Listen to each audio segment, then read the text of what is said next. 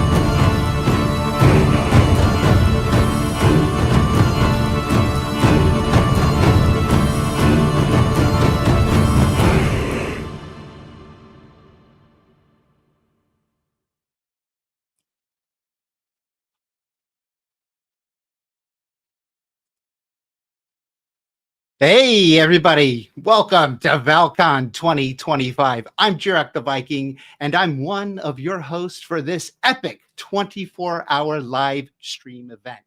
I'm so excited about Val-Con that I even grew my beard back just in time. I hope you like it. Now, we have a lot of amazing things planned for you over the next 24 hours. But before we get to that, let me first introduce you to some of the other folks who will be hosting along with me throughout the event. First, we have your favorite Valheim news correspondent, Gaming with Christy. News in the world of Valheim. It's time for Val-Con. Can you believe it? I'm excited to be here. Yes. We also have a content creator who brings you a weekly dose of chaos-infused streams who often meets her end when going up against smoke and other in-game hazards, Gwen the Shield Maiden. Hello. Fortunately, no smoke here. Welcome, everyone, to Val-Con. Next, we have the one and only Potato that's fueled by chocolate, a mad scientist who uncovers all the tricks in Valheim. She's not just an adventurer, but also the one who bested me in battle to claim the title of Valheim Hunger Games champion. Give it up for EmmaTPotato.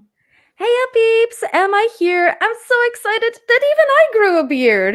I love your beard. Next up, we have a wizard who takes Valheim to new and unimaginable heights using a variety of mods. Say hello to JP Valheim. Hello, everyone. Welcome to Val-Con. I hope you're ready to learn a lot about Valheim. Next, we have a true Viking who lives Valheim, not just plays it, with a fish for a bedmate, a voice made for Viking dreams, and an unbeaten dedication to slow, immersive roleplay. Give it up for EasyBoarder. Hey everybody, my name's Easy. I'm super thrilled to be one of your hosts this weekend. Let's have a great con together, guys. Let's do it. Next, we have a fearless Viking from the heart of South Africa. Whether she's braving the wilds, building anything from boxes to bold creations, or embracing the glorious chaos of Valheim, she's always bringing adventure and fun. Give it up for the Queen of Death, Waddle. Hi, how are you? Hello. Val-Con is yes, Carl.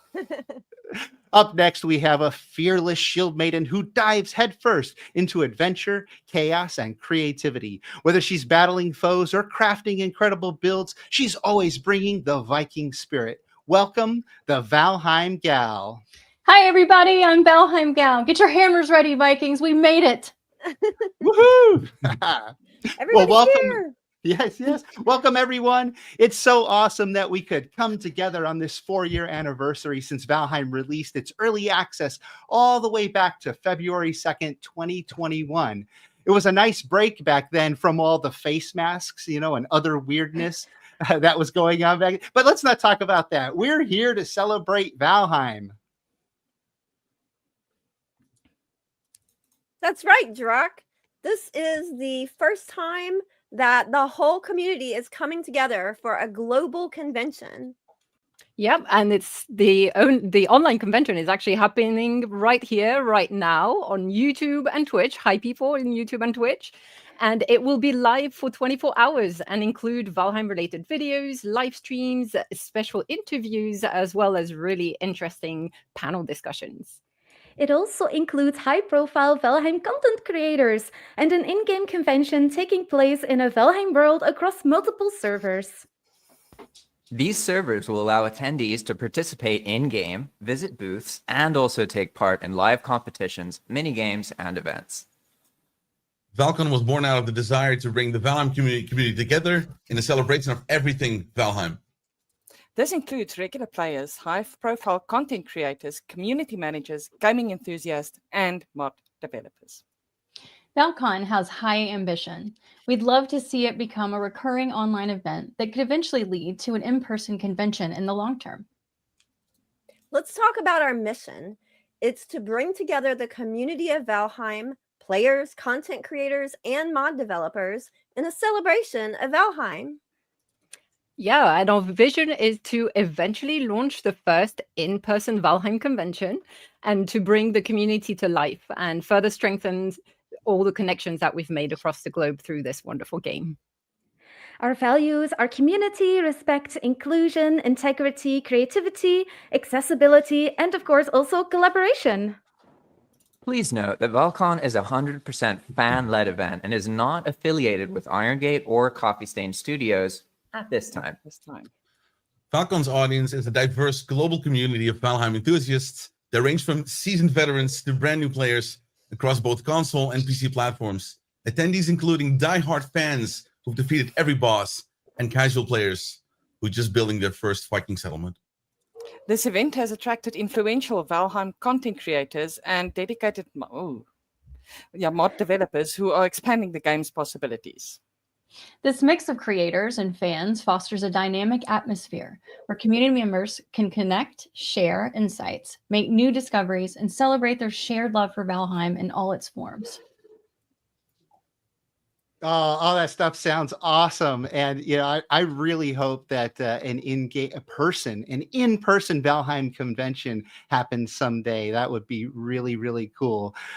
So let me give you a little rundown about some of the things you'll see throughout this 24-hour live stream. We have various short and long-form Valheim videos that were made just for this convention, some of them. And some of them are educational, some of them very entertaining, some both. We have some very interesting discussion panels on a plethora of Valheim topics. And really, they're going to scratch the surface, hopefully, to make you even more interested in those subjects. We'll also be visiting with several content creators who will actually be live streaming on their own channels throughout the convention. And they'll join with us here to share what they're up to. So, it's going to be a full weekend of Val-Con. You watch Valheim and Val-Con celebrating Valheim here and on live streams all over the place. It'll be awesome. Let's see. There's also several Val-Con Valheim game servers that you can actually join to participate in events, games, meet and greets with content creators, or even explore some of the amazing builds that people have blueprinted and brought over to the Val-Con servers. Now, you can find the details for all the in-game convention activities over on our website. If you'd like to join in, just go to val-con.org/join. And, it's right there on screen. And here's a very exciting announcement. Throughout the convention, we have a couple of VIP interviews that you do not want to miss. No spoilers, though. You'll have to stick around to check those out. So, what do you guys think? Is everyone ready for this? Yeah, Yes! let's go. And now that we got through our script, hopefully the blood pressure goes down. The intro trailer is done. Hopefully everybody enjoyed that. That was And- absolutely fantastic, Jiroc. That was Oh. epic. Yeah. Yeah. I loved it. Well, thank you. Yes, I did put together the footage, but I want to give a shout out to Helgarius and Bjorno for creating that epic theme song to the intro video. It was very good. And yeah, I wanted to see if we could make it into an intro video, and boom, there it is. Let's see. Great. So is there anyone else besides me and Gwen who are going to try to stay around for the full 24 hours? I mean, no pressure, right? You How keep about- trying to drag me into this. I have never committed to stay awake for 24 hours. I committed her. I committed her. I've already been awake for a while. I'm not I sure I, know. could do that. I I've done it might. 3 I times. That's might. enough. But Yeah. I love We'll to. see. I'm We'll getting see very if I close make to it. that. Yeah. You're close to that now, Waddle. Yeah, Well, I'm gonna have well, about 3 hours sleep before the next shift. Oh my gosh. yeah. Well, the last Disco nap. couple Disco. of nights, especially, I think last night I had about 3 hours sleep, and the last couple of nights was somewhere around the 4 or 5 hours. So yeah, trying to get everything ready. But, You've had nothing going on. Yeah, right. No, it's fun though. It's been such a joy to see the entire community come together. Like we have over 100 content creators. We have modders, programmers, some of them who work as professional programmers in real life, and other people who have learned to make mods. We have some of those people, and a lot of them helped us with the server. So if you're going to be joining the server, then definitely, It check is out all the- impressive. It is Oh, it's impressive. amazing. I have never seen anything like it. I mean, I typically play vanilla, but I've seen modded stuff. I've visited modded stuff. I've never seen anything like this before. It's incredible. Incredible. It's a whole nother level. I started back when there were no mods, trying to make a custom world for my server, just using the in-game commands where you spawn something and it would float above the air and you couldn't turn it, and then you could never remove it if you spawned it in. But we tried to make a custom world, and then slowly we got mods, and we thought we were doing magic back then. But man, when I see what they're doing today, that's magic right there. That's some It's true so wizards. crazy. So Oh, crazy how far it's come, right? Yeah. So we have a couple of minutes here before we need. So coming up, we're going to be joining we're going to go into, or try to go in to the live event server and take a tour of that. But before we do that, is there anybody here who is participating in a panel? Mm-hmm. Yeah, just about everybody. Yeah. Okay. Cool. That should be exciting. One of the things I'd like to point out is that Val-Con has inspired Waddle. See Waddle over there. Waddle, I'm calling you out. Let's call her out. There she is. Yeah. Hey, Waddle. All the way from South Africa. With her. You're interested in Val-Con. Okay, I need to quickly do a shout out while I'm. Hello, darling. Gosh knows who. And I see Oh, you have no. I see you have Jiroc. some Val-Con merch there. Ta-da. Nice. I feel like I missed a cue when you said that. My phone actually started talking to me. Something triggered my phone, and it started talking. And I was like, "What? Stop! Go away!" Sorry about that. But yeah. Let's see here. What is our time? Okay, we're still Oh, good. so we can since we were plugging the merch, we've got Yes. that on screen. We all are wearing some form of Val-Con merch. You can get your Val-Con merch on the website, link over here. And all the donations and funds from the merch will go towards helping us improve the future Val-Cons, because I'm pretty sure we're going to do this again, hopefully annually, Hopefully. bigger and better each time, until we can do a in-person meetup, and yeah, so any contribution towards that will help support future Val-Cons. Plus, the merch is super cool. Look at that. Yeah. I was just gonna say, we That's have lovely. some merch that's not Val-Con branded, so it's these unique designs that are Valheim inspired designs. These digital animals on various products. If any of those look interesting to you, you can check those out. Backwards. But so we have a couple more minutes before Knock we're going to lab. try to get onto the server. So I'll give you a quick preview. So we've got a teaser for the server coming up, a short video. Then we're going to be joining the server, hopefully, and doing a tour. Then we're going to have a sea shanty, a little music video sea shanty. And then we're going to get a tour of an epic medieval town. You're going to see, we're going to visit with one of the live streamers today, one of the first live streamers that are going to be visiting with us, who will be doing some streaming over on their, they're doing theirs on YouTube. And then it just goes on. We have content all day for the next 24 hours. Okay. I feel like I'm in the Brady Bunch. Do y'all remember that show? Americans might remember it, where they're like all in the blocks. Yes. Yeah. Is it just me? Okay, Nope. Never mind. I'm not American. Sorry. Not just you. No, definitely. They had the, it was like the tic-tac. Well, no, they had more than the tic-tac-toe board. They had the two parents There were there a bunch of them. in the middle. Yeah. And then all the kids on the side. Yeah. I want to reach over and put bunny ears behind Waddle, but I can't do it. I'm doing it, Waddle. They're there. They're there. Gotcha. Okay. Yeah. Very good. Also throwing it out there, I was able to get on one of the servers. Yay! That's cool. I was not. Yeah, it just let's see. Please update Jotun. Okay. Yeah, I'm so I gotta having update issues with the Jotun. mods. I got you. It's because Yeah, we're yeah. trying to sneak in early. That's what we get for trying to sneak Yeah, in early. exactly. Like we're special or something. We Just have to can't wait. wait like There was everybody also else. a Jotun update this morning. Shame on us. So the timing, Shame on us. Yeah, go ahead and update all your mods and see if you can get in. If you can't, if you're already in, don't worry about it. Don't change anything because you've made it into the server. In typical Valheim fashion, there is just an update when you want to go live for a special event. It's always the thing. Every other Valheim moment. Well, yeah, Classic Gwen, you can confirm this. We recorded our podcast to also promote Val-Con and some other stuff. And guess what came out later that day? The Valheim update about the Deep North.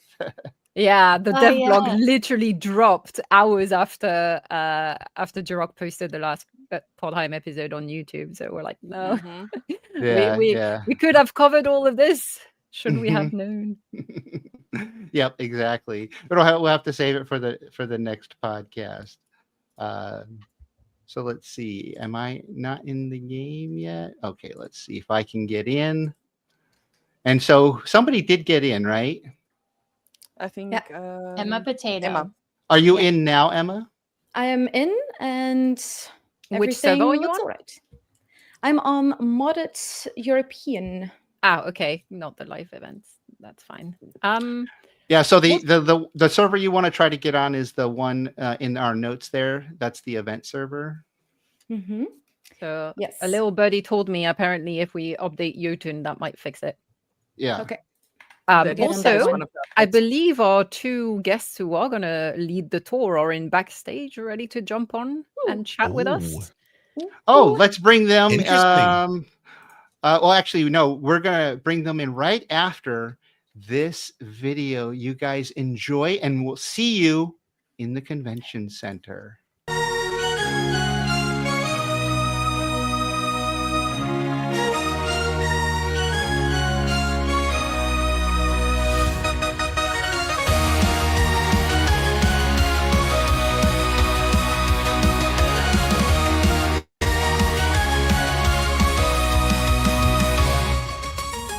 Gather round, all ye Vikings dear.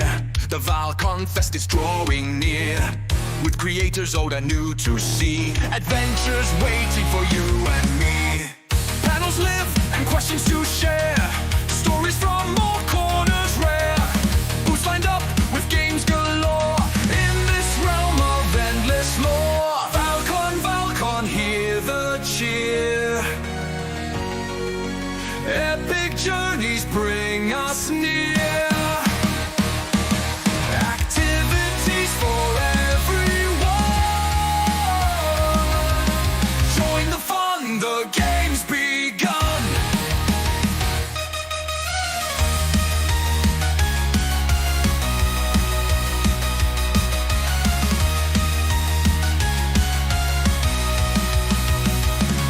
The mead hall's lit, the fires burn bright.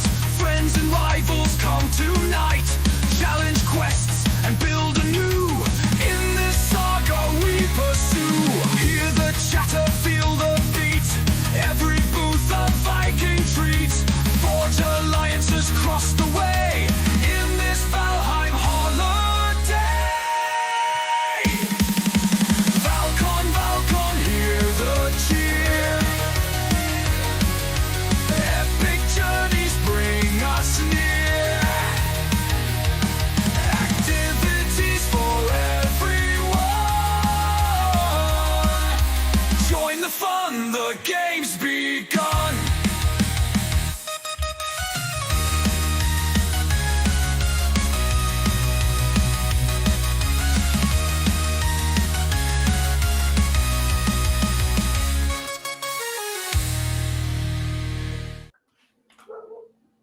All right. Ooh, I that made was it. epic. That was That was- amazing. That song too. Oh my I'm tinkling. gosh. Yeah, that was a lot of fun. And yeah, I have some shiny pants on, and let's get our guests who are going to give us a tour brought in to the stage here. Let's see. Oh, they're backstage. Or they're in the green room, right? So let's bring me Bjorno bring them in, and we're gonna bring StonedProphet. Yes, awesome. Welcome. Let's see, he's on stage now, and let me get Bjorno. Oh, I Bjorno's got on. Bjorno. Yep. Stone's on. Hey guys, Hey, how are you? Hi. good to have you. Good to see you. Hey, everybody. Welcome, welcome. Welcome. Hello. Hello. Familiar faces. Yeah. This is the magic behind the machine right here. Yeah, indeed. let's there we go. There's Bjorno. And let's see, let's bring up Stone. There's Stone right there. And so yeah, guys, I'm gonna switch over to you guys are ready to show us a tour? We are ready. Awesome. Let's go. So we're in game here, and maybe you guys can feel like you're with me there on the left side there. Okay, so I see Gwen's here too. Yay, I'm here. Hi, Gwen. Hello, check out my my nice drip. I've got some Val-Con stuff. So fancy. Oh, you got Uh-huh. So Val-Con. jealous. Oh, I must be able to craft that in the crafting menu somewhere, huh? In the capes? No. How about? The name of the prefab is a I just Val-Con threw him- uniform. Yeah, they're at your feet. There you go. Awesome. Thank Nice. you. Let me. Oh, look at that! It's like the shape of a helmet. Oh, I got to take off this. Oh, I have the cool helmet.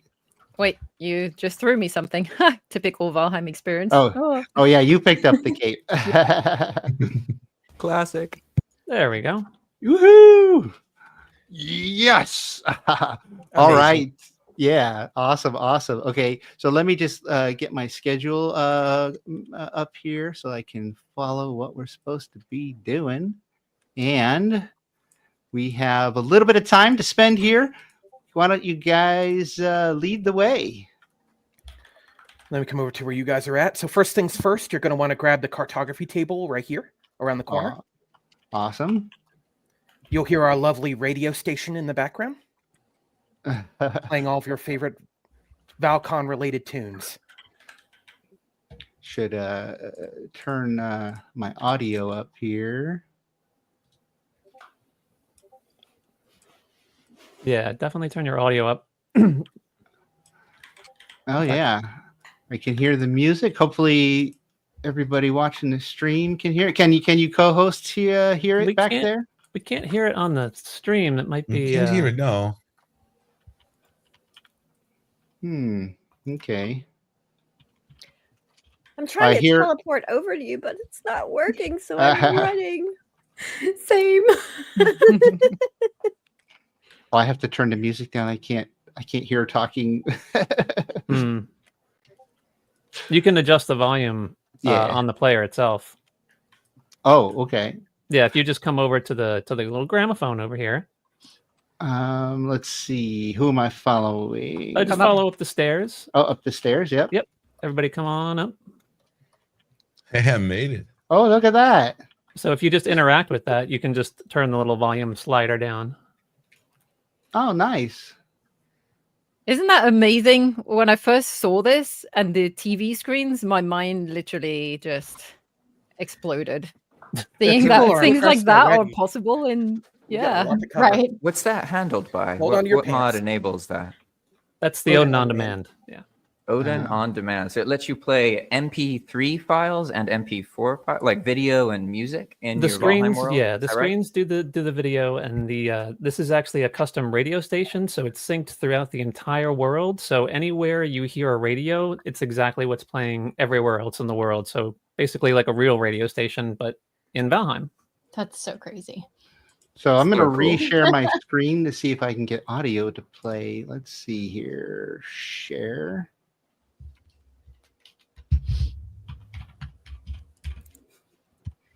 Don't know if it's I'm sharing. just like rocking to the tunes. Yeah, so that's good. cool. It's good vibes, isn't it? Yeah, Yeah. this song that's playing now, Stoned, you are singing on that song, right? I've got my audio turned down, but it could be. Yeah, I think I recognize your voice. Nay. Cool. All right, so we probably want to head back this way. Okay, let's do it. EmmaTPotato taking the lead again, Jiroc. You're letting her beat you at Hunger Games, beat Hey, you I- at the almost beat you at the We can beard also cheat. There contest. you go. I gotta come show on, respect. running. I gotta show respect to the champion. She's known for He running. he was showing off the well-lit Val-Con cape in the sunlight. Yeah. So this is our pub area. You'll notice the TVs that we were talking about before. You'll notice the slot machines to our left and a bartender to the right at the bar.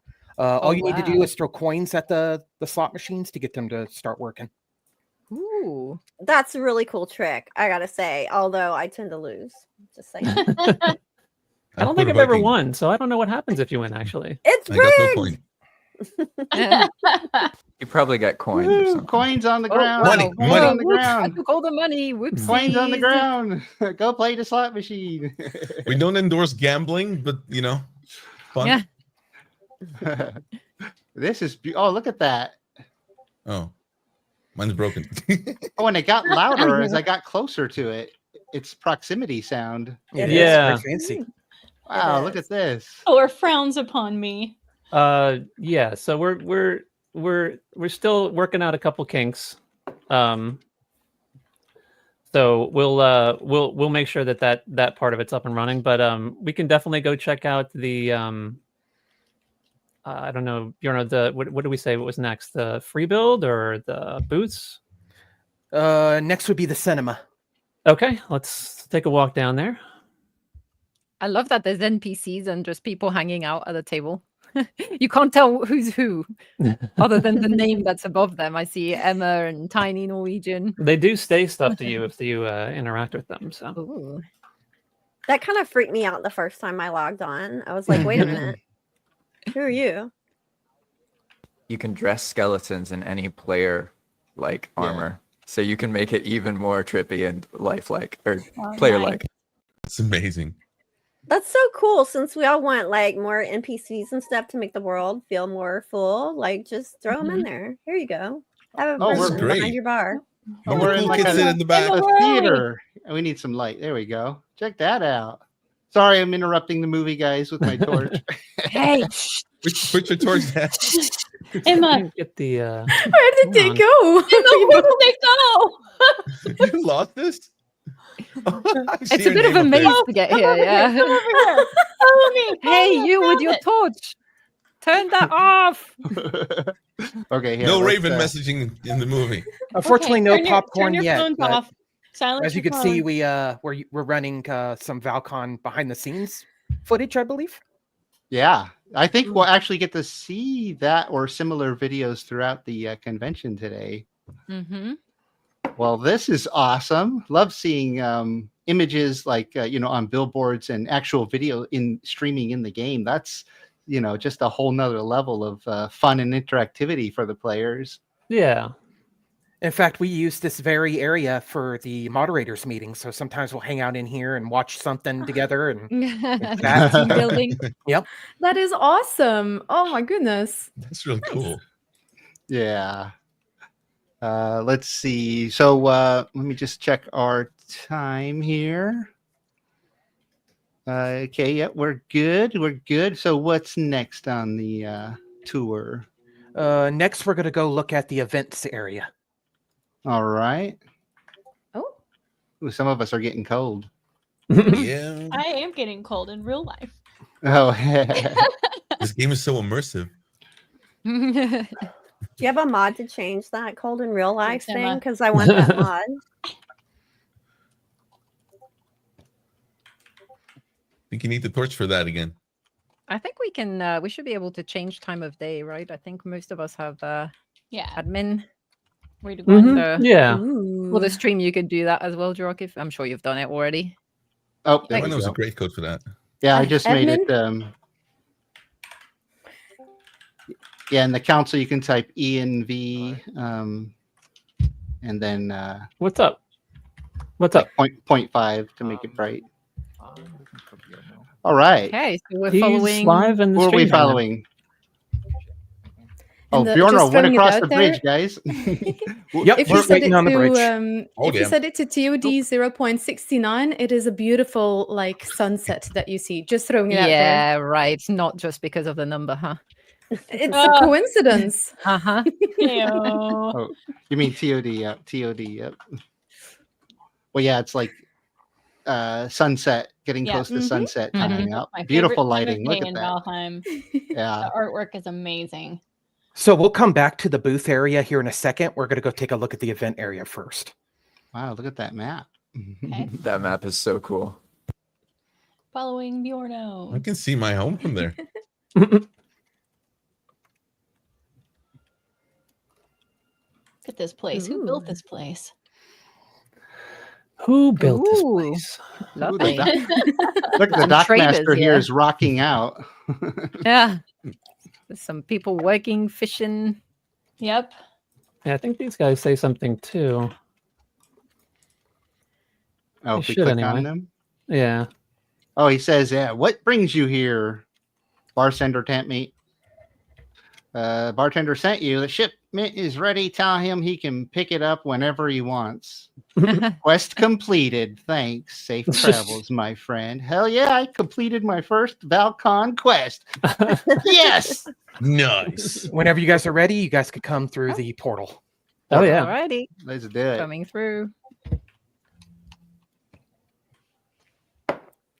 So this is our event location. So if you're doing any of the mini events like Plinko or Whack Award or Grayling Hero, you would come here to kind of get an area for all those events to be consolidated in. So easy access to all those, and of course live events as well. So essentially a portal hub for that.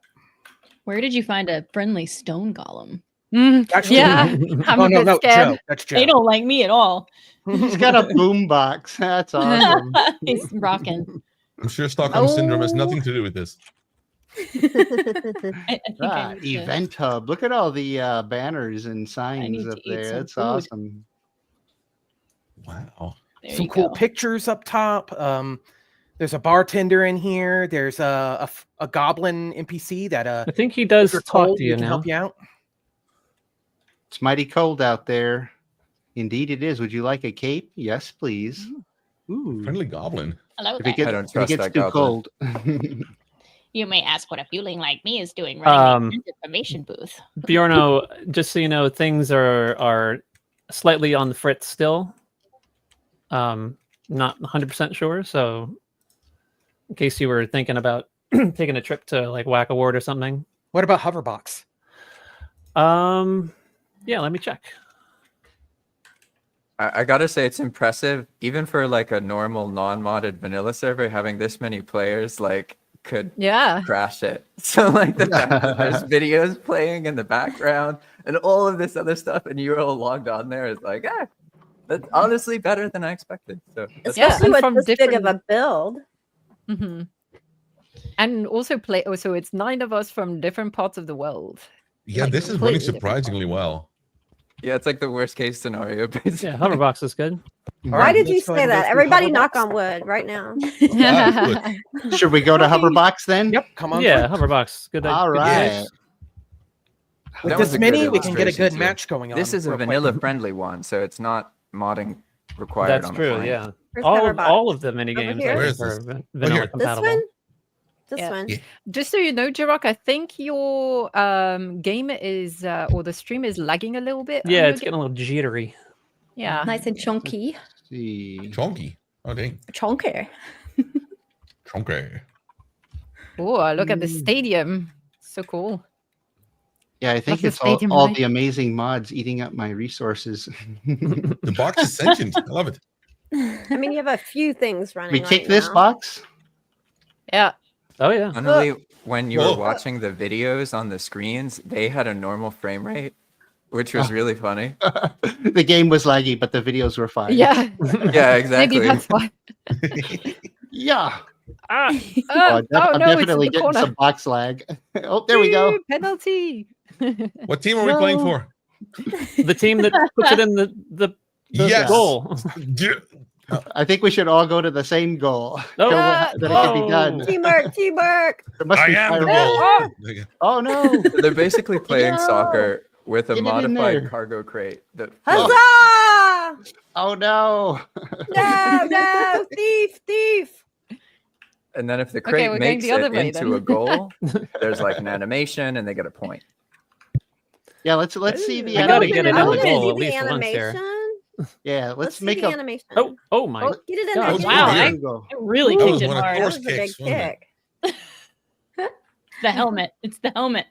It's Did you the- raise your skills? What's happening here? Oh, there we go. There we go. Oh, Oh, No kick skill. form a line. Form a line. Turns out the Oh, game make is a for the funnel, whole team like- to just Damn, I someone can get really, there. I can really kick It it should hard. help Here the we go. lag. It should help the lag a Yay. bit. Is it in? Yay! Yeah, but the script's not score. working. That's what I was saying earlier. But Oh, okay. Ah. close enough. I got it. Score. We're good. Yeah, we'll make the animation. Woo! And do these lights work in the corners? Yeah. Yeah. I mean, they I'm are making- kind of, you know. I'll I'm gonna check make on it that. nighttime. They loaded Ooh, in. look at that. For me, I Look can at see it that. at night. So yeah, cool. a little bit. Sorry. Yeah. Yeah, I made It's it very nighttime. impressive. It's pretty. It definitely sets the vibe for this place with them. Yeah. I love it. So is this the Diverger lanterns with the iron grating over it, and then the Uh-huh. Ralston Oh, trim? yeah. That's pretty cool. Nice, nice. So, Very nifty. Yep. Creative. Whenever you guys are ready, we can go back to the events hub, Yep. nice. Here we go. and then we can go back out the exit and go back to the welcome center, or we could test the welcome center command. I don't know if is that working, Stoned? Not sure. I had to use the go-to to get here. It didn't work for me. Yeah. Same. Probably. That's fine. It was just one portal hop away, wasn't it? Yeah. Yep. Just go back out through the front door and go down the road there, and then go back through the portal. Past the scary icy guy. Run. He's He's waving so mean. friendly. The friendly He's Joe. mean. He's mean. The friendly ice cold. Okay, giant. maybe he's not mean. And hopefully my stream is a little more smooth now. I switched to 1080p mode from 4K, so it's less demanding. Oh, 4K. Oh, you want yeah, 4K? that would Okay, do well. it. I There mean, you go. I upgraded my CPU and GPU over the holidays. So, but You've yeah, got goals in life, Jiroc. I like it. Aim high. there's a lot going excuse on. me? EasyBoarder. Wow. Yeah, I Where's feel your at home. shirt? You know. Come on back down the hallway back where I'm at, and we'll head All right. towards the booth area. Time. He wants Fine, him don't worry to. about it. He wants us to paint him. You're like funny. one of his. Well, one I'm of trying to get our money for French the slot girls. machines. Oh my god. Wait, where are they at? Give me the coins. Give me the coins. So I'm going to be honest with all One of you. second. The Booth and Wonders area is probably my favorite area out of all the Ooh. zones on the server. So we got a couple wonders and a couple booths to show you guys. So the first one we're going to go to is, let me see here. Are we going to use the go-to commands? Because I don't think everyone can use those, Stoned. I don't think we need to. I'm just trying to remember which island. Well, we could look on the map. Let's do it. Let's look at What the a map. concept. Look at this. Oh, Well, there you go. There's a big map behind us. What do you know? And it tells us which island each creator's booth is on. You'll see the numbers written in the map icons in the center of each area. So kind of give you an idea which areas 4, 5, 1, 2, etc. You can find your favorite creator's booth and then go to the portal behind you corresponding to that area. Oh, nice. I Pretty should easy remind navigation. I love it. Let me remind the viewers that the booths are where content creators will be hanging out to hang out with people who want to visit them, and that schedule's posted on the website, I believe, or somewhere. Mm-hmm. Yeah. Yeah, if you check out, I had just popped on the, so valcon.org/join is the exact page if you want to join the server and experience all of this for yourself. Go check out our website, go to the join page, and you will be able to register and experience all of this for yourself. And an important note, I think, here we're obviously on a modded server, but we also have a vanilla experience that is as close as we can get to this. So, you know, we won't have the NPCs and the cool screens, but a lot of the builds and everything else is vanilla compatible. So if you're playing on Xbox, or if you don't want to use mods or you're not equipped for mods, then you can still join in and experience the world for yourself. So we've got vanilla and modded servers for every region. It's true. Thanks, Gwen. So the area we're going to be visiting is 6. So that's Actually, gonna up here by me. Ooh, that's Six. where If mine you go is. up and to your left. I just I've gotta heard that say, Six if is a y'all good visit island. my wonder on this modded map, recognize that my wonder is vanilla, so don't compare it to things that are magic. Like, that's not fair. Even though things that may not be modded, I don't have any some build teleporters. skills are still magic. Like, wow. Anyone want to fish? Fish? Yes. Yes. Wow. Yes, I will. I'll take the big boy. Wait, do I want a fish or do I want 2 fish? 1 fish, 2 Fishies. fish, 3 fish, bluefin. Go That's fish. a different One fish, two question. fish, 3 fish. You have any threes? So I guess this would be a good Yeah. time to explain how we have the portals set up for these. You'll see a red portal and a blue portal. Yes. Essentially, each goes counterclockwise and clockwise through a linear progression through all the boosts and wonders. So you can go backwards through the progression by taking the blue portal, or you can go forwards by taking the red portal. So essentially, you can find your favorite boosts, and if you're like, oh, let's do it again, but do it backwards this time, you can do that. So, Let's go. we can go through the blue one or the red one. We can flip a Well, I coin, mean, or if- we could just I make a think choice. Well, if you want to go to the you direction go. I think we were talking about going, we go. I think it would be to the red portal. I think, or no, the blue one, maybe the blue one. Let me check. 'Cause we want to go Red backwards. pill or blue pill? Yep, it's the blue one. Why not both? Red pill or the blue pill? Everyone goes blue. I'll do What it. happens if you take the red and the blue pill at the same time? You don't want to know. Exactly. You don't want to know. You explode. So the Having first thing space you'll continuum see rips you when you open. come through the portal is this beautiful skyscraper here. This is a wonder. Whoa. Oh It- wow! oh, it's slowly loading in for me. Yeah. Yeah. Right. This is time for a camera shot. That's crazy. Wow. That's Wow. crazy. Built into a rock, so it's pretty cool. Yo. Wow, This it's is a cool. Val-Con HQ. Nice. Stoned, which way do we need to go? That way? Or We need to go like, towards my swanky. ping, so down the All right. hill this way. all right, we'll be following Prophet. Follow the prophet. I've heard that somewhere before. And while we're walking around here, so once you register to join on the Eventbrite, if you wanted to join the servers, you should be automatically getting an email from Eventbrite with the server information, IP and such. So just make sure you check your emails and check your spams and look out for an email from Eventbrite. It should be a confirmation email for your order. Playing hopscotch. Or leapfrog. There we go. And it's also completely free to join, by the way. We didn't mention that. What? Free. It's free? Oh my Important. goodness. Wait, No money? all this content for Wait, no importante. money down? What a deal. Feel Not free a lot to of we spend free do that, it right things away. anymore. spend that moolah at our merch store. We'd appreciate it. Yeah. Odin just demands your soul to fight in the 10th realm. So lots of beautiful things created by the team of content creators that logs in here. You'll see bridges and gardens and little knickknacks here and there. Over 50 content creators were involved in the creation of the server. You also notice that some of the booths kind of have these like TVs stretched out to kind of look like a wall. Like this is really, really creative how they did this booth here. It makes it kind of look like that there's a bunch of weapons and stuff there, but it's really a TV screen. That's cool. Oh, wow. Oh. I love this. Very Wow. creative. Picture frame, actually. That's the picture Oh, that's a frame picture mod. frame. Gotcha. Yeah, Yeah. so shout out to Grave Bear. Big help putting together the picture frame mods. He did the billboards and the small picture frames you see in there. So yeah, that's from Grave Bear. And this is, speaking of more modders, this is Midnight, who is a modder and has a bunch of stuff on Thunderstore. So yeah, and you can use we have QR codes in all the booths, so you can literally just come into the game, wander around, and whip out your smartphone and just take scan that QR code, and it'll take you to whatever the creator has linked. It could be Twitch, it could be YouTube, it could be Linktree, it could be anything. So Viewers can do that now. I'm holding on the QR code. There's also some apps you could download for your PC that you could do it without your phone. So, yep.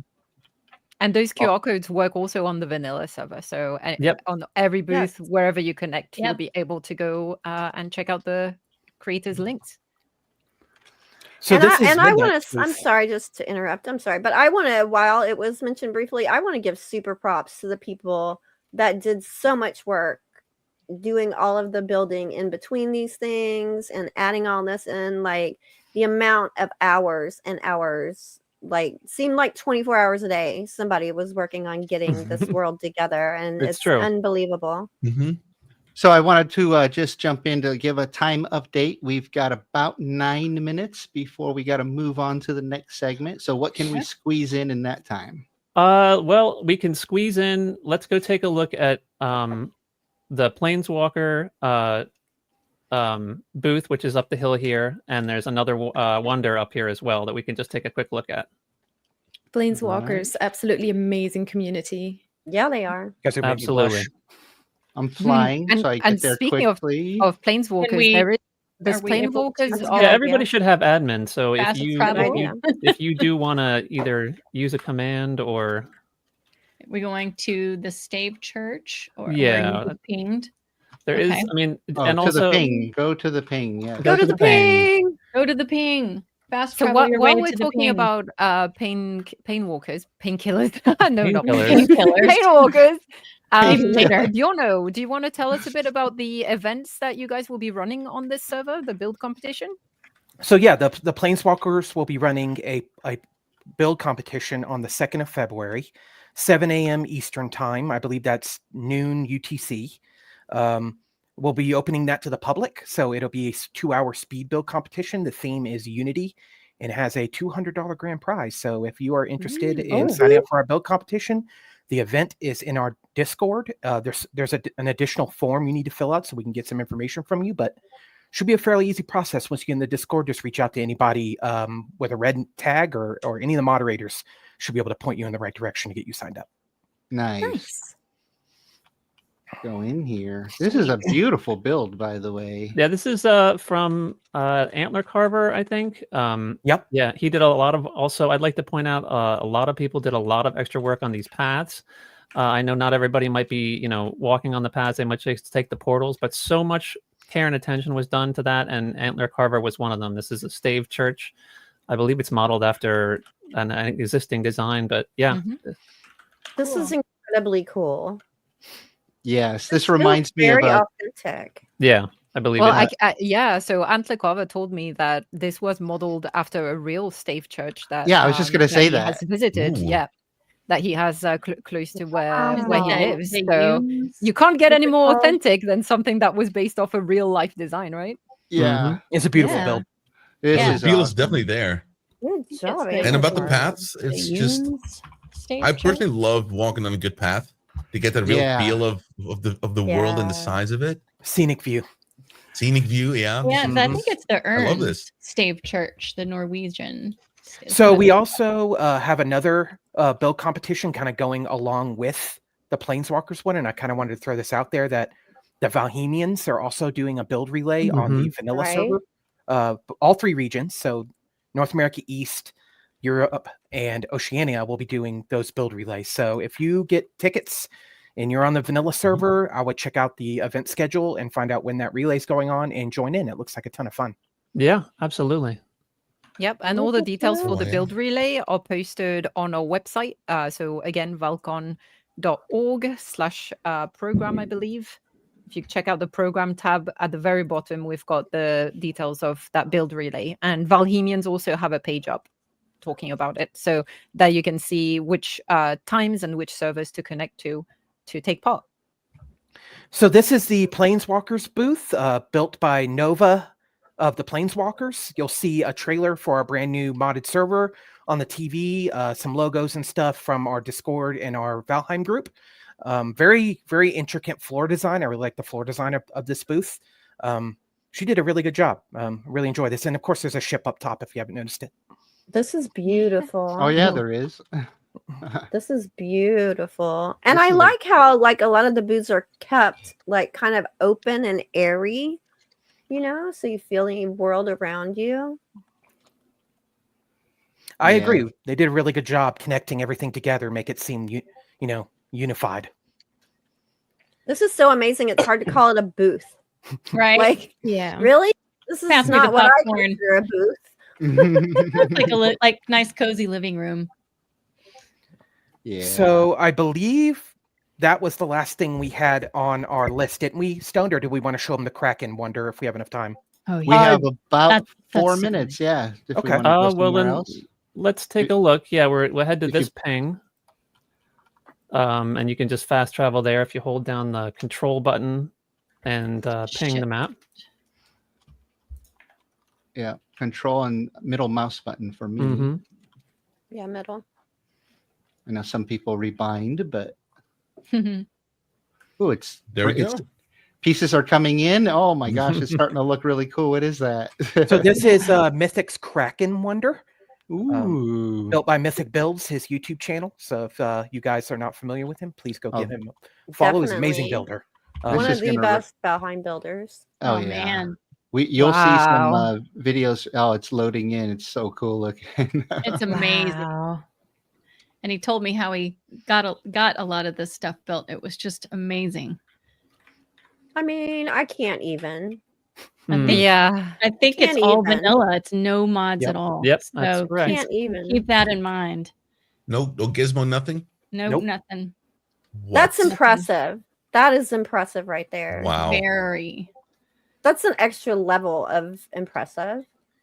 I'd like to Yeah. think that we're ending the tour on a good note, kind of giving everyone an Oh idea man. of some of the absolutely incredible things you'll see on the Mhm. in-game convention server. It's just this is just scratching the surface. There's actually, in my opinion, there are things that are more ridiculous than this on the It's server. so impressive. Yeah. You will see it and you will be blown away.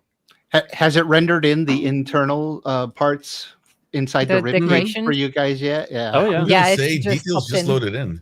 Yeah, I think the really impressive thing about this build is getting close to, say, the eyes and the pieces that render in when you get up top, just to kind of really see, holy smokes, look at this, just all the detail that went into this.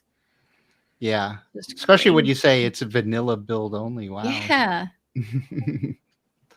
You can do so many amazing things. So I should mention too, for the viewers, we have a panel coming up later where we're actually talking about and comparing the build system in particular, not showing you necessarily how to build or anything, but we're talking about the unique things to do with the Valheim build system that's different from a lot of the other games, because it's more like Lego pieces. Yeah, almost better. Yeah. And Jiroc, if before you leave, you should fly over and look down at the structure, because the patterns on the ground, on the water, are amazing too. Yeah, that's pretty cool. Yeah. A lot went into this. Yeah. So many dimensions to this build. Yeah, wow. That is go Mythic. Like all of its body limbs and stuff coming out of the water and back into the water. It's wow. It's truly It's incredible. Like a water slide on his back. You're right. I love it. It's great. Very cool. So that's gonna do it for our little tour. I know there's a lot more we didn't get to cover, but we'll just have to leave that up to you to come and experience it. So definitely. And have no doubt that we'll get all the events squared away on the event server. As far as I understand, they're still working as they should on the regional servers. Yeah. So, if you guys want to go test out slot machines, or you want to play around a hoverbox or Plinko, feel free to go and check those out. And we greatly appreciate everyone checking out the convention servers today and tomorrow. Hey, Bjorno, is there a place where our visitors can chat if they are experiencing problems or need some directives getting around in here? Of course, if you're having any technical issues with the server at all, if you can, get to our Discord.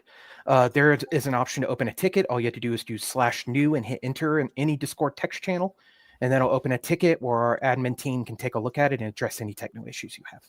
Yeah, and the link to the Discord should be in that same confirmation, or the emails that you're getting from Eventbrite. And if you think you're not getting them, they're probably in your spam folder or your junk folder. So please double check all your spam folders, and also in your email box, search Eventbrite. It's there. Yep. Okay, I gotta cut this off because we have to move on to stay on schedule. So we're going to let's see here. We're going to thank our sponsor. Yeah. Oh, sorry. Emma got that. Sorry, Emma. So thank you. Yeah. Thank you to gtxgaming.co.uk for sponsoring and hosting our Val-Con servers. Get high performance and affordable Valheim servers at gtxgaming.co.uk. And from us to you, gtxgaming.co.uk. Thank you. Thank you so much for hosting our in-game servers.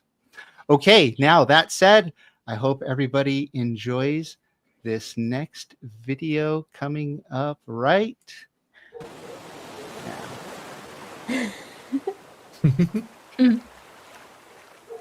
Viking, hear my cry, Valheim calls our hand. Odin needs our valor. Through biomes we will conquer the land. Through the 10th world we shall go. Oh, Valkyrie, away we'll go. Valheim, take me with you. Valkyrie, away we'll go. Along the plains that we'll outgrow. Valheim Convention to make more friends. Val-Con gets our valor.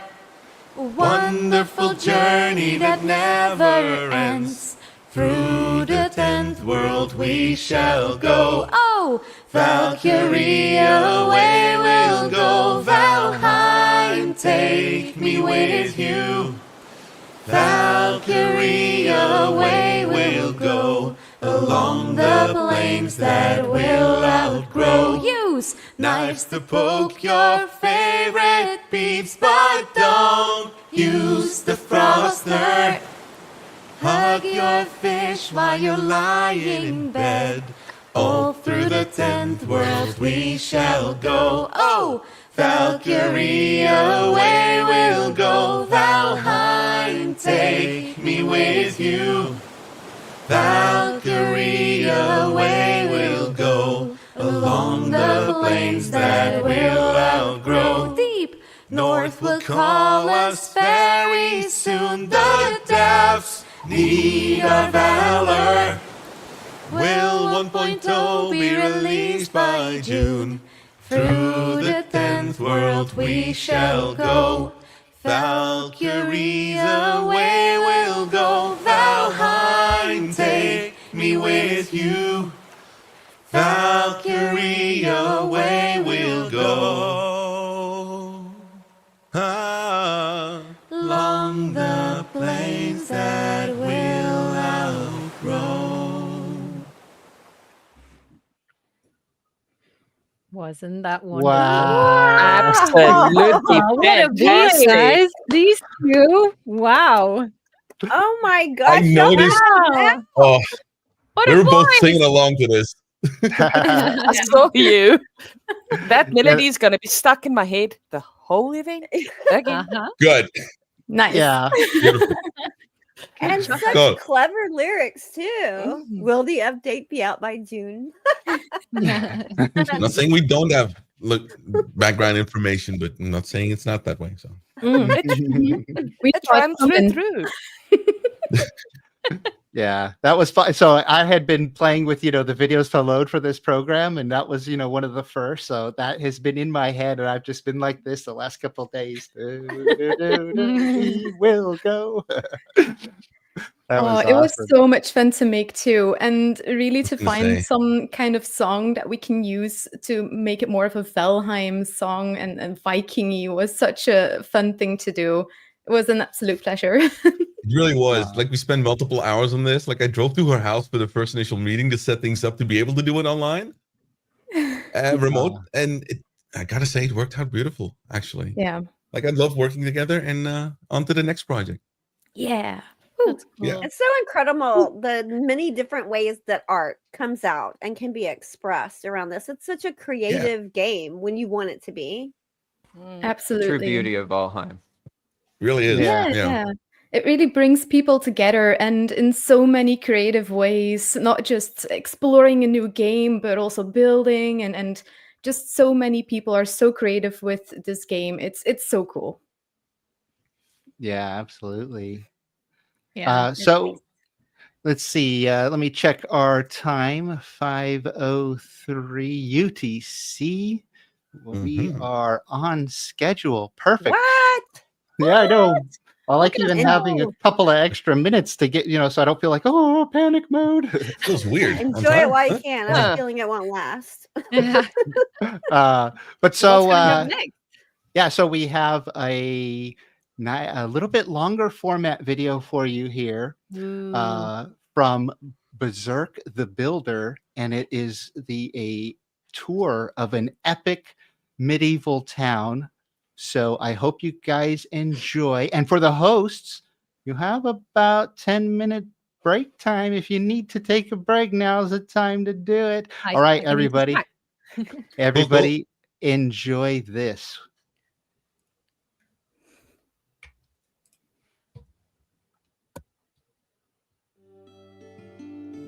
Hello and welcome, I'm Berserk the Builder, and today I want to take you for a trip to my epic scale, built in roleplay style, counting over 40k of instances, built without using any mods, Christian medieval town, the winner of 30th edition of original Build of the Month contest, named by many with warming name that can hit up every PC, and the name is the Burnfast town.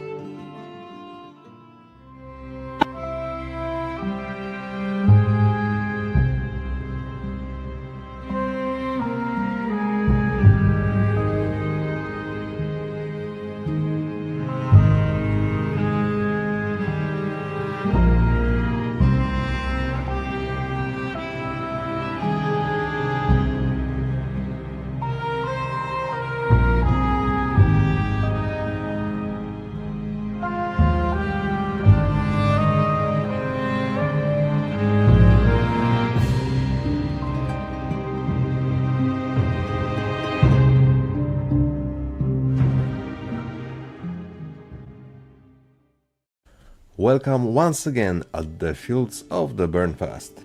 Before we get inside, I want to say a few things about this project. As you probably already know, this place is not built like a normal survival base. This one was built in more roleplay style. And what do I mean by that?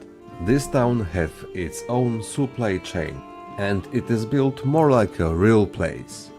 Food is produced on the farms that are located under the city walls. Wood for every fireplace and new construction is cutted in the sawmill. Bakery take the flour from the windmill, and windmill is making the flour out of the carrots. There are hunters, traders, taverns, medic, blacksmith, church, and much more. So I will keep the count of the structures in the left corner. Okay, so we are ready to go in. Oh crap, just give me a second. Okay, we are good to go. Starting from the outside.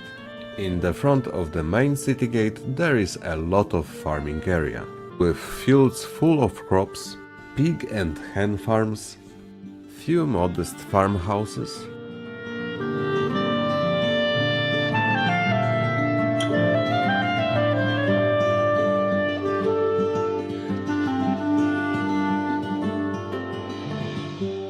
there is also a big windmill and the Hunter's Lodge.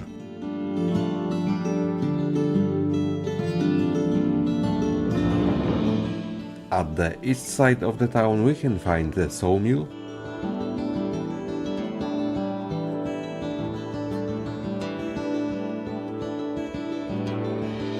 with the pile of wood chips beneath, a small house for lumberjacks, and the magazine where the wood can be stored and dried. And behind the town we have a short path that leads us to cemetery. Now we can move on to the town defense, starting with the town wall that connects every tower, city gate and guard post, with 2 levels that ensure ease of transport and defense. The town is guarded by 6 towers, placed on the corners of the wall to ensure good vision for surrounding fields. Every side of the town is decorated with different gates.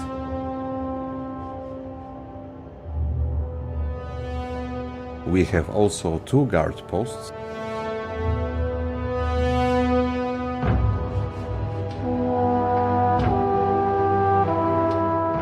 the bell tower,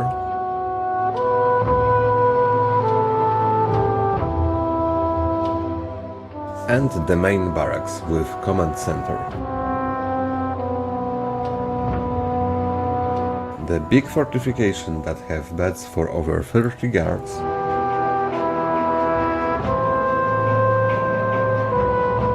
and some more beds, but in less comfortable place. Here we can find an armory and training area outside. On the top we can see small house-like structure, with commander office at the bottom and the living space on the higher floors. Now we can move on to the higher town. At the front of the barracks we can spot small open market area that is surrounding the entrance for the tavern, where every traveler can sit, eat and take a rest in one of the rooms.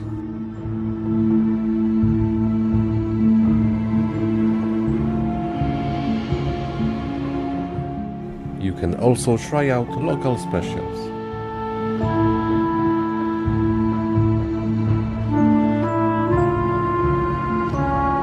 Next building is gonna be the trader, or like the sign says, the merchant, where you can exchange your hardly earned gold for every kind of goods.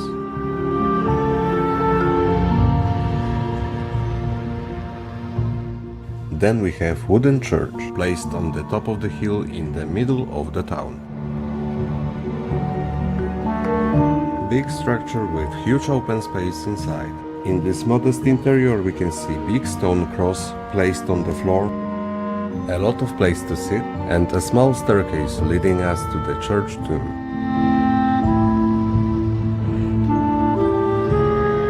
Next to the church we have presbytery, where we can find a medic with his small hospital and the living space on the top.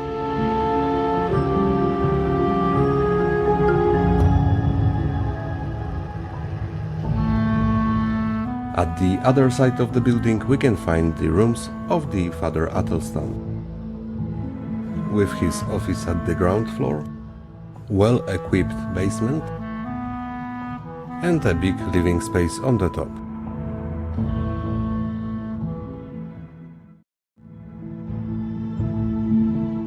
Behind the presbytery we have the biggest mansion in our town, and it is the house of the mayor, with own yard and defense wall around. Inside of the mansion we can find a great hall and luxurious kitchen, the great basement filled with best wines from around the world, and 2 stories of living space.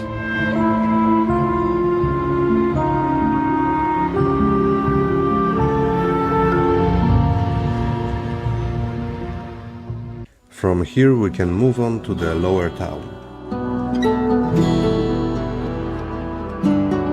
where we can find 3 big Tatewin houses, with many different flats, and they are built along one street.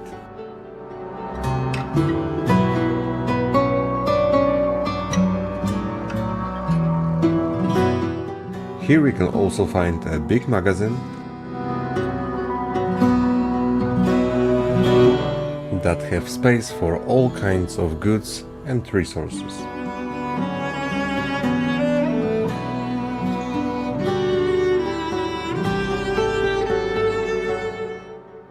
Next to the magazine we have the bakery,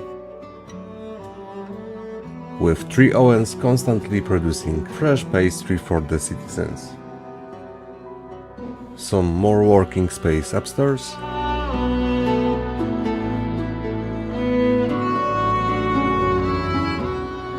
and the baker's family room on top.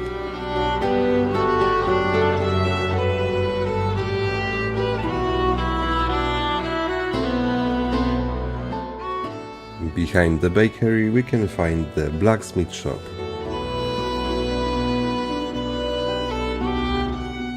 with unique smelters, small armory, convenient working place, and a really cozy room at the higher floor.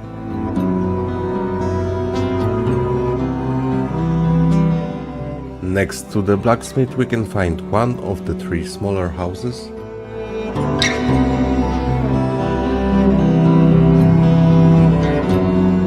and some more shelters for the poorest citizens. In the town we can also find the gravedigger, located between presbytery and the church, with his chamber hidden beneath the small square.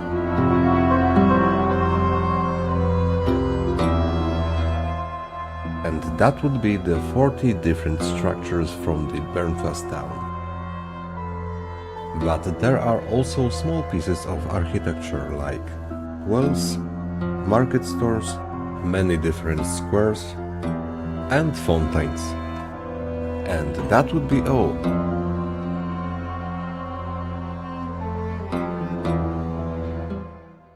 But this town hides some secrets. In the tavern we have secret room that only few can ever see.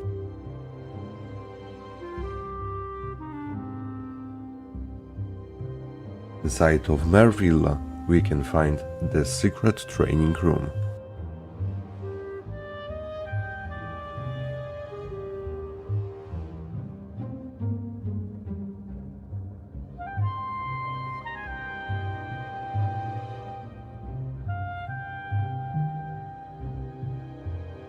Under the church in the tomb there is a sealed door leading to the Forgotten Room.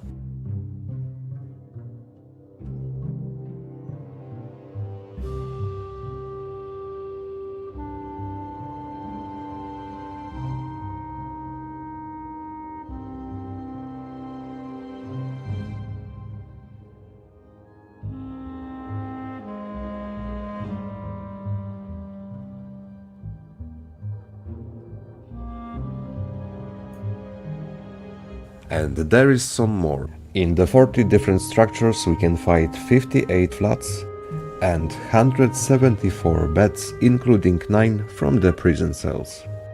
So if you like to see some more details about any particular building from the video, you should check on my channel. If you enjoyed the video, hit the like, leave a comment and don't forget to subscribe. As always, I hope that you will have a really good day and stay tuned for more building stuff. Wow, that was awesome. Wow. That was amazing. How many instances do you think are there? He might have mentioned, but I don't remember. At least 10. A lot. 14,000, I think I read somewhere. He Oh, said was that it? 40,000, 40. Oh, 40. Yeah, That's no, when he the video said started. 40,000. That makes more sense. 40. 40,000. Yeah, So, crazy. when you're I My love right, hand can hidden handle room. 7,000. Just to render Edit the that must have taken a 720p bit. live. Yeah. Yeah. yeah, that's awesome. It's amazing that you can do that with Valheim and just so many different buildings, build a whole village. Yeah, I'm doing that now through my playthrough. I started with the Bog Witch. I had a starter base and I started a village and like I started planning it all out. But when I see that, I'm like, whoa, I'm nowhere there at that level yet. Right. That takes a while to build in vanilla. One piece at a time. Yeah, One piece at a time. I'm also building a Viking village in vanilla on my server. It's nowhere near that, but Does I do anyone have get a couple of recommended by the builders YouTube AI here. on the creator page? Huh? It for some reason, if you go to YouTube, it has this AI brainstorming page, right? Oh, Yeah, And for some yeah. reason, mine always says, "Make a Valheim village, a Viking village." Right? Like every time I use it, it just Maybe tells me to make a maybe Viking that's village. why I'm doing it. Yours too. Subliminal. yeah. Like incidentally, this is what I thought of immediately when I saw the game for the first time. This is the dream, basically, what you know, building like a community of Vikings living together, like primitively, you know, farming everything. This is, Yeah, this is sharing, just- I want to because be able to do. there's also so much to do in the game, right? Like so many, tasks of having to get this resource and that resource and go out and Yeah. kill this boss. But you can kind of divvy that all up. One of my favorite things is logging onto the server to see the people I'm playing with. They've done the farming, they've collected the stuff, or they went and knocked out a copper node. I'm like, oh, no, I don't have to spend the next, Thank half hour God. doing that because I can do some of the other chores that need doing. And It also we makes can the do world bigger feel builds alive. like that too, because the game renders better now than it did when it first came out. And they've done quite a bit of optimizations. And so, like, I remember the first playthrough, we were trying to do a village and the instances and the terraforming and everything ended up making it so laggy. But now you can look at builds like this and it's like, oh, like we're beyond that phase now. Way. Yeah. So Gwen, did you want to do one of the promos here, or since we have a couple of minutes, one of the Yes, giveaways because or it's something? quite exciting. So one of the other sponsors that kindly support Val-Con is Heroic Replicas, if someone would put that on screen. So Heroic Replicas, I am sure you know them because you've seen the amazing Iron Gate and Heroic Replica video where they announced and showed all the really cool merch or actual replicas of the game, the weapons and so on that Heroic Replicas have made with in partnership with Iron Gate. And so Heroic Replicas have kindly sponsored and offered us a bunch of things. So there's on screen now, you can see there's a coupon that they have opened up to celebrate Val-Con. So you will get a free mini armory 6-pack for any Valheim wooden chest dice tower set you purchase. You simply need to use the coupon code Val-Con on lizarddoggo.com and add that coupon code at checkout, and it should do it for you. So yeah, it's almost I think $50 or something off your order. So huge one there. And there's also some prize packs that they are offering us. So we will be running throughout the 24 hours 5 giveaways with 5 of these prize packs to win that have all these items that you can see on screen. So each prize pack has all of those. And so you will now need to go in chat. So whether you're on Twitch or YouTube, and type hashtag Vikings Unite. Vikings Unite, all in one, to enter the draw. Let's give you a bit of time. We can bring the host back up on screen.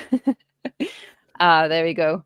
So yeah, so I can see there's a few entries. I'll leave you a couple of minutes. And meanwhile, I'll ask the hosts, have you seen the Heroic Replica stuff? Have you been tempted by any of those items? Haven't seen any. Yeah, oh my goodness, the plushies. Oh my god. They're so How cute. can you choose, right?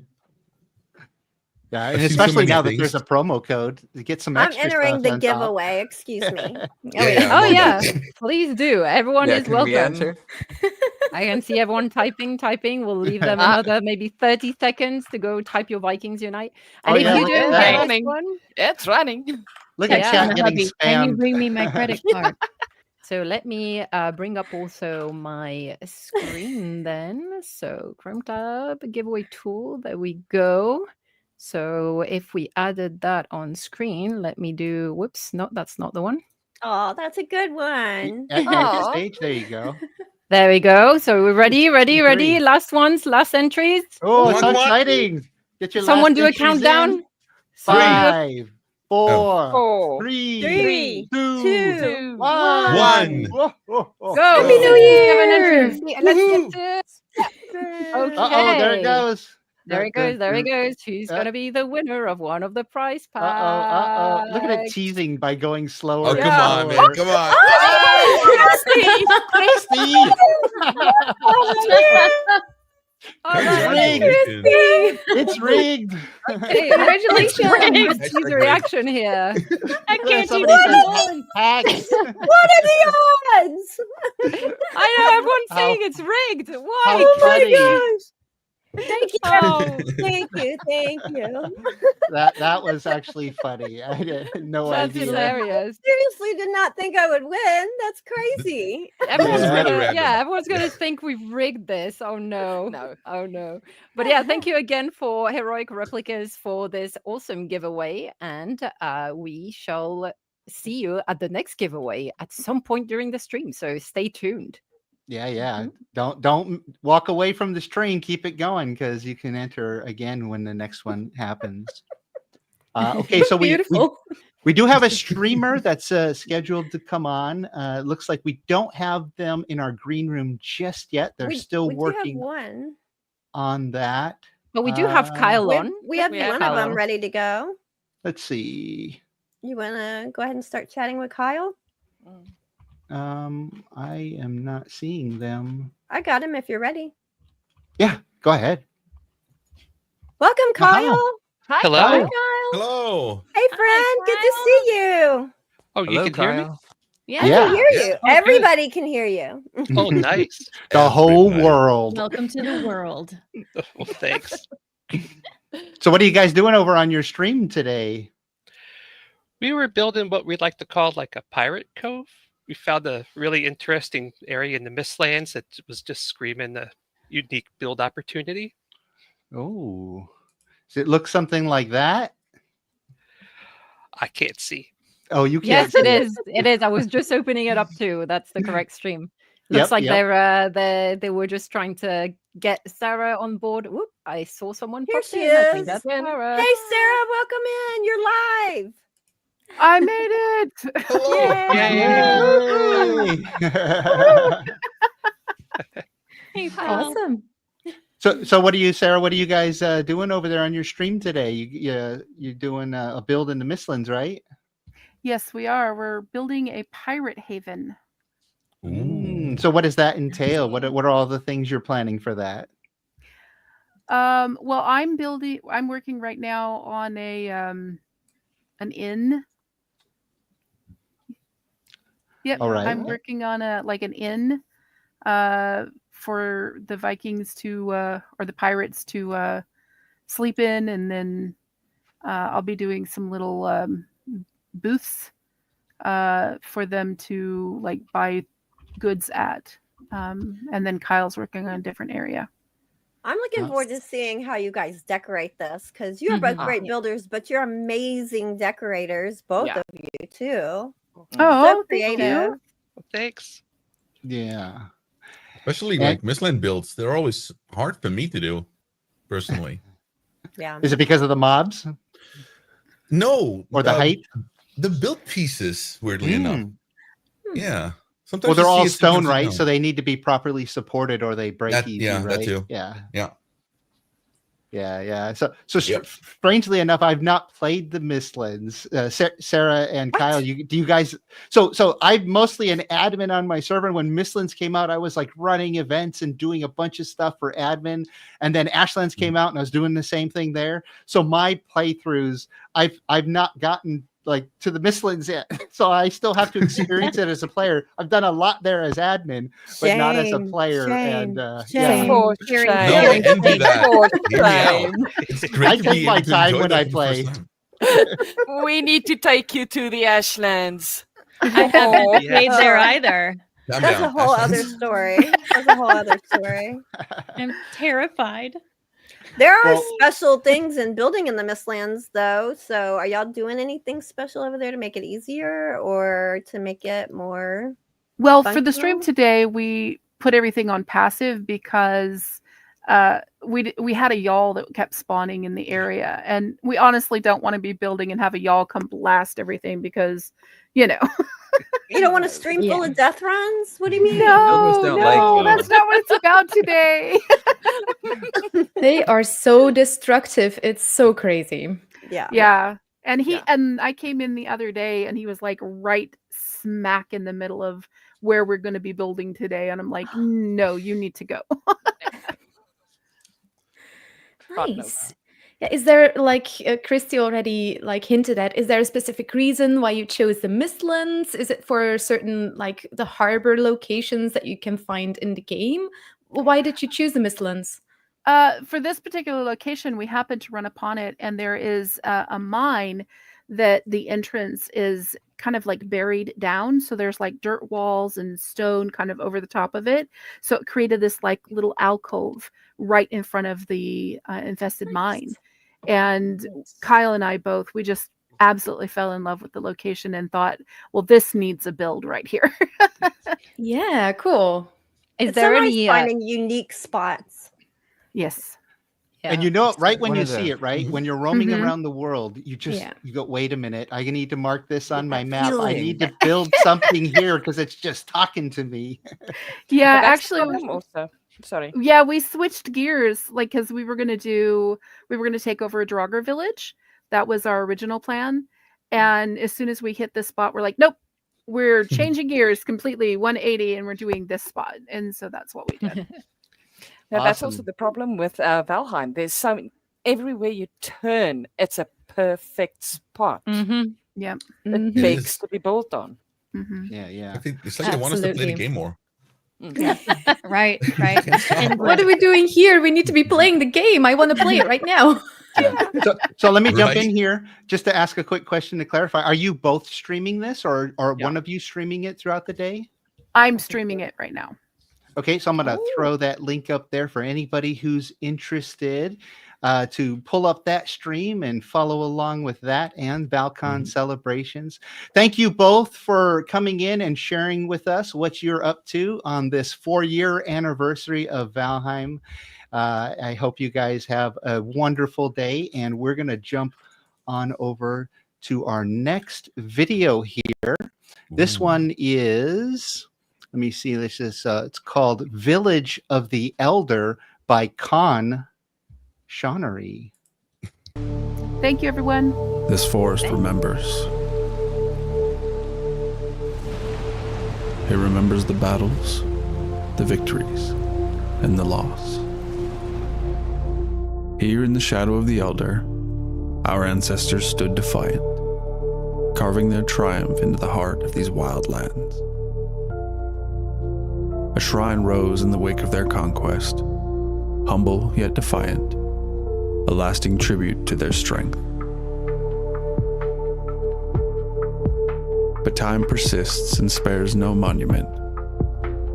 The village they built crumbled as seasons passed and their stories faded into legend.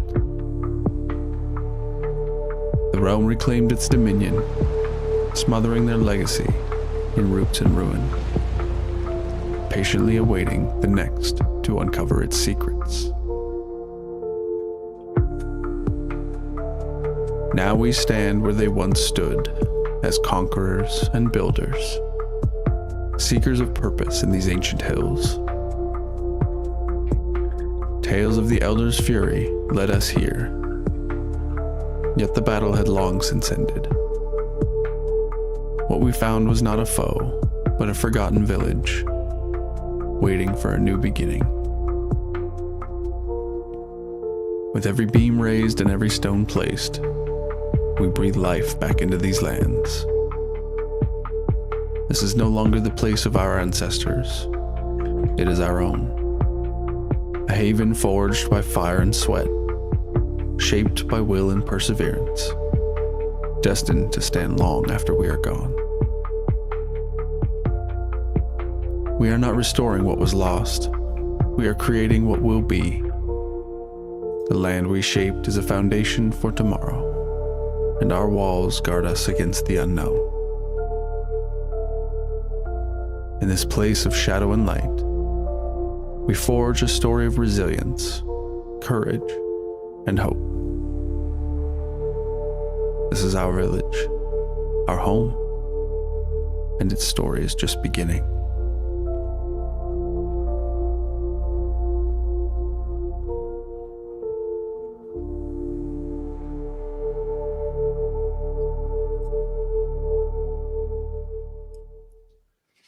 Dude, when can I go learning with you? What? Impressive. Everyone's going crazy in the comments. It is an amazing video. Well done, ConSeannery.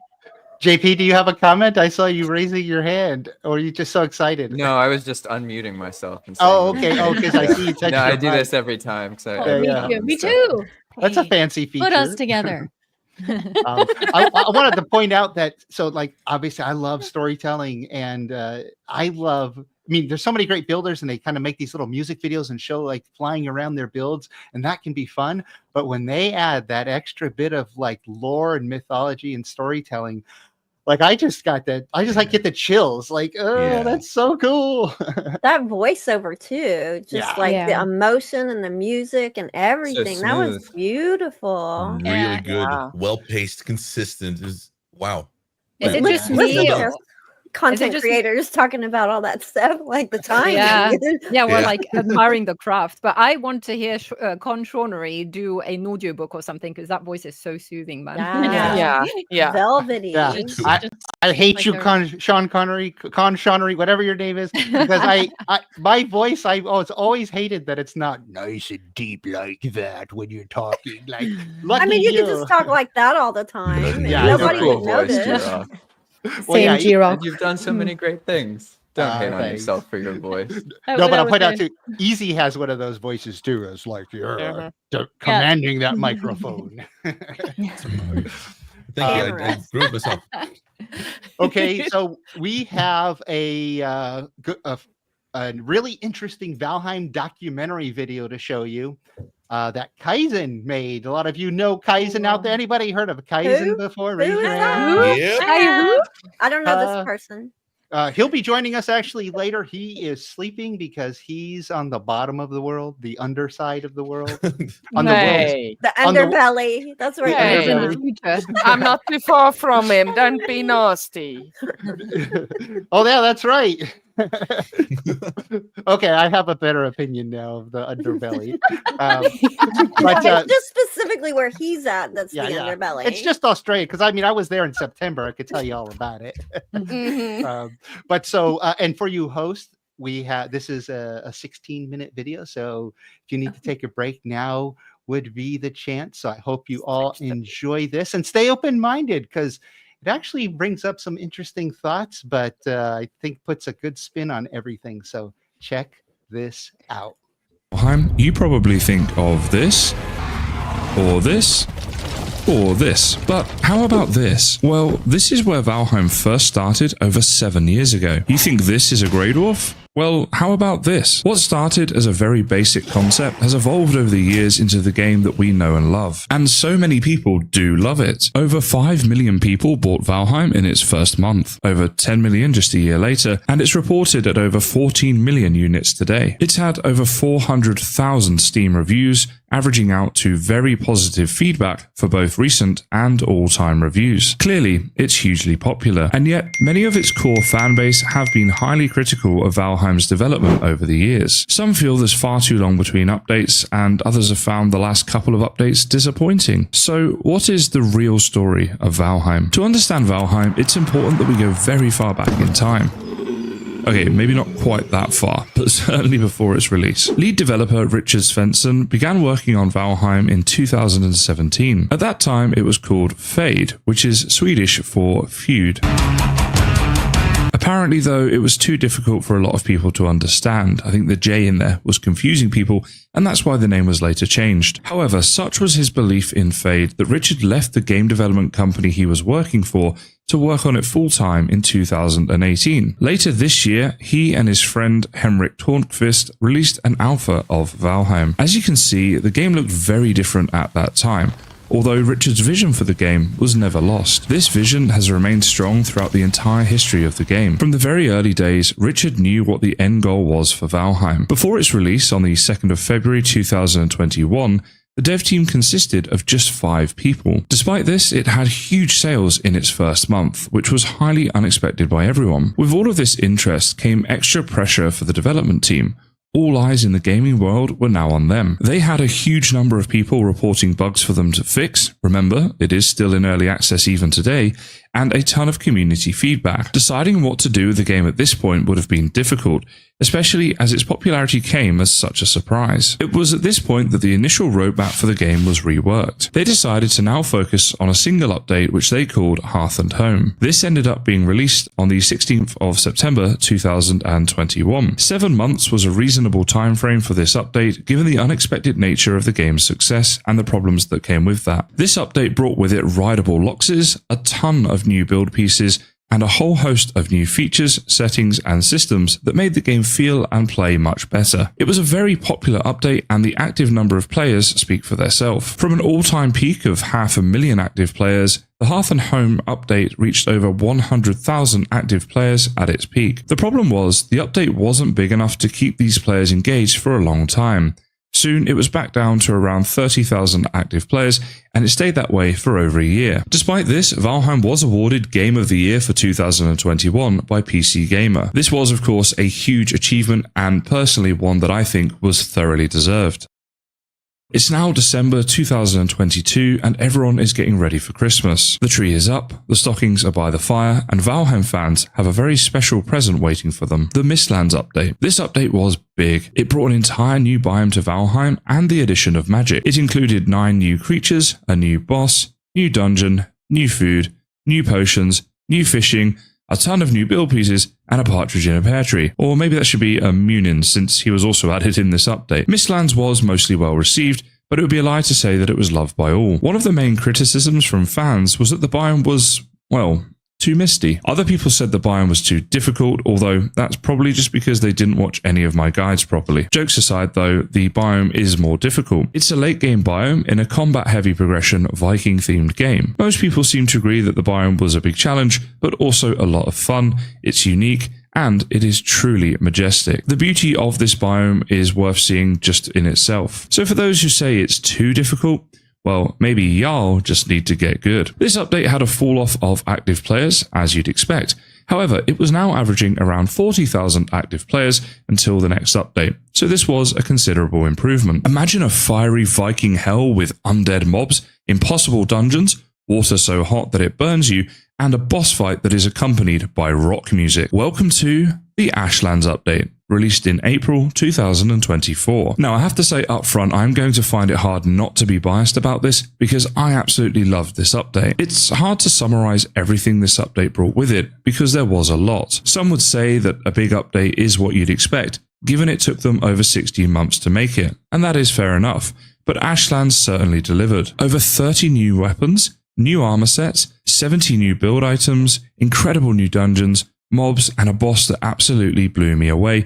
And that's just to list a few of the new things. So how did the fans react? Well, the active players did increase, but only up to 81,000 this time. Time had passed, many new games were released, and some people were just done with Valheim. There was a steady number of active players, around 40,000 or so, that stayed with the game from this most recent update until the present. It's easy to look at the peak number of active players and say that Valheim is dead now in comparison. However, the average number of players between updates is growing slowly. Valheim seems to be the game that everyone tries, but only a few play continuously. A large number of players return every update, try it out, stick with it for a time, and then move on. Some people like to play the game daily and others just once a year, and that's fine. It's clearly a game that has a huge number of people who enjoy playing it, no matter how often they enjoy playing it. That being said, there are some legitimate criticisms that people have of this game, and I'm going to address them one by one. The biggest complaint I've seen is that the content of the updates is not worth the time it takes for them to be released. Whilst this is of course subjective and opinions will vary from person to person,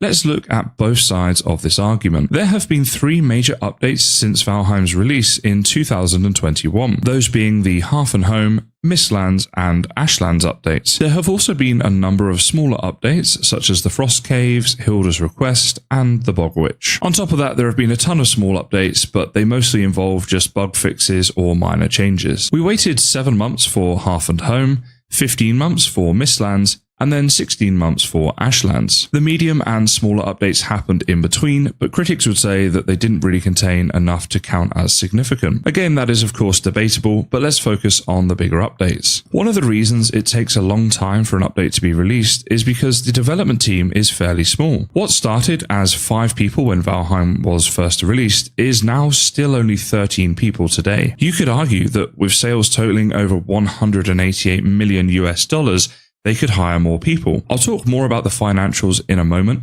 but to address this point, maybe there's a very good reason that they don't hire extra developers. There's an old saying that a camel is a horse designed by a committee, meaning that one person's vision is beautiful, perpetual, and perfect. Maybe when creating art, one should be a total fascist. If too many people input their ideas, that initial concept becomes changed and is perhaps lost forever. Richard Svensson had an idea, one that he committed to and worked on for years. Maybe the dev team is kept small so that this idea can be better preserved. Communication between people is much easier the fewer there are. With all devs on the same page, their solo projects tie into a much larger philosophy that is Valheim. You see, Valheim is not just a game. It is one man's dream that came true, and the beauty of Valheim is in this truth. It is a work of art and passion, not one of economics and scale. Yes, Iron Gate could have expanded its team to 50 people, made a small update every month, and had many more players than it does today. But perhaps Valheim should stay as it has always been,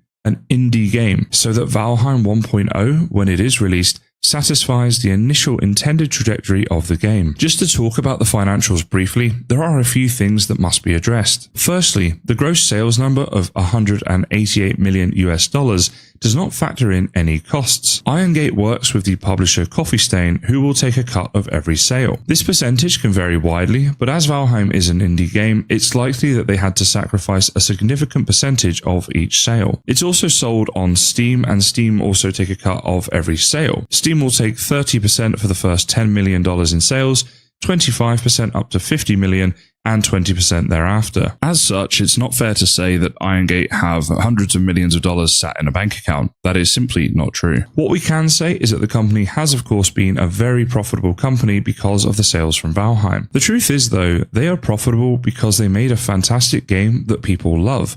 And what they do with the money that they generated is entirely up to them. The game's price varies by country, but it's $20 in the United States. For that, you have an incredible game and free access to all of its updates, rather than them being paid expansion packs. There's no pay to win or even buyable cosmetics within the game. You get the entirety of the game and its future for that $20. When you bought the game, you paid that price for the game as it was, and also for the promise of future updates, which you have had. These may have taken longer than you wanted, but they never promised Valheim 1.0 would be done by a certain date. Personally, I think Valheim is great value for money, and they still do regular sales of up to 50%. Given the game's popularity, they don't have to do that, and they could have even jacked up the price over the years. That being said though, there is one thing about Valheim that does annoy me. Multiplayer on Valheim was something the devs promoted from the early days of its release, telling us how we could explore new biomes and take down bosses as a group. The game accounts for this by making the boss harder and having it drop more items to balance the multiplayer experience. It also increases the local difficulty of mob spawns based on how many people are in that area. So clearly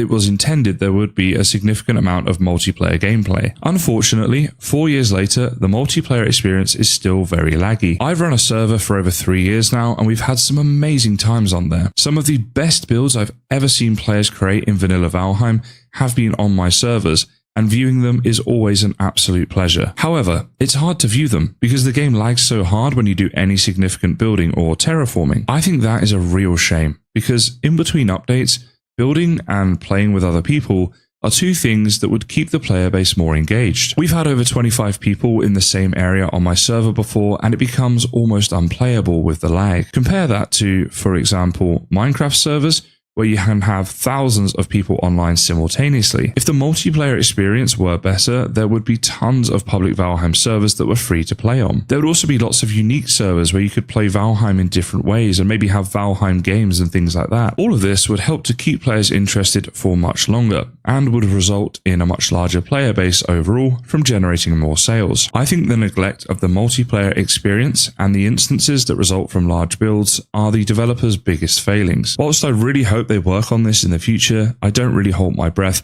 as it's been 4 years already without improvement. So that brings us up to Valheim in the current day. Multiplayer issues aside, the game offers numerous ways it can be enjoyed. From adventuring, to building, to combat, it has something for everyone. The dungeons are varied and offer challenging, exhilarating experiences. The progression through the bosses is full of surprises and significant rewards, although we all know the motor ability needs to be for much longer. Journeying through the biomes offers a wide array of landscapes for you to enjoy and build in. The game is fun and offers a great many hours of playtime value. It has a slowly growing average player base and some great communities. Within these communities, we have a ton of Valheim mod makers too. These guys work hard to make and maintain mods for those who want to expand on their Valheim experience.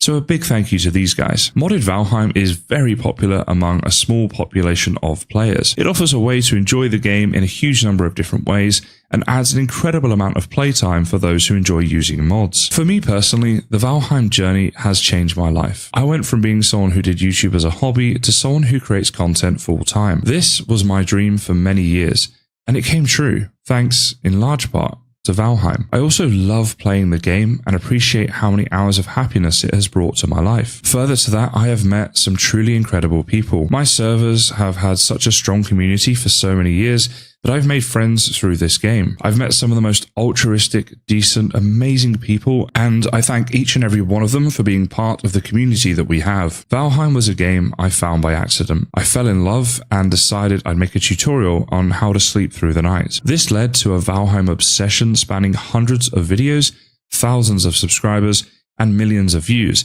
including my first and to date only video to pass 1 million views. These milestones the people I've met, and the adventures we've had are memories I will have for life. So will I ever say Valheim is anything other than an incredible game? No. As for the future of Valheim, the next update will be the Deep North. This is the final piece in the world biome puzzle, unless they decide to do an ocean update. Or is it? I've always said that they could make dimensions to other biomes, or perhaps the world map that we see could be flipped over to reveal the same amount of biomes all over again. Maybe that's just wishful thinking about a game that I love and hope will never end. Either way, Valheim, I thank you, and all of your developers. I thank your fans, your musical composer, and everyone else involved with the game. One day, Valheim will be a happy memory in the minds of millions. People will sit around fireplaces sharing stories of the great times they had playing Valheim. Right now though, with the game not yet at full release, perhaps we have only ascended so far to the base camp, with the greater, more exhilarating journey to the summit still to come. I'd just like to say a really big thank you to anyone who has got this far through this video. This video was a passion project really for the Valheim Convention. I wanted to do something a bit different and just cover a bit of Valheim's history and everything up to date in a game that has been so transitional, so transformative, so amazing for me and for so many other people I know who are watching this and who have been part of that journey.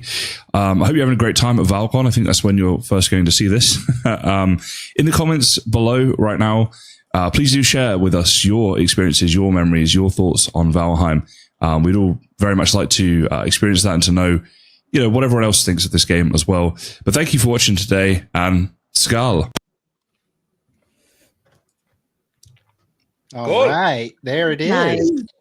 That was a Yeah. lot of research that he did and a lot of thought he put into that. What'd you guys think? It's so It was interesting. awesome. I love Very these type cool. of videos that really pull back and go to the roots of where it all started. Yeah. Eat that shit up. It's so great. I love it when people are able to talk about harder concepts without making it seem like they dislike the game. Because Iron Gate gets a lot of hate from people they really don't deserve, especially from people who don't even play Valheim anymore. So I tend to be like, whatever. But when people word their criticisms well, that's really hard to do, to be honest, especially when you know other people. So props to Kysen, because that's not easy. No. Yeah, I like that he addressed, because I mean, all of us, we make content, and I'm sure a lot of us have experienced it at least once, if not more times, where somebody in your comments says something, negative against Valheim or Iron Gate, or maybe the community, or maybe you as a content creator, and they're just being sort of irrational troll, or maybe they do have like a legitimate criticism, but they're just sort of letting the emotions, demand what they type, right? It's like, I'm emotional, I'm going to type something. But, if you're responding politely to them, if you have time, I mean, it depends on how many comments you're getting. Usually if you're kind, they'll come back and say something, sorry, I was just frustrated. I didn't, mean to go off on it. And then that's just the trolls. What can you do? It's such a small part of the community. I know we all have different gaming experience, but I've been gaming for a long time, and it was really Valheim that sort of like Kysen said, it helped. It made me decide I wanted to do content creation, but it made me really fall in love with the community, because everybody's so cool. Really, I played other games. If you think about it, those hateful, salty comments, they also come from a place of passion for the game. They do. Yeah, because it's not aligning with their view or experience or expectations. I get that. It's early access still, but they come from a place of passion, and I like to view it that way. Yeah. I feel like I kind of have to remind people sometimes that this is an early access game. I think one of the things, because Valheim is such a playable game and it feels like such a complete game, because Iron Gate has said, they don't want to put out an update or a biome if it doesn't feel like a finished part of the game. And so people kind of get in the mindset of this being a finished game when it's not. And I think also one of the things that I find myself reminding people about is how small this team is, especially when it started. But even now, they still don't have that many people. Yeah, it's still a really small company. People compare them to these big AAA games, and I'm like, that's not fair. Yeah, that's really not fair. Easy to get that confused when in an age where everything is early access nowadays. I get it, but people need reminding sometimes. I need reminding. Yeah. Yeah. And I think this rush to I just think we about how want much I content spent. now, you know, and it's like sometimes if you want good content, you need to wait. Have a little patience. Yeah, Like, since they clearly also do it deliberately, they want to keep the team small. Like in the video that we just watched, they do it deliberately because they don't want it to go to a place where you don't have any control over it anymore, and that it might become just a completely different game. Even exactly, I respect that. Well, look how far it's come, even in early release, compared to some of these huge games. And I'm not going to name names, but even these finished products have all kinds of problems all the time, where Valheim seems to continue to grow at every iteration so far, right? Yeah. So I'm fairly new to the community, and the first thing I've noticed is how kind and excited the community is, and how beautiful this place is, and how many things you can do in it. But I don't even think I realized when I first joined that it wasn't a finished game. Yeah, that was something that I learned along my way. I'm like, whoa, what? There's what you're watching. All right, well, we gotta cut in here because we gotta stay on schedule. Christy's gonna take the reins. Christy, what's next? Yeah, I'm excited to see this. We have a quick video coming up, Big Blue Wonder by AvatarofKu. Let's check it out. Nice. The greater blue thick boy. Once a thriving part of the Black Forest ecosystem, is under threat. Hunted for centuries for their exquisite aquamarine tinted hide, their numbers have dwindled, and their protected status is no longer a deterrent for those more interested in fashion accessories than our planet. But there is hope. A small few who have dedicated their lives to keep this wonderful creature a part of our 10th realm. For just 2 gold coins a month, you too can help support one of nature's most graceful animals, conserving their homes and protecting the last of their great migratory paths. Please visit the Troll Appreciation Society today and pledge your support to help save these majestic, incredible creatures. Together, we can make a difference. Thank you.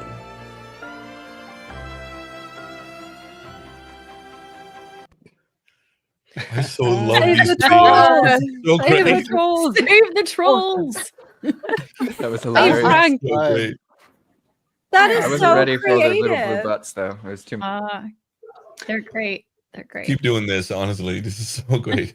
Amazing. That's so funny. As I said to Avatar when I saw the video, I love the David Attenborough. And for those who are in the UK, you will get that reference. The David Attenborough like voice style is great. Yeah, She does need it to very think of, well.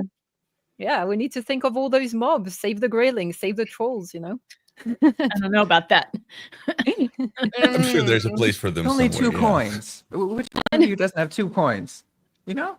There's You've slot got machines two- as well. Yeah, if you've got 2 coins for the slot machine, you've got two coins to save Frank. I'm pretty One sure that Frank at Easy a time. coins at me on the server, so I think I'm good to go. I've never felt so compassionate towards trolls before. I know. Didn't it make you kind of feel bad? Next time you see a troll, you're gonna be like, "Hey, buddy, I know you guys are in danger. I'm just gonna go wide berth, give you a wide berth. I'll go around you." And then you like love potion and change your mind. Yeah. Fancy with I know. I think Sarah McLachlan wants to sing in her next video. That would totally fit. That's I the know. exact right style. Well, we are on schedule, and since we're a couple minutes early, why don't we get the next one started so we can stay a few minutes ahead? And yeah, check this one out. What do we got, Christy? Yeah. So we have something coming up that is very exciting, and it's by the Valheimians Valheimians, I've heard it said both ways, but they have a Hearth build contest coming up. And Gwen, you know a bit about this, don't you? Yeah, so this, I believe, is a video. We can comment on the video afterwards, but they're doing a couple of things for Val-Con. This video, I believe, is a reel of their previous contest, but they will be running. I think if you were here for the server tour, you heard that Valheimians are collaborating with us on the Val-Con servers, and they are organizing the free build relay that will take place on each of the regional servers. So, well, there's one for North America, one for Europe, and one for Asia and Oceania. And it's a 2-hour relay with 2 building plots. And so 2 teams, only 1 player can build at a time. And the idea is to, with rotating different players at every point, end up with the best build. And we're going to basically plot all the regions against each other. So whichever region comes up with the best teamwork, best build in 2 hours in the build relay is gonna win bragging rights. Yeah, so Valheimians are organizing that and will be organizing the voting through their website. Right. But I can talk more about this after the video. This Yeah, is let's gonna see be it. great. Let's check Let's it go. out.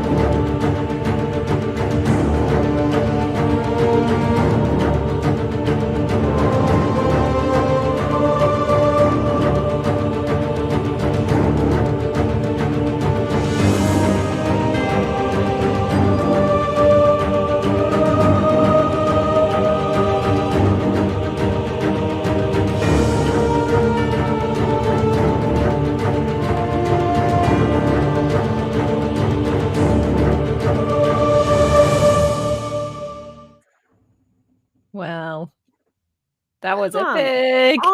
So on. wait, I want to hear Waddle's reaction because I could see her jaw drop Look at her. so many times while watching these builds. Waddle, what do you think? My goodness, how did they do most of those things? I was like, No, I could see that.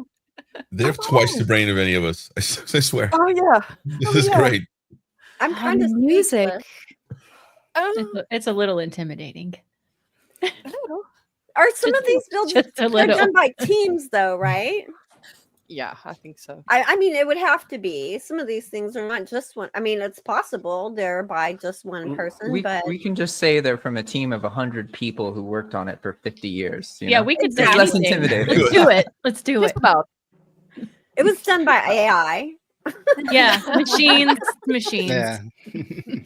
But it's absolutely Oh my gosh. So fantastic. y'all go over there and check that out. I mean, and cash prizes. Yeah, That's go to amazing. valheimians.com. That's amazing. They also have a Okay. YouTube.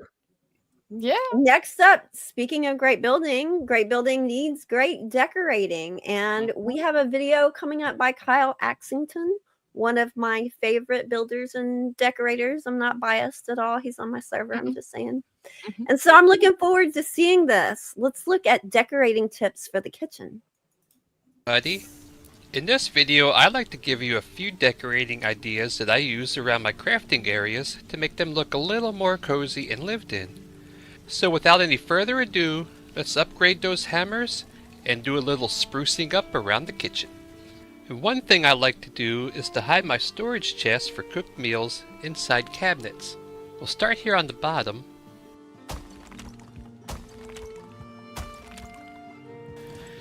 You can either just free place your floor, or you can snap a core wood beam to your flooring like that, which then gives you a snap point 1/2 meter below the floor.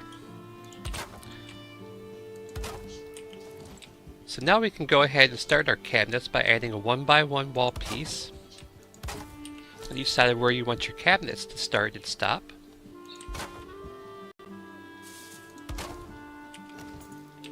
Then we'll go ahead and add some shutters, but just to one side only for now. Then we'll take our reinforced chest, and we'll place them just so that the latch is poking through the shutter, just for a little visual interest.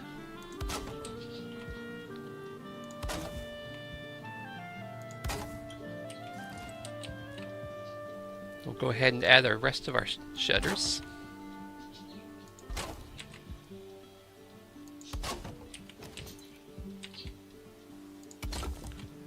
Now we can replace our floor. Now for the tops, we're going to do this in 2 layers. We're going to place shift and replace the first one just so that the right edge is lined up with the center of the shutters. And even with the top. And we'll go ahead and put that all the way across. And now we'll replace the top layer just so it's even with the side, but standing a little proud at the front. Just like that. Now we'll carry this all the way across. Lining up the other end even with the side. And then finish off our counter. And next we'll just take some 2-meter beams and add a backsplash. And now, very quickly and easily, we have a nice looking set of kitchen cabinets. You can also make upper cabinets too, like this. It's basically the same process. Start with some 1x1 walls for your cabinet sides. Only here we'll need to put a floor in.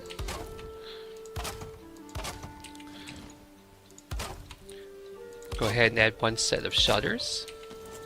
And here we're going to use regular wooden chests. And just pull it through far enough so that that circle pokes through the cabinet door just like that.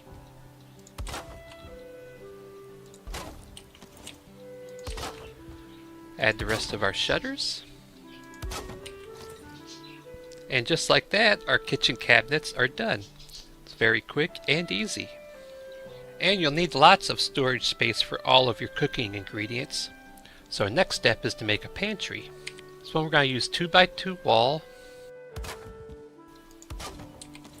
on each side, along with a half wall to give us a total of 3 meters in height.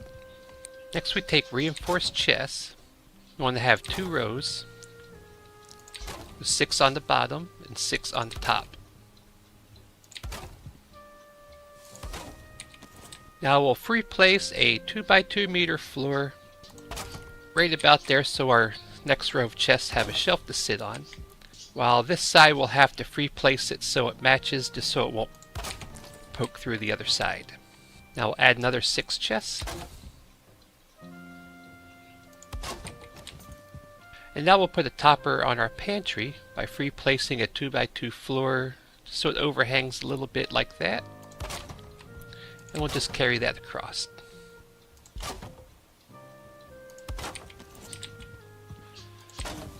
Now I'll just add 3 wooden gates. Now our pantry is complete. And now we have tons of ingredient storage.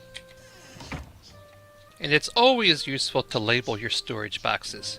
And signs, of course, are great for that, but you can get a little creative and use decorations instead. And for my meal chests, I like to create a menu by placing the food on the counter to show what's inside the chest. Like this one's for stamina foods.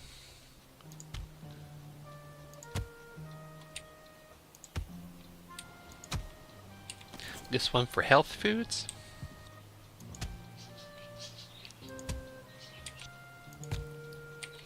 And this one for eider foods. And maybe we keep meads up in the top cabinet. So we go ahead and put some meads on the backsplash.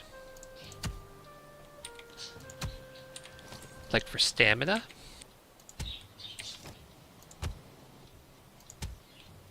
For health. And for eider.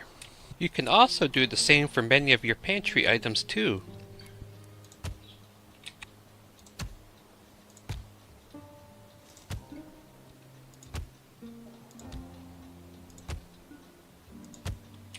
Like all of the mushrooms, eggs,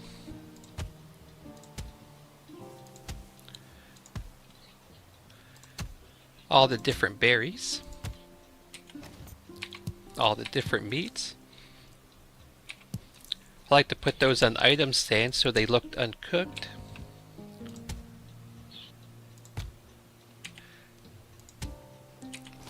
The veggies. And for items that you can't place down, I'll label with signs that are disguised as boxes. To make those, we'll simply use an item stand on one side.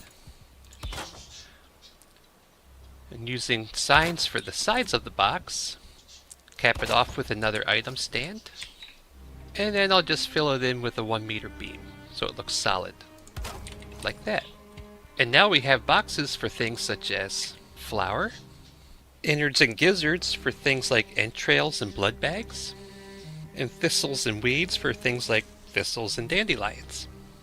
Now we easily know what's inside each box in our storage pantry. And I like to add some decorative touches to my crafting area so that they feel just a little bit more realistic, like this faux bread oven for example. Which we're just gonna make a box from stone blocks. Just like that. We're going to fill the inside with stone archways. I'm going to add some circling trophies at the bottom for the fire. Up here we're going to put a couple loaves of bread. Now we'll add some kindling, which the Yggdrasil wood looks great for that. Now just go ahead and add a chimney on the way up by putting some steps on the sides to give it a little bit of a angled look.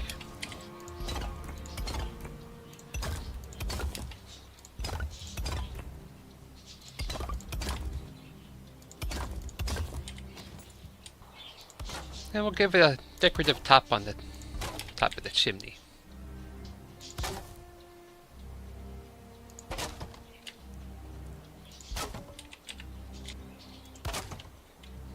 There, it's not a bad looking little bread oven. Now here in our finished kitchen, we now have a well labeled and organized storage system that still feels cozy and lived in. Like our cabinets with the food items. and our pantry with all our ingredients.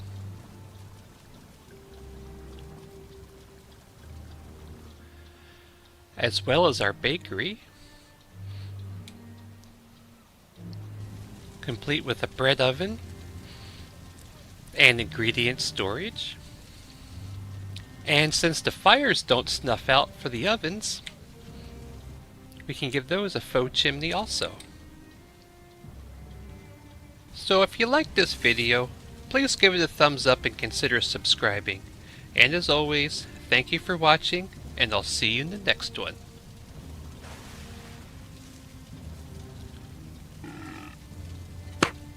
Nice job, Kyle. Very nice. Great building tips. Very, very nice. I know. good I know tip. Gwen is really into decorating. Is anybody else really into decorating? Like it's Totally really your into it. thing? I Oh, wish there's I a bunch of was. hands going up. Yes, That's yeah. awesome. The worst I'd builder love to. ever, but I love decorating. Like I let other people build the shell, and then I enjoy doing all the little Right. touches. I'm the shell. I need to learn to interior decorate like that. I Can try. can I just Well, I say, have some ideas. I put his videos on at work because his voice nice. is so Yeah. pleasing. It's like just it's so like, it's like soothing. ASMR. It I was is. gonna say It's that he slowly is talking you so through. calming. Yeah. Like Yeah. even if we're in the middle of a crazy battle, his voice is still calming when we're dying. He's just like calmly like, "Oh, I'm dead." I died. Right. Oh well. Died. Well, it's not that big a deal. He has a nickname with us, of course. He is also the meat shield. Nice. You send him off to battle and to get killed in your place. Is that Because what he you mean? dies all the time. How does that sound like? I have a friend just like that. How does I that do sound that. like? Know Is who it you also are. like, ah? Well, we've got more fun stuff coming up. We've got our first panel of the day, a live panel coming up. Then Gwen will be running that. That'll be a fun discussion. We're going to talk about the newbie experience, which is a really interesting discussion. I think you're going to want to tune in for that. But we have AvatarofKu. I hope I'm saying that right. Q. Let's bring AvatarofKu onto the stage. Hey there. Hi. Hello. Oh, I'm slightly Howdy, out of frame. howdy. Mischievously. Yeah, Hi. let's give you the stage. There you go. Oh, Yeah. Look at hi. you. The world is on you. Welcome. Oh, well, hi. It's Ku, and Ku. hi. Yeah. Lovely to be here. So Yeah, tell can us a bit about that troll support movement. Brought that The on. troll support movement. I mean, you know, we all have to do our part for conservation in the 10th realm. It's our solemn duty, you know. It largely all came about obviously from a joke. I enjoy making funny videos, and I was inspired by actually some of the George the Grey Dwarf stuff. So there's a video. I thought Yeah, I felt on some the- of that in there. Yeah, on the Valheim YouTube, I think it was Grimcore made Yeah. a video way back, and it's like a yeah. nature documentary of George the Grey Dwarf losing his parents. I won't spoil it, but you should go and watch it. It's genius. And when I was thinking of just like my booth and what I wanted to do for Val-Con, I actually came down on the side of humor partly because I was a little intimidated by all the really big builds, and I don't do big wonders. I don't build massive things. I just build weird stuff.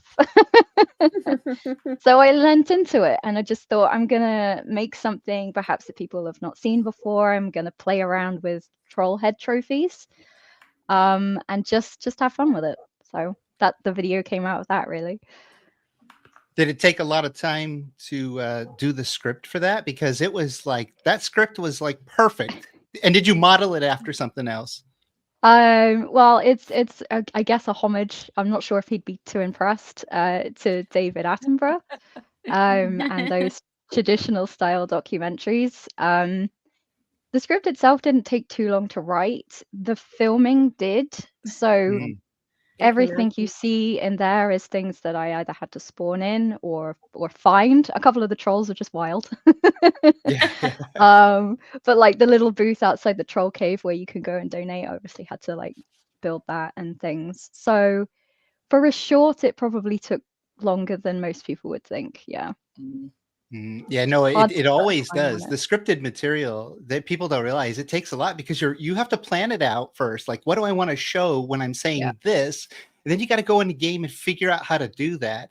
And before we had all the mods, I was trying to make little short films in Valheim, and it was so hard, like, because the mobs wouldn't like cooperate. They would walk up and then they turn away, you know, because I'm in ghost form. But I'm like, no, stay there. I'm trying to do a bit here, you know. And you probably experience that with the trolls too, right? Yeah, it takes a lot of patience. And to be honest, it wasn't until I spoke to Azumatt like about a week ago that I even knew there was a camera mod. So wow, all of that You is did actually great. filmed with dev commands using Fly and just a lot of patience. To be honest with you, like if the troll's not facing in the right direction, I wait until he faces in the right direction. Wow. Yeah, like Never makes work with children and animals, right? Yeah, never work with trolls. Yeah, it really does make the production a lot longer because you're waiting for the AI to do what you want until then later we get mods where like Infinity Hammer and I can like spin them around, but then they still want to turn and face north, and then they start doing their thing. It's like Yeah, it's I think it's a game of patience more than anything else, and I think it's about learning what is possible, what is easy to shoot. So I have a video coming up. I'm not going to spoil it, but there's a shot in there which looks completely innocuous. It's just a character running down a hill, and it took me 2 hours of constantly. I have 2 hours solid of footage of just running up and down this hill. Nice. Not get it. And I thought that shot was going to be easy. You know, it's just it's always harder than we think. Yeah. Well, thanks for jumping on with us. We got to jump over to our next video to stay on schedule. Cool. That was awesome to get you on and talk about that. What is it? It's bye. Science fighting factoids with the potato fueled by chocolate. I'll let you figure out who that is. We're trying to point it in the right direction. Yeah, I can't. She's there now. Oh, look. But yeah, if the elder does not need to point his finger, he is not gonna point it. So if you're constantly meleeing him, chances are very high that you're not even gonna get those pointy fingers. Ooh, all the more reason to put some wards down during the elder fight. If you're like not sure if you are like comfortable yet with the elder fight, just put a couple of wards down. He is super interested in it. I mean, just look at it. He's just constantly stomping that thing. Let's have a look at the health. Okay, yeah, but look, he just attacked it. It's going down, but not super quickly. If you just put a couple of them around, you should be good. It says Duck. So yeah, if you have like a Draugr village like this and you were to want to do something with this village or with spawners, just half walls is enough to keep them kind of contained. Look at these two. Oh, they're so stuck. Yep, forever and ever. So we can do signs on them. Oh, I don't mean anything bad or anything. That's pretty impressive, Dhakhar. Oh, he's even killing the vultures. Wow. Oh, look at that. Another vulture died. Oh. No. The core with spikes, they get demolished after something runs into it 6 times. And then we've got fog, but we've got the Dhakhar spikes. You can run into these 15 times before they get demolished. And strangely enough, the new Ashland spikes are weaker. Well, weaker. You can run into them 14 times, but the damage output they give you is a lot higher. Destroyed my armor. I'm naked now. I'm a naked lady with a beard. But so yeah, if you ever wondered about this, yes, they are a little bit weaker in their survival, in their way that they put up with people running into them. So you will need to repair them a little bit more often than the Dvergr made spikes.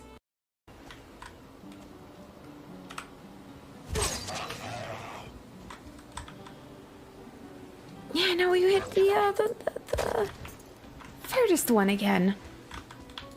That's like, I mean, you do different damages as well. You know, sometimes you have like variation, like a minimum of this and a maximum of that amount. Maybe depending on that amount, it gets kicked further. Oh, seriously. Come on, you are such an annoying creature. How do you do that? Oh my goodness. Okay, let's see.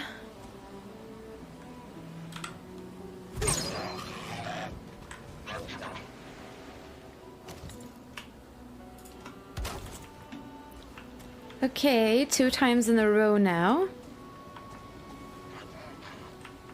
Interesting. I had no idea that if you dig with a pickaxe underneath things, you deal less damage than if you dig with your pickaxe down. You do like less damage if I dig from underneath than if I dig this way from the top. You do more damage. I had never noticed. It's very interesting.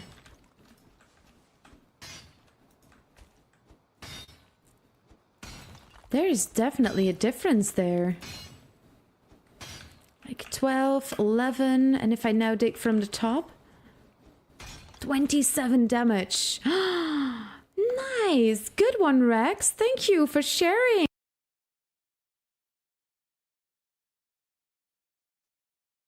Well, well, well. What will we do without the science, huh? That is so interesting, Emma. I love that you do that live too, because like when I do research and stuff like that, I just do it on my own, you know, off in my little dark corner. It never occurred to me to like do it out in the open and have people help and ask questions, and yeah, that's genius. I love that you do that. It's been a really fun journey. I actually started doing this about a year ago when Ashlands came into the public test branch. I was like, you know what, let's do some public test branch science and just see what we can uncover. And that kind of morphed into a whole year just constantly doing Valheim science and uncovering silly things like testing what gives you shelter and then noticing that a giant coin pile gives you shelter in Valheim. It's so silly, but it works. Yeah. What? Let me jump in here. We got a panel coming up. It's going to start right now. So, host, you get a long extended break here, about a little less than 30 minutes. And go ahead and move yourself backstage, and I'll start bringing our guests in, the panelists. Gwen will be leading this. Yeah, so if I can introduce the panel. So the panel is about the newbie experience in Valheim. So exploring how Valheim's early game is different from other games, including the joys and challenges that come with it. And so thanks, Jiroc, for moving them on. And welcome to our panel guests. We will be welcoming back Avatar as well, of Ku. Where is Ku? Ku is not on stage yet. But we have, there we go, there's Avatar. Welcome back, Avatar of Ku. And then we've got AntlerCarver, who made it. Thanks for joining. FawkesandBull, well, Ash, really, from FawkesandBull, the duo. And we've got also Azumatt, who got a little mention earlier. Hi, Azu. And then Creature, who joined us, who will be also one of the hosts later on during the stream. So thanks all for joining. I will ask you to each introduce yourself very, very briefly and in like 10 seconds and tell me when and how you started playing Valheim and how many hours in the game you have. So I'll start. I started playing Valheim in February when it came out in early access, so 4 years ago. And I believe I have something like 1,500 hours in the game. Much of it is me just AFK somewhere on the loading screen. I'll pass the ball to Creature, who's here. Hi. I think I started playing maybe 2 years ago. A friend of mine introduced me to it, and I fell in love immediately. I've got about 800 hours. Actually, I just checked. I have 799 hours. So as of last night. Antler? I started, day one of early access. So I've got 4 years and not quite 4,000 hours in. I've got 3,800, I believe, somewhere in that range. About 1,000 hours just playing around with the build system, seeing what it's capable of, which is kind of what I'm known for. My start was I was following a YouTube streamer who was covering another game that I was interested in, and he found Valheim, got his community started in it, and I kind of followed suit. Great. Avatar? Hi, I'm AvatarofKu. You literally just met me. Also known as Ku, just Ku is fine. I resisted actually playing Valheim for a really long time. I had lots of friends try and get me into it, and I was really into survival games like Subnautica and The Long Dark, but I kind of resisted because I'm not that into like low poly graphics. I was a bit of a snob about it. And like I had to be convinced. And when I was convinced was in 2022. And I now have 1,400 hours in the game. So it was a good job someone convinced me, I think. And I was wrong. I really didn't take into account the atmosphere and the lighting and the sound design and how that kind of changes the immersive feel. So that's me. Thanks. Azumatt. Hello, Azumatt, modder Valheim enthusiast and streamer. I played Valheim pretty much day one. I think it was actually day two, if we're being super specific. I don't have 3,800 hours in the game like most of you probably think. I've only got 2,700. Most of that is either testing a mod or, I like to build boxes. So I don't spend a whole lot of time in the building system, mostly because I kind of suck at it. So I build functional things. So you'd be surprised about how many hours that actually cuts out of the gameplay. But yeah, I mean, I've been playing the game since day one. I play it pretty much at least once, maybe twice a week. Great, thanks. Ash? Hi, I'm Ash, the Bull and FawkesandBull, Twitch streamer, and definitely a Valheim enthusiast. Been playing since 2021, shortly after release. Got involved because of some guildmates in World of Warcraft. We were playing Ark on a server, and then they were like, "Hey, this game has some shenanigans that you're really into." So it just kind of enabled there and just escalated from there. I've got about 3,225 hours in the game. Wow. Great. Well, thanks. It seems like a lot of people don't appear as newbies here, but I think we all obviously had to go through that experience of starting the game. I consider myself a newbie in any game. I'm just not really a native gamer. So even though I have many thousands of hours in the game, I still played like a noob. So yeah, and I would be curious to know, let us know in the chat, if you just started the game and you just installed the game and this is literally your first time, let us know. We love hearing those stories. So speaking of stories, we all have that one moment that really grabbed us as players, the moment that like converted us to lifelong Valheim fans, right? And made us stay as new players. So I'd be curious to hear about those. So we'll start with Creature. What was the moment that grabbed you? Yeah, well, I mean, I've always loved survival craft games. Open world survival craft is my thing since Minecraft came out, right? A friend of mine, similarly, we were playing Ark, and he got me in the game. We were playing. I was having a decent time. It was an open world survival craft like any other, but something about he was like, now build us a house. I first started messing around with the hoe, flattening the ground out, and I didn't even build half a house yet, and I was like, oh, this is it. This is it for me. I'm never playing another game again. The building system is just so incredible. I fell in love, and I think I said it out loud. I was like, "Oh, this is a good game for this." Nice. Ku, do you have a similar experience or moment where you were like, "Oh, this is the game for me"? And were you then regretted not having started it earlier? Yeah, I did regret not having started earlier. But for me, it was a lot more nebulous than that. I didn't get on with the building system at first. I just kind of thought, oh, this is neat, but I don't really build in other games particularly. And it was Valheim that got me into building in games. So for me, I think it was when my friend told me that like there was no consequences if I didn't go and kill like a Eikthyr the first time. Like I could take my time. Like there was no rush, there were no quests, there was no constant demands, and just realizing I could make my own fun. I've always played a lot of MMOs and things like that because I like the sandbox, the ability to kind of have a world to exist in. But I've never felt the same way than I do in Valheim, where it actually feels like I make an impact in the world. Because I do physically, I build stuff, make roads, and yeah, and that save was the it for me. trolls. Yeah. Save the trolls, exactly. Great. Azumatt, do you have any of those moments or stories to share? Yeah, so I'm the opposite. You know, the building system, the initial start to Valheim didn't capture me. Mostly because everything up to like Eikthyr is more or less a tutorial. What actually captured me is another special place in my heart besides survival crafting games, which is like tower defense games. So the first thing that hit me was the raids. I mean, the troll raid was the first thing that hit me. It was me and a couple friends. We were building a base. Again, it was like a gigantic box. We put a nice little fence around the whole thing. We were ready.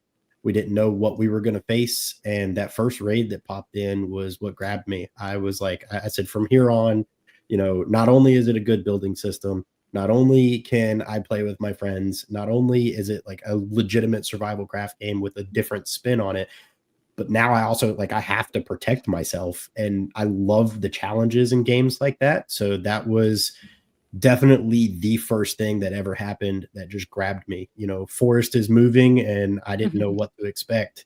And we got hit with trolls. We lost half our base, but honestly, I was laughing and having fun through the whole process. You know, watching my friends die and then respawn in their bed and their bed getting destroyed. And, you know, it was a lot of fun. I really, that was the first thing that grabbed me. Up until that point, it was really just kind of a game to play with my friends. Yeah, it's it feels like we all went through that. The loss. Valheim is a story of adventure, but also great loss when your base gets just wrecked by your first troll. And yeah, we all have been through that. Oh yeah.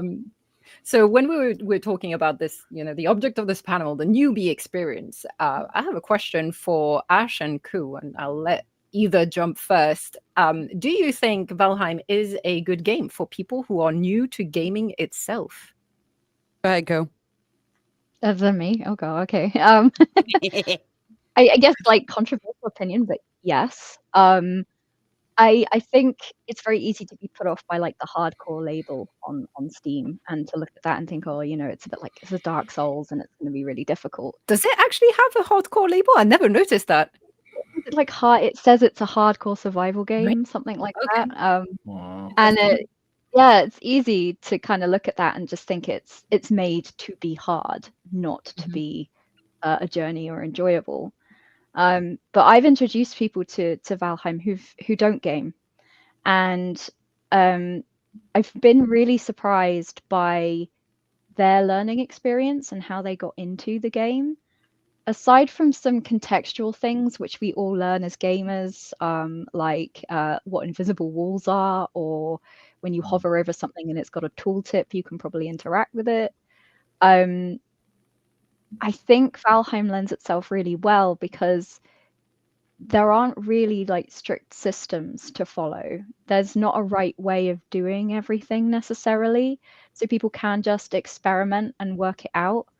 And if you're very new to gaming, you've suddenly got all these other things you've got to learn. You've got to learn how to move with WASD and things like that. And being able just to go in and potter about, just pick up a branch for the first time was really cool for them. seeing this great big world that they've got to explore, and starting to understand all these things they can do, but not necessarily knowing how to do them, is the Valheim experience. So they were getting the Valheim experience just through a different lens. So yeah, I think so. It does mean you do need someone with you, I think, who can explain things. To kind of guide you through if you're absolutely new to gaming. Yeah, how to do certain inputs, like where to put your mouse. Sometimes it's basic things like that. Yeah. How about you, Ash? What's your take on it? Absolutely 10 and 10. When I got into this game, I was doing progression rating in World of Warcraft at one, like I was just coming out of that. At one point I was in the top 50 in the US. So I came from like more hardcore gaming. This was nothing like that in a way that I think would steer away new gamers in general, much less a new gamer in the craft and survival area.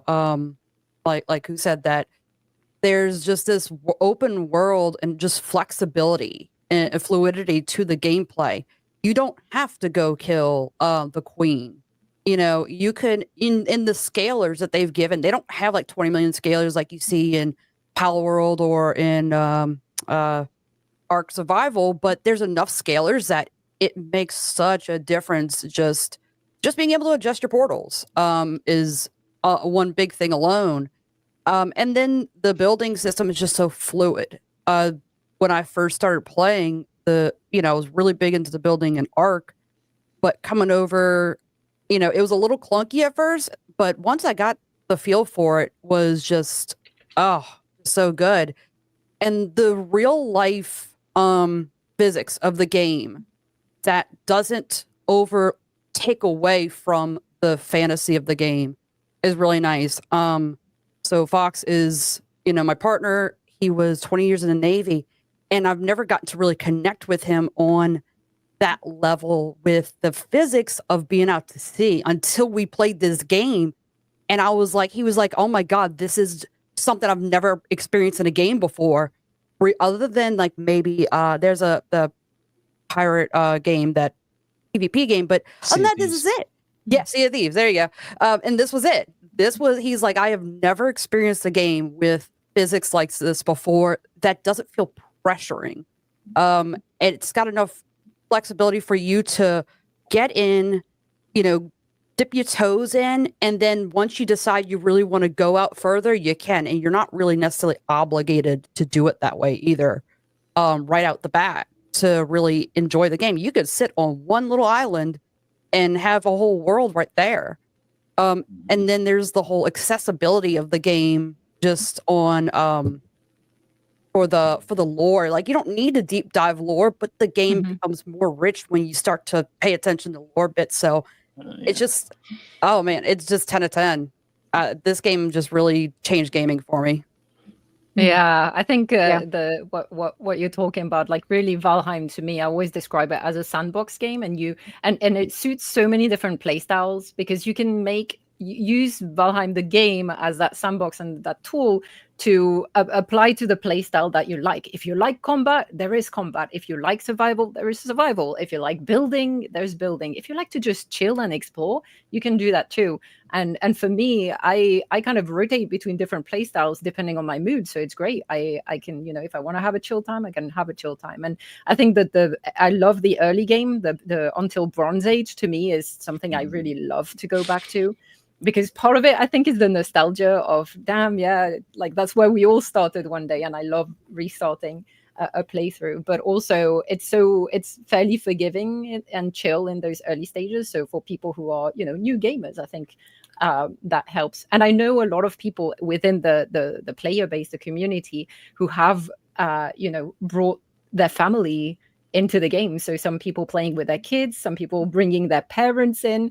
So it's really lovely to see that, new gamers are getting introduced to gaming via Valheim. So sorry. I know a lot of people who kind of complain about the bronze grind. Oh, If you employ or Avatar's here, maybe she'll Just gonna say it's that. nothing. You Employ is could, the you know, word. employ and Employ. pay. Pay them. Yeah. Troll Yeah, pay them. conscription services, yeah. They're Exactly. hiring just outside my booth. It's fine. Yeah. There's ways, but It's a payoff system. Listen, you go get me the copper or the bronze, and I'll go beat this boss for you so that you can get this other stuff, and we just trade off. Yeah, exactly. Trade. Yeah, so actually staying with Ash and AntlerCarver, what's your advice for someone just starting, like your top tip for new players? First thing right off the bat, explore the circle that you spawn in, because you're going to find 2 mushrooms and 2 raspberries. That is going to be your first food in the game. Pick up everything you can in the meadows when you first start, and find a place you like and build a starter house or repair one of the pre-made structures. It doesn't matter. You've got plenty of time to cut your teeth, as it were, on building. There's plenty of time. The meadows are considered the safest zone in the game for a reason. Take your time. That's going to be my biggest piece of advice right there. Yeah, that's a really good one. Yeah. Ash, anything that you would, any different advice maybe that you... Definitely that, to add to the, you know, like, click, like what Antler said, you know, click on everything. Be flexible. If you think think reality, like, oh, I could pick up a rock, literally go look at that rock and see if you can click on it, right? If you think you could hit it with a weapon, try it. You'll be shocked at which weapons you might find are more effective, some that you might actually just in general enjoy more. Like, I didn't know I was going to enjoy the knife as much. When I played other games, I'm very much a shield and axe kind of person, or a two-hander. So when somebody introduced me to the dagger, I was just like, oh my God, this is glorious. And I wish I had just taken more time to, that's one thing I regret, was not taking more time to just try a new weapon, try new stuff. And don't let anybody else's opinion on how to play this game, much less any game, dictate how you're gonna play. Some people don't like mods, some people like mods. Neither are wrong. Some people think hardcore is the way to go. Some people think, you know, just creative mode is the way to go. It doesn't matter. That's why those options are there. It is your time, your game. You play it how you want. The fluidity in the base vanilla game is there, so you have that option. And never hesitate to ask the community. If there is ever a kind and helpful community, it's this one. Oh, yeah. Like the body recovery squad. They're if you're struggling to get, like, there's a whole community based effort to help people get their bodies back. Just to, like, there's a level of kindness there that you don't see in other communities. So, like, don't hesitate to reach out. Yeah. And I'd like to add one thing to that also. Try all the weapons. Yes, yeah. I was gonna mention that. Mm-hmm. Don't sell the club short. It is the easiest weapon to make. You can make it without a workbench. And the torch. Wood. Yeah, the torch counts as a club. Mm-hmm. Oh yeah. Still, you know, death is inevitable. Yeah. If you're still in the meadows and you die, you can get wood anywhere. Punch the saplings. Pick up wood. You've got a club. Doesn't matter. Mm-hmm. So now let's talk a little bit about now that we've talked a bit about those like first steps. I mean, we're all still playing 4 years on, but we do know that there are some players who have stopped playing the game for one reason or another. And I'd like to direct this question to Ku. What do you think?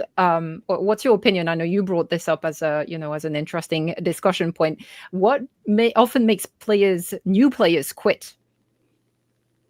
I think it's the very thing that made me stay. The freedom. It's really intimidating when you first start. We are so used to, as gamers, being handheld, for want of a better word, for being given those quest markers and that tutorial and all of this and being almost funneled through games, even games that claim to be sandboxes, have some sort of linear path. And Valheim doesn't. Yes, you can kill all of the Forsaken in order, cool, but that's not the game, you know?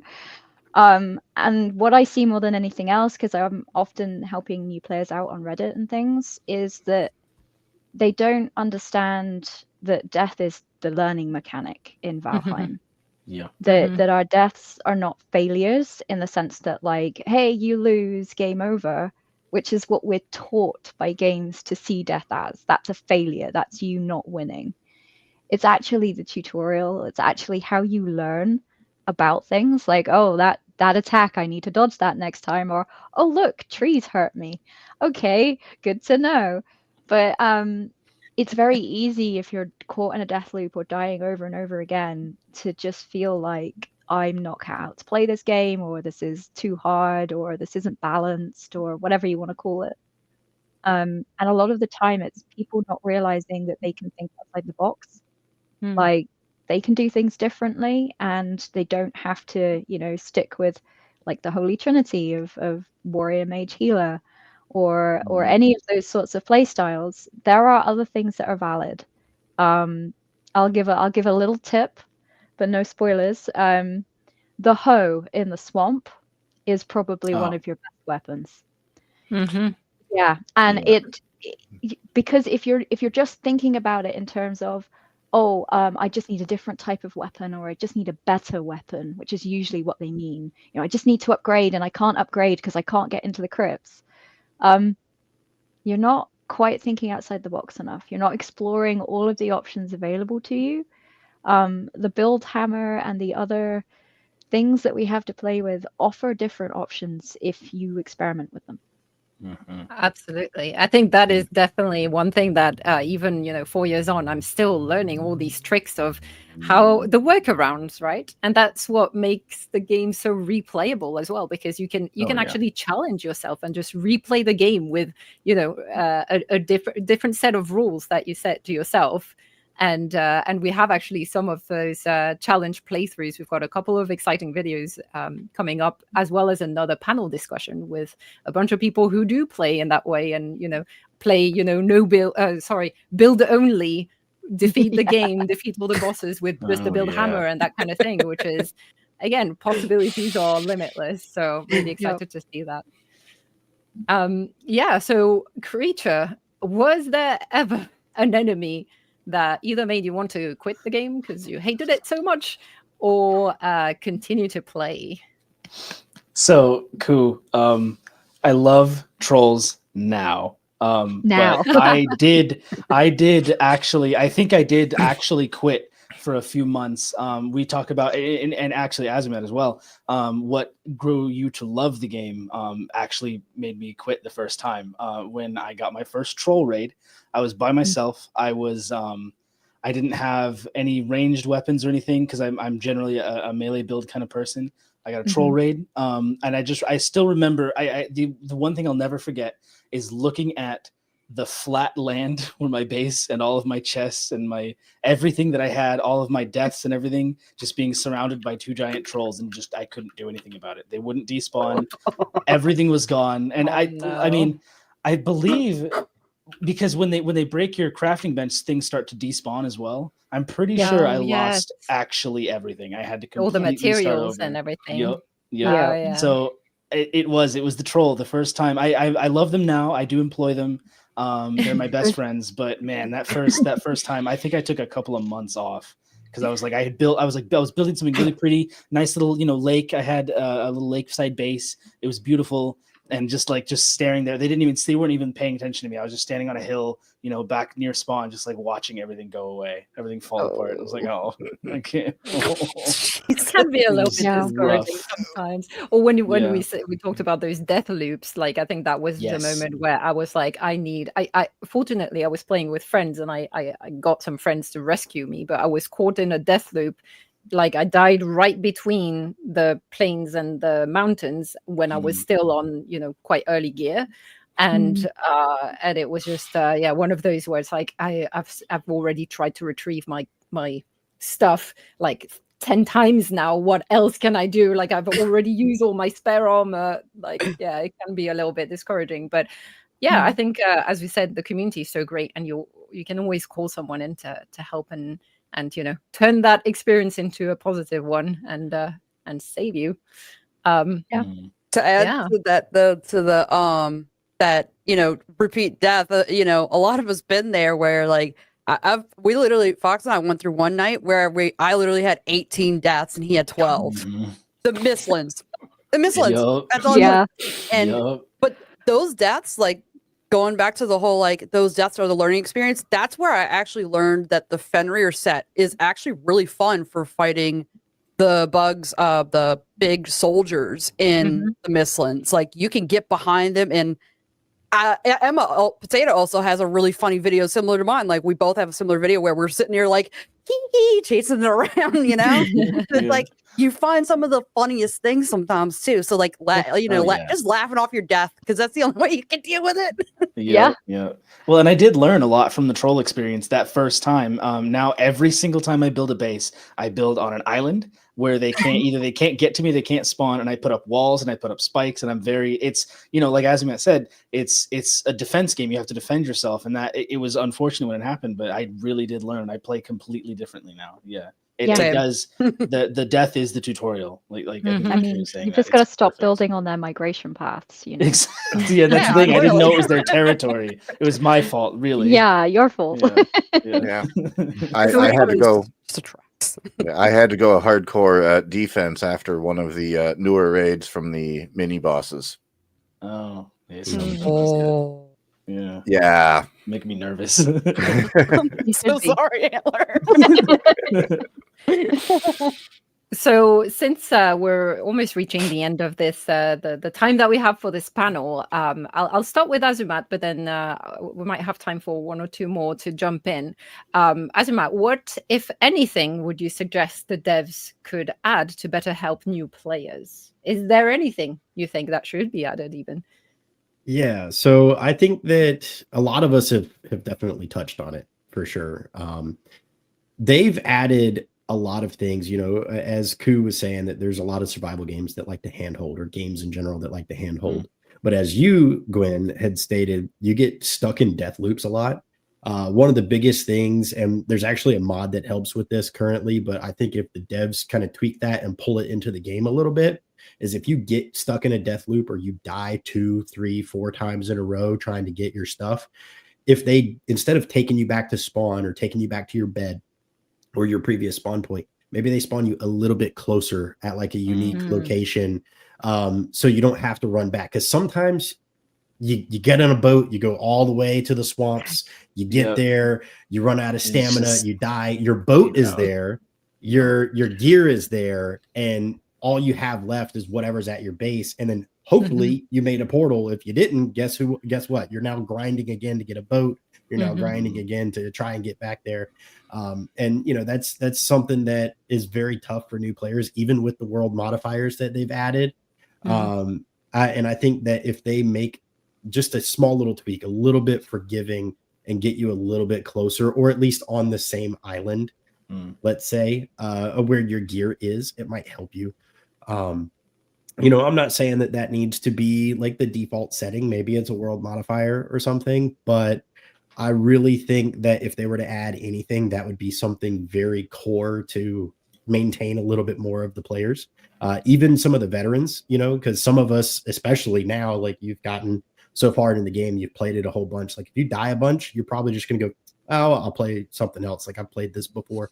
But it'll keep you in the game. It'll keep you relevant. And also, if you're playing with friends, it makes it to where, they're not having to drop what they're doing to go save you because you died 5 times in the swamp. Or you've died 6 times in a plains to that surprise death skeeto that just pokes you right in the butt. But I think that would be something that they should add. It's something that's a little bit not necessarily forgiving, like you still lose your gear and things like that, but get you a little bit closer to that gravestone, so you can get your gear back a little bit easier. Yeah, that's something that would be helpful for sure. Because by that point, you've learned your lesson already. You've died already like 5 times. It's just a bit of help, right? AntlerCarver Continuing to learn the lesson about whichever. additional portals and boats. Yes, that's also the thing. portals. Always have a portal boat. Pocket portal. Necessary as soon as you portal. can make them. Yeah. And a second Always have portal the maybe resources. just in case like there's a troll at destination that breaks your first portal, that kind of thing. Yeah, we've all been through that. Yeah. And that's the thing, you learn from those experiences to always, like, after the first time you have pocket portal, you have a second boat or something like that. But it'll still happen to you, but yeah, absolutely.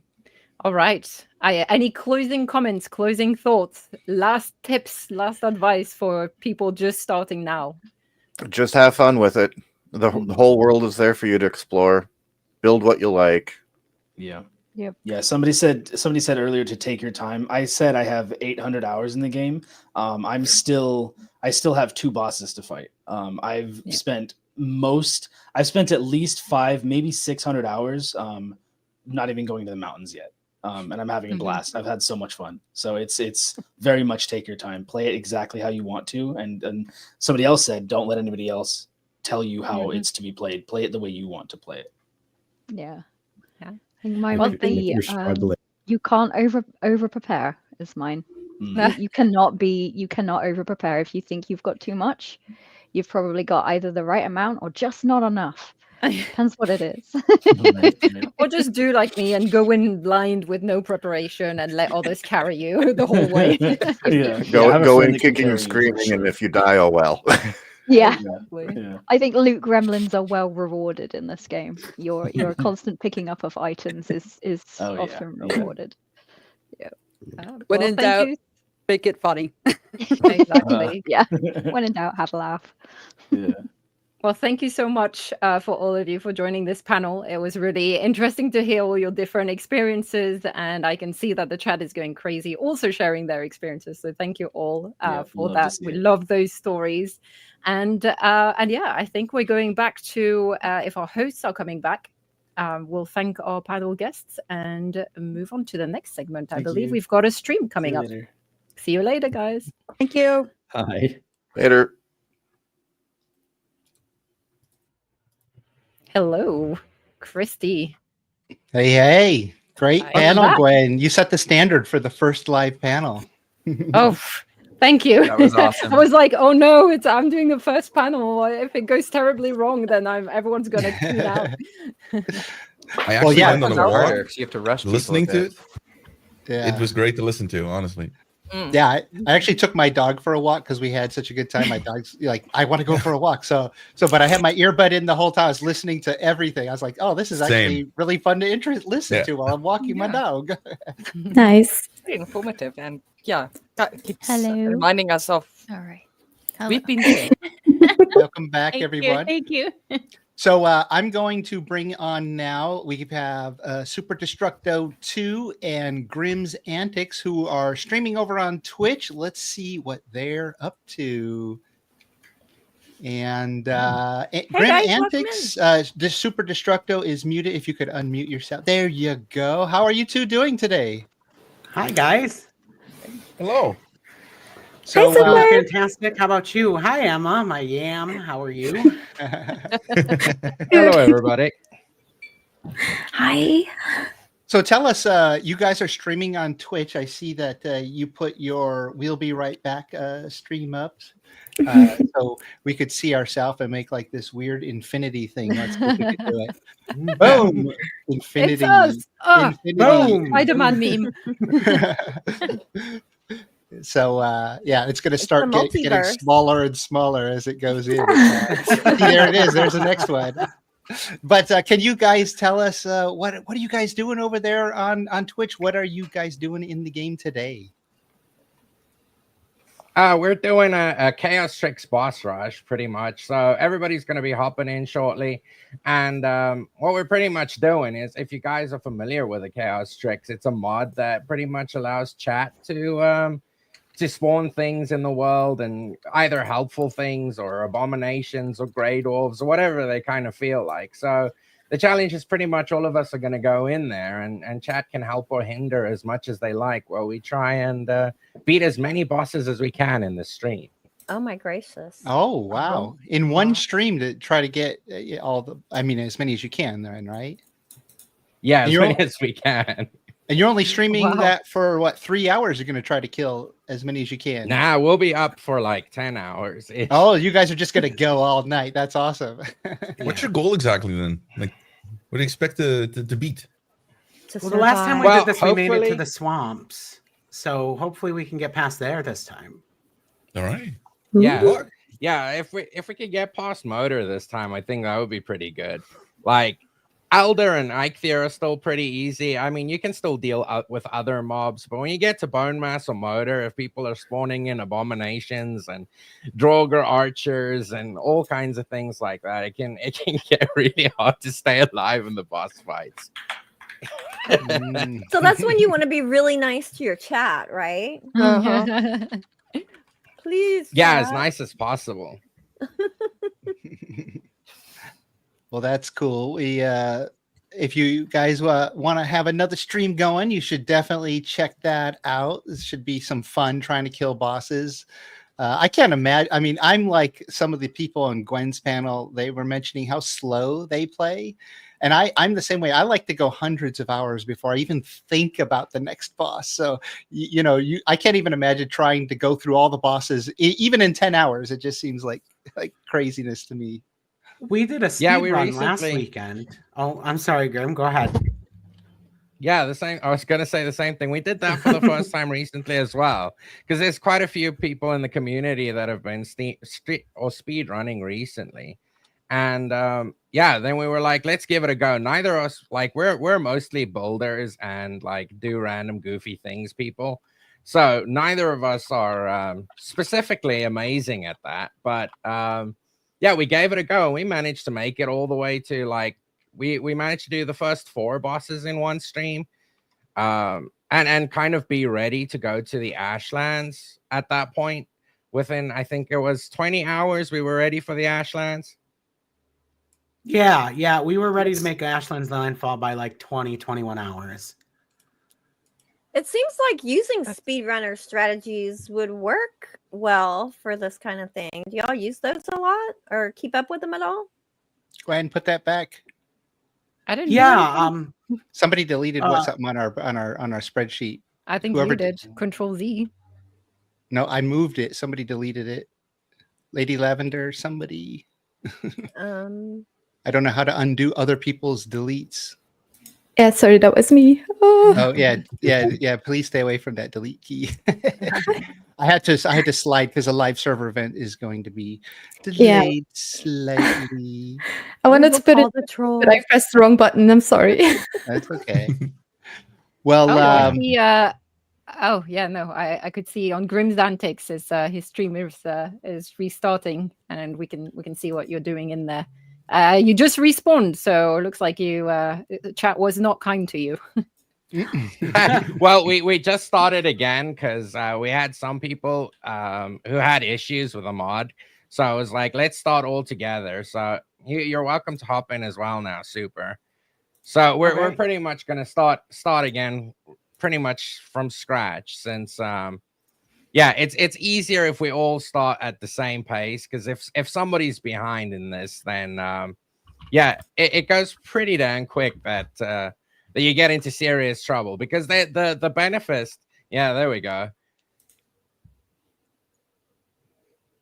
Logaddon is a good one to get killed early off on, but it also means free wood.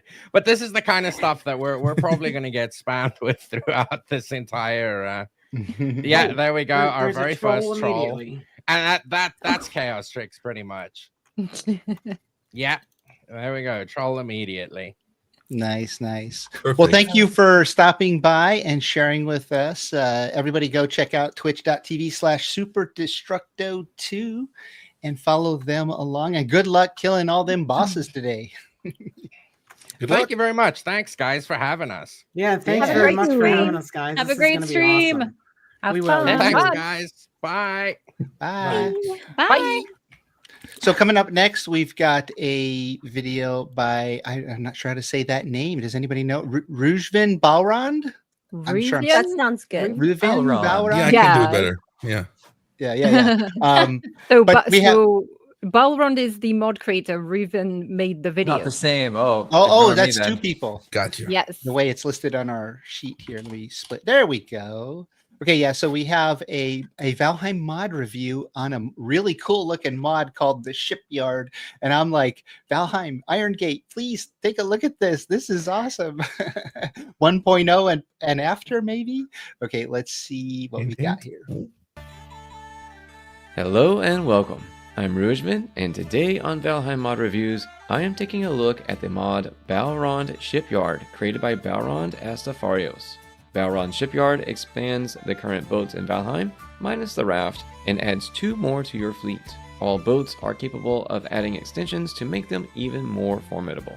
Extensions include shields that increase the ship health, lamps add light and warm effects, barrels or a backpack increase blunt resistance and health, oars increase the ship's speed, armor makes your boat resistant to pierce damage and adds health. We even have an anchor to drop overboard that stops the ship dead in its tracks. Some other options for the boats include sail colors, interchangeable headpieces for the longship Dhakhar, crates to increase /resistance, and a tent that increases boat health and adds a shelter buff. Extensions are available by crafting the schematics on the scribe table, then insert the plan into the 1-slot crate in the shipyard table, activate the workstation, and receive a status message indicating completion. Also included in the mod are several build pieces, including black core wood pieces that are immune to water damage. You can also find a new wall sconce, small and large cargo crates, several ladders, cloth banners and cloth tents, a hanging wisp lamp, options to create a rope bridge, a fishnet wall, and a fish trap for passively catching fish. If that's not enough, there are also some whimsical pirate items, such as a cape, a bandana helm, a pirate hat, a pirate cutlass, an anchor sledge, and a steering wheel shield. Before we get into the review, drop down to the comments section and let me know which mod I should review next. Also check out my YouTube page that has lots of useful info and links and more great videos of Valheim mods.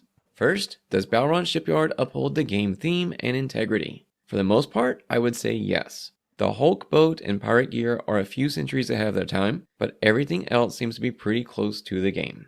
As far as balance goes, there is no configuration for this mod, so there is no way to adjust health, armor, speed, or any other upgrades. That being said, the settings are very well balanced, nothing too much or too little, and nothing seems overpowered. Some pros and cons. First, the cons. The Hulk has the spray or water effect around it at all times, which can be a bit much. The upgrade workbench only does one schematic at a time, so if you're in a hurry, it may take a while. If you're one of those that breaks your ship to rebuild it in another area, there is not a way to recover the upgrades. And last, you may need to get another mod so you can access everything in the build window. I use Sears Catalog by Comfy Mods to access everything. Now the pros. This is a big one. The mod uses original game content, which makes it very stable and usable. And while I do love to build boats, this is a functional upgrade to your ship usage. In my opinion, a functional boat with some upgrades is pretty darn good. The mod seems to be frequently updated, so any issues should be resolved soon. The author seems very responsive in the Nexus posts and provides Discord to contact them as well. As far as framerate response, I've noticed that having all the upgraded boats together at my home base on a solo world did drop frame rates from 60 to 50. As I moved away from land, every boat maintained 58 to 60 on the open ocean. As with any mod, quantity could diminish frame rates in high instance areas. I have not yet seen any conflicts with my normal mods, which can be found posted on my channel page. If you run into any incompatible mods, then please share in the comments down below. Overall, my experience with this mod has been very positive. It's an easy drag and drop mod to install, and the shipbuilding and upgrades align to the game mechanics fairly well. Shout out to Ganesha OEM for suggesting this mod in a previous video. I would love to hear your experience with this mod too. Let me know your thoughts in the comments below, and don't forget to tell me some of your favorite mods before you leave. Until next time, happy adventuring. Arrgh.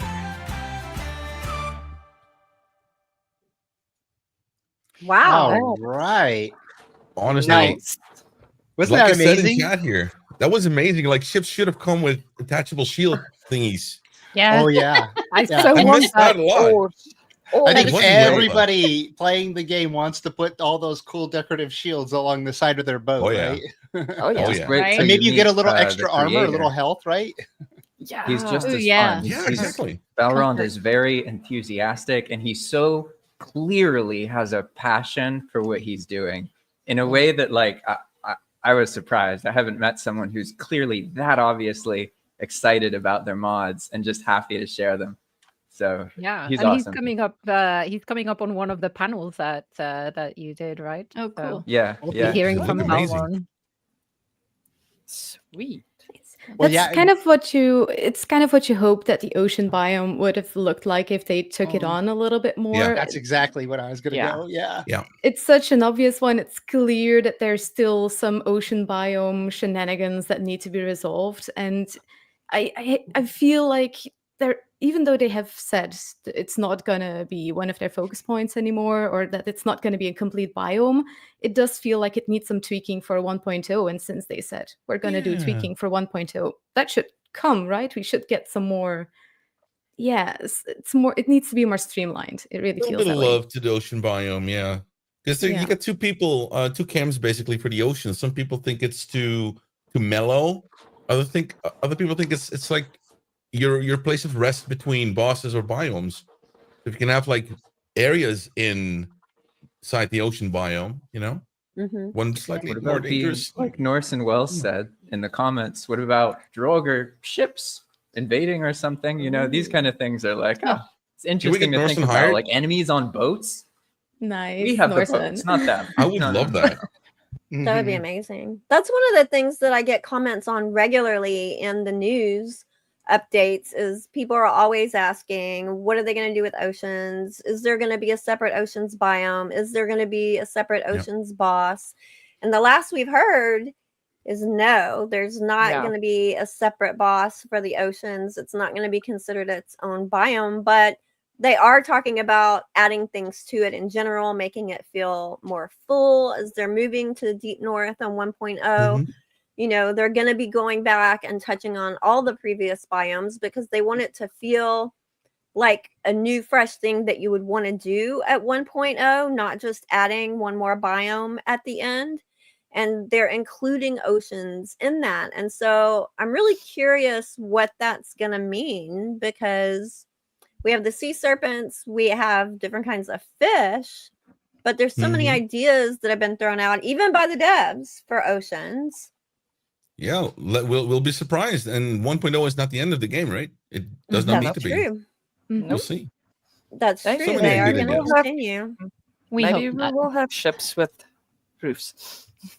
That's so cool. Oh yeah. Yeah, or ships with like a fire on there so you can stay warm in the deep north. Yeah, some comfort. Or a on your crafting way. table. Oh yeah. Crafting Like, table you need a is ship to live at. I'm with you on that one. The bigger ship should have some sort of a crafting table. That would be great. Yeah, I forget which. We had one seasonal server on my servers that had the mod. I forget what it is called now, but it had a bunch of NPC ships with fuelings and stuff on them. So, you know, Oh, wow. if you saw a fueling ship coming towards you, you better start going unless you're really powerful because the ships they don't take much damage. And, you know, the ones with the spears and the ranged attacks, they take Oh, your ship yeah. out pretty quick and Or a find shaman. yourself floating the little boxes with all your stuff. I may just have to give up on my no big mod policy. Sounds I'm amazing. telling you, it is a fun mod. It makes the ocean biome really fun. If you find the name at one point, please DM or something. I need to try this. Yeah, I forget what it's Raft called. mod But is yeah, also if you great. search what's that? The raft mod is something people really love. I've talked to a lot of players who've said that out of all the mods they've tried, that's one that like it basically makes your boat a buildable thing so you can build a base and sail it around. And they've said like enough different people have told me about it with just a genuine story of how much it shocked them, how fun it was, that it seems like it's one of those, yeah, it's a mod, but like some mods can help you get more Valheim out of Valheim. You know what I mean? Yeah. I like Well that. said. Get more That's well Valheim out of said. Valheim. Yeah. I'm more. I'm harder. Yeah. No, definitely. Like, I Right. think I know people who tried this. I was hesitant because I'm more of a vanilla player. Like I play with some small quality of life mods, but I respect the devs' vision, and I don't want to trouble that. I don't know. Yeah, and like for example, my Patreon, we had a couple of farm mods because I really love farming, but at a certain stage, definitely in a bigger community, it gets a lot of work to do a lot of farming. Yep. And we had to install a couple, and now with the Bug Witch update, they added the scythe, they added the farming skills as well, making it just a lot. Yeah, you don't need those mods anymore. You now have other options that you can use to also farm the vegetables, not just with the ed gear, the flax and barley. And that I really like that. They give it their own twist. It's not exactly like the mod, and they always like to add like little bits at a time. Yeah, very nice. Well, I'm going to jump in here real quick, guys, because we had to move our server event. They have a few things that they need to finish getting ready. So we're actually going to swap up one of our 12-minute videos to this slot and then go right into a panel discussion about creating custom worlds. Woo. So let's go and check that out right now. This is Dhakhar's adventure map. A lot of you might have heard of it. Nice. This will be good. There was an idea to bring together a group of people to see if we could become something more.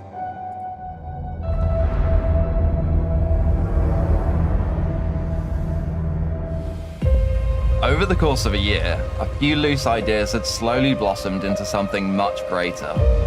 For a while, 9byte and I had been discussing combining multiple builds into a narrative-driven map. But he had just learned of a team with a similar idea who were looking for some builders. After speaking with them, we learned that our goals were closely aligned and agreed to the project. Now this was more than just an idea. Now it was time to finally get to work.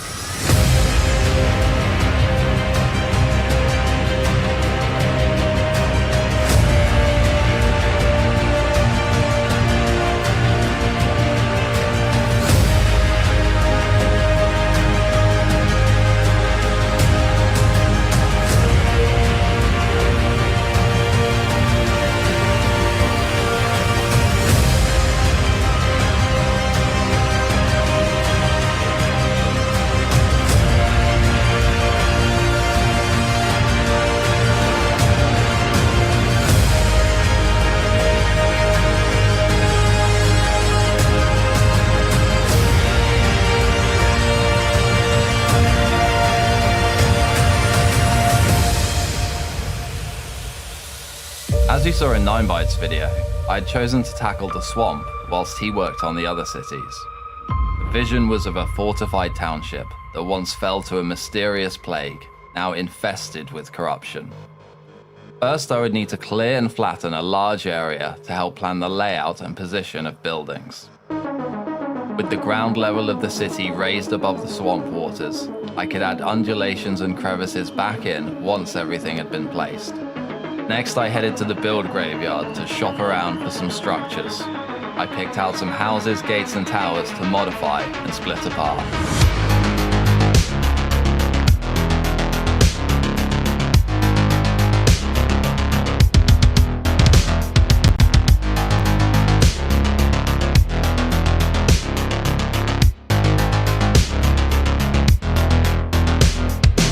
Now my chosen buildings needed some weathering, and for that, I was in luck.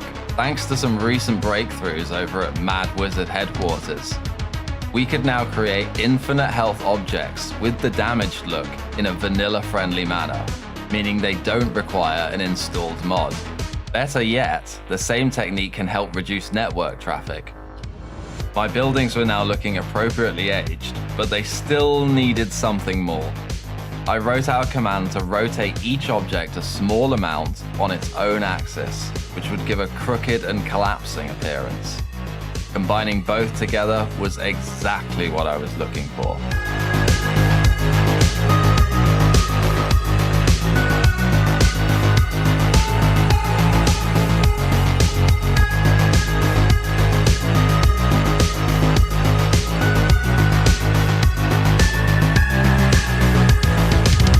I could accentuate the look further by removing and repositioning parts of the builds. a little something like this.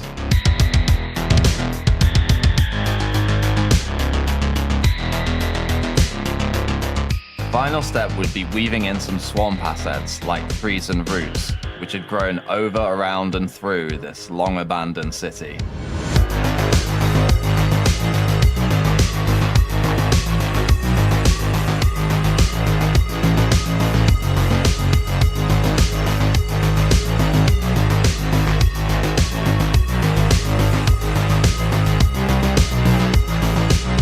A once mighty city, now a decaying husk, lost to time. What blight took root here? What plague befell its people? They say answers await you in the Forgotten Fen, but you may find more than you bargained for. All of the main cities were now complete, save for the Mistlands, which we planned to do together as the final build. I now turned my attention to the class-themed points of interest, drawing inspiration from each archetype's abilities. First was the Duelist's Lodge, where brothers in arms would train together and test their martial prowess. An outpost that stood watch over the road, complete with an archery range and a central arena fit for a duel. A grand temple is home to the monks, whose favor can be yours if order can be restored. Not so easily found is the Guild of the Rogues, a den of thieves, gamblers, and assassins who lurk beneath the streets. The Council of Mages look down from their impossible towers, closely guarding the secrets of the arcane arts.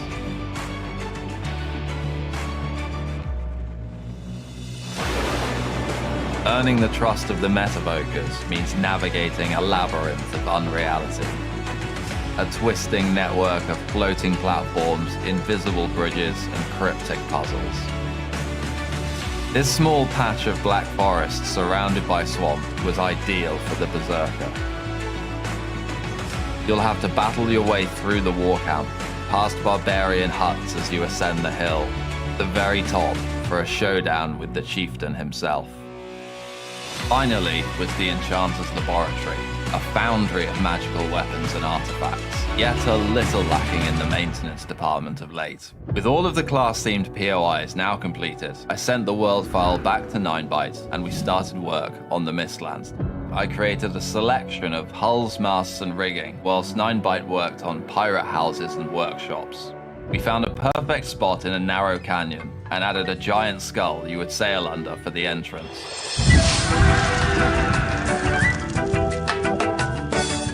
Emerging into a twisting canal lined with taverns and jetties, whilst the floating plunder washes against submerged shipwrecks. Here you'll find the pirate's life in full swing, search for treasure lost in nearby lagoons, or sing a shanty or two at the shivered timber. At the far end of the bay, a giant galleon awaits, pointing the way towards the final boss of the game. Speaking of bosses, each of them would also be needing their own arena. We wanted to stay true to the original locations, but add our own twist or upgrade. I don't want to show too much of these, but creating the centerpieces for them was a lot of fun. For Eikthyr, a set of huge stag antlers was created from these roots. For Yagluth, I recreated his trophy with some Mistland cliffs and rusty swords for the crown. And for Moda, I made an icy adaptation of the wings from my good pal, Deathwing. Every location was then connected with roads and bridges, which 9byte did an incredible job on. Whilst he grinded those out, I worked on some extra encounters that we could place along the journey. A mysterious shipwreck, a wretched sea monster, a beacon in the mountains. I made a few small wagon dioramas, which 9byte then converted into a series of ambushed caravans, before he added even more encounters like secluded shacks and treetop watchposts. At last we were done with the builds, or so we thought. We now sent the world file over to Atlas, who could then begin adapting the builds for the other version of the map. That's right, there's two versions. Let me explain the differences between them. Ours is a 1 to 10 player linear playthrough. with the builds and landscapes as you see them in these videos. It will require no mods and be crossplay compatible. The second version is an up to 100-player MMO-style experience, with the builds adapted into a custom world generation by Atlas to suit the increased player count. This will be fully modded with quests, loot, and NPCs to create a full RPG experience. Oh my god! So what about our version? Will that have quests, NPCs, and so on? Yes, actually. Over the last month, we've been integrating these throughout the world to tell the story and bring these places to life. But wait, quests and NPCs? I thought you said it was no mods. It is. Through some clever tinkering, we've been able to create all kinds of gameplay systems with vanilla mechanics. Let me give you some examples. In every major location, you'll meet several NPCs. In Wanderer's Rest, one such NPC will teach you about the quest log. By accessing your compendium, you can keep track of your current objectives, just like you would in a regular RPG. You'll notice our quests are prefixed with this symbol for easier management. Some quests have a trigger system. Back in the Forgotten Fen, you'll meet a ghost whose memory is fragmented and confused. As you uncover clues to the mystery of what happened here, the fog clouding his memories will recede. We've got effect zones. Want to go searching through this goop? Well, then you're slimed. We've got treasure hunting, immersive hover text. We've got traps,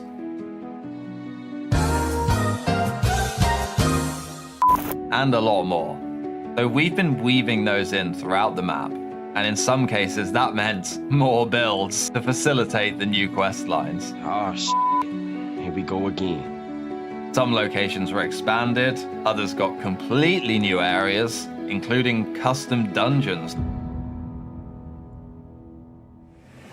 Our next steps will be finishing up the final mechanics for some locations, before adding in the enemies, the loot, and then the final touches and testing.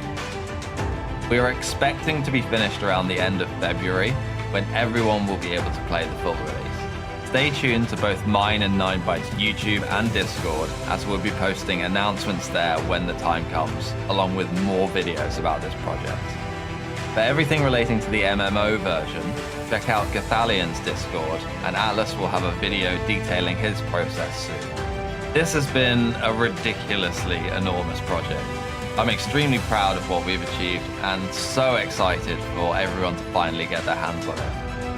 Thank you to Mr. Gold for bringing so many extra sets of eyes to this project. We're both eternally grateful for that. For now though, I've got to get back to work on the map.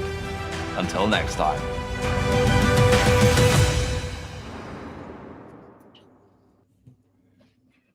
You are editing that. Wow. That is a really fun map to play on. Talk about next level, right? I know, my jaw hurts from being open. I had snacks sitting here. I forgot to eat. I was watching. Yeah. Well, that video's been around. I'm sure some of us have seen it before, and that world is amazing. It's like still on my to-do. Like I want to play that world, but it's like a whole nother game, like another Valheim, like a Valheim 1.5 or something. So I'm excited for that. Some of those things they were talking about are actually in the Val-Con world too. Yeah. Some of the mechanics they used. Yeah. Okay, so guys, I'm sorry, I gotta boot you all out. I got panels lists coming in. We're gonna be talking about creating custom worlds. So feel free and take yourselves a well-deserved break. And let's get our panelists on screen here. There we go. And panelists, make sure your mic's unmuted so I can chat with y'alls. And let me see, what do I like better? That one or that? Oh, let's make us bigger. There we go. Hello, all right. Hey, everybody. Hey, Azumatt. Azumatt, you've been on my short list for doing an interview on the podcast for a long time, but you're so busy. I'm so busy. We haven't coordinated yet. We got to make that happen. For sure. That sounds good. So today we're talking about creating custom worlds, and I'm not going to introduce everybody here. There's only one that we need to introduce because y'all have been introduced before. JP Valheim is on our hosting team. Azumatt was introduced in the last panel. Actually, two people, Dhakhar and LitGirl. Let me go to Dhakhar real quick first. Dhakhar, how are you doing? I'm very well, my friend. How are you? I'm excellent. I mean, I have like this extra burst of energy after watching that video again. I must have seen that video like 20 times. So can you just tell everybody just briefly, because since you haven't been introduced yet to who you are and just sort of like what got you into Valheim and then what direction you went, just like quickly. I'll give you like 2 minutes. That's it. I'm going to cut you off after that. Okay, I'll hold you to it. Before Valheim, the most similar game I played was a game called Space Engineers, which has a lot of building and contraption creation in it. And so when I saw Valheim, I was immediately drawn to it for that side of things. But then I really enjoyed the build system, but fell in love with the game as well. So then I sunk several hundred hours into it and played all that sort of side of things. And then when I'd beaten all the content that was available at the time, I wanted to do creative building. And I kind of fell into a black hole at that point. Really loved the creative building, started exploring mods for it. And that has led to bigger and bigger projects with map creation. And now some expand world scripting is my latest adventure. Yeah. Awesome. So for the other panelists here, if you guys do have your script open, we're going to be going through that a little bit. And if you could help me out, just stick your name on a couple of those questions. We have a whole lot of cool questions. We'll only be able to get to so many of them. You stick your name at the end, you'll see on there Azumatt and Stoned have done that. So as soon as I see your names pop up on a question, I will ask you that question. But before we get to that, I see LitGirl down there.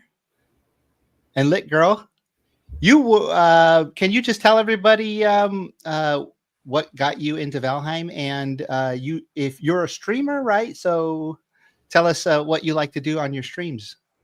Oh dear. Briefly, just like what couple of your favorites. We're like a very adult stream, so shan't tell you much about that part. But what got me to Valheim was my brother. We played a lot of survival crafters like Project Zomboid, 7 Days to Die, and a lot of pew pew games like Battlefield. So we were looking for something that was a fun mix of like PvP with community play.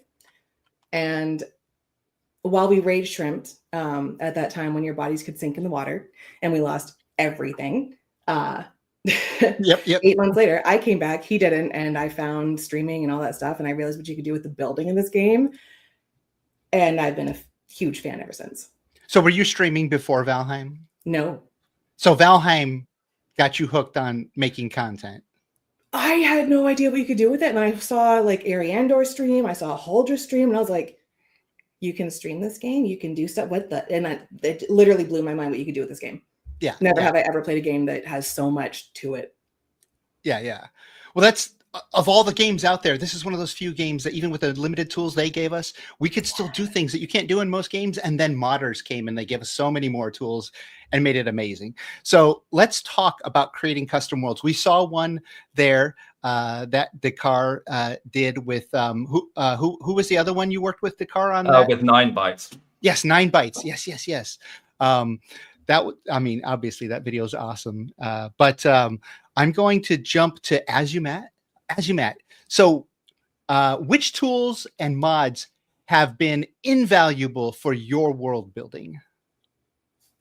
Anything and everything. I say Jiroc or something like that, but it's Jiroc or Jiroc. Every single mod that he makes, he's replacing everything that exists. He's got a multitude of tools that are absolutely invaluable, server side, cross-play compatible, things that are similar to plan build, but like can integrate with it and do similar things.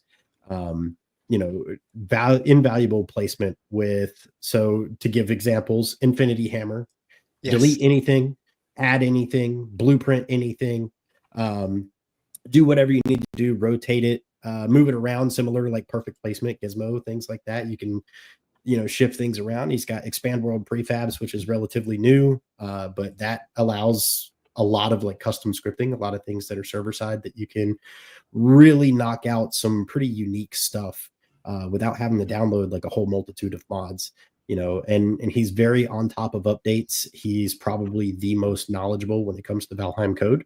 So if anything breaks, you're almost guaranteed to get a fix or something of the nature of like, hey, just use this mod that I made that does the same thing, or might be a good replacement for that. And he's very modest about it. So a lot of his stuff and VNEI specifically, so you can see and search and look through everything that does exist, creatures, rocks, anything that a mod adds, stuff like that. I think those are core to building a successful and very unique world.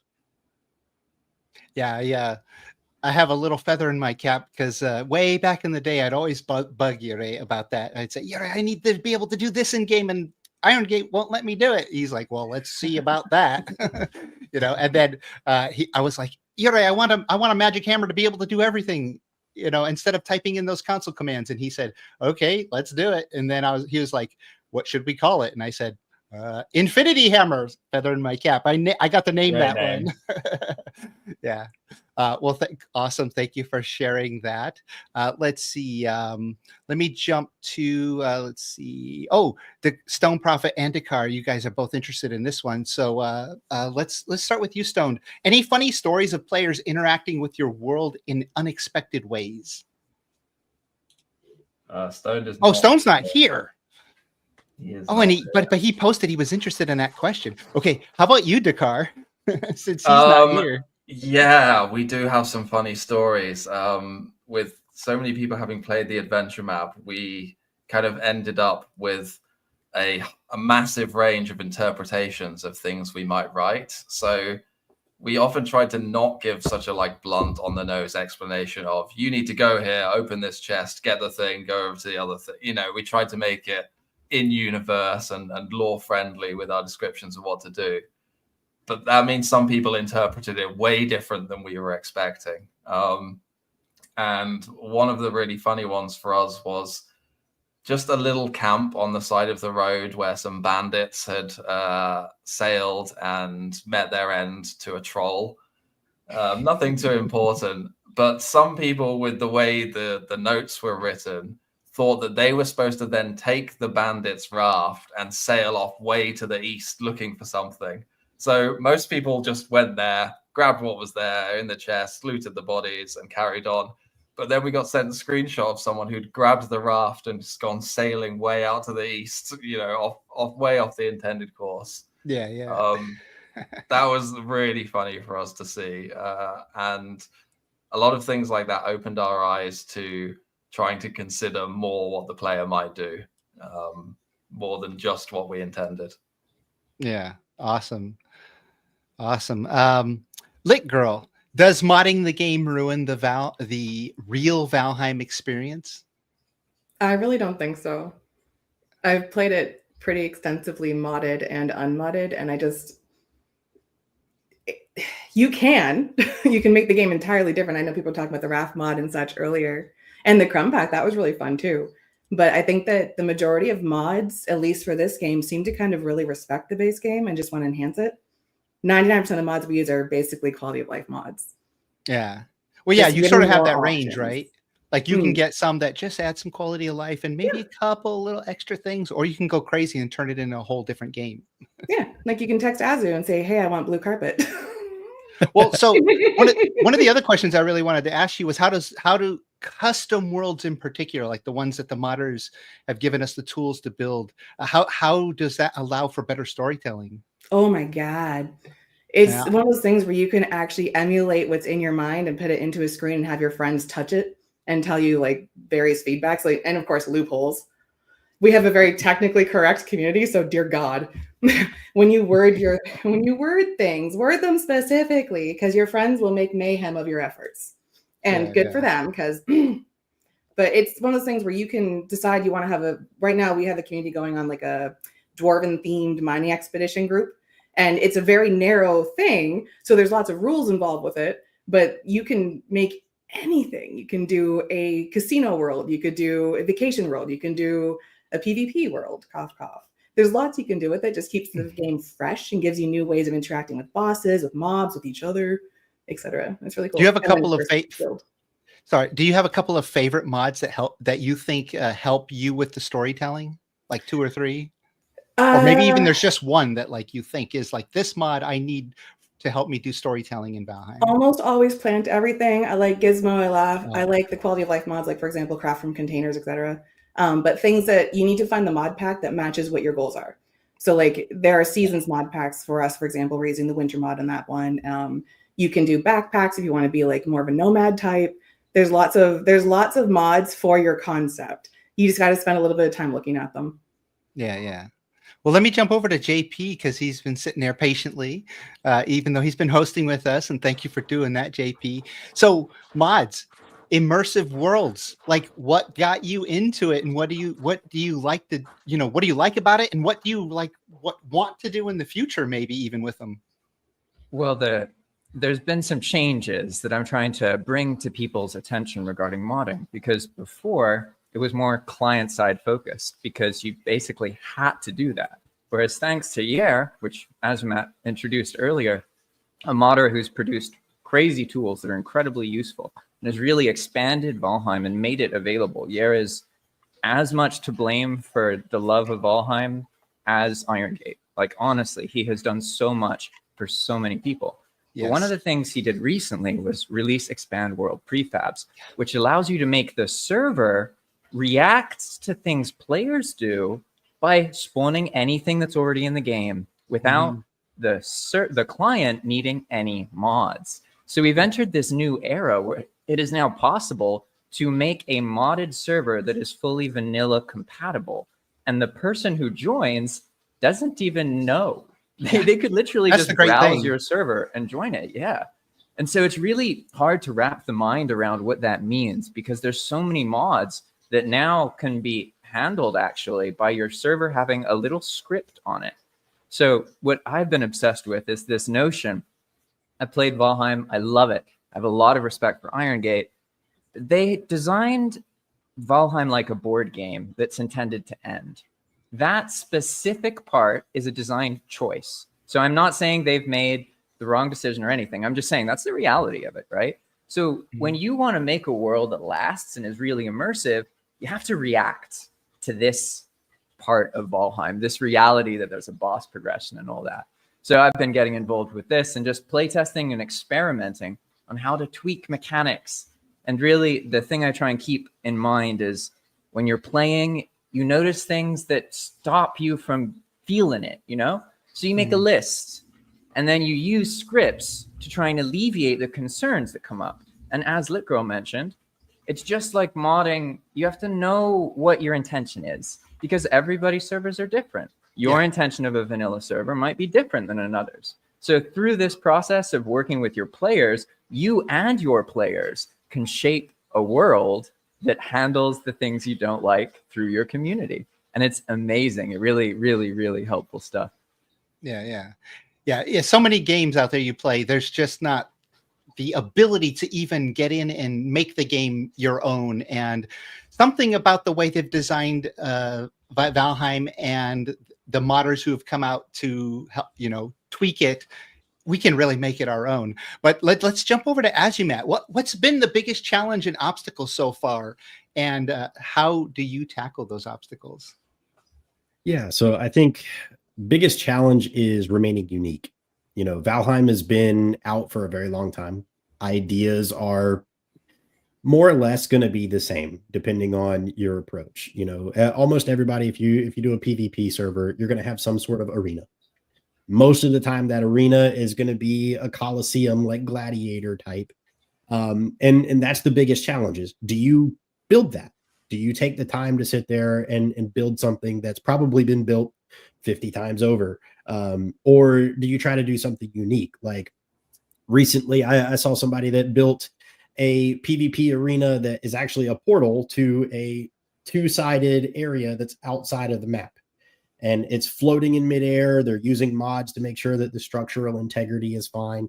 And basically your goal is to kick someone off and either that or kill them. And they fall off the edge of the world, they die, they come back, and you have a cycle. It's kind of like a king of the hill thing instead of a gladiator.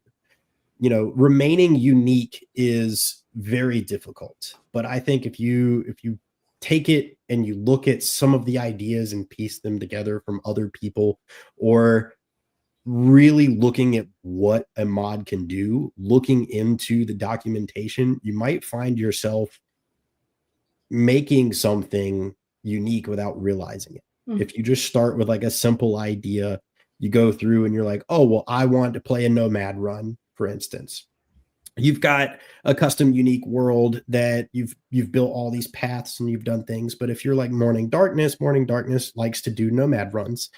She installed Crafty Carts Remake, and now she's saying that all of my resources are in these carts. I don't have a base. And then she just plops things down and is running through, and it's her and her friends playing on stream and doing things. And that's a unique world. That's a unique way to experience it. And it's so simple. Like you don't have to have a million mods to do things like that. But if you come across a way or an idea that someone says, I want to play this, like your user base, your friends, your streamer buddies, whatever, I want to play this way, or this is the way I like to play. Finding a mod or finding a way to incorporate that in a vanilla manner to tweak on their play style is better. Take a look at some of the mod packs that are out there. See what mods they're using. Look into their configurations. And see how they're trying to be unique, and really just take your own spin on it. I'm not saying copy paste or anything like that, but I'm definitely saying, get some ideas, find the inspiration. And that's the biggest way that you could probably tackle a lot of these challenges, is look at what everyone else is doing around you. Keep your friends close, your enemies closer. Like your competition is the other servers, and look at what they're doing. That's the fastest way to make your server unique, is take a look at what they're doing and how you might be able to do something similar without completely stealing their idea. Yeah. And to add to what you're saying, because people use mods to give them a new experience, because you have the standard Valheim, so you're looking for a new experience. I get, over the last 4 years, I've gotten so many people reach out to me and say, Jiroc, what mods do I want? What should I download? And the first thing I say is, look, pick like 2 or 3 that you think will make it an interesting experience for your next playthrough. Don't go and download the 30 that look good. Yeah. Pick a couple to make it your own, especially if you have a small group of friends, you got a server, so much easier to manage just a few mods, with the updates and the changes and the glitches and all that stuff, and they're not conflicting and everything. But even just one mod, 2 or 3, they can really create a whole unique experience for you that you don't need to worry about 30 mods. You don't need all those to have an amazingly different experience. We use 3 mods on one of our theme servers, and that's it. It's Gizmo, Plant Everything, and then Item Stand. And it is amazing with those 3 mods. It changed everything for you, right? Yeah, literally. Yeah. So, Dhakhar, let me ask you that same question. What's been the biggest challenge and obstacle so far, and how have you tackled them? The most recurring theme for us when we're doing our creation in the adventure map is, what can we do with the limitations available? With the way we created that world, it only works with things that can be saved into the data of the world, the objects themselves, the creatures, etc. So that is a huge limitation for us. And one of the big problems for a long time was the mechanic we have when you defeat a boss. So when you normally play the game and you defeat a boss, it gives you a message when you defeat them, like Moda cries no more. I can't remember what it is. It's been too long. But we could alter that text. And so we decided to use that text to give the player a portal password. So they then get that portal password when they beat the boss, put it into the portal, and they go to Moda's loot room or wherever it might be. The problem was that text from the boss could get overwritten by any other text that can appear there. So world save in 30 seconds, you are freezing, you could use another bite to eat. So between that and then people just not expecting that to happen when they kill the boss, so many people missed it. They kill the boss and they give a huge sigh of relief and look away, and then, oh, what was that? And we had no way to give them that information again. So that was a huge problem with people coming to the Discord and saying, oh, I missed it. I killed Ike there, but I didn't see the word. And then finally we stumbled upon the idea that we could use the same kind of thing with the boss stones. When you hang up the actual trophy onto the hook, it also displays the message. So if we just put a boss stone in the arena with Ike there, they kill him, hang up his trophy, there's the message. And we could even make it so they can take off the trophy and put it back on to display the message multiple times if they miss it again. And that eluded us for so long, that solution with the boss stones. And then it just came to 9by, actually. He was like, can't we use these? Can't we do something with these? And 5 minutes of investigation later, it solved our problem out of nowhere, seemingly. And then I had a kind of similar situation in the Expand World Prefabs project I'm doing, which is a Helldivers themed overhaul. And I've heard about that one. Yeah, so it's kind of a mad idea. And the first thing I created for it was the call-in. So you throw the smoke grenade, it makes a beacon, and the bomb comes down. The first kind of iconic part of Helldivers. So the second part, to determine, can I actually make something out of this? We need the player to be able to Helldive. They need to spawn in the air and land on the ground, because if they can't do that, it's not really Helldivers. And fall damage, it turns out, goes through everything. It's like pure damage. So it goes through damage resistance, it goes through the goblin shield, the magic shield, all of that. So all of the seemingly obvious solutions to how to make the player safely spawn in the air and land on the ground were kind of evasive. And I got a lot of help from Yera's Discord, where lots of people, including Rakar and JP, were putting their heads together to think of how can we overcome this. And we knew that the one kind of way to give invulnerability to the player was with the state you get when you drop off the Valkyrie. When you join the game for the first time, you get dropped by the bird, you don't take any damage. And we eventually figured out that you could get the player into that state using a chair, of all things. So just a crazy hunting sequence of how can we pin together a few different weird things of the game, but we got there in the end. Wow, it's so amazing what we're able to do these days. Yeah, I want to ask you, JP, also about that. What have been some of the biggest challenges and obstacles, and how have you tackled them? With EWP, that's an easy question to answer, and it's the fact that people think they're playing Valheim. So they're going to try and play Valheim when they play your Valheim, and you have to keep that in mind. You can give them a different option, but they aren't going to take it at first. One, they might not know about it. Two, they might perceive it's gimmicky or have some judgment about it. So you literally have to teach them through how they play, knowing they're going to try and play Valheim. So they're going to join, they're going to see the center of the world, and they're going to look at those boss stones. And if there's too many of those boss stones, they leave. Because in their head, the game's over. They missed it. So if you want to have a server that's immersive, you need people to be able to join, immediately know something's different. But then as they go and keep trying to play Valheim, you meet them. You make the server react. So I'll give a quick example. On Path of Magic, we've reworked the progression system. So you don't kill bosses to progress. Bosses are pushed to the end mid-game experience, and they're all way, way, way harder. The idea is like, you're out of the meadows, but you haven't even killed Eek yet. Like, it's just to give that feeling, right?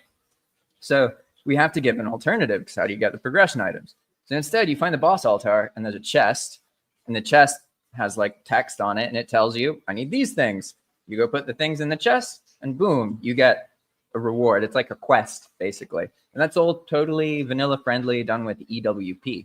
So that's the main thing. The obstacle is you have to remember that, yes, they know your world is different, but they don't know how all the features work. And oftentimes they won't even believe you or listen to you if you tell them. So you have to make part of the script educating the player about the mechanic when they try and use the normal vanilla mechanic. Make sense? It sounds like you're doing game design. Yeah, no. I mean, that's what this all is. It's like, especially once you get into scripting. If you're managing a server, you're doing game design. You have to, because otherwise, how do you keep your server worth logging into? Yeah, exactly. Cool. Well, we're getting short on time. I just got one more question, and I'm going to throw it at Azumatt because he showed some interest in it. But you guys feel free if you're inspired by something that this question presents to jump in. Azumatt, what process do you use to plan and organize your work from the world as a whole to individual events and guests or quests? Sorry. So I touched on it earlier, but like looking at the competition, but the process is I like to use the simple tools, keep it simple and push forward. So paint, snippet, take a screenshot of your map. Where do you want like your events? Are they going to be in the map? Are they going to be in the plains, the meadows, outside of the world if you have a mod that allows that? Or, where are you actually going to put your locations? Most everybody's going to spawn at the center unless you have it configured for some other reason, random spawns or what have you. What we did on the Smoothbrain server a while back was we actually planned it all out to where we had set spawn points for everybody in specific meadows. So you had spawn 1, 2, 3, 4. And then when you spawned in, you could choose which starting area or starting point that you wanted to be at. And a lot of people, they thought that they were choosing the easiest little island, and turns out it wasn't, and that's part of the reason is we wanted it to look that way. We wanted to say, my plan is this one looks easy, but let's make all the enemies around that specific area twice as hard. So if you chose that spawn point, like it's a little bit of a challenge for you versus, if you chose spawn point 4, you might have had a little bit of easier time, or spawn point 3 with more resources. And most of the time that just comes down to me highlighting an area in paint and saying, I want it here, here, here, and here. Here's the spawn points, and I can map it out similar to what we're doing on the event server. We have everything outlined with all the islands and map pins and things like that. And then of course, going into the world, seeing what the terrain looks like for that area, is that even feasible? And what that's going to look like. So a lot of it is paying attention to not only what you have available as far as the mods and what the mods can do, but also making sure that you're planning ahead of time for how you're going to lay this out. Like this might be your idea, and you might have a nice little screenshot of the map and it looks like it fits there, but you get there and there's, 50 boars, or there might be a rune stone there that's obviously not on the map that spawns the boars when you interact with it, or there might be a dungeon in that space. So now you're facing these challenges, and it's really a multitude of trying to figure out where stuff is while trying to map out your world. And it comes down to making sure that you're taking notes, making sure that you're marking your map and it looks like a 5-year-old took a crayon to it and was just going all over the whole process. But also, if you have a community, if you're a streamer, making sure you're listening to the stuff that they want. So trying to incorporate that into your ideas and plan. I really like to use Discord's forum features for bug reports, but also for organizing my own thoughts. Kind of like a to-do if I don't want to do sticky notes or I don't want to do anything else, because I live in Discord, and that's where a lot of my community and people interact with me. So I tend to keep everything all in one place, and that's kind of what I've used as far as tasks. It allows me to share screenshots, files, whatever, and I keep it simple. As I said, I use Discord, I use Paint, and I use the built-in Windows snippet, and just go to town. I take screenshots and I mark it up like a 5-year-old. I do a bit more I do more word stuff. So I'll do a whole document of because we do story, right? So I'll this last one, we're just being fools and it's very fun. But I put on the persona of a merchant and I tell them what they're allowed to do and what they're not allowed to do, if they got a permit or not. So there's a lot more text behind ours. They have to submit or to go to the next biome. If they don't have the biome, or there's no next biome for you. So, and there's like fines if they screw up and like little silly things. It's ridiculous, but there's a lot more literature back. I mean, hi, LitGirl, what up? There's a lot more like words behind it. So I have spreadsheets of things like what the food's worth, what the market values are, if they want to trade stuff. Like, we're nerds. Yeah. No defense. Well, that's how you're setting up a world with, restrictions and guidelines to create a different experience than the standard Valheim. So you're creating your own fun. Yeah. Well, so we actually have a couple of extra minutes because our live event is slightly delayed. So I have a question that I want to throw around to all of you, just briefly, just a couple of minutes, because we hopefully will get that live event going here soon.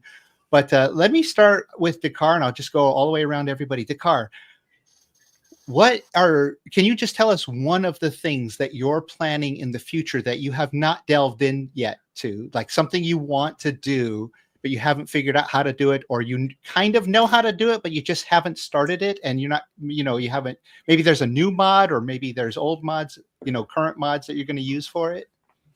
That's a good question. Most Just of the pick one. things, yeah, most of the things at the moment are things I know how to do, and I just have got so many of them to do. So there's a lot of those. I would say if there's something I'm looking to dive into, one of Yera's latest additions is expand world code. And I have no coding experience in C#, but there's certain things we can do now doing it, and that's a complete wide, scary ocean for me looking at. It's an endless sea of possibility, and I have no idea what's out there. So that might be something I delve into. Nice. How about you, Lit Girl? What's something that you want to do for your world with mods or with your parameters that you set for everybody to make it an interesting experience that you haven't done yet?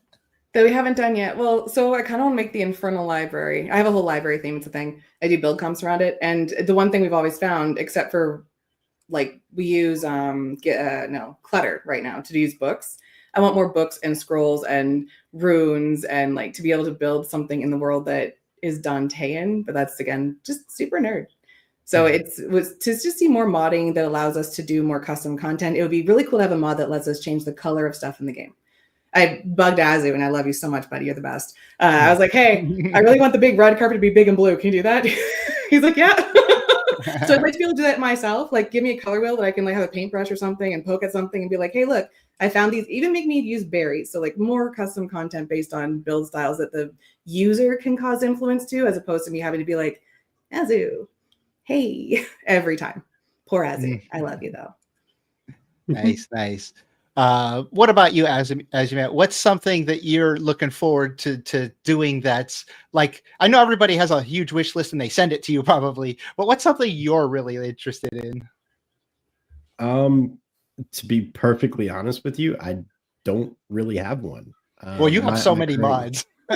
Yeah, my current goal, honestly, is to figure out what other people want to experience with the game. Because at this point, I've seen the game in and out, code, assets, things like that. I don't have the time that I wish that I did to play on other people's servers. I want to see what their ideas are. I want to see what they're working with, and how they want to handle things. Because for me, that's kind of like hitting the refresh button on a lot of the things. I can get inspired. A lot of the stuff that I've made, a lot of the mods that I've made, honestly come from the fact that I've played other games. I've played and seen how they work, and I realized that Valheim's missing those kind of things. So for me, I don't really have anything that I want to put into the world at the moment. My goal when I sit at my computer is make improvements to my mods. Make as much as I possibly can to be better. And if I was to get into a world right now, I think I would make it easier to, as Lit Girl was saying, like to customize the existing stuff. We have everything that allows us to rotate it, move it, resize it, things like that, but not really anything that allows you to walk up to it and say, I want that blue.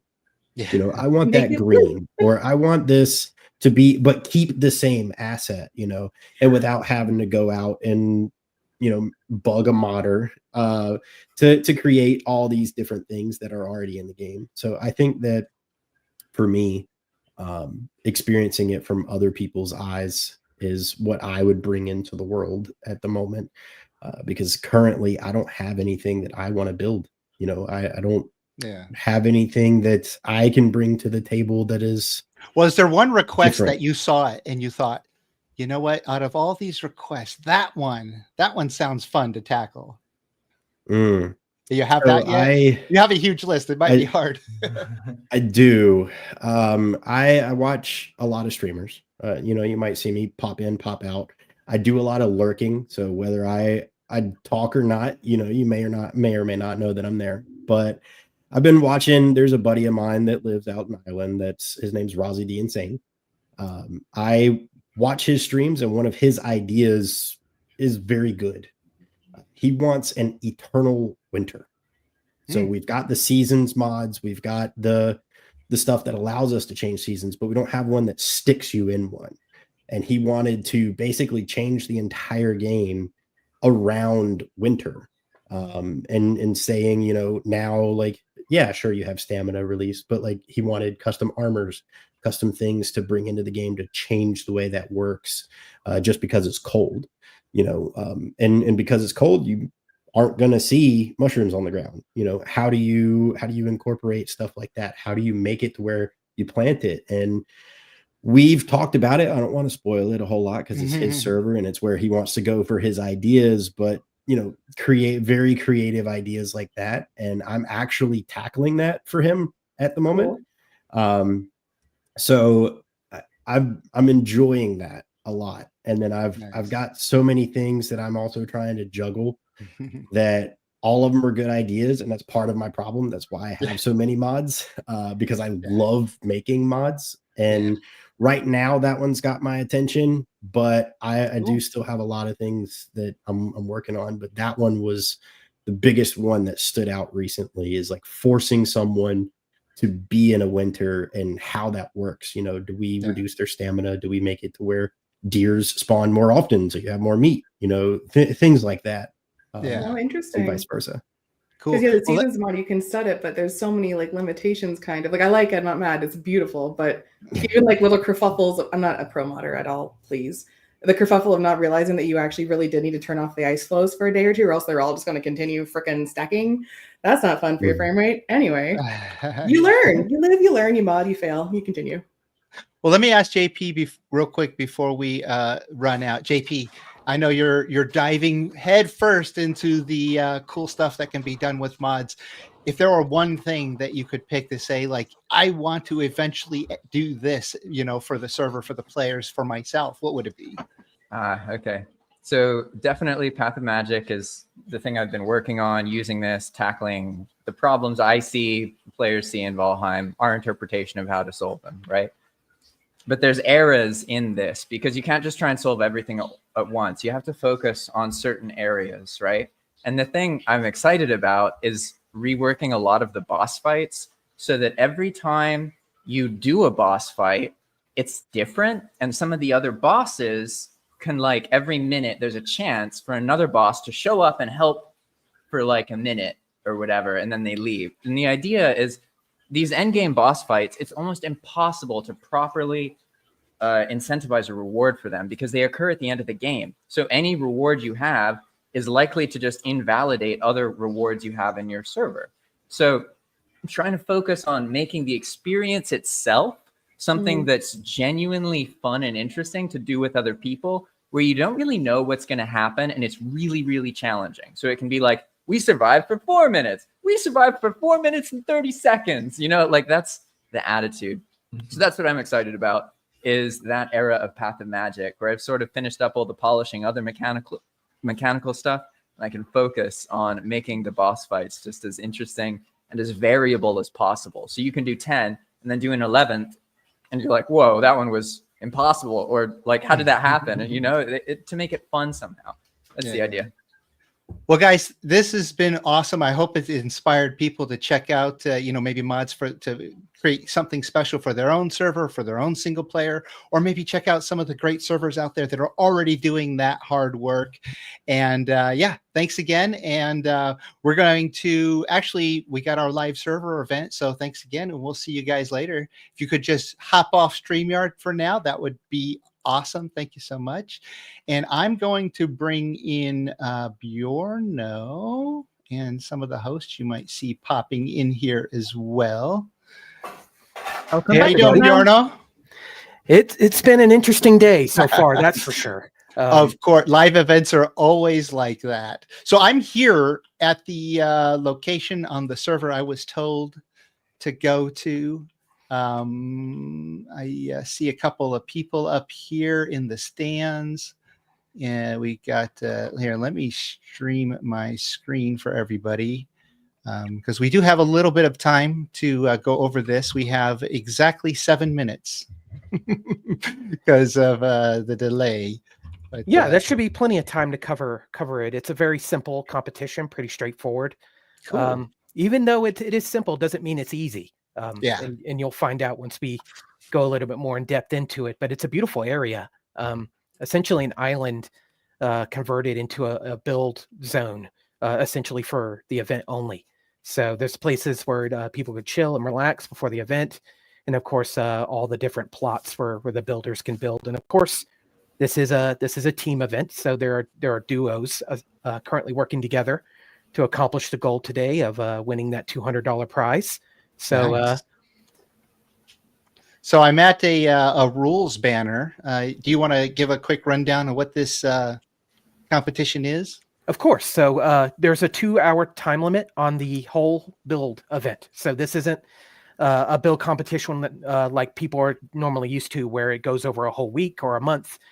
Shout out to the Valheimians. They do an amazing job with their build competitions that run like that. But ours is more, it's a little bit more interesting. It's a speed build competition. So you have 2 hours.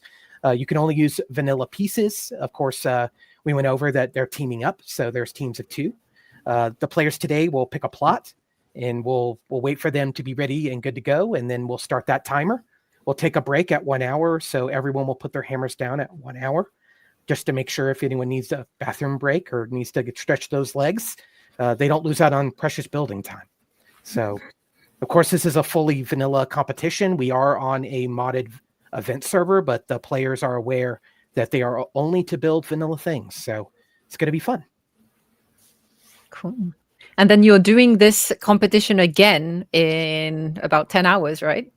Yes, we'll actually be putting on a competition with the public tomorrow. So it's going to be exciting. I know the event's posted in Discord and we got a lot of signups. So I don't think we're going to have any issues with players tomorrow. If people don't show up, there'll be other players waiting. So people are eager to sign up from the public, and content creators are also joining us. So if you get a chance to watch the stream tomorrow, you may see a couple of your favorite content creators teaming up to build. So each plot has the repair stations, everything you need to do what you need to do as a builder. There's hammer mode, so there's no crafting costs, no all recipes unlocked, nothing required really that's going to stop you from building. So you have full creativity, go wild, and anything you could build vanilla. And we've done this event over 20 times. So I have seen some insane builds pop up. And if they're teaming up, I think it's going to be even better. Nice. Very exciting to see this all. Mm-hmm. So yeah, pretty straightforward. Not a lot of rules. We didn't really want it to be super complicated. You have the timer, you have the vanilla pieces, and see what you can come up with. So are all the pieces in those little huts next to the build sites, and they can only use what's there? Is that how it goes? Those are all the workbenches. They can repair all their tools and stuff there. They have hammer mode, which essentially makes it all the recipes, all the crafting costs are unlocked. Right. So essentially you just equip your hammer and you should be able to build anything available vanilla. If you were to equip your hammer currently, you would see all the recipes. And of course, there are a couple modded things in there, like because we're on a modded server. So there's a couple like Odin on demand stuff in there, but they've been made aware that those are not to be included in the vanilla builds. Yeah. Nice. Yeah. So yeah, that's fun that they can just choose from any piece that they want that's already in the game and see how creative they can get. That's and awesome. we have admins and I will be there the whole event. If they need something spawned in, like a specific mob, we could spawn in mobs tamed. I've seen issues, I've seen requests for different things that you have to spawn in specifically. Tamed Loxes for like a pen or something, for example. So you really can do a lot with what's available to vanilla. And we just want to get the best builds possible out of it. Nice. Well, it sounds like fun. And the prize obviously makes it worthwhile too. So yep. People have fun. We have 2 events. So we're doing one right now pretty much. And then tomorrow. And then what we're going to do is we're going to do a poll on the Val-Con Discord, and we'll see which of the first place finishers comes out on top, and that duo will win $200 first place prize. And nice entry into the Val-Con build competition's a legend. What was that? I heard a question in there. That's not Valheim gold that they win, is it? 200 Valheim coins. So essentially, for the slot machines. Yeah. I give them a choice. I say, do you want a Steam gift card? Many people want those titles. Some people want an Amazon gift card. Some people want a physical like gift card with like a debit card number, and you can order those online and ship them to them. So yeah, the sky's the limit really on what you use that money on. And I hope whatever they get out of it is, brings joy to them, because I really like hosting this event. It's really special to the group. Nice. So how can people, because in general, Bjorno hosts things. So people are going to watch this in the future, right? And this won't be there anymore. But where could they go to join like a building competition? So our Discord, More Gaming team is essentially a bunch of different content creators from a bunch of different groups. So we do Helldivers content, we do Valheim content, we do 7 Days to Die content, and More Gaming. To kind of explain a little bit about why our channel is named that way. It's the umbrella that kind of oversees everything we do, and the Planeswalkers are under that umbrella as our Valheim group. So you can find everything we do regarding any of those titles and events at twitch.tv/moregamingteam. You can find all of our links on X, on our Facebook page, on all of our YouTube videos. At the bottom of every video, you'll find an invite link to the Discord. Get in there. You can sign up for the events right off the event listing in Discord. And my admins are more than happy to walk you through logging in and getting set up for the event. So yeah, we're there to make it an easy experience and equally as competitive. Nice. Well, thank you so much for sharing that. And Christy is going to launch our next video. You guys have fun with that event over there. And Christy, what have we got coming up here for the video? Thank you. So we are going to get introduced to Fort-Boyaux. And Gwen is going to be telling us more about this creator as we're going to be visiting their live stream. But for now, here's a little teaser of what's coming up. Dans les tréfonds des terres de Valheim s'élève une forteresse aux secrets innombrables. Gardée par le père Fougas et ses acolytes, les nains passent, cette forteresse règne sur les prairies de Valheim. Le Fort-Boyaux. Les plus grands guerriers d'Asgard ont été envoyés afin de braver les terribles épreuves que renferment ces lieux et repartir avec le trésor tant convoité du père Fougas. Force, courage, rapidité. Habileté, dextérité, ébriété et tout autre mot hanté seront nécessaires à nos aventuriers afin de venir à bout des épreuves incroyables du Fort-Boyaux. Venez, Vikings, venez voir nos héros s'effondrer dans les profondeurs de Fort-Boyaux.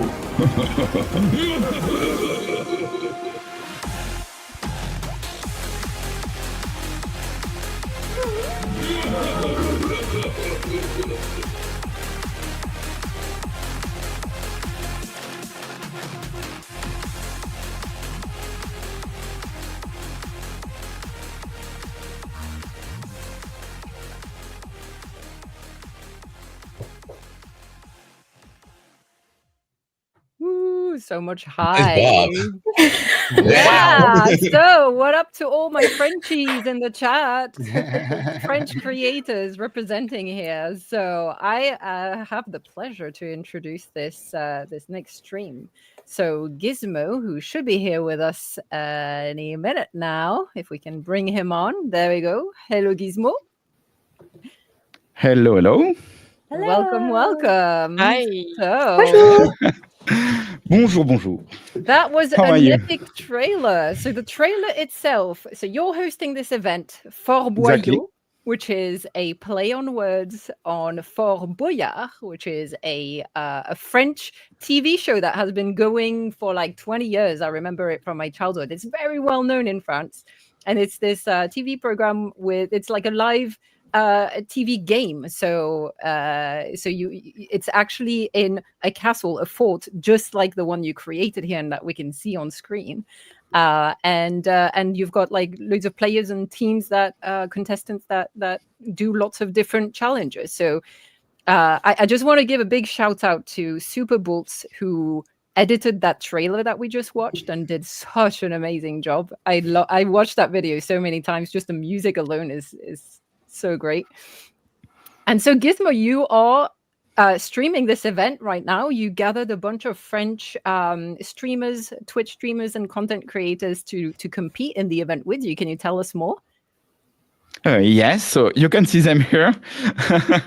So we were two people building this structure, and there is much more than this, because we have 10 trials on which every team will fight each other, and each of those trials are not as big as this, but sometimes they can be pretty big.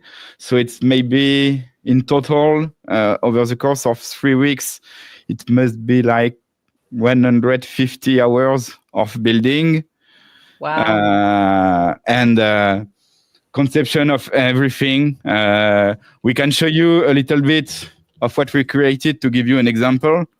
The TV show was mostly for children, I would say, and it's always trying to be quite fun or things like that. So, for example, we just finished a kart race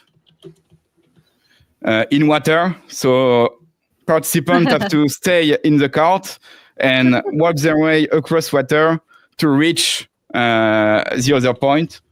The portal seems to not working right now. I don't know why. We have, for example, also they have to get on a curve and go straight into animals. And the first team to shoot every of their animals, like deers and boars, win this one. They have to dig in tar to get keys that they have to give us. Everything like that, a lot of fun things. We actually have still a lot of ideas that we might use in the next event. And the goal was, of course, to give a little bit of credit to this famous TV show that was Fort-Boyaux. Yeah, I love the play on words for those who don't happen to speak French. Boyard is the name of the actual show and castle. Boyaux means entrails, hence the little logo that you created, which I love. So that's what that is. Okay. Yes. It's very French. Now it's working. Okay. And it's the same thing for everything. For example, it's I like using words like that. So, for example, for the kart run race, it was stop your kart, which means stop telling me how to say it. How would you say it? Stop saying me wrong things. Explore your role. Things that are not true. And we use, and everyone is something like that. So this is my kind of humor. Yeah, nice. And so I can see people running around over there. Are they going to the next during trial? During the interview break, we organized a little tour for everyone to see everything that we built, because we are going from one place to another, but they can see everything. So it's a good way for them to see a little bit of what we built. A lot of Easter eggs, everything, everywhere in the castle. So we are showing them that. And my character is actually an emblematic character of the TV show. I'm not just wearing that for nothing. Which is the Père Fouras, Father Fouras. And my character is the Père Fougas, which would be the bread father. A very French joke. Exactly. And so that character is actually the game master, or the exactly. the game master. So yeah, in you've the got tower that you costume. can see right there. Yeah. So yeah, That we are 10 on a Discord. We wanted at first. We are also doing some RP role play session every Friday, and we are using Mumble to have some proximity chat, but it was too complicated to put it in place. But it would have been a cool thing. But it's bugging every week, so we said maybe for this event we stay on Discord. Yeah, so everyone can go and check out Le Gizmo on Twitch, but also all the other streamers that are with you. I think that some of your contestants are also streaming their point of view. So yeah, there is a multi-stream link. Yeah, which people can go and get on your stream. So yeah, we hope you have a lot of fun with this. If you run the event again, I would like to I will think about you. Sure. I'm calling dibs. I love the beard, by the way. Very, very stylish. Thank you. Yours too. Good gang. To be honest, this one is a Santa Claus one. Oh yeah. Hey, it works though. It works. Exactly. Awesome. Cool. Well, thank you so much, the Gizmo. Yeah. Have a great rest of the stream and have fun. Thank you very much. All right, Gwen, our next bye streamer is there. I'm gonna pop him into the stage here right now. Hi, Lemon. Hey everyone. Hello. Hi. How are you going? Good. Doing good. How are you doing? Hi everyone. I'm doing good, thank you. Tell us a bit about you, what you do, because you don't only stream. I believe you have something to do with mods as well, so you're quite involved. Yeah, indeed. Yeah, I joined mod development like a year ago. I played Valheim like 3 years ago. I almost have like 1,000 hours in it. I mostly do mod development and mod packs for communities, for streamers, private mod packs, whatever you can think of. In my stream, I just doing hardcore, as I said, and I'll be doing like a building later on or tomorrow, as time will tell. Cool. So, what are you doing in your? So, how long have you been doing this hardcore playthrough? The hardcore is going on like for a week now. I just lost it for an hour ago. I got the 2-star skeleton in the middle. So oh no! I'm starting over like 10 minutes ago. So you're running around naked currently. Quite unfortunate. Trying. Yep. I think I can confirm that. I have your stream up. Is that you right there? You're buffering a bit, it seems. I think it was him. Yeah. Well, now he's thinking about whether it's him. Yeah. I think there's definitely a bit of latency. Yeah.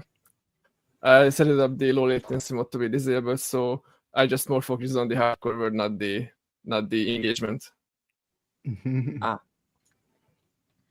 It seems like it would be tricky to be playing permadeath and try and do interviews at the same time. Yeah. It's like, is it double hardcore then? I would say yeah, it is. I would list that as a skill, definitely. Yeah. I can't even stay alive normally. Yeah. Exactly. We have the counter for a reason. So what's your game plan? What are you trying to do? I will You're edit trying this for to. sure. The game plan is try to get as close to the as I can. The less hardcore, the week I started, it was around the mountains, so it's quite the progress. So I just lost. Oh, yeah. So you have to remind me how does what are the rules of hardcore? Is it like you start from scratch, new character every time you die? Yeah. New character, new inventory, skills inventory, and character, everything is lost. So yeah. So your character is the only world? the portals are enabled. Only your world stays, right? Like I'm you sorry? lose everything. Yeah. Except the Only world, world yeah. stays. Only the word character and the other progression is gone. Yeah. But yeah, if you have a base with like storage chests, like that's all going to stay. But your character skills and inventory are lost, right? Yep. Correct. Yeah. I mean, I get mad already when I lose 5% of my skills when I die. I'm glad I'm not the only one. Yeah. Yeah. Well, cool. We hope you have a great stream over there. And the link is up there if anybody wants to follow along at twitch.tv/lemonandrew. Thank you so much for stopping by today. Thanks for joining us. Best Thanks of for luck. joining. And everyone, Thank make you sure you for go having me. cheer him on. Thank you. Yeah. I hope that's luck. Cool. Thank you. All right. All right. People. We got another streamer that we're gonna bring in here, and let's see. Gwen, you ready for this one? Yes, let's bring on Arena World, aka Royazanda. There you Hello, go. hello, welcome in. Welcome in. Hello. Hello, guys. How you doing? Welcome, What is Ray. up, Val-Con? Yeah. What's up? Good. So what are you doing on your stream today over there? Well, we are a Valheim PvP server, as maybe it's probably applied from our name. I can explain to you a little bit about our server, what do we do, and then we will get to what we are actually doing today, and also in the short time that we have together. Sounds good? Sounds perfect. Perfect. All right. Perfect. So, Arena World is a unique type of server with custom game modes. Sorry, I had a little lag. Sorry. Customized game modes, which means that you join straight into a matched game rather than an open world server, as is typical for Valheim. So it's been around for 2 years now with more than 30 game modes. Most of them are PvP, which is our main specialty. So we have found our way to make Valheim PvP way more engaging, and so you will find here siege games, sea battles like this one that I'm showing on my stream right now, objective games, obstacle races, and arenas, of course, and so many places to fight in and enjoy PvP. But of course, there is many PvE challenges as well for those who enjoy that. Right, so I know that building looks awesome. Thank you. We're a group of 2 builders and 3 admins in total, and all of our builds, they're not just for the sake of beauty, but also for practicality. We try to think how to make this practical for PvP. For example, when you build this port, you try to calculate which ship can land here, and in this example, it's a Dhakhar, not a longboat. Also, the ballistas, they are positioned in a certain way, right? So currently we are playing a new game mode called Sea Raiders, where it's attackers versus defender situation. I'm going to place the defender for this stream. We defend this castle, and the raiders, the attackers, they have this port right here, which they're going to come from. And their goal is to loot the gold of the castle and make it back to their Dhakhar ship, just render. There it is. Right, and we have developed this unique script that lets you extract gold back into the ship. I'm gonna demonstrate for you, just for example. It just goes directly into the ship? Yeah. Oh, nice. So I'm putting this coin right here, and we have scored, right? Oh. Okay, we are starting the game, so I'm gonna keep talking to you as we talk. Quick, right? distract him. Yeah, we are a group of 3 defenders right now. We are tasked with defending this place, and I'm gonna set a daytime like this for myself, just for the stream's sake. Right. Nice.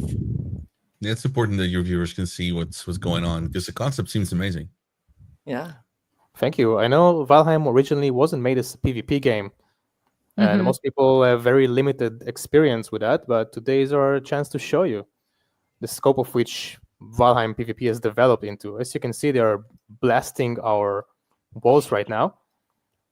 And I have this custom weapon we made, a siege cannon, right?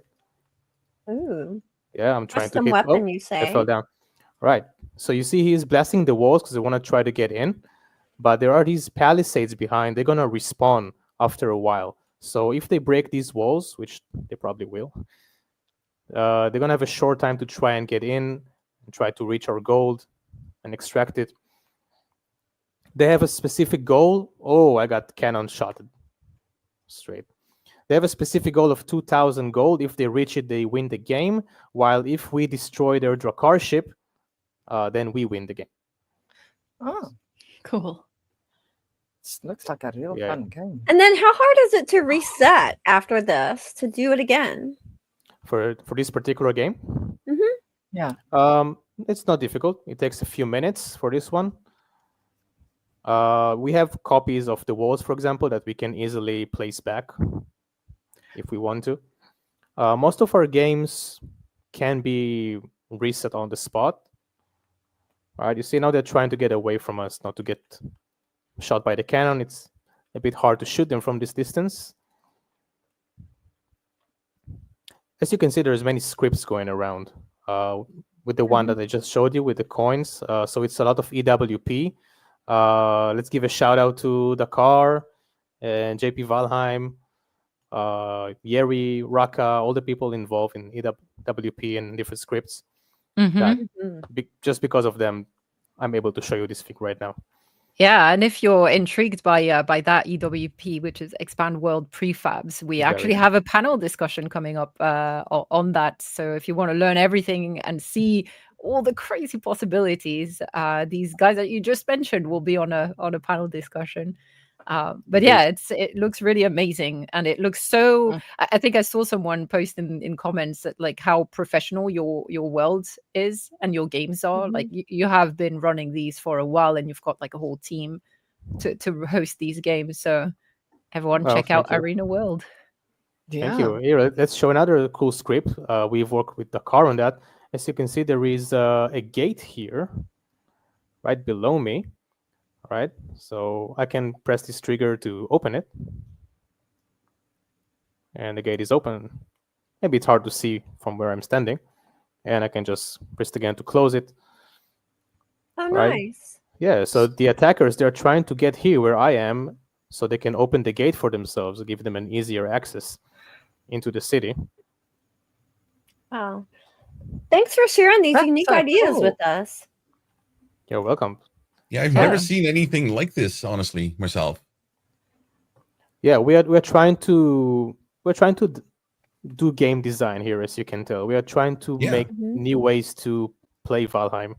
I'm gonna destroy this ship so that they cannot use it to escape. It seems fun to build, and to watch from both sides. Uh-huh. Oh yeah, the attacker side is very intense. Oh, here they come. Oh, there you go. They go get them. We'll wish you good luck on this this crazy PvP event. I hope you and your players have a lot of fun. Thanks for joining us on the stream. Everyone, I will put the banner one last time. Make sure you go check out Arena World. There it is. Yes, let me just add for last that this is a publicly open server. We have events with PvP every week. There's lots of different games here. This is just the newest one. And you can join us and play. There's no skill required, no experience required. You get all the items from us. You just hop in and play. It's very easy. Yeah. Sounds Seems good. very easy, yeah. Well, thank you so much. And we're going to be visiting another streamer next.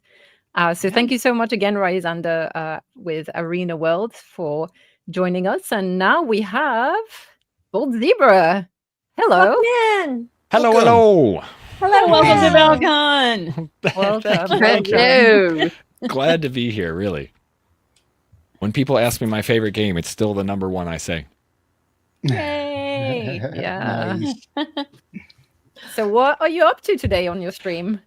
Today, so we were doing a build competition. I did a lot of building, and I think it's one of the biggest things that highlighted in Valheim. So I have a build competition just basically with our community. I have 3 contestants, and they're actually going through building a couple things. They're having a good time, but I haven't really... It's only been up for half hour, so the builds have just started. We have a 3-hour competition, so it'll slowly get there. Oh, and it's nighttime, of course. We're showing off the building with nighttime, but in the dark. yeah, it's got to be. We'll make a bigger screen so it's a little easier to see. I'm sure someone's gonna fall and die soon, but I tried to give them all capes. Was that wishful thinking? Yeah, it's a little wishful thinking. But man, this is honestly this is the first event I've hosted, but I've done a couple different PvP, been a part of a couple different like PvP events, and I just saw the one you guys were playing on, and I had a great time with some other ones. We had one where you build in a tree, and you grab a harpoon and pull each other off the tree, and so you're trying to pull people off the tree to get them to get killed. Oh my It's like goodness. whoever falls loses. I have traumatic memories of that. I'm just saying. Verso. I'm not saying any names. Verso. I'm a builder, not a fighter. Builder, not a fighter. That's normally my main gig too. That's me. That's me. Cool. So how does it feel hosting an event like that? It's cool. I want to build myself. I've got a small plot, and I was like, okay, I'll build a little bit in my downtime, but I mean, I'm trying to showcase everybody else's builds, but I just want to build things, and they only give me more ideas. Like Jackson's digging.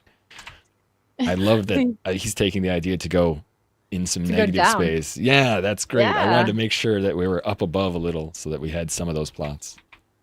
Is there a specific theme you're building around, or? So I had 3 different sections, so you can compete in most coziest build, because you never know who's really advanced builders and who's new to building, but as trying to get the Valheim fun, we have cozy building, impressive building, or any kind of thing. So you can build a structure of any sort or a sculpture of any sort.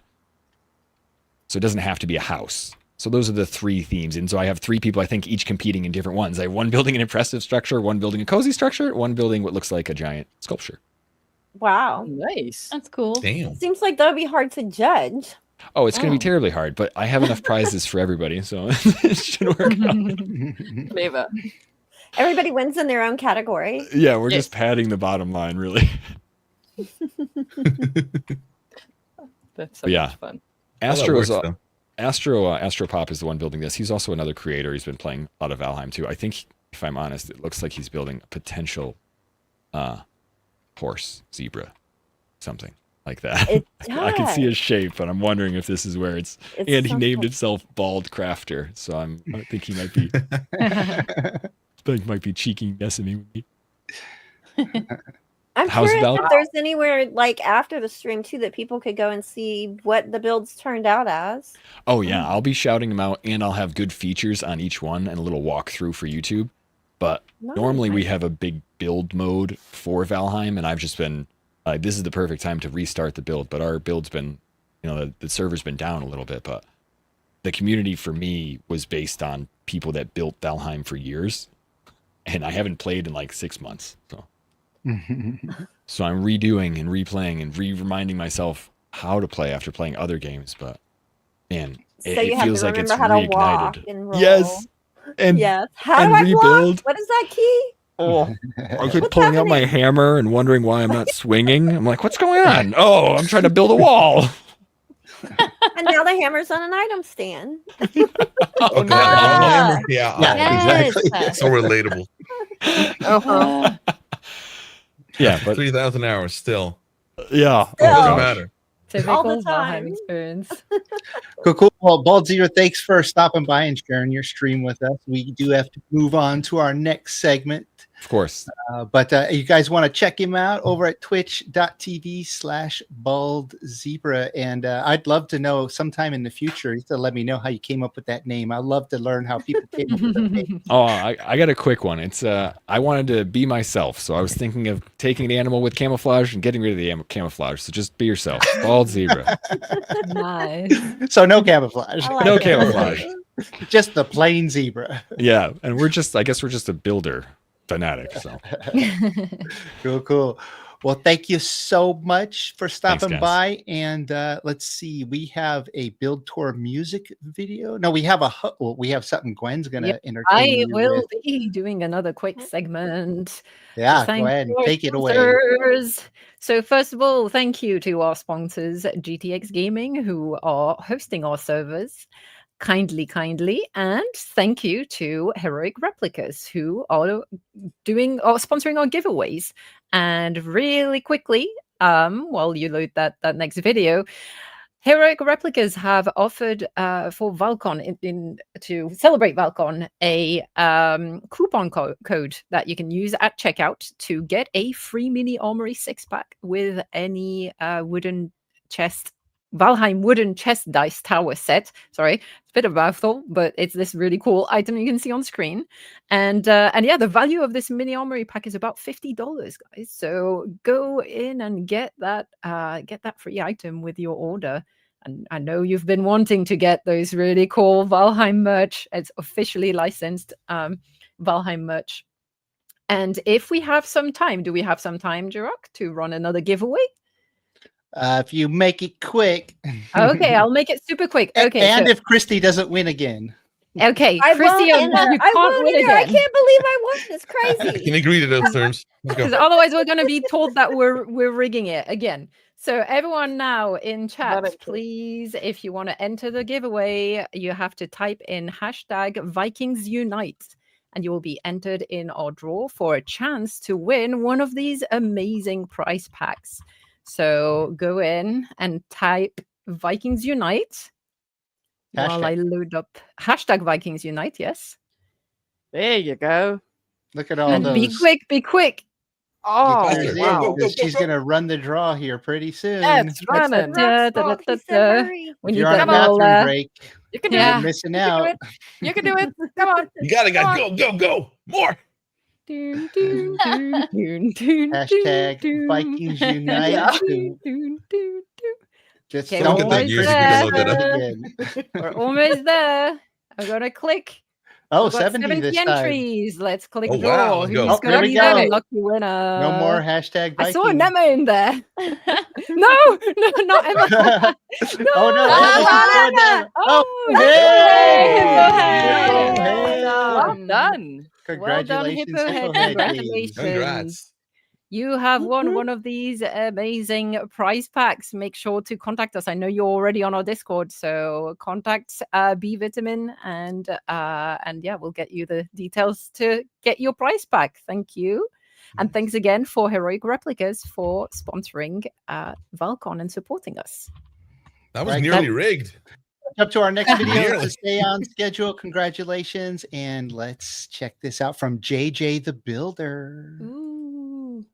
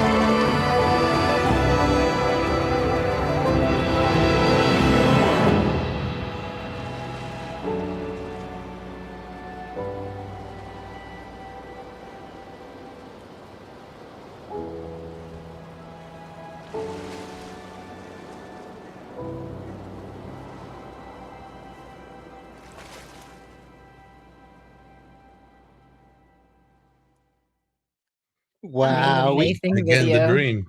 Amazing. Next And I'm level. pretty sure that JJ does all of those vanilla. I He think doesn't so. use any mods, I don't think. Well, we I built- always can Wow. expect amazing videos like that from JJ. Oh yeah. It's true. I have built several. of Very those respectable. This I like that. Like the Yeah. purist. The things. Cool. The, Well, the so music also. yeah. he has great like camera work and music and all that. But so we have a panel coming up, and we need to jump right into it. So, host, you guys get a bit of a break, except for looks like Valheim Gal will be joining us for this one, and yeah, we'll start Hello, adding you. our guests to stage here. Blink. Oh, sorry, somebody already did it. All right, welcome everybody to Val-Con. Howdy. Hello. Hey. So we know Sarah. We know Sarah because we talked to Sarah earlier. We know Valheim Gal. Hello. Let's see. Hello. AntlerCarver, weren't you on earlier as well? You look familiar. But let's get a quick introduction from you. Hi, I'm Klaus. I was in the first panel. Yeah, that's right. I think I was pretty sure you'd already been introduced. So yeah, hi, I'm Klaus. Can you just tell us who you are and where you stream and what kind of content you do? Hi, I'm Klaus. I'm a builder on YouTube. I've been building in Valheim since 2021 when the game launched. About a year ago, I really started to focus on building, trying to improve my skills. And now I'm trying to share what I've learned and my favorite builds with everybody on YouTube. So I just started back in November. I've got about 4 videos out right now. And yeah, I really like the feedback so far. Awesome. And I think we have not introduced Trust Anyone yet. Trust Anyone, can you tell us where you like to stream and what kind of content you like to stream? Yes, Jiroc, thanks. I'm Trust Anyone. I'm on Twitch, streaming variety games, a lot of Valheim, almost every night, and some content on YouTube. Nice. Playing Valheim since not first wave, like second wave, like end of Feb when it released. 3 months, and I took 18 months off. Came back from Mistlands, and I've been hooked ever since. Playing almost daily since. And I am trying to get better at building. After almost 1966 hours, I want to be a better builder. Yeah, awesome. Well, great. So we're going to be talking about. Okay, well, so let me phrase this because I think I was the one that wrote the description of this panel. Instead of pre-made modules like a lot of the other survival games are doing these days, even the new ones, Valheim provides small, minimalist pieces that builders can use to create, these unique masterpieces that we keep seeing. And I always like to kind of relate it to Legos. I mean, I grew up with Legos. I love Legos, like one of my favorite things ever. And then now I have Viking Legos, right? Like various size pieces, and you put them together in any shape you want. And it's just limited by your imagination, right? And how much time you have, right? So hopefully you guys have your scripts up because I'm going to be pulling some questions off of there. And a lot of you have already indicated some of the questions that you're interested in. AntlerCarver, if you do have the script up and can add a couple too, that would be awesome like the others.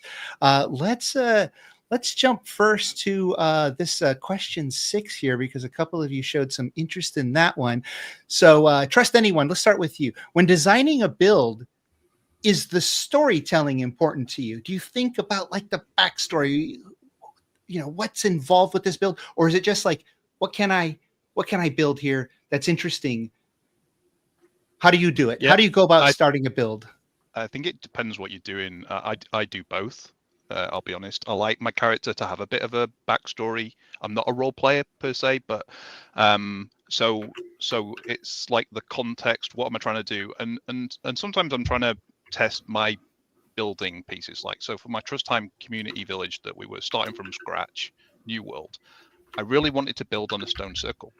I've never built a building on a stone circle before. I was like, that's what I want to do. I want to do that. Found a nice stone circle, not too far from a starting spawn, and that sort of the story of like my character, the context of what he was trying to do, like grab a few Vikings together to create this village, and then themed little buildings around that. So we had like a tavern, we had like a dockyard, we've got apothecary, we've got a bakery. We've got my lodge that I built on the, and then the story of like exploring the game with it as well. So you start off day one, you land in the spawn, you've got nothing, you're naked pretty much apart from a loincloth, and you've got to learn how to play the game and survive. Yeah. So you go and get that little shed, that little shed that you can maybe get a bit rested in, and that's now my garden shed. But it was my house. Yeah. Well, let's ask Klaus the same question. When designing a build, do you think about the story behind it? I think visual storytelling is really important when designing a build. So, like, for example, I have a farmhouse. So I really want it to look and feel like a farmhouse. So, like, what goes into a farmhouse? Like, I want to have 2 levels. There's got to be some bedrooms upstairs. There's got to be a certain entry. It's got to have a wraparound porch, or at least a big front porch. You're looking for some type of barn. Those are kind of the visual storytelling elements I like to add into something.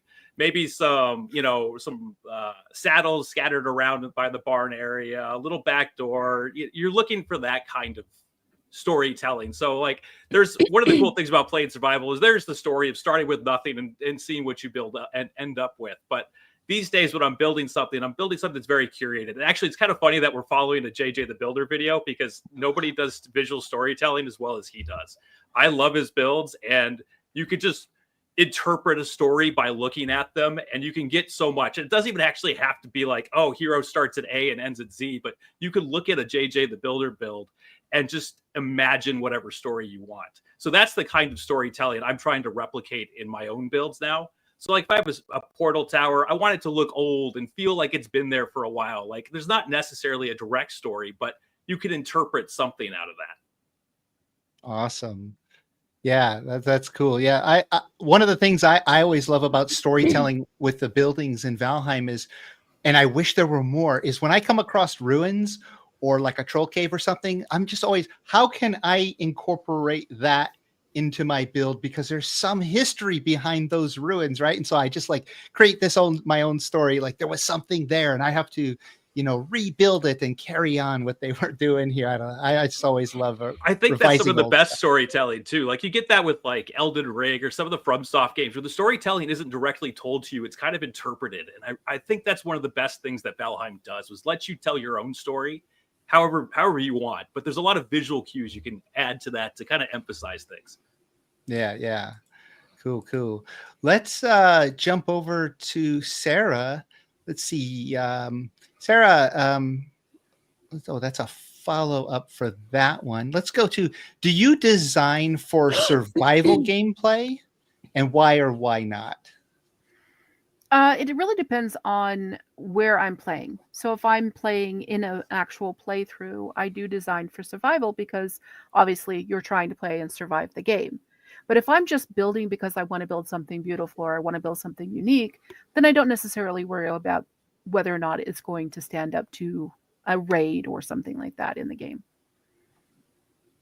Yeah. I always find that my initial structures, I'm like super utilitarian. And then at some point I just get so fed up with it. I'm like, I need to go build something nice. And then, then you do that process of moving everything all the way over. So, you get through most of it through the portal, but then you got that metal to, you got to start shipping over. Yeah.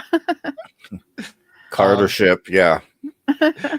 Well, yeah. So let me ask you, AntlerCarver, when you design, are you just designing like practically your builds for the survival and what you need to do? Are you thinking about the decorating, like the design that it looks cool, or does that come later? Like, how do you do it? I suck at decorating. I'll be honest on that one. My main world, which is my main world, which is also my oldest world. I have a Tudor style manor because it sounded like a good challenge for a build. The workshops are not in that house, and the only thing in it is a table, some chairs, and a sleeping area, and a fireplace, and chandeliers. There's nothing else really for decoration. Outside, you have since the Bogwitch update, the meads are now separate, so those are across from the main cooking area. You've got the main workshop, And then since Missland's, that has its own workshop. So it's designed to how it makes sense to me. It's utilitarian, but yet also understandable. Decorating, I'll get to it. Yeah. Well, yeah, you build a nice build, but all the practical stuff is just somewhere in some simple shed or, simple building. No, they're not simple. Well, yeah, they're big and elaborate to hold everything, right? But maybe they don't have like that super architectural design elements. That right. Well, they're not Tudor style, but they're stylized. Yeah. See, for me, I really want to see people actually start to incorporate more aesthetics into survival. Like, I think that's very doable. Every base that I've ever built in survival, starting with my buddy Marble Rye, like, we've always tried to add a sense of aesthetic to it. Like, it could be practical, but it could still look good. And in fact, one of the things I want to see more people do with builds is I actually want to see them really think about how players interact with it. So it's practical and it looks good. Like, that's very doable in survival. Like, there's no limitations in this game. And that's really one of the things I like most about designing in it, is that you can make a really cool, beautiful boathouse and it can function to like hold your car, but at the same time, you could have a workshop in it and everything can really come together and look good. Like, that's very doable in these games. And I just think that's what most excites me. And that's what I'm trying to do with my channel, is to show people like all of my builds are designed with survival in mind. Like, they're not necessarily practically designed for survival, but like they're built in vanilla. You can do whatever you want with it and they can look good too. I really think we can have it all with this game. Yeah. Let's jump over to Trust Anyone. Where do you draw your inspiration from when you start thinking about a build? Or do you go looking for inspiration? Or do you just, in the back of your mind, there was something in the past you saw and that's what you draw from? Yeah, I mean, as like I say, it was inspired by Valheim and the landscape itself. What wanting to build on a stone circle, wanting to build on an elder altar, and do a build around that, which I'm starting on one of my friends' servers at the moment. I'm really lucky that two of my close friends I play with are amazing builders. In the 18 months that I wasn't playing the game, they were playing the game, and they have built some amazing things off stream on other worlds that I wasn't playing on. So I take inspiration from them and a lot of other content creators. I have the fortune to see a lot of other content creators on Twitch and YouTube, and I will steal your ideas. I will adapt them. Imitation is the sincerest form of flattery, isn't it? So that's what this game is all about. You make something that people just are flabbergasted at, and then they figure out how to build it, or you tell them how to build it. Yeah, exactly. Yeah. You can do it. It's like I started with a box, I started with a triangle, building simple things, and you learn by practicing and keep going. Well, yeah, and if you've studied art history, which I was forced to because I have an art degree, I know. Bad choice, maybe, but it's definitely, it feeds the soul, maybe not the refrigerator. Yeah, I mean, my friend Slide built a Roman villa, so he actually looked at Roman villa layouts, plans, and he built that. And I think that's one of the videos that we might see over the 24 hours at some point. The thought process that goes behind that, I'm not quite that level, but yeah, it's nice to when you see that executed well. Decorating, I'm all flat. I need to get better. Yeah, I was going to say that drawing inspiration, the greats throughout history that you think are like these amazing, their names, they actually just mimicked their master for years before they started to develop their own style or create their own name. So yeah, I actually suggest that to anybody if you're interested in any decorating, building, art, any kind of art endeavor, in game, out of game, in the real world. Just try to make what somebody else made, and you're going to learn all the steps that you take to get there, what you did wrong, what you didn't do wrong, and you'll find your own ways to add your own flavor to it after you repeat that process, and you've got like 10,000 plus hours of doing it. So I'm going to tell you right now, there's a great shout out here for Sarah. Go see her chandelier in her booth if you can connect to the server. That is something I think more people should go take a look at. I second that. Oh, nice. Thank you. So we actually had a chandelier build contest on my server once because we were doing monthly build contests for a long time. And yeah, the chandeliers that came out of that were amazing. Yeah, so I'm definitely going to have to try to check out Sarah's at some point. But yeah, so let me ask Sarah this other question. Which do you prefer when building? Modifying the terrain or building to, you know, in a way that you don't modify the terrain, so you adjust your structure to the terrain that's already there? I often try to just work with the terrain. There are certain circumstances where I do modify the terrain. For example, if I want a basement in the house or I want a lower level, I'll dig it out. But as far as like the building itself, I will adjust to the terrain as much as possible. You know, a rock might be in the wrong place and you have to take the rock out, or a tree's in the wrong place or something like that. But I find like if I build to the terrain, my building then fits in that terrain versus me trying to make the terrain adjust to my building. And so I always try to leave the terrain as much intact as I can. Yeah, that's one of the things I saw on my servers after, you know, I had about 400 or 500 people come through my server over the years, and seeing all the different builds. Some people would modify the terrain more than others. And there was certain people that started like this goal to not modify the terrain and to build with it. I don't know, something aesthetically pleasing when you have all those undulating hills and little, you know, dips in the terrain, and your structure seems to fit it just perfectly. And you build that little path there just so you just barely modify the terrain. That aesthetically looks better than a huge flat area with a house. I mean, the house may be cool looking, but something about it already molded to the terrain, right? Does that sound like it's playing within the constraints of, like, we started on one of our worlds where the starter islands, you weren't allowed to modify the terrain at all, so you had to adapt to what was there. You had to build it around that. Yeah.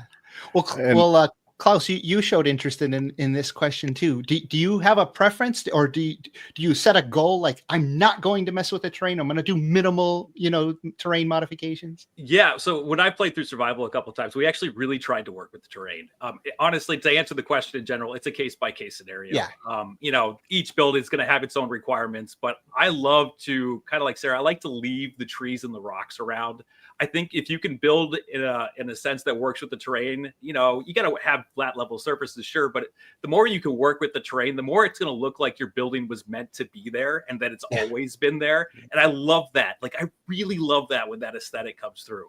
And that's, I mean, Valheim's great for that. Like somebody mentioned earlier that you can turn left, you can turn right. There's a fantastic view or location or someplace you want to build like every 5 freaking feet.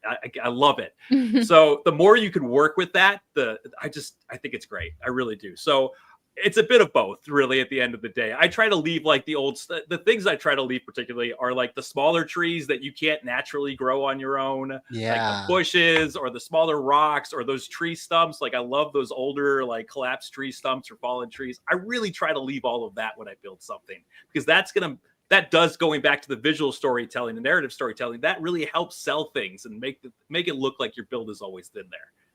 Yeah. I wish I understood the program you're using better so I could show one of my builds but it looks like it's floating on water, and the truth behind it is it's sitting on 4 submerged rocks that were there and a wood iron post.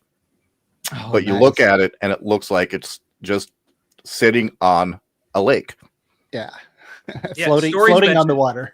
Stories mentioned this in chat right now. Like the terrain can actually inspire you to build things. And sometimes we just trip it across. I have a video coming out next month that's like this, where I found this site. It was so perfect. I was like, I know exactly what I have to build here. Like I don't always have a plan, but when I saw the site, I knew exactly what I wanted to do.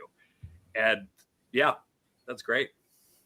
Nice. There's a follow-up question to this for Sarah. Which do you find easier? Like, would you rather flatten the terrain a little bit or smooth it out, or do you think like which is easier, trying to mold to the terrain or flattening the terrain? Well, in some ways, obviously, flattening the terrain is going to be easier because then you don't have to like adjust the height on one corner because it doesn't quite meet the ground, and you don't have to add some more support to that corner. So obviously, flattening the ground would be easier. But again, going back to it fits into the environment better when you don't do that.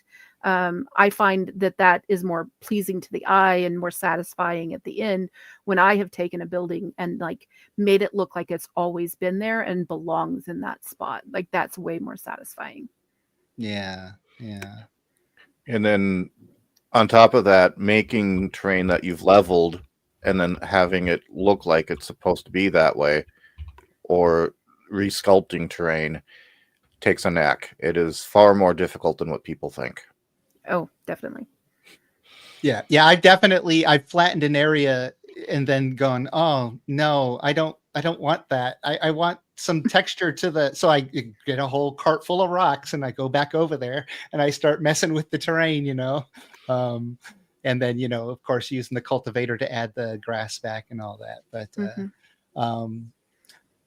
so what specifically, we talked about the build system and how it's like little Lego pieces, and there are bigger pieces, but they're not like the giant module pieces that you get in other games. We have like the wall and the floor, and the roof pieces can be a little bit big, but still they're tiny compared to the giant modules. Like you get like a giant floor piece and a giant wall and a giant roof and your house is done. You've put up four or five pieces and your house is done. But at Valheim, but what draws you to building in Valheim? Let's hear what everybody like. What about if like you have to narrow down the one thing, the way you do with the terrain? Maybe it's the biomes, maybe specific pieces, the way pieces are designed, because there are so many different pieces that allow you to do different things, and the way you can snap together using the door trick and all the different things. But AntlerCarver, what's one thing about Valheim's building in the game that you're just like, that's how I want most games to do it? Being inspired by the terrain. Sometimes so you like the terrain. Yeah, so sometimes the terrain will say build here and you don't know what, and you just sit and eventually it'll come to you. Also, let the build talk to you on how it wants to be built. Don't try to force it, because if you force a build, you're going to end up not happy with it, because somehow it just doesn't come across right. It's just one of those weird things that it's hard to explain until you get into building. Yeah. I think some of us mentioned that earlier too. You're running by a spot and you just go, wait a minute. I'm coming back to you. Mark it on the map. Something's going to go there. Like I said, the build I would love to have shown off, the lake it sits in is a crescent-shaped lake. And it just screams, build here. Well, let me ask one of our co-hosts who joined us on the panel too, that same question. What's like one thing about the building system, anything, a piece of the terrain, like what is the one thing you love about it that draws you to Valheim? That. So the environment, right? Yeah, the environment, every part of it, even in the rain, the sunsets, just everything screams canvas, paint me, build something on me. So I design stuff in my real life, so not to have to break my back or spend any money. That is why I discovered and love Valheim. And it's just an amazing, just every part of it, all of the build pieces. And I'm fairly new at it. I started on Xbox. So I just recently went to PC. So I'm not as good as some of you guys. But I do, I just love the environment. This building to almost to complement what's already there, because the game is so beautiful, and the artistic integrity that's there is just such an amazing place to start. It's just an artist wonderland. So I use all of it. Can I ask you real quick, how different is building on Xbox comparative to PC? Like, what's that experience like? It is. I never knew about mods. I didn't even know what mod stood for, because, So I started on a very, very flat surface, and I still play with a controller. So I didn't know that. Oh my gosh. Okay. I do. So everything we did on the server side, you were doing with the controller the whole time. I was doing with a mouse in one hand and Oh a my gosh. controller in the other. So just because certain mods don't support controllers, but that's what I'm comfortable with. And I'm slowly moving into the mouse and keyboard, but still prefer the controller. There are things, the only difference that I can see so far going from Xbox to PC is the game it just looks different. It's better. I mean, obviously the graphics are better, but there is something about a controller that like when you come out of the snapping mode and you want to manually place a piece, your mouse always still wants to snap that snapping point, whereas a controller, you have that total free glide. It just glides wherever you want it. So there are pros and cons, I think, to both.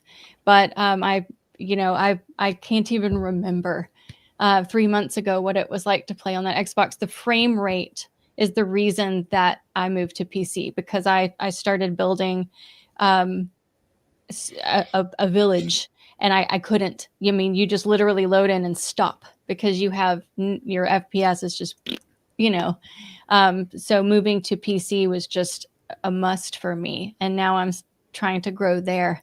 So it's a fun experience and kind of an organic one, like the game. Yeah, nice. Let's see, Klaus. Same question for you. What's like the one thing, if you had to like put it on a t-shirt, this is the building thing I love about Valheim?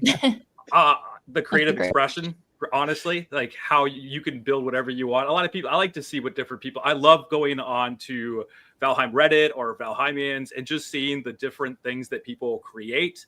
Like if you look at Mythic and his sculptures, like the Kraken we showed off earlier on the stream.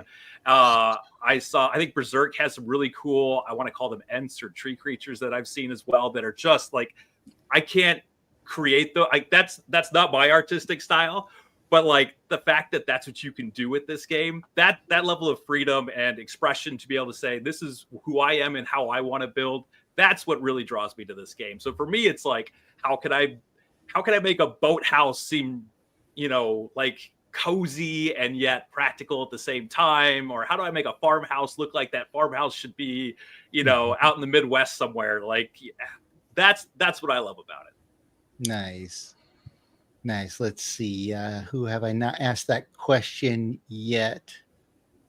Sarah, did I ask you that question? Not yet. Okay, yeah. So your t-shirt says, I love Valheim building for this one reason here. What would it be? Honestly, I would have to agree with Klaus. The creativity that you could express by building just anything that you can think of. Like you can build everything from the creatures and Star Wars that other creators have built, all the way to like a super modern house. Like you can build the entire range in between. There is nothing that limits Valheim except your imagination. Well said. And do you think it's because of that Lego system that basically allows that for you to build anything, because you just have a bunch of little undefined pieces and you place them where you want to do the bigger thing, right? Absolutely. And you can take those little Lego pieces, as you call them, and create something completely different than somebody else didn't think of. Yeah. Like you can there's such a range of creativity that you can build within Valheim with or without mods. Yeah. I guess trust anyone. Your t-shirt says, I love Valheim building this part right here. My number one, what would it be? Yeah, no, I mean, again, like everybody said it, is that you get that hammer and your imagination is, the physics of the game obviously are the constraint. The materials you collect, for the most part, I'm not really playing on a hammer mode or creative, so I have to go and gather the materials to build what I need to build. That can take time and that can constrain you. But no, I mean, it's very flexible, which is amazing. Seeing what other people have done also inspires me to think, I can build something better than I have built. Maybe not quite as good as all that over there, but let's try. Yeah. Well, cool. We have a couple of minutes left, and so I wanted to throw a question out there, and just kind of free for all as you think you can answer. So one of the things that I come across in Valheim is I want to build these amazing things, but then I get caught up in doing the utilitarian stuff so that I'm efficient about progressing in the game and whatever, or just like exploring whatever. So it's like this dual thing, but then sometimes I just get a little overwhelmed with the Lego pieces, right? Like the module pieces, or like Enshrouded kind of did their module pieces a little different, where you put the module and then you can kind of carve pieces out of it, like to make windows and different things. So that's kind of another unique way to do it. But the little Lego pieces, it's so awesome if you make the time to use them. But does it ever overwhelm anybody where you're just like, oh my gosh, there's so many little pieces, it's going to take me forever? Like, what do you guys think? Would you rather just have the big module pieces sometimes? We need more small pieces. More small pieces. Yeah. More small pieces. More small Our pieces. devs listening, we need more small pieces. Yes. Please. I need 1 meter angle pieces, please. Yes, 1 meter wide roofs. 1 meter wide roofs, please. Yeah. I tell people I've spent. You should have all. Yeah, I spent 1,000 hours just playing and tinkering with the build system, and that's not an exaggeration. Yeah. Yes, it wasn't creative or free build mode. Don't care. It's how you learn how to do things. It's just play around with it. Try something off the wall. It might work. You might like it. If not, you can always take it down and start over. Yeah, and you don't lose resources. I remember playing other survival games years ago where they would punish you. You break a piece that you placed, and you only get like 70% of the resources back or less. And then everybody saw how Valheim did it, and I slowly watched over the last couple of years. All those other games, they gave them a build hammer to make it easier to get to the menu instead of building the piece and have it take up room in your inventory. And then they started giving all your resources back. So Iron Gate is sort of setting a standard for a lot of the other games. I see them starting to take that on too. Yeah, I've never played any other game like this before. And I agree with Klaus. If, as a new builder on the block, I started by watching all of you. I mean, every single one in this party I've watched build, as well as a lot of other people that have been here and videos that we're showing. So I kind of feel honored to be amongst all of you. But start by watching other people's content, and that's, you'll start to see why this community is so different from other games communities. I mean, we're all so different but so alike because of Valheim. So I think that that's a really cool feature for this game, and I think that the sandbox is actually a sandbox. You just get in and make whatever you want, like Sarah said. So yeah, a great way to get started is just start building, and then go to YouTube and just type in Valheim builds, check out Valheimians, check out the Reddit. And like Jiroc said, build what they build and start learning over and over again, and you'll get the hang of things and start getting better and doing your own thing. And that's kind of where I'm at right now. Yeah, so, one last tip too is I think the basic wooden door is your best building tool. And when you know. Oh, yes. 100%. Because of those snap points, right? Yes. There's a multiple snap points. I think it's got the 3, followed by either the core wood or now the Groston floors for the half meter. Exactly. Yep. You hit it. Yeah. It's your best fencing tool. That's another thing that just amazes me. It's just hearing and seeing all the little tricks that people do. Like, I just do something and I make it work, or it does. I can't turn the piece and position it there. That's fine. Maybe I shift click it and slide it in and just work with that. But then I say, somebody says, hey, did you know that you can put these pieces in this configuration, and then you can get that one extra snap point that you couldn't get before and have everything perfectly lined up? I think that's the thing. The community is so generous about sharing how they're doing something, because you're hanging out in their chat and you think, how have you done that? And they'll show you how they've done it, and they've dragged this gem cutter through a normal wooden box to get this effect of the gem box. Wow. I would never have even thought to do that, but yes. And well, guys, this has been an awesome panel. I'm sorry, I do have to cut it short because we have to move on. But please check out all these wonderful people at their socials and streams and content creation channels. And thanks for joining us today. And enjoy the rest of Val-Con. Thank you. You have a good rest of the con. Thanks, guys. Everyone enjoy. Bye-bye. Awesome. Bye. Awesome. it looks like we are going to visit with a live streamer now. Isn't that right, Gwen? Yeah, and actually we are keeping Klaus with us. Oh, no, I'm bringing Klaus back. Klaus, We're there's stealing Klaus. Klaus. Hey. Hello. And going on? if, let me add Creature, who's already Oh, it's my there. peeps. Hey, peeps. So, and I Klaus? don't know if, yeah, let's see. We're gonna bring. Creature, your mic's muted, just so you know. If you want to talk, we won't hear you. There you Yeah. go. We'll bring on Hello. Emma in a second, but now is a good opportunity to introduce our next shift of co-hosts here. So Creature Yeah. and Klaus, who don't need introduction, they've been here before. But welcome to this side, to the dark side. Yeah, I want to point out we're almost through the first shift, 6 hours in, right? We're Oh, five it and a half. doesn't feel like it. 5.5 hours, yeah, already into it. How many shots of coffee have you had by now, Jeff? Big one. Yes. Well, I have this. Can't even see. I have Hang another on. coffee Big. here. You gotta save have- them. I have my water. You're going for so long. You I've gotta. got- Yeah, I I've think got there's a Valheim, Futurama. There's or a my Futurama episode Val-Con when he stuff. has like 300 cups of coffee and time slows down. So I expect a few of us are going to hit that at some point. I'm glad for all the bathroom breaks. Yeah, yeah. For real, Definitely though, need to stretch my legs or yeah. Yep. All right. Are we ready to bring on Emma? Yeah, Yes. let's do Oh, it. yes. Hello, Emma. Welcome back. Oh, it's a sweet potato. Who's this Wow. stranger we have never seen before? Never ever seen before. So, what are you sharing with us today over there on the Twitches?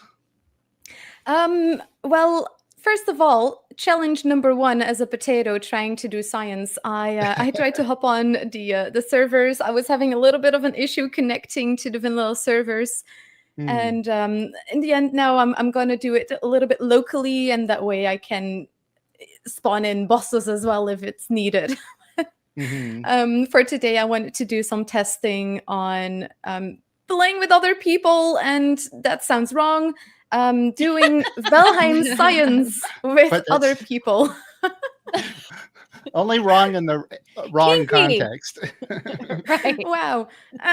So yeah, in Valheim science episodes, I always try to uncover some new information and try to find ways to look at the game that are maybe a little bit different than if you were just normally playing the game. And for today, for example, I started spawning in some fish because fish can be quite laggy. If you have a lot of fish, that can create a lot of problems. So I wonder, how many fish do I need to spawn in before we can no longer open that box over there? And just try and see how that differs. I have a couple more things I want to test with fire as well, because that can also, the fire seems to create lots of lag as well. If I remove smoke from fireplaces, does that help with the lag? Things like that is what I wanted to try out today. So Yeah. I can load the stream if you want. I see you're stuck in Twitch advert land. Oh no. Yep, Jiroc I has have got the it. I have it going too. There you go. There you go. Yeah. So, what science is going on today? Today it is, yeah, so testing it with guinea pigs. It was actually in a call with Gwen last week that she was like, oh, so you're going to use like people that are going to be guinea pigs. And I thought, nice, that's a cool idea. And Dozen has already volunteered and has already died for the greater cause. For science. For science, Well, they are exactly. pufferfish. Yeah. I mean, yeah. I chose fish 12, and I thought, because I remember that was a special fish, and yeah, it was a puffer fish. So It's the right but- fish for the job, I think. That's right. I For think so science, does too. fish size matter? Well, I'm not sure. Actually, we might need to test that. Uh-oh. But this is New project. Oh yeah, do Yeah. puffers Variable. do more New damage variable. if they're bigger? Yeah, if you ever wondered, this is a 200 pufferfish of the smallest size. So what if I were to just wait? I'm going to remove all of them, clean slate, and let's spawn in. let's do 100 at a time. I have learned that the game likes that a lot better. And oh, look at them. They're big. Ooh. There we go. Ooh. How's the box going? Ooh, Now that looks dangerous. Get away from that. You look hungry. Oh, beautiful. And that's the beauty of it as well. Now with the serving tray, I can just plop some foods on the ground in debug mode. I can just What spread. level are those puffer fish? They're the biggest size. What was it? Level 4? Yeah, level 4 puffer fish. So Okay, so basically level comparatively 5. then, comparatively, what is your frame rate right now compared to the level 1 puffer fish? Yeah, I took quite a long time to try and hop on the Val-Con server earlier, which I kind of had to abort. So I'm locally right now, and I wasn't able to start testing a whole bunch yet. But my test for today is really going to be spawning more fish. And for example, yesterday we did science on the queen as well, and I spawned in a whole bunch of chickens. And that really messed up the game. It really started being really laggy. And you notice that the more of those chickens, I might have spawned in chickens in the queen's lair and then see how long it took for the queen to kill the chickens for science. Yeah. I thought the chickens would at least attack the queen or something, but no, they just ran away. They're chicken. Well, so let me ask you a it's on the question, tin, yeah. because we are coming up on the next segment here pretty Yeah. soon. But if people join your stream now over at twitch.tv/Emma_T_potato, Done. what are they going to see over the next couple of hours that you're doing that?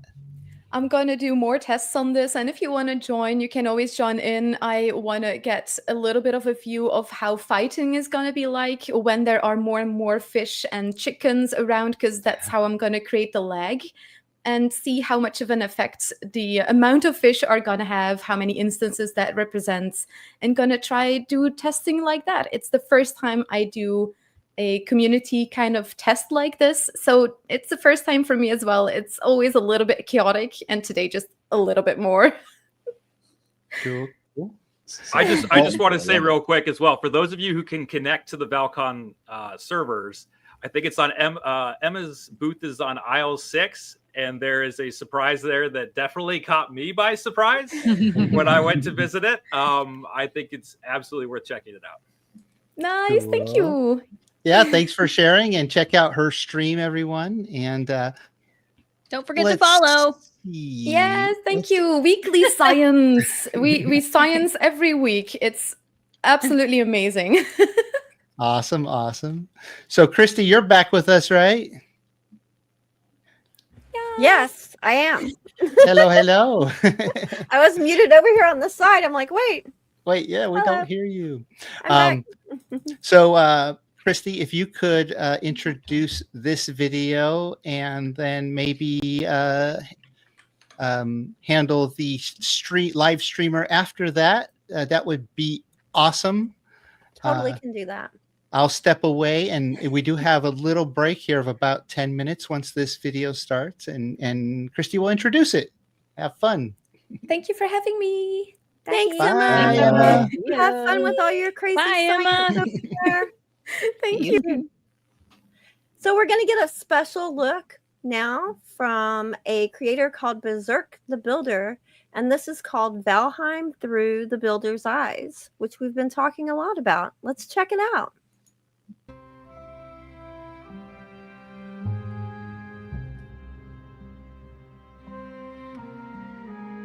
Hello and welcome, I'm Berserk the Builder, and this time I have a little bit different video for you. I mean, it's still gonna be about building stuff, but with a little bit of different approach. You see, it's been a while since I started playing and recording my videos about stuff that you can build in the Valheim, but I never made a video about the Valheim itself. So today I'm gonna change it, and I'm gonna talk about the gameplay, things that we can make after defeating bosses, and how big platform Valheim really is. Like I said before, this video will gonna be mostly about building stuff. So if you want to stay on your server, but you don't know should you build something in traditional way, harvesting the materials, or maybe try out some comments? It was at this moment that he knew. He f***ed up.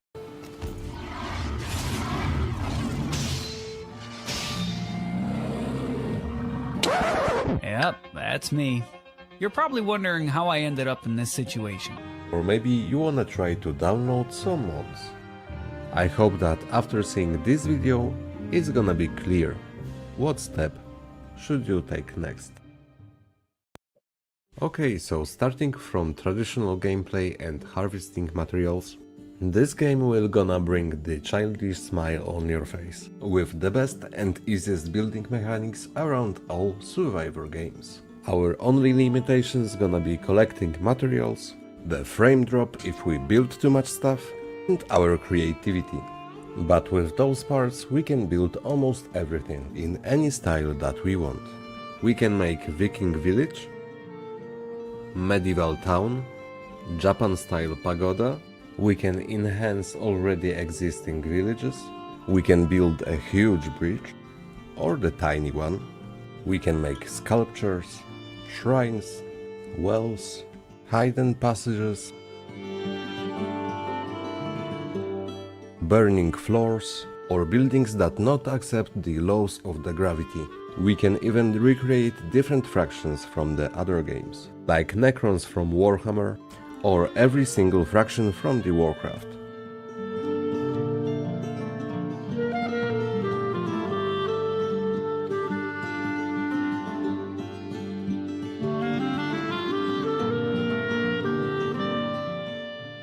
We can even try to recreate Kami Lookout from the Dragon Ball. Then we can use all different building mechanics like building under rock. We can use trees and build tree houses on them. We can place our building on the top of the boss altar and make it float in the air, or raise the ground before we start building and make a lot bigger basement. As you can see, our possibilities are truly endless. And at this point you probably think, yeah, but how could I get the materials for all of this?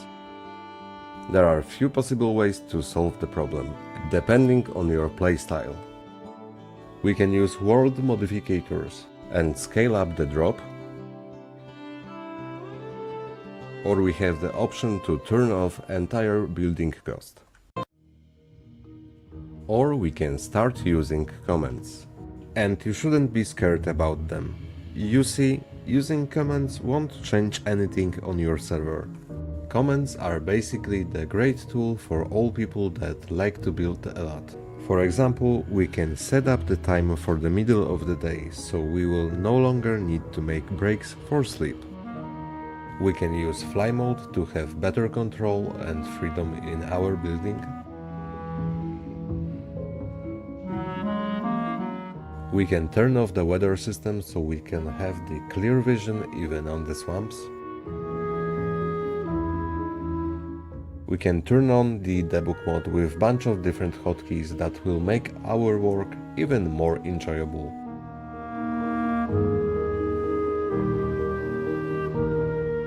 But here I need to make warning. You should know that turning on the debug mode and activating no cost will unlock every possible crafting item and building object from the game. Between the comments we can also find a lot of stuff for the content creators. Free fly that will detach your camera from your character and let you fly around. FF Smooth 1 for smooth camera movement.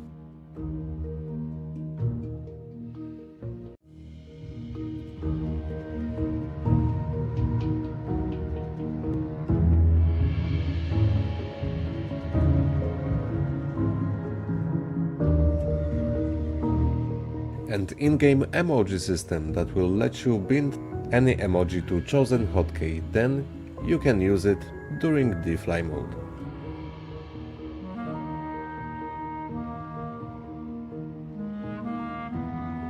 So basically, comments are great for people that would like to build a lot,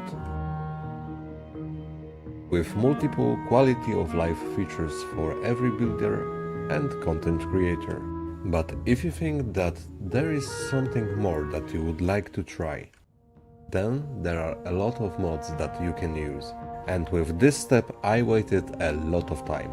You see, for the very long time I thought that Valheim with his magical pack of parts, combined with console command that makes things a lot faster and easier, I thought this is the complete product for every builder and content creator.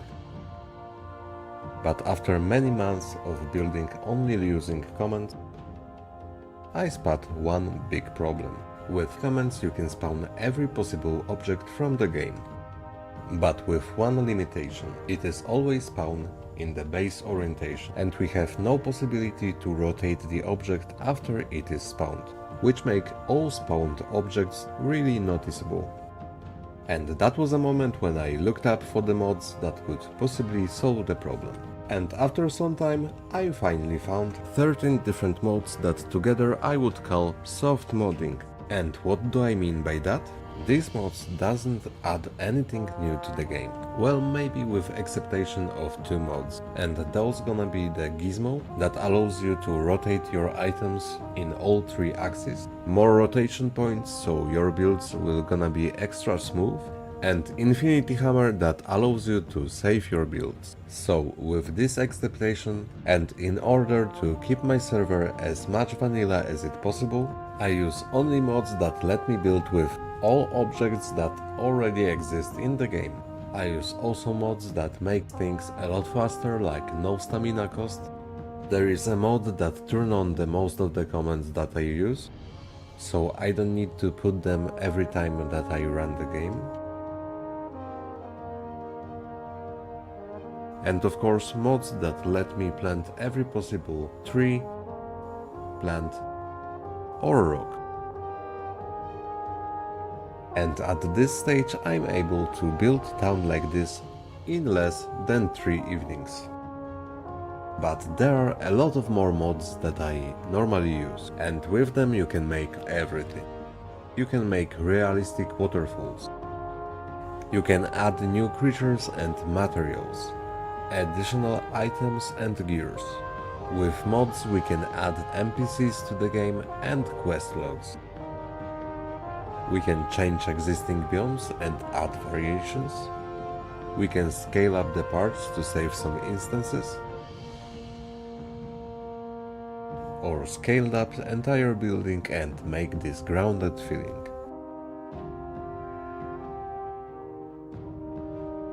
I mean, there are thousands of different modes.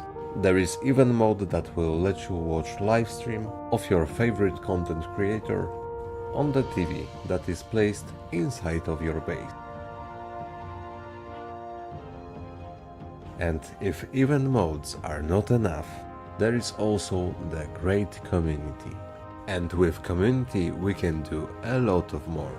From playing on open server to participation in many different events and tournaments.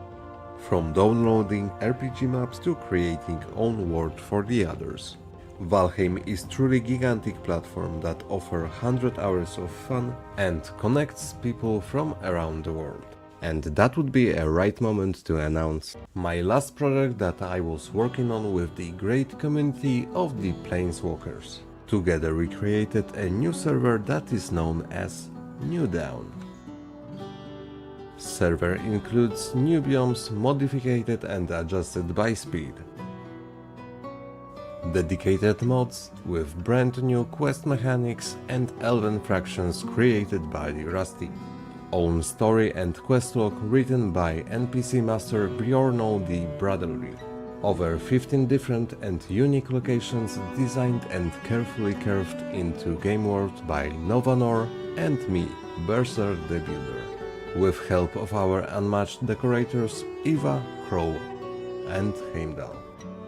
The server is truly unique experience and it is stuffed with all sorts of great things, from forts and hidden seekouts to great capital towns and magic towers. server offers its all with many hours of gameplay and exploration. So as you can see, there are many different steps that you can take to enhance your Valheim experience. I hope that after seeing this video, it will be much clearer what steps should you take next. And if you like this type of content, let me know in the comment section down below. As always, I hope that you will have a really good day and stay tuned for more building stuff.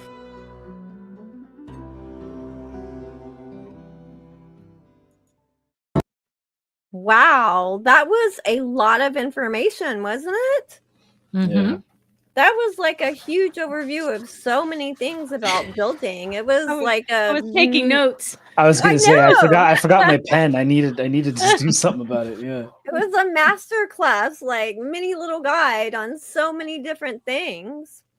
So heartfelt too. I know. It's sometimes so content- inspiring. Yeah, like there's certain content where you can tell that people, they're not trying to brag in any way. They're just trying to make something that's useful. Yeah. You know what I mean? And like Yeah, that here's this video information. really struck me. So Yeah. good job. That was I think his awesome. builds do all the bragging for him. He doesn't have to. Actually, though, yes, those builds were incredible. Yeah. Yeah, my eye came out of my head. Like, whoa.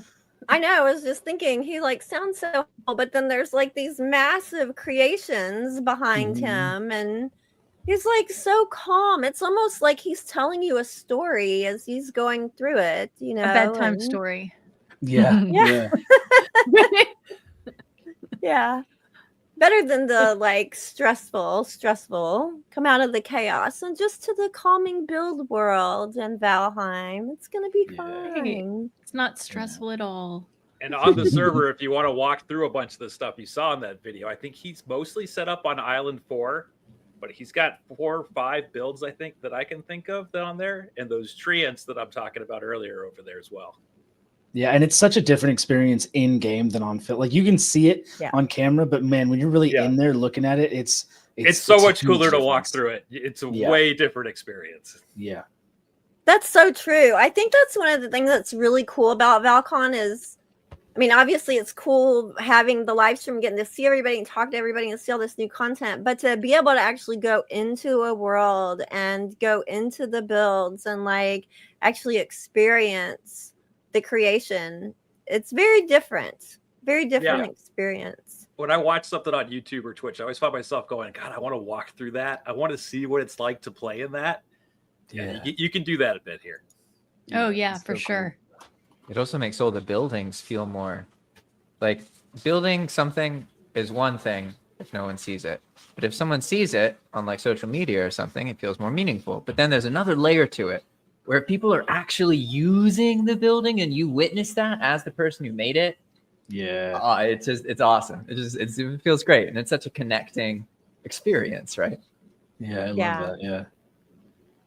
That really brings it to life. Speaking of connecting, we have a streamer that we're going to be connecting with. Again, someone that we spoke with a little bit ago, and that is Lit Girl. Let's see if we can get her up here. Hi, Lit Girl. Oh, hi. Welcome back. Thanks. Welcome I'm back. at work, I'm streaming, and I'm very tech illiterate, so this is what you get. I feel you. I feel you so closely. Yeah, we're all learning a lot about tech right now. There's so many Apparently I buttons also to push couldn't mute myself today. either. I learned from him. Yeah. You're doing Well, the if- Brady Bunch thing again, pointing. Yeah. Right. These ladies. Musical squares. Building from them. Technical from them. So true. So, Lit Girl, what's going on in your stream today? You're over on Twitch right now, right? Yes. Today is our, we're doing a bit of our Diggity Hole themed playthrough. So we do what I call seasonal playthroughs. And last season we did an old McDonald's themed farm where we were all big farmers and had to have, our build had to include a big farmhouse, a big barn, a big piece of land that you were harvesting crops from. And this one, you are a dwarf in the mountains in perpetual winter. That's why I was giggling during our stream earlier, because that's what we're doing right now is perpetual winter. Hence me learning about the ice flow issue. If you have the seasons mod, read your config file very carefully. It's important. We're doing, it's called Diggity Hole, based on the idea that we're dwarves seeking ore in this new world, sending it back home. So we send home shipments, and our builds are in the mountains and have a secret treasure room that we have to find at the end. That's cool. So that's what we're playing with today. Doing a bit of building in Valheim. And I'm sorry, what are we building right now? What's your project at the moment? I'm working on my kitchen today. Oh, well, okay. Specifically, but we're working. I'll show all the builds. Some of them, like Keldar's, it's just, or half in Grims, even one of our hosts today. Some of the builds are quite advanced. Some of them are very beginnery, and we have all types of builders, all skills. But everyone's done a mountain build, and again, we're in perpetual winter, so everything's snow covered and very pretty. There's nothing that grows. You can't have a farm, so everyone's built these mountain houses and have a special hidden cavern with a special hidden entrance, I should say, into their cavern of treasures. So at the end, we're all going to try to find each other's hidden rooms, and whoever's is hardest to find and fullest wins. So kind of like bat caves at everybody's house, essentially. Yes. Nice. That's cool. Yeah. So my character's name is Litsmog to kind of cement that theory. Oh yeah. Oh yeah. Cool. Are you going to be showing that on stream? Yes. Oh gosh, yes. They'll take me a minute to go through the builds. Like Keldar's, I don't even think I could do it in a whole hour. He's gone crazy. Oh god. Oh my gosh. It's gigantic. And so, like, I guess for the kitchen that we're designing right now on stream, were you pulling inspiration from for that? Mostly Lord of the Rings, dwarven stuff, Art Deco style. I love that concept that Nouveau Renaissance is kind of an Elvish style, and Art Deco is very much dwarven. I can jam with that. So yeah, I got to work on my castle. I'm pretty behind. Are you using any mods? Oh god, yes. So Seasons mod, of course, to keep us in the winter theme. I was really interested when actually Azumatt was mentioning that other mod this morning. For perpetual winter, because it was one of my struggles is balancing the winter with giving. We do what are called care packages, because again, if you don't have the ability to make barley, good luck getting fire pots. So how are you gonna finish the game without those? Good luck. So we have care packages from home to help balance the no farming aspect. But I'll be building that kitchen today with that kind of dwarf theme to it. Yeah. Interesting. Gotcha. Yeah, I guess I didn't think about a gameplay without farming. Man, that's right. Well, that's a challenge right there. Tell a story, and we're telling a story about some dwarves who like completely overmined their home world and are here now, trying to make their trains run back home. Is there a mod? Is there a mod for planting pots that like you could grow the I guess the vegetables? Oh yeah, like a hydroponics mod. Yeah, that'd be sick. Yeah. Can we get like a grow light and a couple of? I mean, just asking for a friend. But asking a Canadian if she wants a hydroponics mod, please. Right. Only in Colorado. Yep. All of Canada. California. That's like getting into some of the role playing kind of stuff that a lot of people are doing in Valheim. We have a panel coming up on that in a little while later as well. The pre-recorded one. Yes, I think it might have been. Yeah, I'm on that one too. We talked about this a bit on there too, like how to balance out the games and stuff. It's really fun. I love doing storytelling through play, and Valheim really lets you do that. Perfect. Yeah, I love cool. Well, yeah, we got a VIP interview. So anybody who's been sticking around watching the stream, if you know anybody who's not watching their eyeballs on the screen right now, you might want to start pinging them and say, hey, the VIP interview is starting. Yeah. So thank you, Lit Girl, for stopping by again, and have fun on your stream. Good luck on your kitchen. Thank you. Have fun. Yeah. What happened to your beard, Jiroc? I gotta keep switching outfits because it gets warm. Hey, who is that? Who is that guy? He's having multiple personalities today. Get him out. I broke into Jiroc's house and sort of played with his computer. Right, call the police. All right. We have a special guest interview here. We have had him on the podcast a couple of times. Everybody, please welcome Patrick Yarlston. Hi, Patrick. I'm Patrick. Welcome to Val-Con. Welcome. Yeah, welcome to Val-Con, Patrick. So, we've had the privilege to interview Patrick a few times on the podcast, and that was awesome. I've gotten to meet Patrick a few times too. It's good to see you again, Patrick. Yeah. Over here, I'm in this block. There's so many of them. So for the viewers who don't know, Patrick, can you explain to the viewers what your contribution has been to Valheim over the years? So hello, you lovely people. Thank you so much for letting me come on this wonderful train ride with you. My name is Patrick Yarlston. I'm a Swedish composer, now Australian as well. I've been living in Sydney, Australia for the last 7 years, but I travel back and forth because a lot of my work is in Sweden still with video games. So I've been the main composer for in-game music for Valheim since the beginning of the release, basically. And have enjoyed that immensely, getting to write music, which is of my home country and sort of home culture, because I come from a small town called Löddeköpinge, which not too many people know, but it used to be a trading mecca during Viking times of similar size as Birka, which is the big trading mecca up north west of Stockholm, or in the Stockholm area. So we have a Viking museum close to where I grew up, which we would go and visit in the summers. And it's been cool to have all of that knowledge of where I come from and getting to integrate that into the music that I've gotten to write for this wonderful game. Awesome. I'm going to throw questions around to our panelists so that they can each get a chance. Do you guys, hopefully you all have the interview document open. If you don't and I call on you, you'll be like, but let's go to Gwen first. Gwen, can you ask the next question for us? Yeah, and hi Patrick, good to speak to you again. I've loved every discussion we've had, all the interviews we've had on Valheim, so really glad to see you again. So likewise. Valheim is loved by so many, and so many actually say, the music is such a big part of why they love the game. So it's so great to have you. What do you think of the fans coming together to create this 24-hour online streaming event for the 4-year anniversary of Valheim? I think it's an incredibly cool thing huge shout out for all the work that you've all done to get this together as all over the internet. And I think it's a testament to how Valheim has always brought people together, both fans and creators. And especially in a time of COVID, where suddenly everyone was locked in different parts of the world and you wanted to play with your friends. And if you have 5 friends all over the world and in different time zones, how do you find time and ways of playing together? And Valheim came out at that time and solved that, because you could have servers, you could go in and build, you could get together to do raids or do bosses.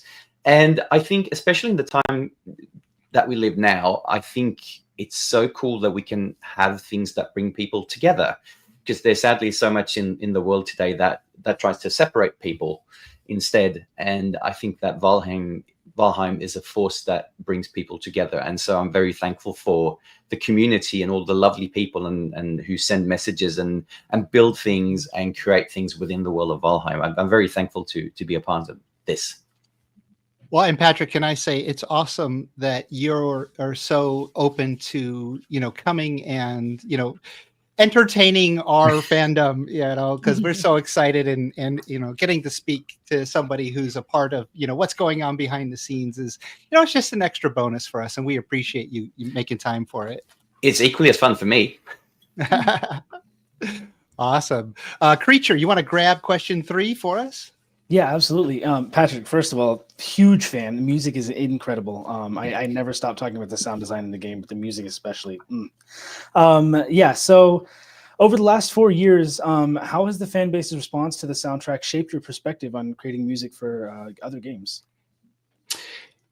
Valheim has been a huge opener in the video game world for me. I've been working with video games for 16 years now, but previously, whenever I finished a project, you had to go out and hustle and try to get a new one. There wasn't that sort of continuity.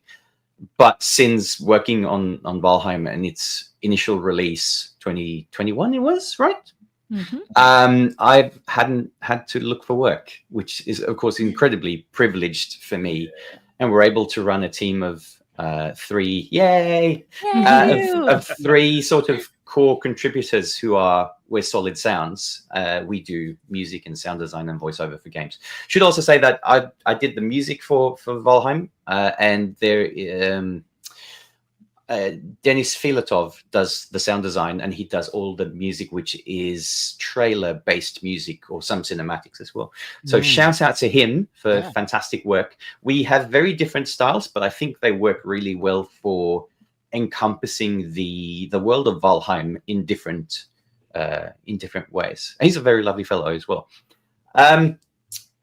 So sorry, I lost complete track of time. What was the question again? How it's shaped your perspective on creating music for games going in the future, going forward. So that's the one thing that it's given me the opportunity to just continue to work with what I love, and I'm incredibly passionate about music and teaching music. So I do work with high school students here in Australia, teaching them composition for their high school certificate. And of course, I'm informed by all of the video game music I do, the live music and rock music that I also do. But I think the big thing is the success of Valheim have proven a couple of points, a couple of tenets that I have held for a long time, but now I sort of have in writing that they work. For example, the importance of building a world with melody and having something to relate to. And it's the melodies that people, I think, come back to from time and time again. I write melodies inspired by old classical composers, and especially 15th century Palestrina.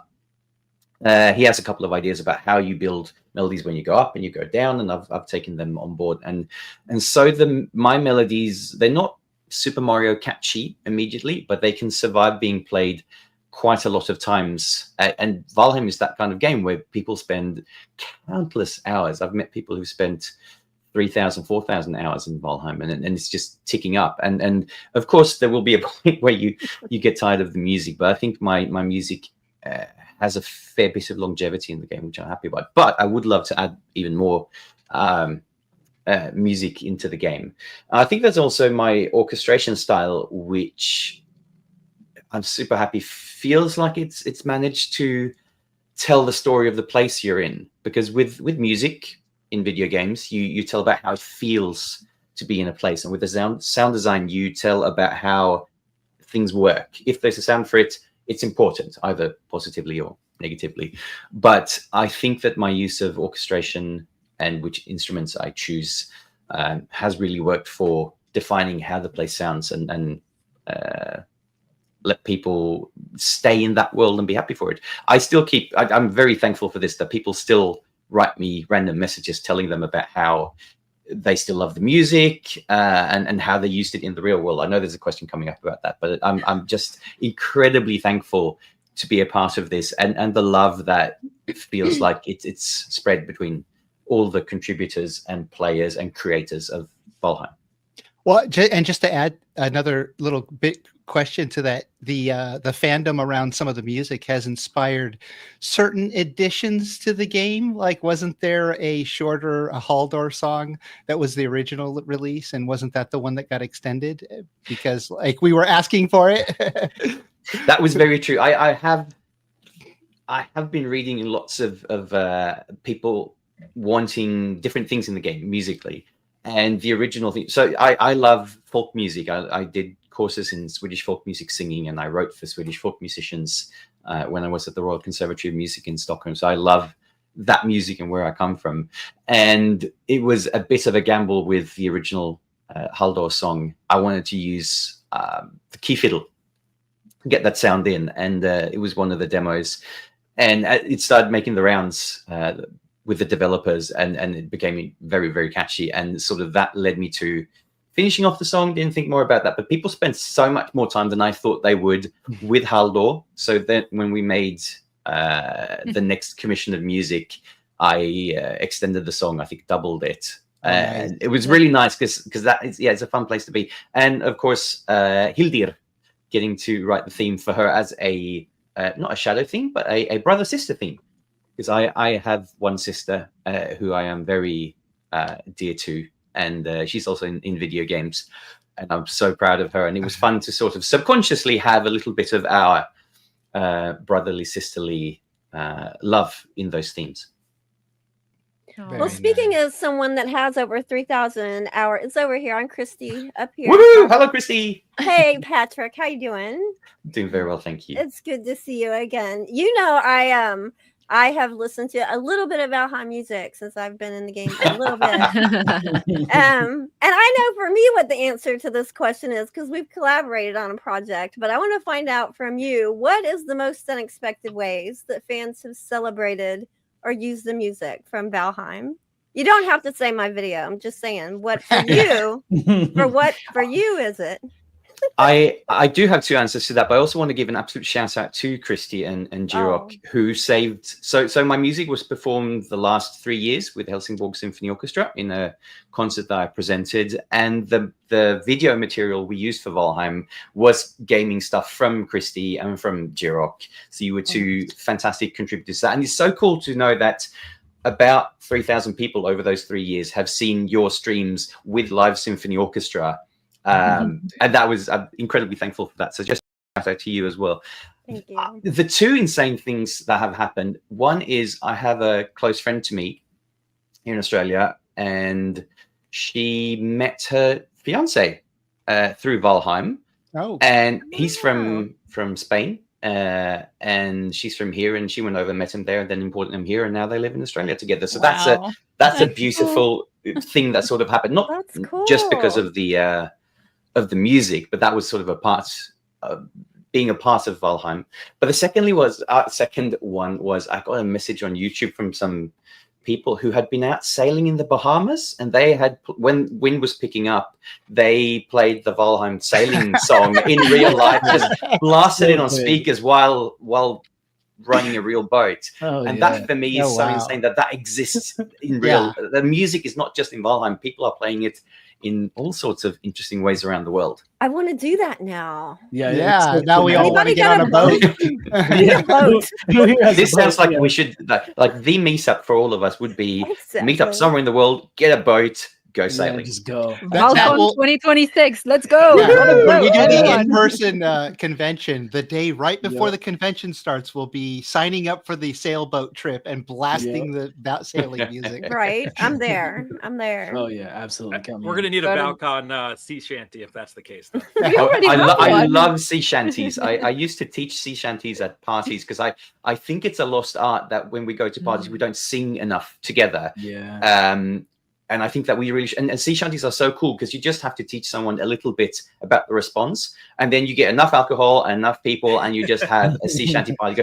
They're fantastic, and that would be fun.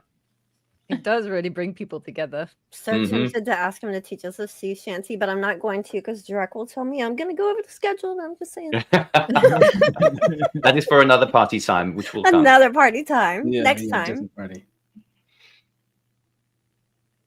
But yeah, those are my experiences with there's so many stories, but those are my favorite ones. We can't hear you, Jiroc. Oh, Jiroc is muted. Jiroc is muted. Hey, Valheim gal, did you have something that you wanted to ask Patrick too? I'm next, huh? Yeah, I was saying it, but I was muted. You just saw me. Okay. I didn't hear. I'm so sorry. Hi, Patrick. It's so nice to meet you. I'm the newbie on the squad, and I love your music. I've built along with it for ages. The ages I've been here. So I have a question for you in two parts. So the first part is, what was your main source of inspiration for Valheim's music? And what challenges are there in creating music for different biomes while still making each piece fit into that same world? Exactly. I'll go back to my childhood. Go ahead. I was going to say inspiration first. Yes, inspiration. So we have something in Sweden called this is not completely correctly translated, but I call it the Free Air Appreciation Society, which is basically like Swedish Scouts, but we don't have any badges. But it's the same thing. You learn about being in nature and pitching tents, wind shelters, surviving, what you can forage.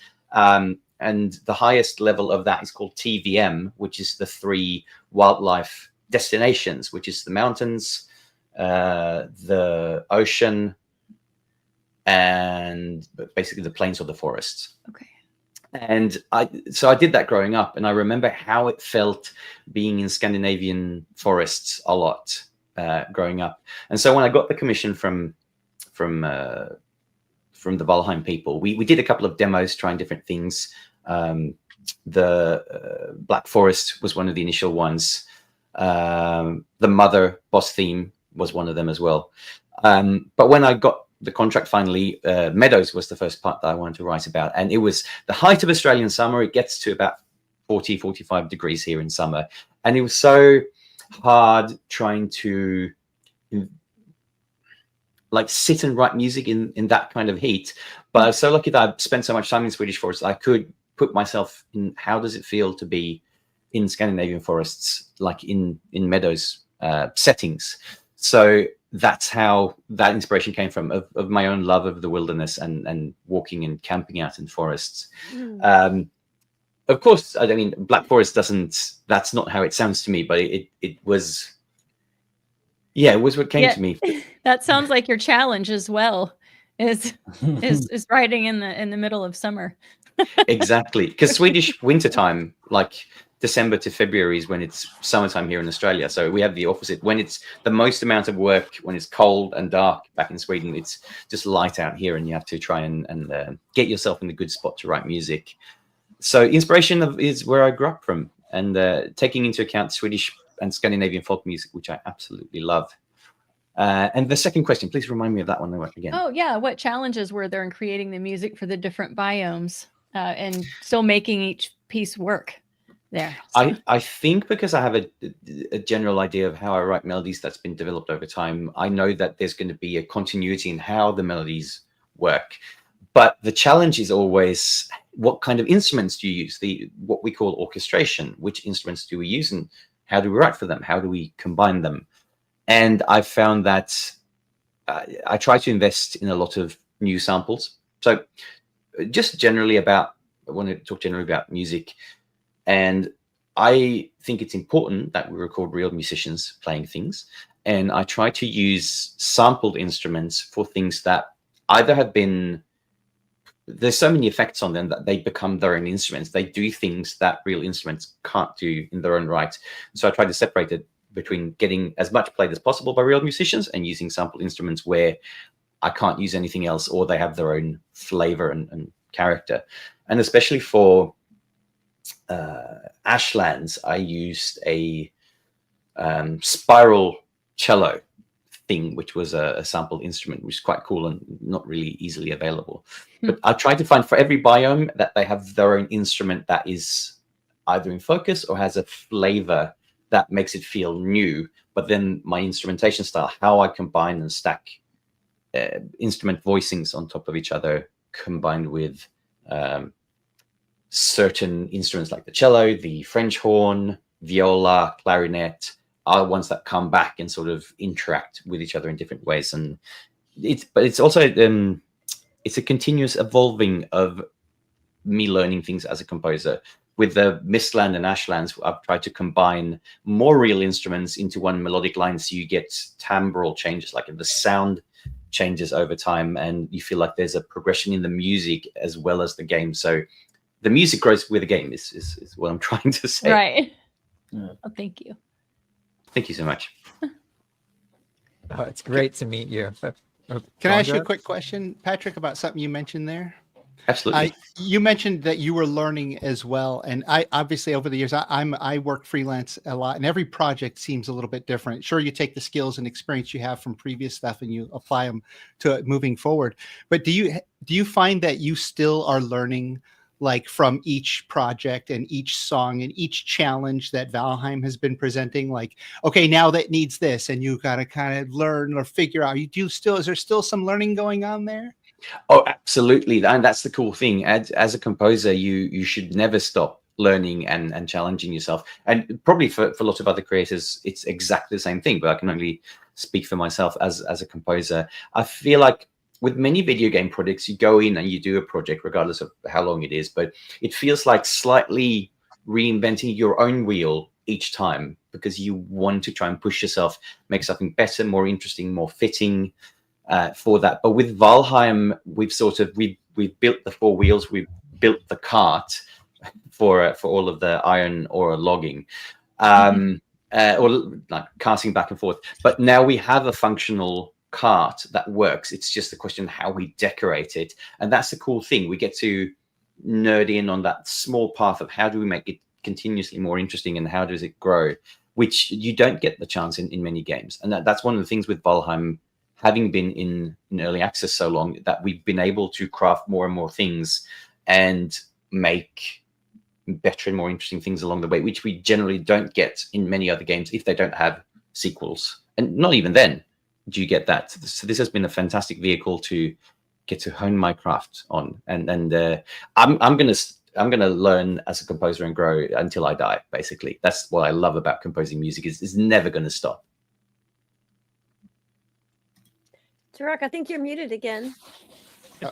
Oh, sorry. Yep. Thank you. I was just going to say, I think that as artists, especially, and probably lots of other craftsmanship, and skills that people have, that learning is one of the processes that keeps us interested in our craft, right? Yeah. Like, because if you're just doing the same exact thing over and over, it might become dull, but constantly learning little bits along the way, it's what keeps me excited almost every day. And it's the same with the fan base of Valheim, because people writing back to me what they love about the music and what it resonates with them also teaches me what works, and I get to take that on board. And I think it helps with encouraging that with each new part as we write more music, it keeps the interest up, the passion for it, because I see how passionate people are about the game, and I don't want to let them down. Not that you can't aim to please someone else with your craft, but I can aim to have the same passion I felt for Valheim from the beginning at every step, and definitely the messages I get help keep that passion level up. Yeah. So thank you everybody for that. Yeah, when there's a fan base for it, yeah, it's definitely you know the work is worthwhile, because it's not just you in a vacuum, right? Exactly. Yeah. I think JP is a question for us. Hello, JP. Yeah, and quickly, I will say that thank you so much, because one of the things that you've done is made it very obvious that good games must have good music. Absolutely. And after I played Valheim, I looked back over every single game I like, and there's always good music. Like all the major games that have really struck people do it through music. So sometimes I wonder, maybe we actually underestimate how important that music is. But that is absolutely true. Yeah. It's the same for movies. Absolutely. It creates the atmosphere. Yeah. Interesting. So what's your favorite track from the game, and what story does that particular track tell? It's hard not to say Meadows, because Meadows is so me in a way. I've lectured a lot about this piece and analyzed it and broken it down, and the combination of a lot of Scandinavian music is if it's summer music, it's dance music. If it's winter music, it's introspective, sad music. And Meadows is definitely a spring summer dance track, in that the guitar plays a 3/4 time signature feel. The mandolin plays a 9/8 time signature. So you have this push and pull of different instruments playing in different time signatures that help each other. They're all interlinked in some ways, how you phrase them and where the accents are. And it's been such a huge hit all over the world, and people really love it, and it's meant so much. It's been played at weddings, for example, which is really cool. So in a way, that is it, because that's the big hit, and that's the one that sort of has launched me. But personally, it's always with composers, I find that it's the lesser known ones, and I think it's the village and farmstead theme that is my favorite, because there's something so human about that melody. It's a cello melody for me, and this happens when you run around in meadows and you find these old Viking outposts where no one lives anymore. And I wanted the theme to convey the sadness of the loss of the people who are not there anymore, but sort of it brings us together as we're all humans, regardless of who was there before us and who comes after us. And that's my favorite one from all of Valheim. It's just a small contender in a small place, but yeah, that one is my favorite. That's touching, though. Yeah, nice. Yeah, you can tell you care about it so much too, which is huge in music. Woohoo! Yeah, no, we have to. We have to. I think in order to make great art, we need to care. Yeah. And I think that's the thing with, just like you say, JP, about music in what we said in both movies and video games, that as a process, we're invited in if we're lucky, from the beginning of a project, but usually it's around 60% of a game being finished. We're invited in, and we have to make something up at that point, usually under quite not duress, but a short time frame. And I feel like music, and if we're lucky, it turns out really well. I feel like music for movies and video games are the same in the sense that for 10% of productions that exist, the music is really uninspiring and so bad that it's just a filler. For 80% of the time, it's exactly what it should be. It is there, an emotional conveyor, but you don't really think about it. And then you have that 10% at the end where you can hear that the music and the game, the movie, the artwork it interacts with is just so spot on that it's bigger than the sum of its parts. Star Wars, good example of that. I think Frostpunk is a fantastic example of that. One of my favorite composers, Piotr Musiał. I don't know if that's how he pronounces his name, but fantastic music from that game, where you feel like this world is bigger. This talks about all of us as human beings, and that's my hope for the Valheim music, that it talks about something bigger than all of us.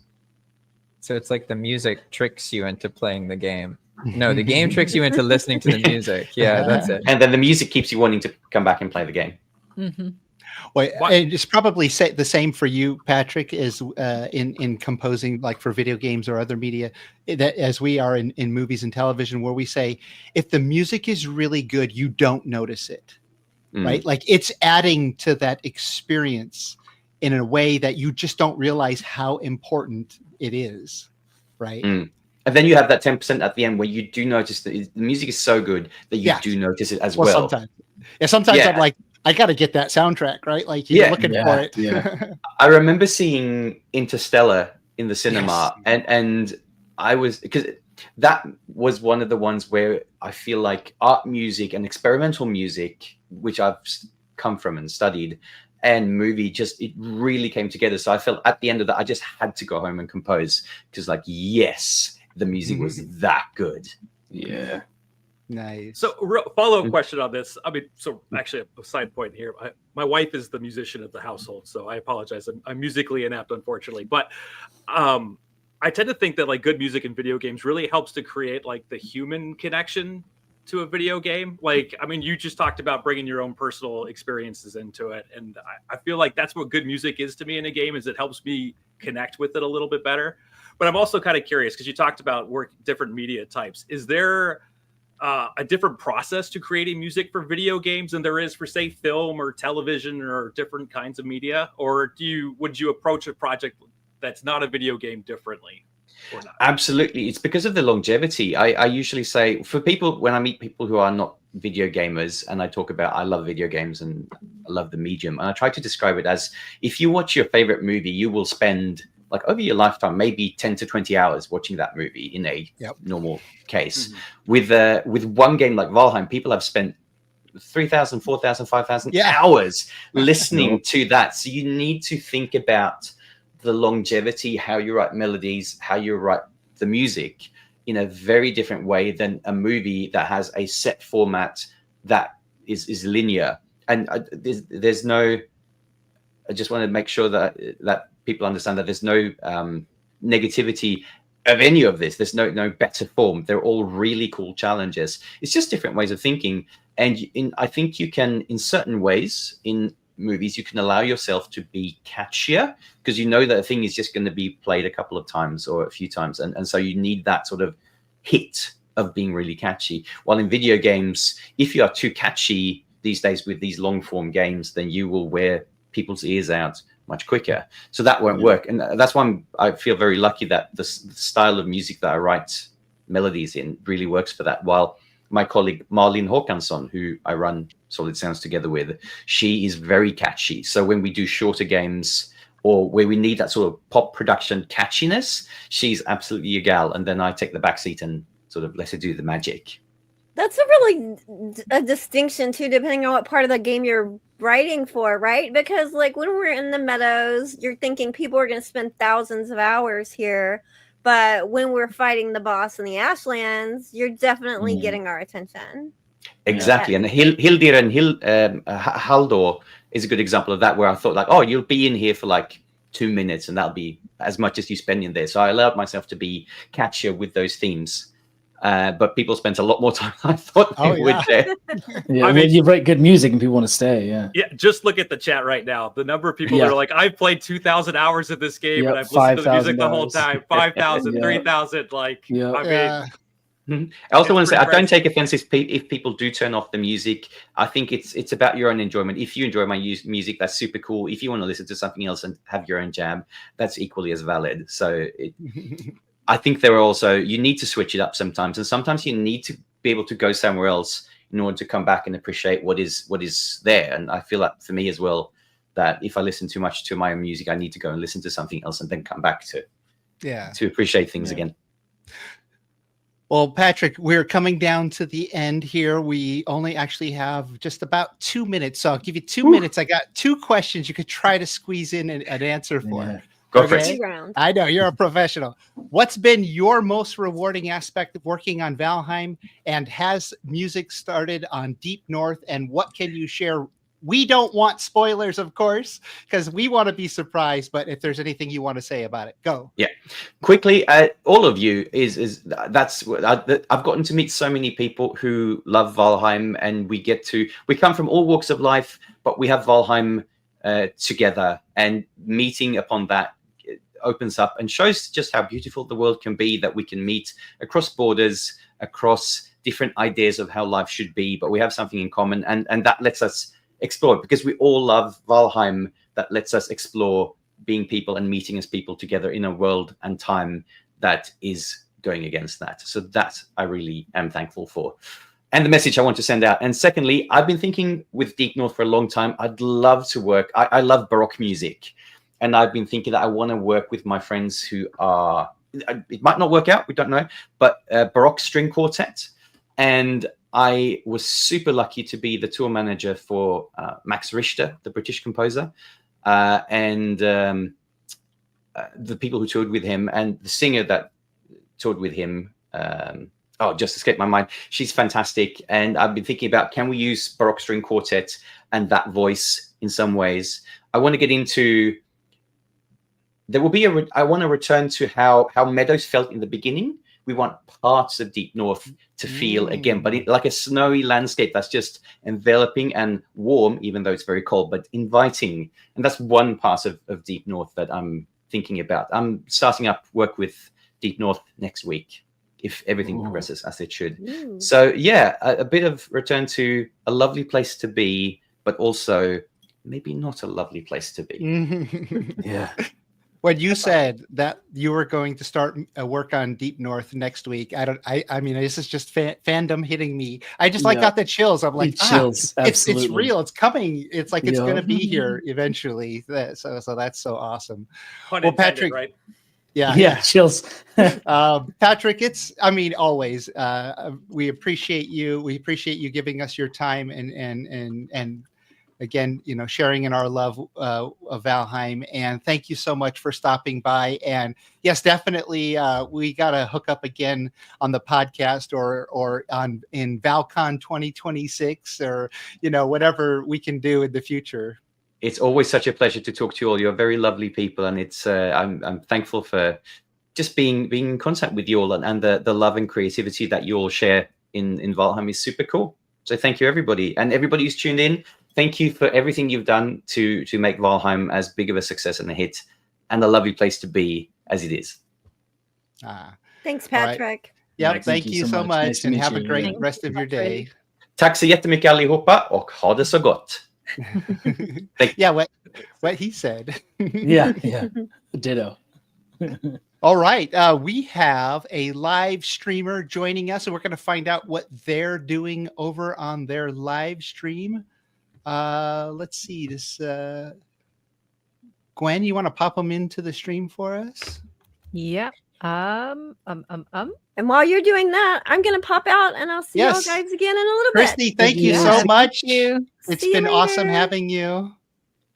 Let's bring Trust Anyone back on board. And hey, Kysen, whoops, I meant to click on Trust Anyone. I clicked on Kysen. Let's get Welcome. Kysen in here. Who's this guy over here? Who invited him? Good morning. Hi. Welcome, hi. Kysen. It must be early for you down under. It is. The coffee's not kicked in yet. It's about 6:30 here. So. Yeah. Well, so good to have you here. And we're going to visit with one of the streamers who we have met with earlier on one of the panels. Trust Anyone, welcome back. Hey, everybody. How are you doing? Good. Good to have you back. So you're Thank you for having me streaming, back. let's see, until about, 12 a.m.? Or are you going later than that? Till midnight. No. I've got my sister's birthday was Friday, so we've got a big. Well, our family's getting together for a nice meal out, our favorite restaurant tomorrow. So I can't see the Val-Con tomorrow, unfortunately. I will be. Oh no. Well, it'll be recorded, so you could. I'll be hitting those recordings and looking at all those wonderful builds that I need to learn from. Honestly, the same. Yeah. Yeah. Well, so we had you on before for some discussion, but you have a stream going on at youtube.com/@trustany and the number 1, as is on the screen there. Please tell the viewers what you're up to for the next, I guess it's about an hour and a half left on your stream, right? Yeah. It's a Twitch, actually. Is it Twitch only? Okay. Yeah, it's Twitch only, unfortunately. My internet isn't that good to stream to 2 platforms at the same time. Oh, okay. But yeah, we've got a little village. This is my sort of local Trustheim server, community server. We've got a little village, and we've got a few little buildings. It's just started off as a play. We've got up to Yagluth so far, so we're just into the Mistlands, picking up some bits and bobs. We've got ourselves a nice tavern. We've got about 7 people that come on and. There's rooms in tavern. We've got blacksmith, apothecary. We've got a bakery. We've got a little bit of a dockyard. We've got a jail, which Bad Sly's been in a couple of times. But for the most part, people are pretty good. So yeah, we're just building a little village. I've got a few projects going on, and always collecting more resources. But inspired by some things I've seen other people do, I'm like, I need to do some black marble building. So yesterday I was gathering some of that, and I realized I built a little base for it down here for what's going to be a magic building. So the idea is to have a Gelder table in the middle of this, and from there we can sort of have, I guess, all the accoutrements that go with it, and then basically the magic all the magic pieces mounted up, the sort of Itra stuff, I guess. It's next to it started off with the Itra refinery, but I did 2 rib cages, and that's it. 2 rib cages got me a circular base. So now I need some more Mistlands. So I think you find that it's just a normal play where we have to collect the resources to do the building we want to do. So I'm going to have to sail and explore and find some new Mistlands to go and farm, because we've the one we found, which was really convenient. It's Kickstarters, but yeah, there's building projects going on that my friends have been working on. But we've got a very good, comfy tavern that my friend Slythe made for us. So people are really treated when they come and stay with us. He did an amazing job. Got a nice view out over the lagoon. There's always a good time at the bar, because you get free drinks if I haven't died on stream. So that's always worth getting a few ales in. We do like to grab a few ales, and I will give you a good skull and have a sip of my ale while we're. All right. Yeah, that death counter says 0. That's pretty impressive. Yeah, 0 this stream. Oh, 0 this stream. That's not like I've died more times than I could have possibly imagined. Right. Yeah. I've got another world I play on Thursdays where I do keep track of the total world deaths, and I'm up to 31 on that, I think, so far. That's not bad. But I'm trying to get better at not dying. I'm trying to get better at building. I just think, and yeah, we're just having a lot of fun with it. So yeah, we have a sort of regular Tuesday community stream where we just, whoever gets on, and we just go and do some stuff, whatever we're going to do, bosses, mini bosses. We've been doing a few of Hilda's quests for the first time because we hadn't done them before, and that was a lot of fun. So yeah, no, we're just Sly's very busy, diligently preparing in the tavern here. He's got all the collections for all the potions and everything. He's got big stalls of stuff here, so there's always food available to put on in the tavern as well. So we're always treated when Sly's here running as the tavern. But yeah, we're trying not to die, and yeah, Mistlands, it's getting interesting. Cool, Hey, cool. personal request. Can you go back to the portal hub you had back there, the tiny one just outside of the bar? Oh, The do a quick little- walk around. I want to get a look at that real quick. Yeah, sure. Just no for a worries. second, though, we do have to jump to our next segment. Okay, cool. So yeah, we've got a little oak tree. We've got an oak tree here, and Oh, you built a portal hub around it. Slide Oh, and I yeah. were talking about having a nice little covered area around. So we've got the main. So we've basically got Haldor, Hildur, and Bogwitch, and we've got a portal for all the bosses as well. So we've got this portal that we can rename to whatever boss we want to go to, and then a couple of emergency or quick portals that we're using at the moment. So it's a little mini portals. There's portals up in the lodge, and a few portals dotted around. I think there's one in the blacksmith to go to some Surtling, farm some Surtling cores and get some coal for free type of thing. So nice. So yeah, Yeah. we Well, just tried to use the environment as much as we could. Yeah. Well, cool. Check out twitch.tv/trustanyone if you guys want to follow along for the next hour plus a little bit. And Trust Anyone, thank you so much for sharing what you've got going on. Brilliant. We've got to Thank you. move on, though, to Yep. our next panel. Thank you all. Take care. So we're going to Thank be you. discussing Valheim servers and communities. Now, lots of people out there in Valheim world probably just play single player, or maybe just a little bit of co-op with friends, or maybe they even rent a server, and play with a couple of friends. But there's a huge community, several huge communities out there, and we're going to talk about that a little bit. So any of the co-hosts, if you want to jump out, you get to take a good almost like 25-minute break here, and we're going to bring in some of our panelists. We've got looks like they're all in here already. Awesome. Hello, everyone. Hello, everybody. Hey, everybody. Hello, everyone. So we're missing the names at the bottom. That's interesting. When did those go away? Whilst you're looking at that, Jiroc, perhaps everyone could have a brief introduction of who they are and Yes, what servers and communities they run. Except for the ones who've already introduced themselves, like this guy over here. I'll go first. My name's StonedProphet. I don't have much of a large community, more of a kind of mod help community. I produced a bunch of videos on the marketplace mods and a lot of Yare's mods, the Infinity Hammer, World Edit commands, a bunch of those things. And just to help people. So a lot of people that I interact with in my community are there to ask questions and stuff like that. And some of them are, actually here participating in the event that we've kind of grown and talked to each other over the times last 2 years. But that's like my community. Awesome. And I'm Cake Town Valheim. I founded Valheim.capital about 3 years ago.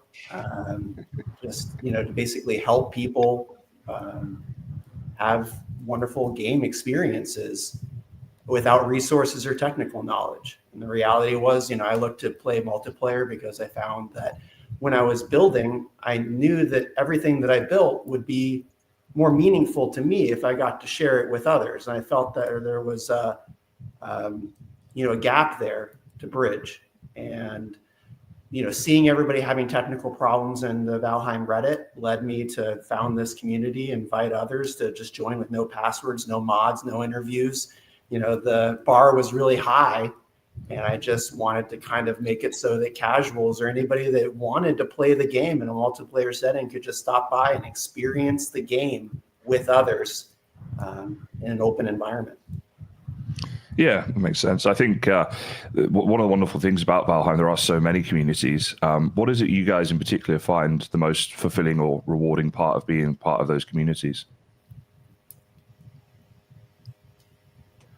I mean, I think the most rewarding part is, experiencing others' creations, connecting with people from all over the world. I mean, it's spectacular. I have traffic statistics that I post on our community on a regular basis of, how many active connections we've had, how much bandwidth we transacted, and where that bandwidth came from. And it's just amazing to see all these connections from all over the world and people connecting to enjoy the game together.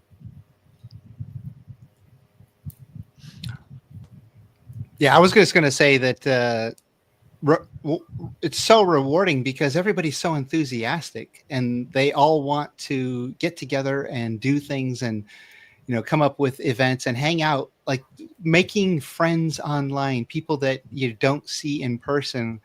Like so just recently, like meeting people, making friends, like I think I can honestly call Gwen one of my good friends now. We've done so much together and talk almost every single week for the last several years now, and it's all because of Valheim.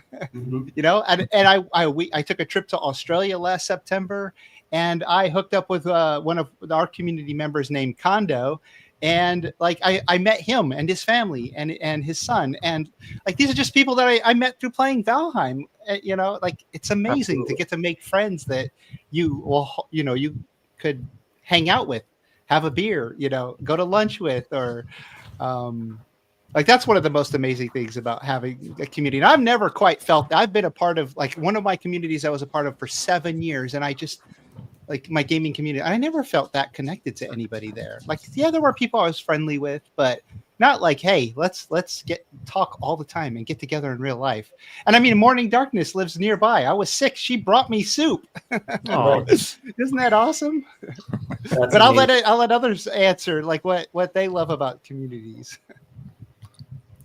For me, it adds a huge level of fulfillment to the game because there's a lot of people out there who are, I believe we live in a loneliness epidemic, basically, where people, whether they're actually alone, romantically or just friend-wise, or as Jiroc was getting at, they don't feel like they have part of something. Through sort of treating people well, you form a community. And if you treat people well and you provide practical things, it becomes a really loving community. And Valheim itself is really powerful at that. So for me, the community aspect has, one, made it a whole lot more responsibility, but also really upped the fulfillment, because I couldn't feel good about putting thousands of hours into something if it wasn't actually impactful for my own life and other people's.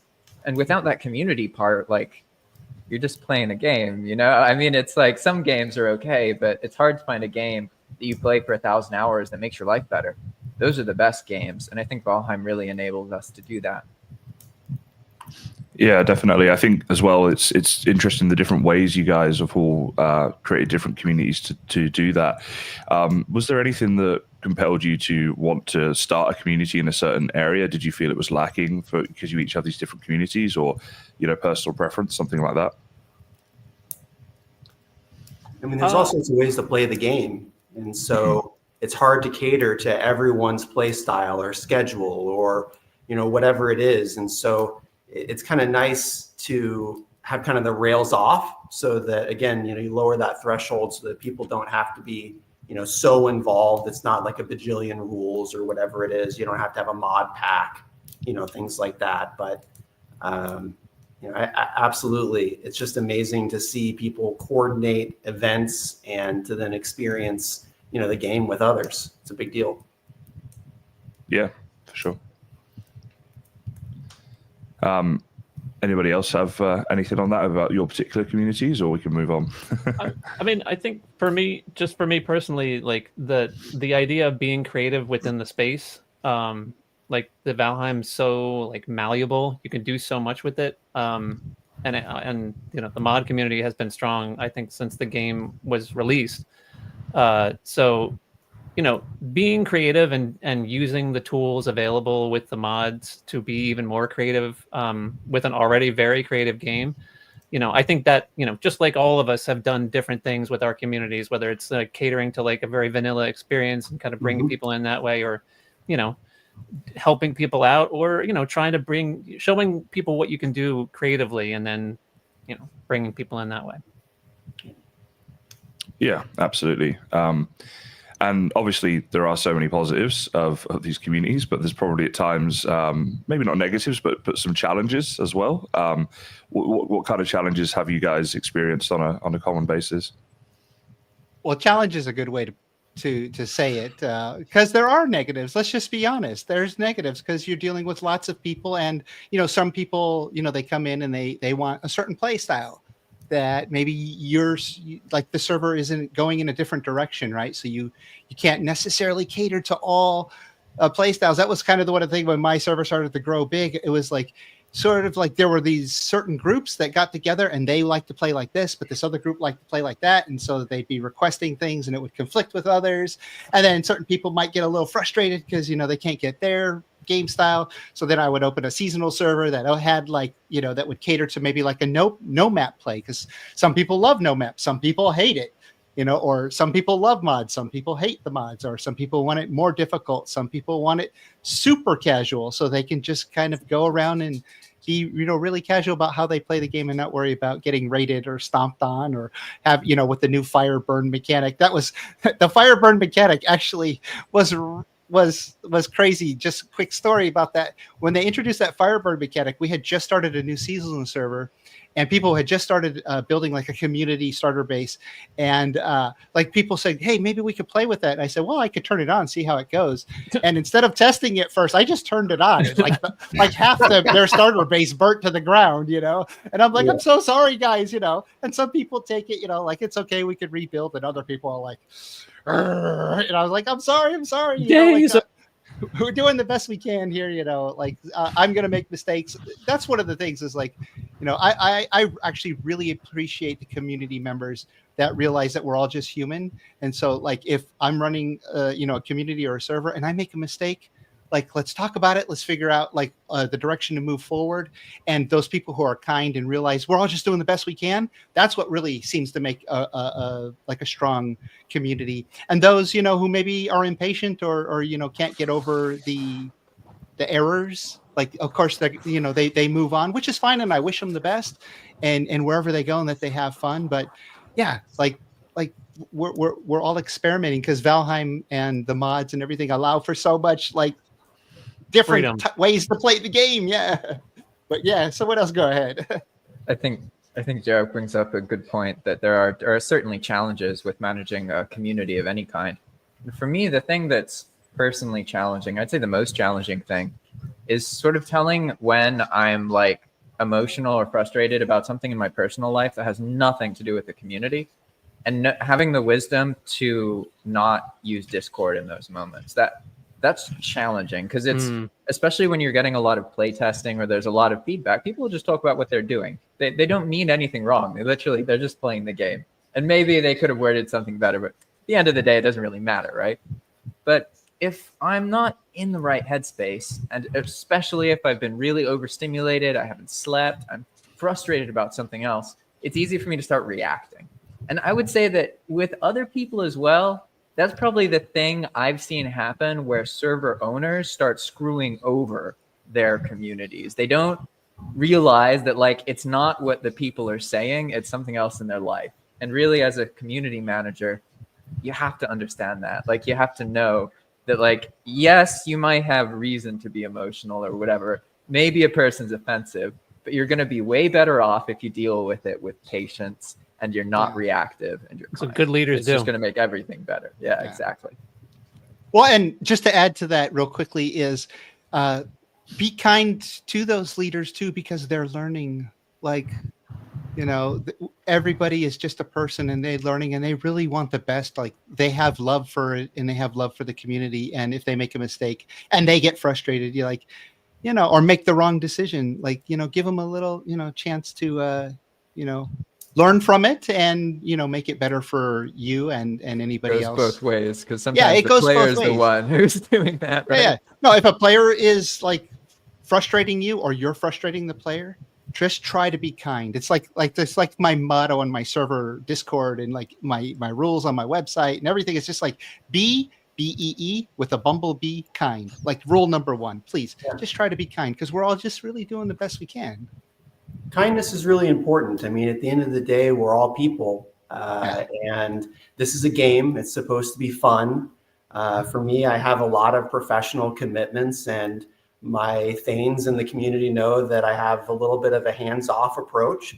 We don't have a complex rule book, because it's kind of a do unto others as you would have done unto you kind of a thing, the golden mean or the golden rule.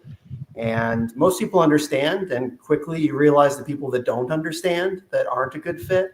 We had some serious problems with, probably the most prolific griefers that you could imagine, like organized, 5 or 10 man raiding groups, people that were spoofing Steam IDs, stuff that is just not easy to stop people from doing whatever they want to do. And it's kind of a hardcore game experience, really, when it comes down to it, because your things might get broken. You're sharing this space with others, and what someone else wants to have fun doing is not what maybe you want to have fun doing. It's like going to kindergarten. Yeah, and it needs to be consensual, PvP, consensual griefing, like sometimes you can play a joke on people, like, I let a troll through the village on a leash, but, we didn't hurt anything, kind of a thing, but it's fun. You have to have fun with this stuff. And, for us, I think the biggest challenge, you all already mentioned some of the stuff, just, your state of mind. For me professionally,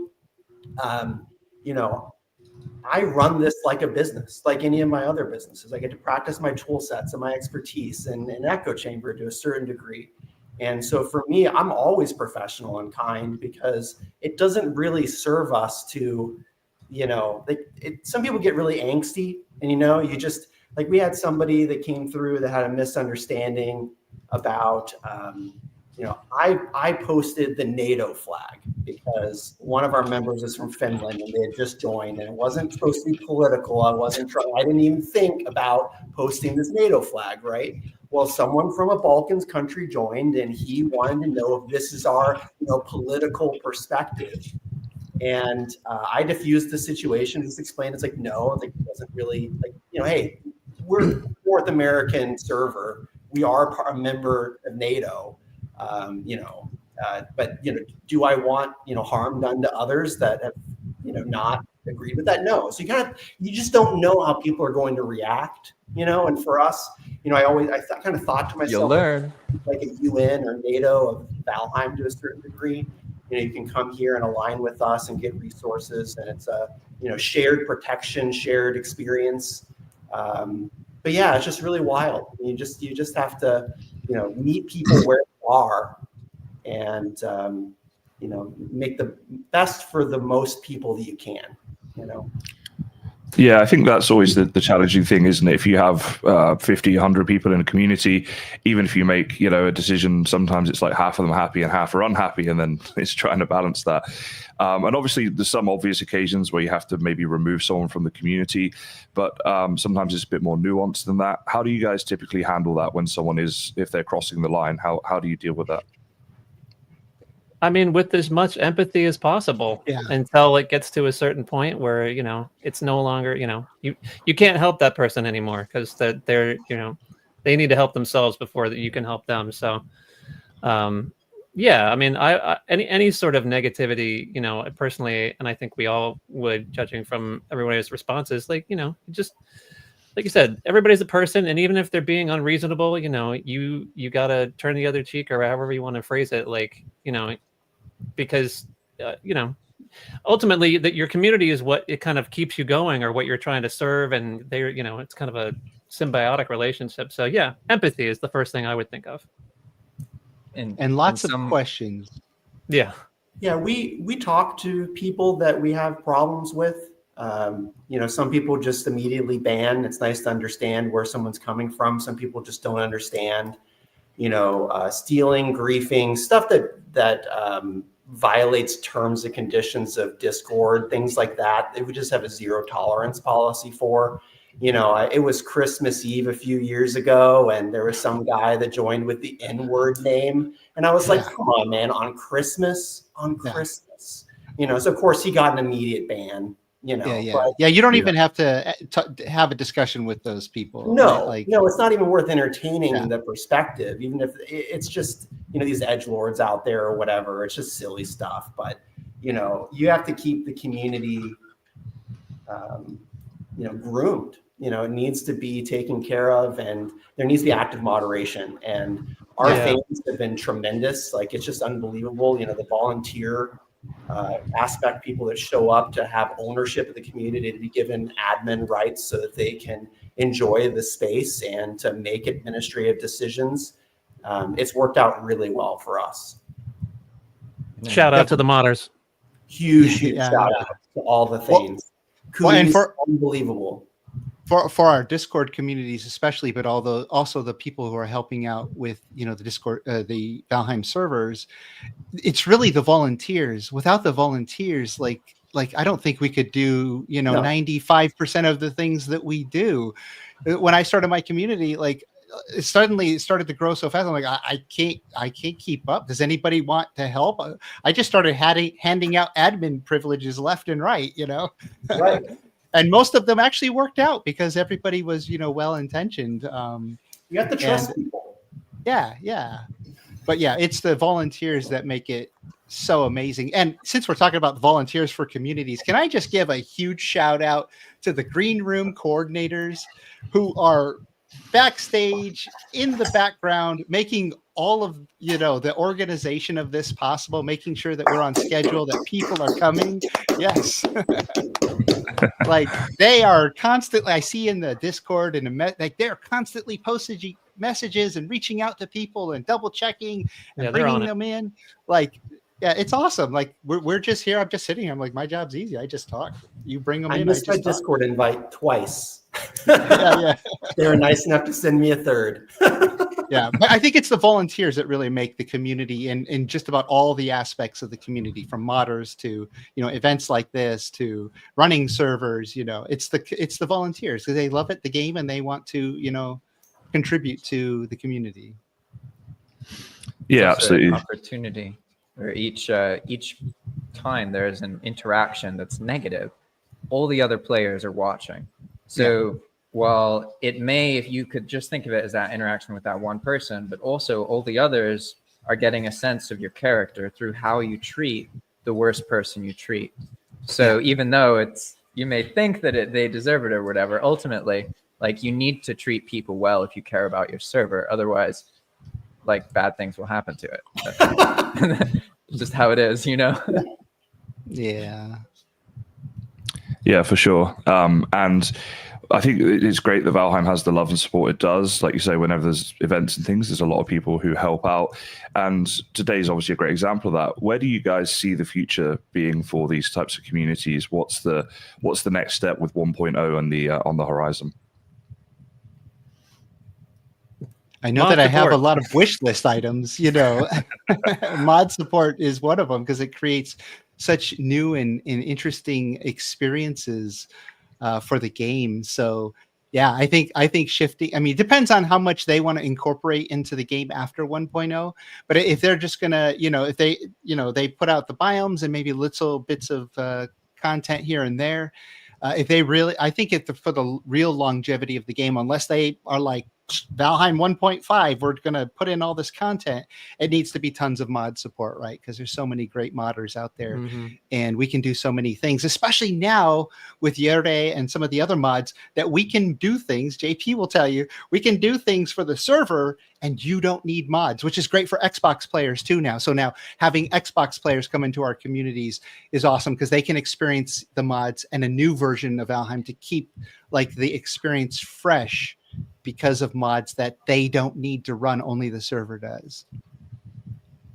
it caveats, or it ties into the earlier point that it's possible that Iron Gate's done everything that they need to do already, even if, let's say, Deep North never happens. If you saw how much Ashland's affected how many people play Valheim, it was not a situation where everyone came back and played. That didn't happen.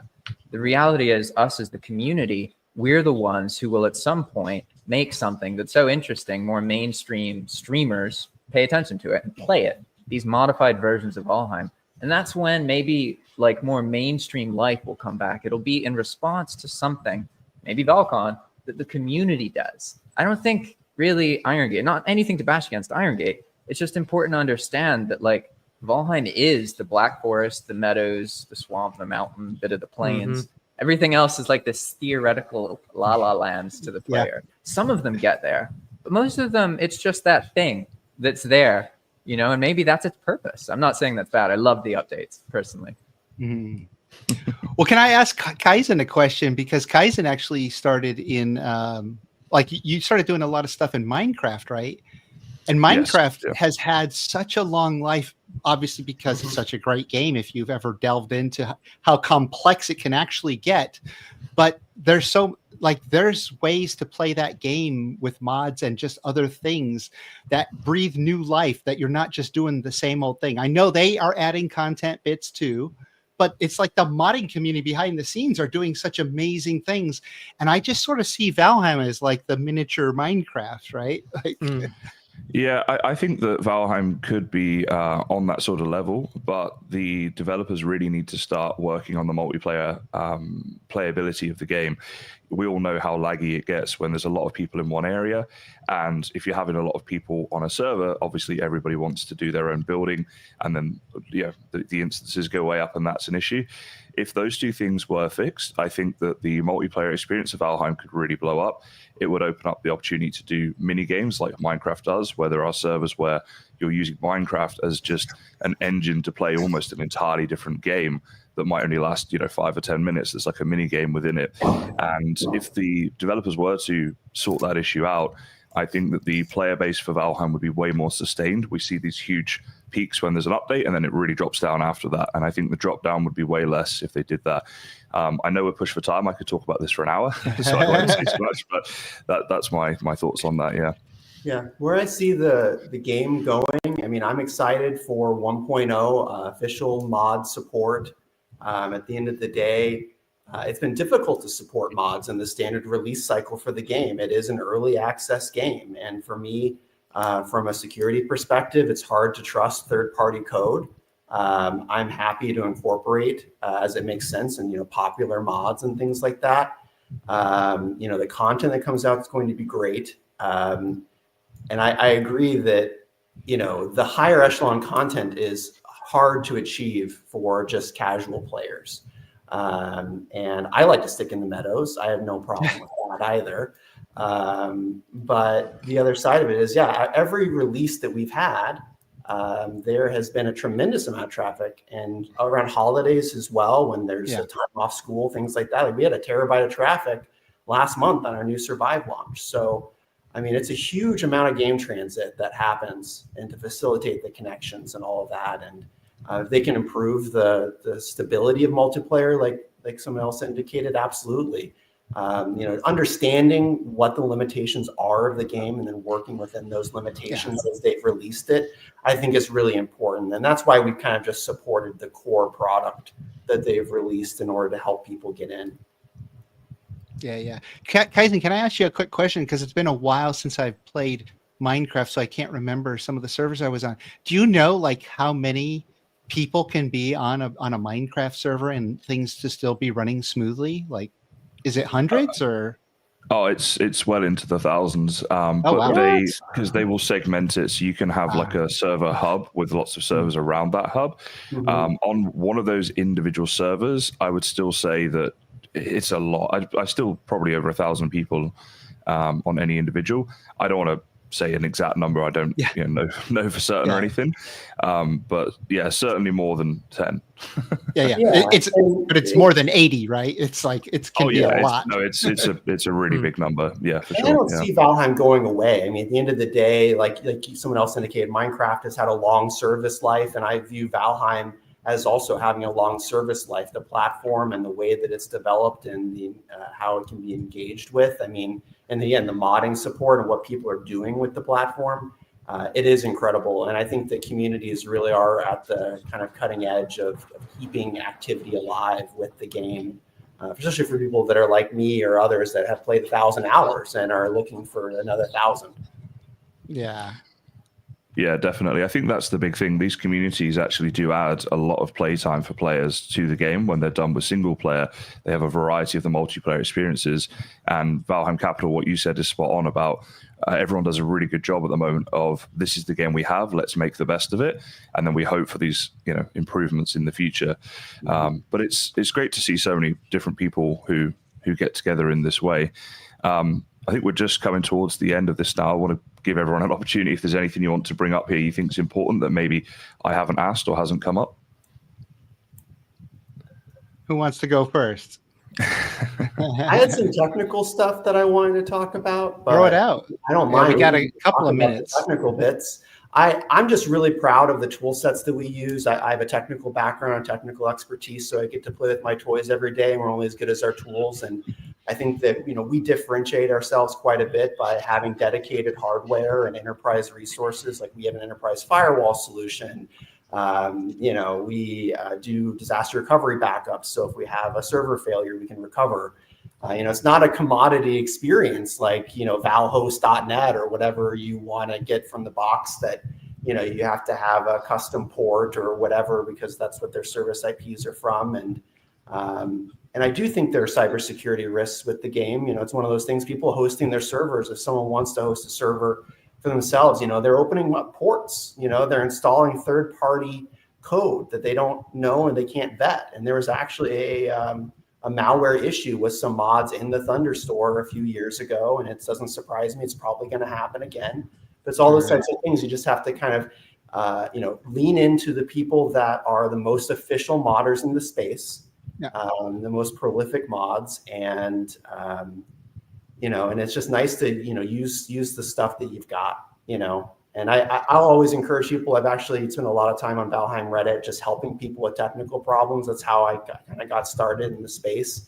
And it's amazing how many technical issues people have. And it's nice to offer, again, the space for people to come and they don't have to deal with the technical bits, or maybe they don't even have money. Like there are people from, a lot of countries that, they don't have access to services. They have access to an internet, but they can't run a server. They don't have the technical expertise. And if something goes wrong, then they own it.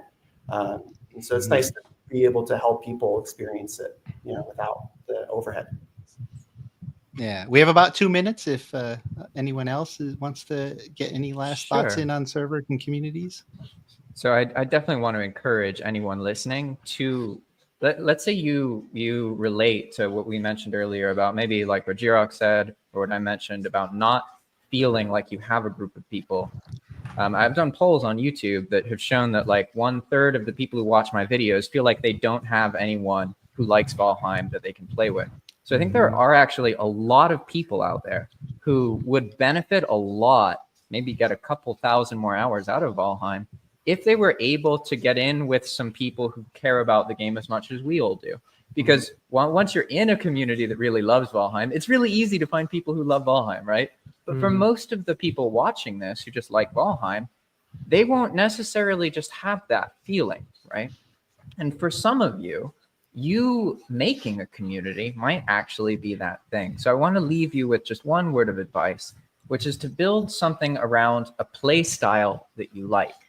Because you may think that it's super niche, but like the one that I manage is no map, no portal, very hard, customized.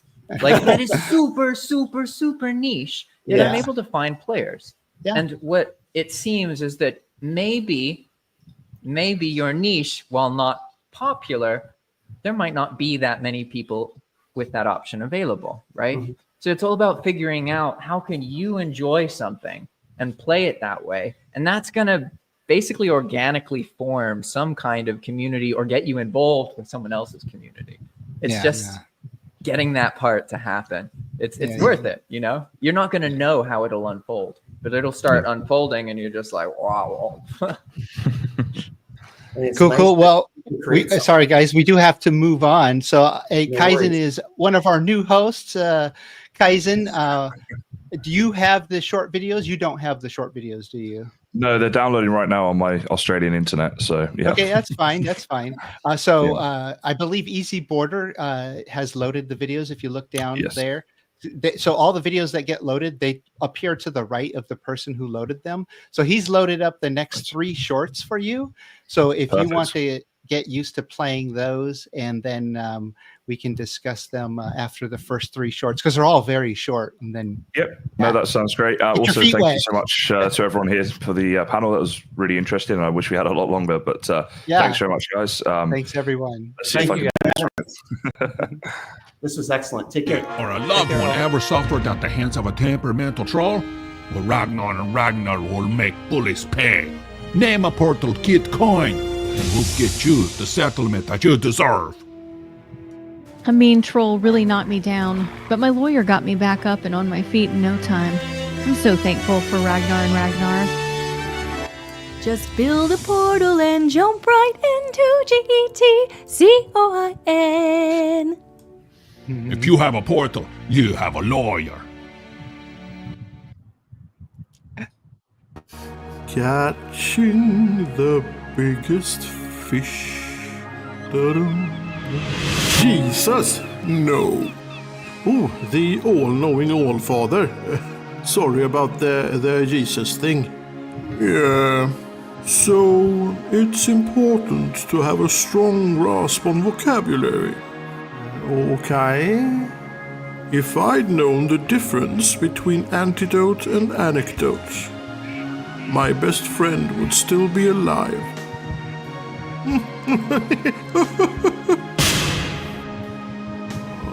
Wow.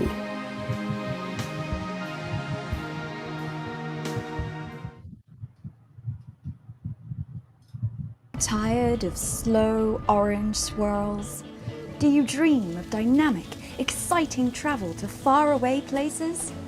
Why Portal when you can Polt? Introducing Polt Airlines, the fastest travel in the 10th realm. For a fast result, ride Polt.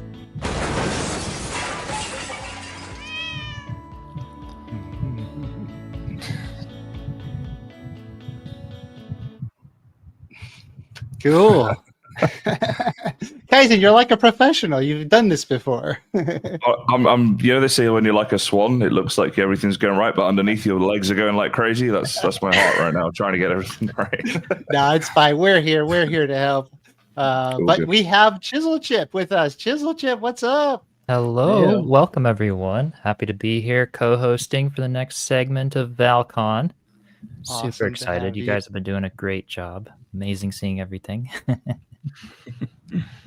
Yeah, let me give you the stage here. Can you let everybody know what you do in the community, just so that, because you're just now coming in, and we want to make sure viewers who are just catching up with us know who you are? Sure. Well, I am Chisel Chip, and I have a YouTube channel around doing all kinds of building in survival games.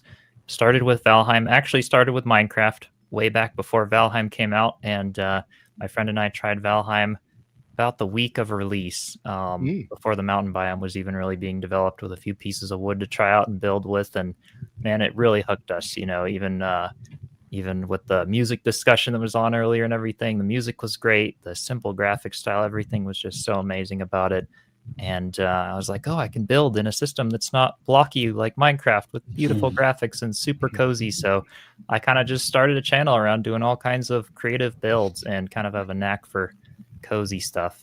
And I think that's actually one of the segments coming up next. There's a little troll cave house that I built. Can you tell us a little bit about that? I mean, obviously don't want to spoil it because the video speaks for itself, but just let us know what we're in for. Yeah. So I did this little recording. I've been doing a lot of Hobbit house builds and things in another game called Enshrouded lately, and wanted to come back to Valheim to kind of build what the closest thing I could to a Hobbit hole of some sorts, and came up with a cool design in the entrance of a troll cave.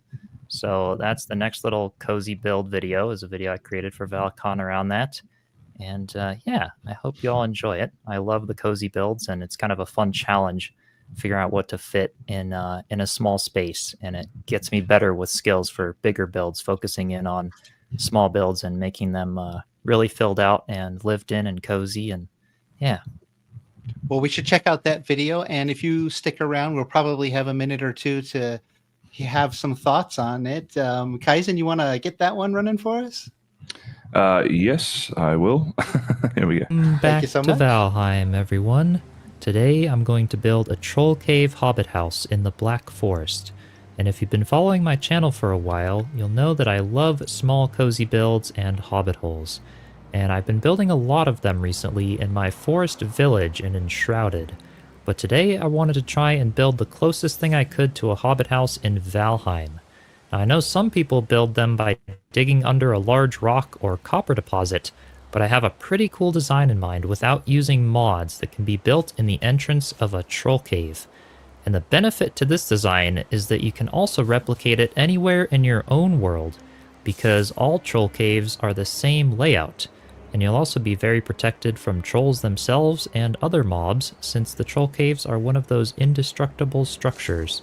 So without further ado, sit back, get cozy, and let's get building. For this project, I chose a nice looking troll cave in the middle of the Black Forest, but you can choose any troll cave that you'd like. And to start, I am going to stand in the middle of the entrance and level the ground in the entrance of the troll cave to all be the same level for building. And then I can start planning out the floor plan for the build, and the entire build will take place within the entrance of this troll cave, which may seem pretty small, and it definitely is, but I have plans to fit a hearth and fireplace with a cauldron, as well as an upgraded workbench and forge, and a bunk bed so that you can sleep 2 people in here. So it's definitely one of my favorite designs for a small and cozy build in Valheim. So to start with the floor, I'm going to take my 2x2 floor and line it up with the rock on the right of the entrance here, so that it's flush with the rock, and then move it over to the right so that it kind of phases into the rock about 1/3 of the way through the rock, just like that. And then I can continue placing it the rest of the way back here, basically so that when you snap a back wall on it here, it's just far enough forward to prevent you from walking into the troll cave. You can see that if I place it just a little bit farther back, how I can walk right into the troll cave, which is what I don't want. So if you followed along so far and placed it in the same spot that I did, then you should end up with a good foundation, where if you snap a back wall here, it prevents you from walking into the troll cave. And this looks pretty good, so I can go ahead and continue the floor the rest of the way. And for this build, I will use some of the more fancy pieces from the Ashlands that can be acquired later in the game. But I do have a simpler version of this build on my channel, just using some core wood and normal wood that you could feel free to check out if you'd like. But I just love some of these new pieces from the Ashlands and Bogwitch updates. They just look so good and have some really nice textures, so I'd love to try them out for this build. And I'm just going to use the little grouse-in floor here for a hearth. And that's going to be the hearth for a fireplace that will be right in the corner there. So there's my floor plan for the build, and now I can start working on the front wall here. And I'm going to use the dark wood to sort of frame it all out here. Create a little snapping point for myself, and continue across the top with the dark wood. Create another little 1 meter snapping point, and continue some dark wood pillars down, just like that. And then I want to angle the walls on the sides in by 45 degrees to angle them into the troll cave. So just like that. And now with the framing, I can start filling in the wall. And you can use whatever pieces you'd like for this. I'm just using the pieces that I like the most for this build. I just love some of the textures on these newer Ashlands pieces here. The tree designs and everything in them And then for the side sections, I'll just fill them in with the solid ashwood walls. There we go. And on the very edges here, we'll snap one up there, and then 2 going down here, just like that. And then I can finish it off by placing these little arched walls here, because I'll do a little arched doorway in the front here. So there's our front wall, and now I think I'm going to work on the back wall. So I'll take my ashwood again, and kind of snap it up on the sides, and put a little half wall above it here, with another little arched opening, because I figured I would include a doorway on the back here so that you can enter into the troll cave, which I think would be pretty cool.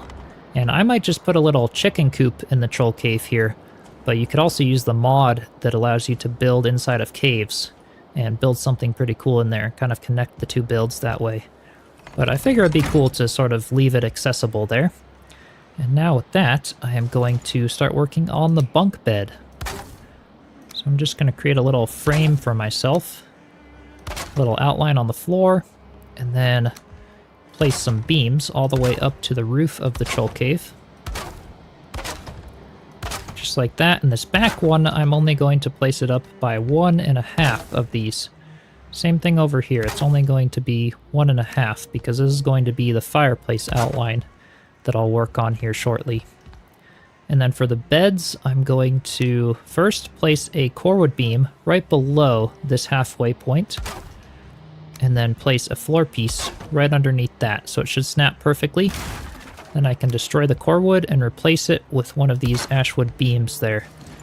And this will give me a good frame to place my bunk bed. And I'm just going to use the ashwood beds, but you can also use the normal straw bed. They'll both work the same. So I'll kind of center it and phase it back about halfway through the beam, just like that, on the top and the bottom there. That looks pretty good. And then I can destroy the little floor piece there. And you might think you might get glitched or stuck in the beds. This top one is plenty big enough. You can see I can jump on top of it and walk around just fine.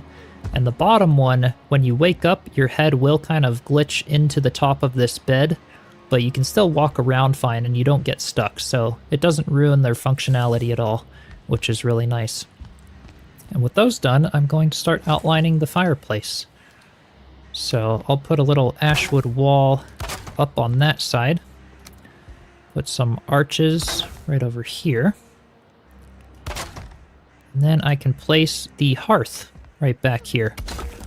And you might be thinking, how is the smoke going to escape? Because I can't destroy a little hole in the roof. And what I'm going to do is I'm going to basically create a big air pocket up here that has enough space for the smoke to sit high enough up so that it doesn't smoke us out and it doesn't put out the fire here. And you'll see when I fuel up the fire how that works. But to create that air pocket, I'm going to take a 26-degree roof piece, rotate it around, and snap it right to there, so that we sort of maintain this big space above the roof of our little house here for the smoke to kind of sit up there. And it works every time. I've never had issues with the fire going out, as you'll see here shortly. So let me just finish kind of trimming around the roof line right up here. We'll put a piece right in here. I may also go ahead and put a little lantern in here so you guys can see a little better. I think this would be a good spot for a little lantern. Right up at the top there. That looks nice. And I'll continue trimming this all out. I'll put one there, a little half of a piece right here, and some little 26-degree beams kind of continuing up into the ceiling there, which I think would look nice. There we go. So this little section here is going to be a storage wall. I'm going to have some chests stacked on top of each other.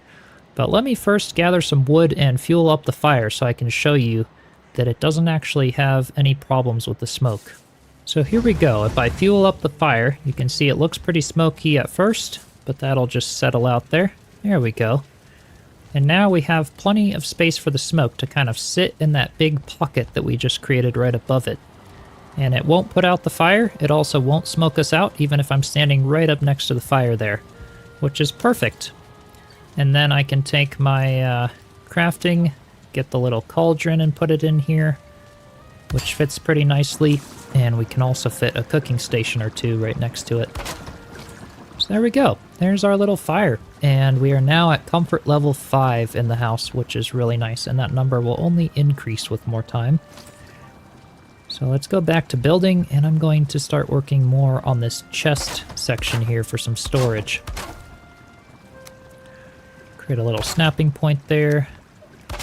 I'm just making some shelves, and then I'm going to place a ladder over here so that we can have some room to climb up here and place the chests. And you need to work from the top to bottom. I'm going to use the iron chests here, the reinforced iron ones, so we can fit more materials. And I can kind of center them and sit them just back into ashwood there. So centered, and then just back, and then destroy the ladder, and we can place the bottom two. And there we go. There's our storage, which is perfect. And now I'm going to clean up the roof a little bit here. So I'm going to go back to building, get my 26-degree outer corner. And I'm going to snap one of them right here. And then rotate it again with an alternative placement. Let's see. There it is. I'll snap one there. And then I want to snap another one here. And oops. Right here in this corner. And then I'm going to continue some of the beams across right over here. I'll continue a beam there, as well as kind of along the side of this one here, if I can get it to snap. Let's see. There it is. Alright, perfect. And I can snap this in the corner, and then fill in the centers with just the 26-degree roof piece.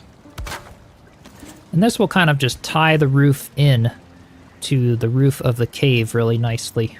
I just think that looks really clean. Now we can place the workbench and the forge. So I'll go into crafting, we can rotate the workbench around and kind of phase it into the wall there. And then get the forge and push it as far right into the workbench as possible. And that will give us room to place the anvil upgrade on the side here. Just like that. That's nice. And then I can place a little shelf right above the workbench there. This will be for some upgrades, so we can upgrade them a bit. And I'll also place a little shelf above the beds right up here, which will allow for a little bit of space to put some things. Let's see if I can kind of snap it into place. I can use alternative placement. There we go. Maybe something like that. Alright, and then that could be a little spot for a chest to go. For maybe a little armor set. We could also put a candle next to it. That looks pretty nice. And maybe even a little banner right back here for some added comfort and to kind of cover up that little wall section right there. So that is looking pretty good. I'm now going to spend some time to put some upgrades on for the forge and workbench and cauldron and get our comfort level a little bit higher and get back with you soon so that we can start working on the outside of the build. Alright, here we go. I am now up to comfort 11 in here, and I will still keep making that number a little bit higher. But for the cauldron, we have the rolling pins here, which fit, and then I also managed to fit the spice rack right over here. And then the forge is at level 4, with the anvil, the forge tools, the forge cooler, and those all fit as well. We could cram some more things into here if I really wanted, but I kind of like the open floor space with how small it already is. The workbench is at level 4 currently. We could also fit some upgrades outside of the house as well, but we've got the chopping block, a tanning rack, as well as the tool shelf above that wall right there. And then I love the little lava lamp that just makes such a nice light right there. And then we've got a little armor stand for some comfort, little rug, little chair, and this is just looking really, really nice. So now we can start working on the little doorway right here. And I'm going to use the seasonal items for that. So I'm going to use the maple as well as some mistletoe and some other things here. So if you want to wait and do it seasonally, or you can use other pieces for this, you could also change your date and time on your computer to unlock these anytime you want. So I'm going to take the maple and then rotate it so that it's kind of like facing inward rather than outward. Just like that. And then aim at the floor and kind of scooch it over so that it's just outside the edges here. Just like that. And that will kind of give the illusion that there's like some vines growing up the sides of the doorway here, which I really, really like. And I will plant some ivy and some other little plantings to just give it a really natural look, which will look really cool. Then I can go into building and we can place the door right out here. There's the ashwood door there. That looks super nice. Fits in there nice. It's a little viney, but I kind of like the trellis look here and the light that comes in, the natural light there. So with that, that is the interior pretty much complete. And we can now move on to the exterior. Alright, I've built some scaffolding to stand on because I'm going to start by cleaning up this top edge of the outer wall. So I'll just take my roof pieces and snap them the rest of the way around those beams there. Maybe take my ashwood beams and snap a few like that to make it look more supported. That looks pretty nice, just to clean up that top edge there. And now I'm going to make like a little curved rim to sort of make like a roof for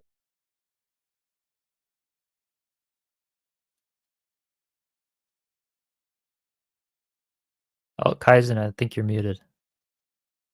Is that the end? I'm surprised. It's not the end. I didn't see that twist ending coming. The video must have... That wasn't the end. It's something stopped there, right? Chisel's got the script memorized, though. He's just going to pick it up from here and walk us through it, all right? And the next step is... Yeah, so I don't know, other hosts, if this is just me, I can't even see any video files right now on the... It was all dropped out, yeah. It's like they've all dropped out as well for some reason there. I'm back. Yes, let me pull up Chisel's video. So that was the troll cave. Let me find that real quick. Apologies for that, Chisel. I'm not sure what happened there and everybody watching. No worries. Yeah. So I'm looking for the bloopers reel at the end for the credits. Well, that's like we've gone pretty far without any technical issues. Yeah. Like one of the first ones. So here it is. Welcome back to Valheim. I'm going to stop it. And can you tell me about how far into it? Past this? Yeah, a little bit before that. A little bit before? About there? A little before that. It was when we just started the exterior. Before that, little earlier. Right. Yep. That's about right. Little after. Yeah. All right. Let's start the interior pretty much complete. Cool. We can now move on to the exterior. All right, I've built some scaffolding to stand on because I'm going to start by cleaning up this top edge of the outer wall. So I'll just take my roof pieces and snap them the rest of the way around those beams there. Maybe take my ashwood beams and snap a few like that to make it look more supported.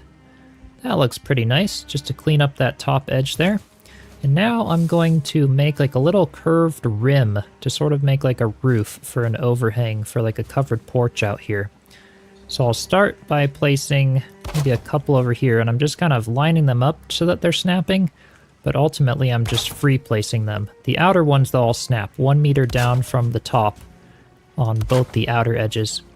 And then I'm going to free place the rest of them. Basically just kind of eyeballing a nice little curved roof. So we'll start with that. Maybe go down a little bit. Maybe a little bit more. And then let's see. Halfway. A little bit more there. And a little bit more here. And something in the middle there. That looks nice. Same thing on this side. I'll just go down a little bit. And maybe here. And then there. This is looking pretty good. There, and then there. Yeah, that looks pretty nice as kind of a little curved rim there. So now I will go back up to the top.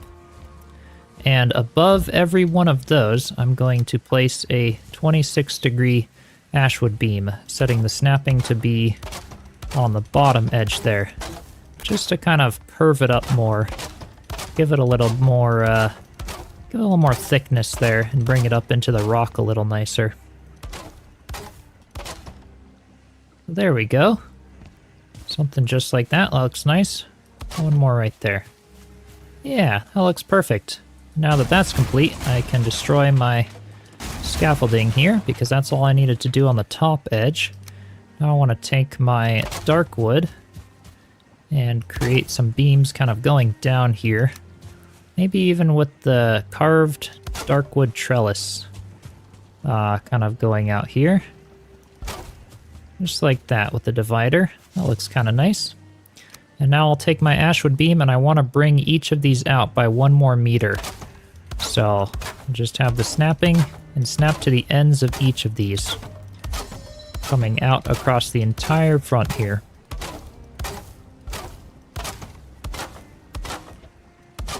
There we go, just like that. And now with snapping turned on, I'm going to rotate them 1 click each time. Let's see, I can snap it to edge 2 there. That makes it a little easier. And I'll rotate them 90 degrees all the way around the outsides to kind of curve the roof around, which I just think looks super nice. So just 1 click each time until it's 90 degrees, just like that. And I'll snap another one to the sides over here. Something like that, and then maybe take my little ashwood floor to fill in the little gap there. I don't know. That looks pretty nice. Looks a little more like a hobbit hole and just gives it a lot more depth and texture.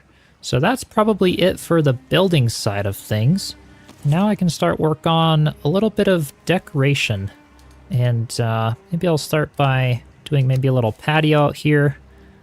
And start at the top edge here and maybe create kind of a little, let's see, a checkered patio here. It's sometimes really hard to get these to sit down into the ground. There they go. Something like that maybe. And I'll just kind of play around with it a bit, creating a bit of a patio and cultivating some soil here, because I also want to plant some vines. And let me actually start doing that. So I'll first kind of just cultivate this outer section here so that I can do some plantings, just like that. And we may actually have to destroy the outer rim of this roof, just temporarily, because the vines need sunlight to grow, and we can replace it later.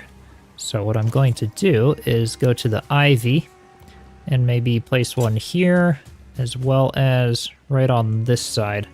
So let me destroy these ones as well, just so that it can get some direct sunlight in order to grow. And I'll place one right out here. So we'll wait a couple days, and those will hopefully kind of cling to this pillar and grow upward. So I'll get back with you if and when they do. Alright, there we have it. I think that looks really, really good. It's now been a couple days, and that's about as big as they're going to get. They stopped growing, but I'm really happy with that. This one grew quite a bit and kind of curved off to the left there. This one kind of grew up the pillar just a little bit, but I really like the way those look. And now we can go ahead and replace the roof and put that back over them. And that will not destroy the vines. As long as we keep the poles here, they will stay, even if we replace the roof over them. And I can also place the maples back, now that those are no longer in the way. And there we have it. That looks super nice. I really love the natural look of that. And then, as I was mentioning earlier, I kind of want to use the mistletoe here and hang it up kind of on this roof eave here to blend the vines in with the maples, just putting little clusters of it here and there, kind of at different depths and everything. I could also put a little lantern over here. I think that's a nice spot for a lantern. Maybe a little wisp torch right behind the vines here. That looks super cool. It's like little fairy lights in the vines or something right there.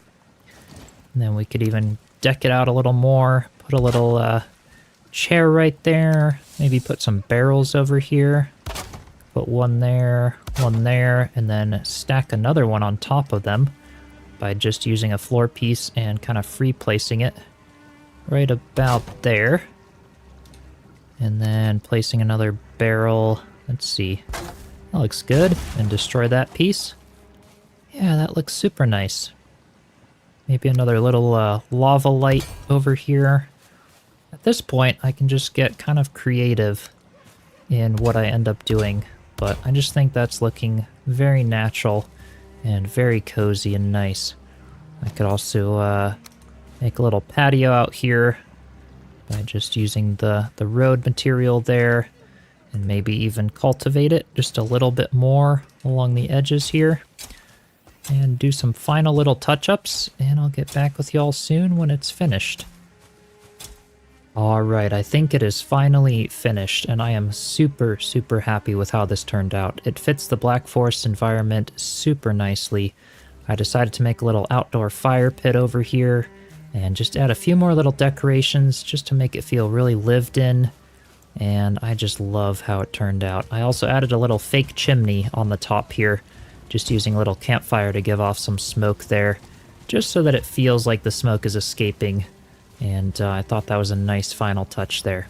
So yeah, I hope you enjoyed this build. I absolutely love it. It's one of my favorite designs for a small, cozy Valheim build. I love how much I can fit in the Troll Cave hut here. It just feels super safe and cozy. So with that said, be sure to subscribe.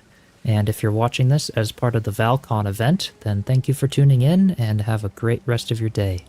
Alrighty, cheers. Hey, Chisel. I did enjoy that build. I enjoyed it very much. Thank you. Awesome. Yeah, I'm glad you liked it.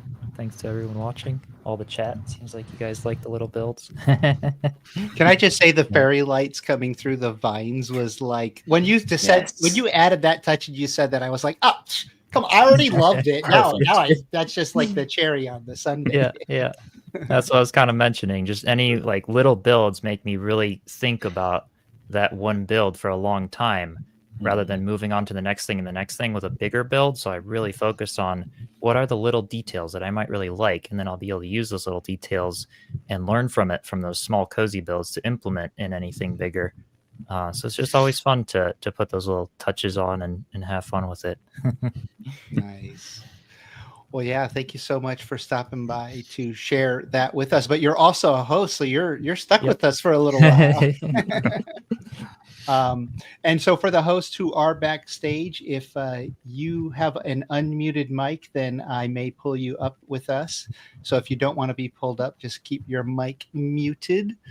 But yeah, so we have a couple of things coming up. Let me explain real quick before I show you the next video. The next video will be a short, and it's a little commercial, and I won't say anything else besides that because it kind of speaks for itself. Then we have a live panel coming up of creating Valheim content for YouTube. And I believe there's a panel for creating Valheim content for Twitch coming later throughout the program. And then, yeah, we'll have some more streamer visits and some more videos after that. Just tons. The schedule's packed with tons of stuff. Oh, yeah. Yeah. So let's see here. We've got which one did I say it was? Oh, yeah, the commercial, right? The short, chiseled chip. Oh, okay, yep. The Splash of Pain short, I believe, is the one. Yep. All right, let's check that out, and then we'll get into our panel after that. Enjoy. Come!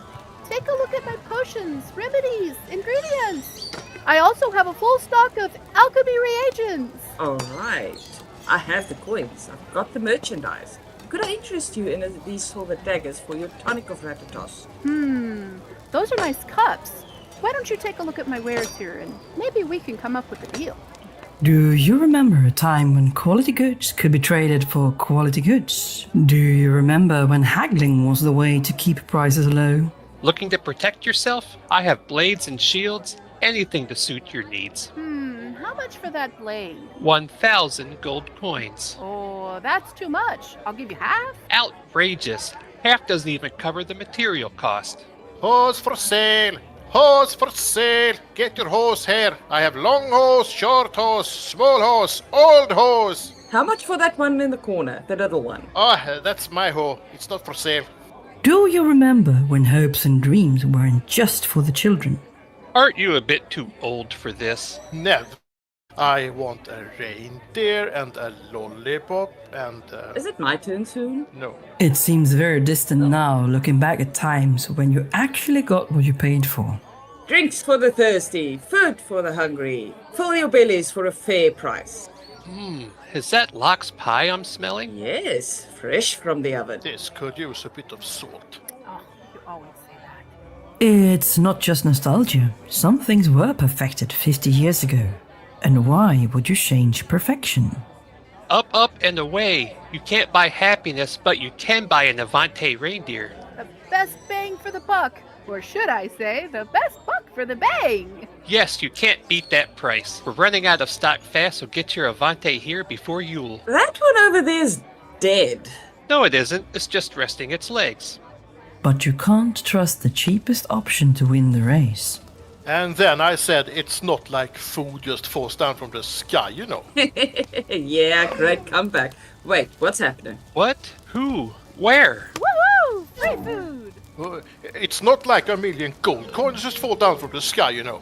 Let's leave times where quality is lower and prices are higher and return to much simpler times where you know what you paid for. I used to buy ordinary flying reindeer that looked like anti-gravity, but they didn't always work as well.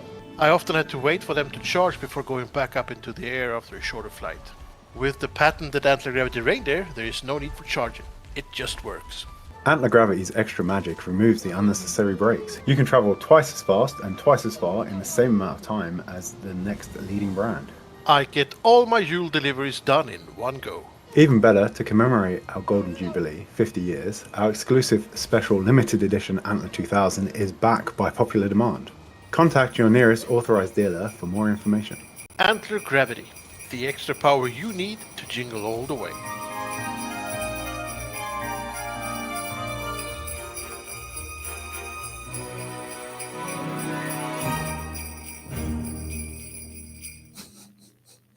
That Fantastic. was awesome. I just want to tame Ike there now. So much creativity. I love the storytelling bits that people do. And it takes so much work. I mean, that video is only like 4 minutes, but there's so much footage you have to get and plan out that. It's just anybody who's done like a short film for Valheim knows it takes a lot of work. Yeah. Yes. Let's see here. So we have a panel coming up here in just a minute. It is going to be creating content for YouTube, Valheim content, of course.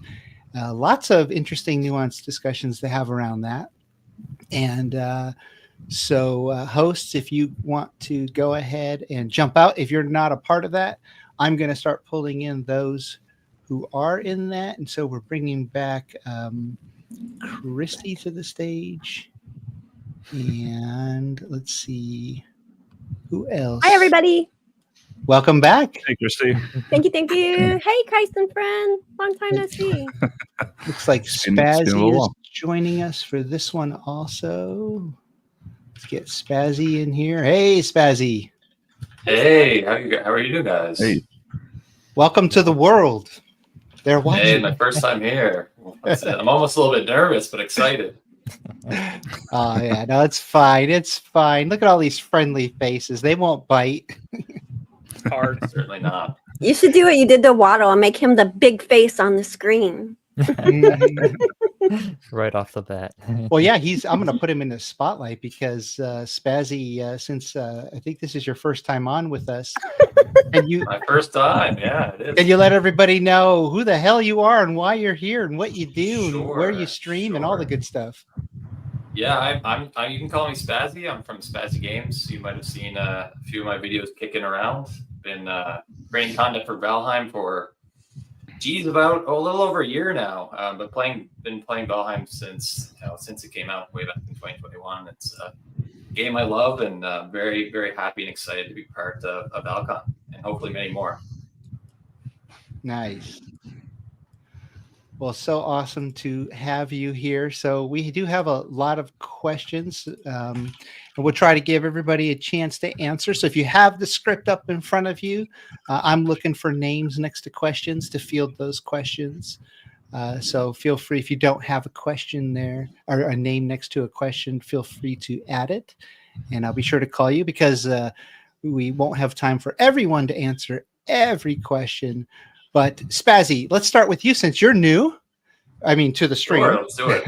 Let's do it. Can you tell us what's your advice to an aspiring content creator? They have never created anything and they want to start. What are you telling them? Yeah, it's kind of scary the first time. Having started a year ago, I can still I can relate to that feeling. But the easiest, it sounds simple, but you just need to dive in and try it. You need to, record something, edit it as best you can, and upload it. You just need to take that leap of faith, I think, which is really difficult to do, scary to do. But your first video, it's gonna be your worst video. And if you take a look at all the content creators here on the panel and that you've seen today, if you went back and looked at their first video, you'll certainly say, wow, they've gotten so much better. And it doesn't happen overnight. It takes repetition. You got to put in the reps, put in the work, and you get better. So it sounds simple, but it is hard to make that leap of faith. But I just encourage you to dive in, make that first video, and I promise you will get better, and you'll enjoy the ride. Just dive in. Just dive in.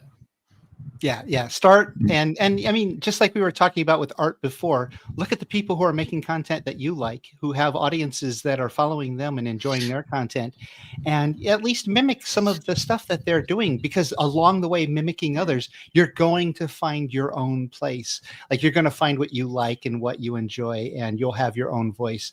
But yeah, look at what people are doing and try to mimic a little bit as a starter, at least. But Kysen, what do you? What's your advice to an aspiring content creator? I think you and Spazzy have summed it up really, really well. My biggest advice is always just get started, and you can analyze it to the nth degree and watch every video about how to do thumbnails and titles and get views. Spazzy's absolutely right. If you watch my first video, you'll feel a lot less insecure and a lot better about making content on YouTube. I promise you. It was rubbish. And I leave it there partly for that reason, because when I got started, I did the same thing. I saw big creators, I watched their first video, and I was like, actually, maybe I can do this then. Yeah, they didn't start off anywhere near the level they're at. So yeah, getting started is absolutely the biggest thing, and enjoyment. If you do not enjoy making content and you're doing it for the end result of, well, I don't know, maybe you think we're all driving around in Ferraris and stuff. We're not. But some people think that you've got to enjoy the process and like what you do. Otherwise, you'll never stick with it long enough to get to the point where you are getting traction. Yeah, exactly. Christy, so I've taken their advice, and I'm going to make YouTube content, and I haven't started yet, but I'm going to. Tomorrow when I wake up, I'm going to make YouTube content. What would you say? How should I, what should I actually do to get started? Now, I've decided I'm going to do it, but what should I do? So if you're going to make content for Valheim, then you're going to need to find a way to record Valheim. So that would be the first step. Yep. And there's a lot of different ways to do that. I mean, there's like things that just come with your computer automatically in game. There are things that you can record with. You can get a lot of fancy, expensive stuff, but it's really not necessary. When I record, I use OBS, and OBS is kind of a standard. It's used for recording. It's used for streaming. It's open source. It's free. It's not super complicated to learn. You can record your game. You can record your stream. You're also going to need to have a way for your voice to be recorded, of course, but you don't need a super expensive mic either. I have a fancy mic now, but I didn't used to. But the thing with your mic is that your sound is going to be more important than the visuals, because people will sit through a video of content if it's good information, something they want to see, if it's a little bit blurry or that kind of thing. But if they can't hear you well, then people immediately tune out. So if you're going to invest in anything, invest in a mic. But that could even just be a mic that's attached to your headset, particularly in the beginning. And I mean, the way I did it, I mean, I would not say that I'm like super massive expert on everything. So I'll just tell you from my experience, what I did was I just learned from other YouTubers and from other streamers, and I watched videos. And when I didn't know how to do something, I went and found a guide for it on YouTube, or I would message one of my YouTube buddies and I asked them. And you know, even the creators in Valheim are very helpful. You know, there's times that I've messaged Jiroc and said, you know, I'm hosed. What do I do with this? Or message Kysen and said, I'm completely freaking overwhelmed and I'm going to quit and I wish I had never done this. And he drags me back up out of the pit of despair, you know? And so I think part of it is, learning from what other people have already done. And I would say in the beginning, keep it simple. Don't try and do too many things at once. Just find an idea that you want to record it simply, put it out there simply. And I'm going to start repeating what they already said of like, you know, trying to find models that you can use to start with. And then you find your own voice. That's simply said, but hard to do. And it takes a long time. It takes a long time. So don't expect too much of yourself at the beginning. Yeah, don't worry that you're not getting too many views.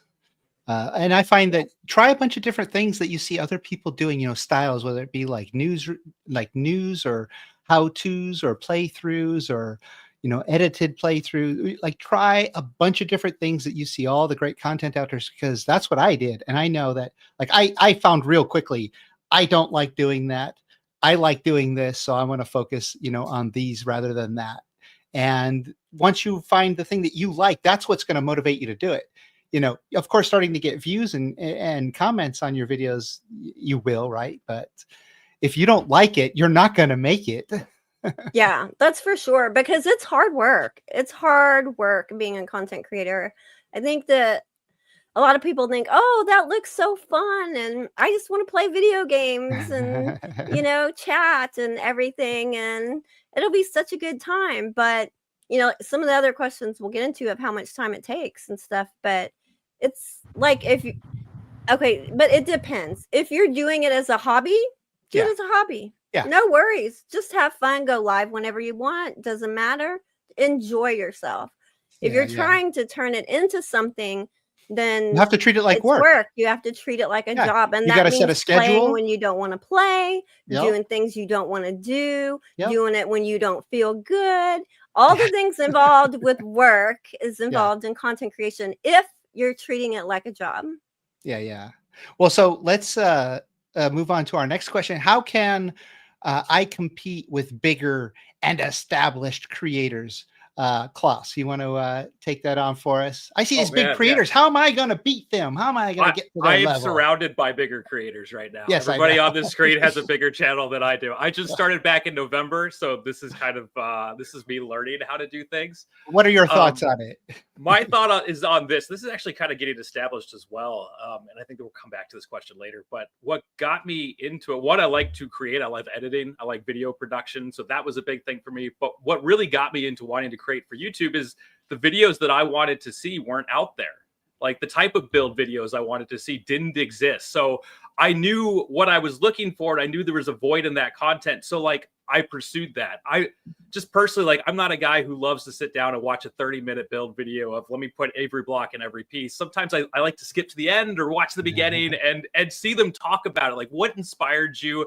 Where did you get your ideas from? Show me maybe one or two complex build styles that you or techniques that you use. And that's what got me started. And I think like I'm seeing a pretty steady growth right now. And I'm really happy. I love the response I'm getting.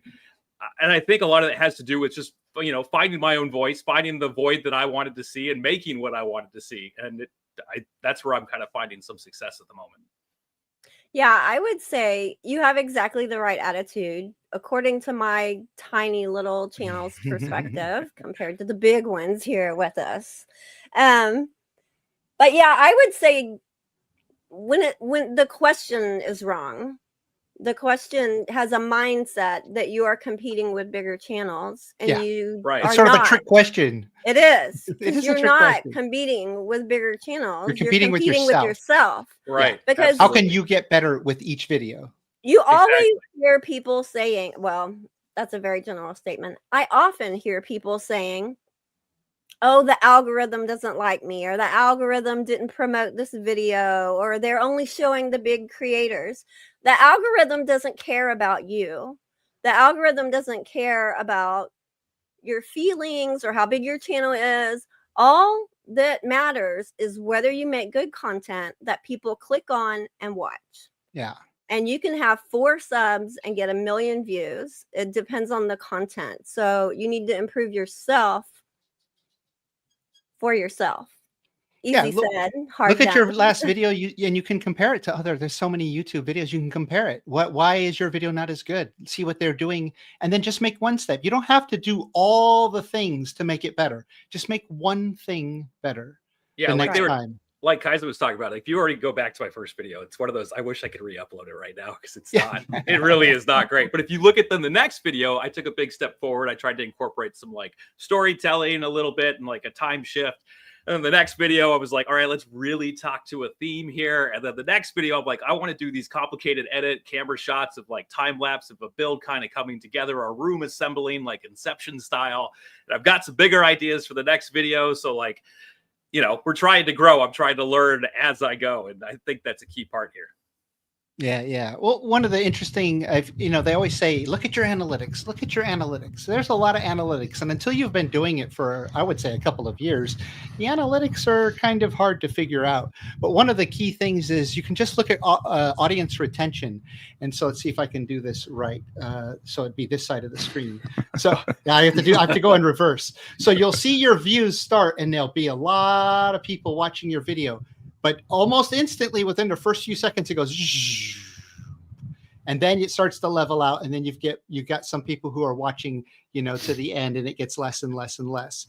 So find those places where it's dipping. Go watch your video, see what you did there, because maybe you read an ad, or maybe you went off topic, or you were showing bad footage, or there's probably something that you said or did.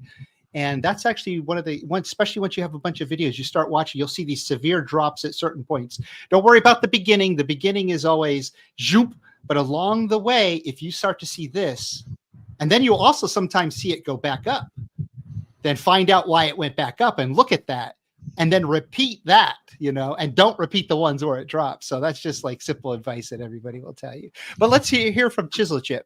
ChiselChip, what tools, software, equipment do you use to create content for Valheim? And do I need an enormous budget to do it?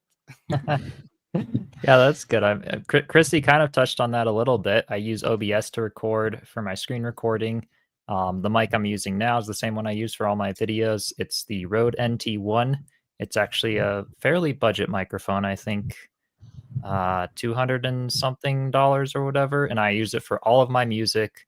I also do music production and recording and everything, and all of my videos and gaming. And I just changed the settings on it to sound different depending on what I'm doing. For vocals, I'll try to narrow in the sound so that my dog barking in the background doesn't get all over it. And it's just my everything mic, absolutely everything mic. My webcam's just a cheap Logitech something 920 or whatever. I don't know. It was like $35. I'm due for an upgrade, but it works. It gets me through all the streams, and it's a lot of fun. And I do think voice is definitely priority for if you're thinking of getting something. A mic would be my priority. Would you say that that's probably the most important thing? Because I'd rather watch a low resolution stream rather than hearing some weird, high pitched, bad sounding mic, right? Yeah, like the exactly. mic, it's like it hurts the ears to listen to that. So spend your first little bit of money on a decent mic. Like there's so many cheap podcaster mics. Sorry, I would like to jump in and just say one thing though, because not everyone, for all different kinds of reasons, has necessarily the best voice for YouTube. And there are channels out there with millions of subscribers that are voiceless or that are AI voice or whatever. And so don't let that be a limiting factor either if you're in that situation. But if you are going to put voice on your channels, then 100% agree about the mic being a priority. Yeah, if you get a few $100s and you're trying to decide, do I buy lights to put so I'm lit? You know, do you connect? I have a DSLR, but it's like a $3,500 DSLR, which you can tell. Like I'm a filmmaker, so I have this equipment. But what really matters, I think, if you have just a little bit of money, even $100, you can get some pretty decent podcast mics. Like I got a little bit of money. What is my first purchase? I would recommend a microphone, and I would actually recommend that to filmmakers too. Like they ask, what should I spend money on? Well, your sound has to be good. Like that's so important. And so many people neglect sound. They think, oh, the production, the script, all the stuff, but don't let that be a limiting factor. If you're using, you know, a cheap mic on your headset or something, still, like Kysen said, still get out there and make content, because small people with bad equipment have huge channels, and you know, most eventually they upgrade, but because you still have to practice. You know, I mean, a lot of people will say you have to do 100 videos before you get a good feel for who you're going to be and how you're going to do them, and really get your legs underneath you. So you have to start. You have to start before you're ready. Yeah. And I just want to say there's a lot of great free tools out there for people so want many. to get into video production. Things like DaVinci Resolve is a wonderful free editor. The YouTube audio library for free, unlicensed music. Like you got to really dig the mind of YouTube audio library to find some quality tunes out there. But there's actually more than you'd be surprised how much you can find in there. Yeah. So like there's a lot of ways you can get by without spending any serious cash, especially on like an editor and music and stuff like that. Well, yeah, not everybody needs to spend the $50 or $60 a month on the Adobe Suite, you know, rental. I do because I use it professionally, even outside of, you know, YouTube stuff. But there's so many open source programs now that can do amazing things. So definitely don't let that stop you just because you can't afford it. And I mean, we all have this, right? We all have this supercomputer. It has editors. It has 4K video. I shot a feature film on a 480p standard definition film before HD became a thing. And when I watch it, I go, oh, it's so low resolution. And now I can shoot 4K in my pocket. But let's get Spazzy. Spazzy, how can I make Valheim content that will get views like Kysen? Or you know what? I want Mr. Beast views. How do I get that?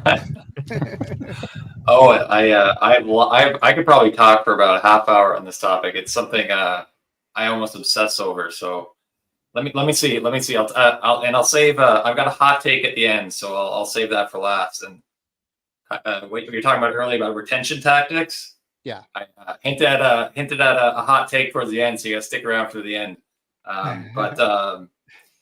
I think one of the first things and most valuable things in creating a video is the idea. So what is the idea behind it? What is my idea? Is it interesting, or will it provide value to folks? So, you know, I think Christy talked about that quite a bit. The algorithm doesn't hate you, but there's nothing interesting about your idea. There's nothing interesting about your video, so no one's going to watch it. So first and foremost, how do you come up with an idea that's interesting? So something that I do is I look at other games. So I look at Minecraft, for instance, and see what are the top dogs in Minecraft. What kind of videos are they making? How can I recreate that idea for Valheim? That's one example. That's kind of, you don't need to recreate the wheel with all of your ideas. You can look for other places for inspiration to come up with ideas and things like that. But once you have your idea, before you even getting into the editing of the video, the creation of the video, think about how you're going to package the video. And what I mean by that is, what is my thumbnail going to look like? What is my title of my video? And make sure that they're both eye-catching, but also generate some intrigue or invoke some emotion with folks who are going to see it that make you want to click on that video. Because you can make the greatest video in the world, but if no one wants to click on that video, they're never going to watch it. So I think one of the most underappreciated things in YouTube is how you're going to package that video together in a way that's appealing to people, so they'll watch it. and so on, and you'll get those views. But beyond that, one of the things I think is really important, how I like to close all my videos, is always end your videos and get someone to try and watch another one of your videos. Because with YouTube, it's all about watch time, and it doesn't come from one video, it comes from your collection, your portfolio videos. So if I've got a great video and I immediately end my video and get them to watch another video, that's increasing the amount of time that people are watching your videos. The more time they're on YouTube, the happier YouTube is, the more views your videos are going to get. And so that leaves me with my hot take, and I'll end with this, is don't ask people to subscribe to your videos. Yeah. People will, if your video provides value, the subscribers will come. You don't even need to ask. So that's my hot take. A lot of people, I was looking for the subscribers. Don't even bother. If you make good videos and provide value to people who watch them, the subscribers will come. Yeah, there's a couple of things you said. I just want to reinforce a few of them. Value. Let's pop us all on screen. So value. You have to make a video that people want to watch. So you got to make a good video first. But then you need a thumbnail, which all the big content creators will tell you they spend just as much time making the thumbnail and the title and considering it as they do producing the video itself. You produce multiple thumbnails, you pick the best, and now you can pick the best 3 because you can do the A/B testing and upload 3, and YouTube will promote them and then start pushing the best one. The title of your video, they're going to see, people are only going to read the first 5 or 6 words. Those first 5 or 6 words have got to say something like, oh, I got to click this video because of what those first 5 or 6 words say, and I know I'm guilty. Like I go back to my catalog and it's like, oh, please subscribe, or check out my sponsor. Just all these things that, aren't like some catchy title that they would have read that might have got them to click on the video. And then really whatever you promise the viewer in your thumbnail and your title, the first 5 to 10 seconds instantly has to reinforce that that's what they're about to get. If you kind of meander around, make a promise, and then before you get there, on that promise right away. Yeah. Right. But Hey, Kysen, welcome to my video, and thanks for watching. And don't you like my intro little spinny thing? And now make sure you subscribe before I tell you anything that you clicked on. Yeah. Then I'm already clicking Swipe. to the next video, right? Because I'm like, I clicked because I wanted to see dogs being funny, and you're just talking. And I wanted to see dogs being funny, and I'm not seeing that. Exactly. But Kysen, you got a couple of takes on this, right? What will get me views? Yeah, I think Spazzy really summed it up well. And if you look at his channel, you said, about getting views like me. It's almost, how can I get views like him at the moment? He is a really good example of how to do Valheim. And interestingly, started in just a year ago. One of the reasons I have some Valheim videos that got a lot of views was timing. And that's something that you can't always do too much about, right? If you want to start today, you can't go back in time and do that.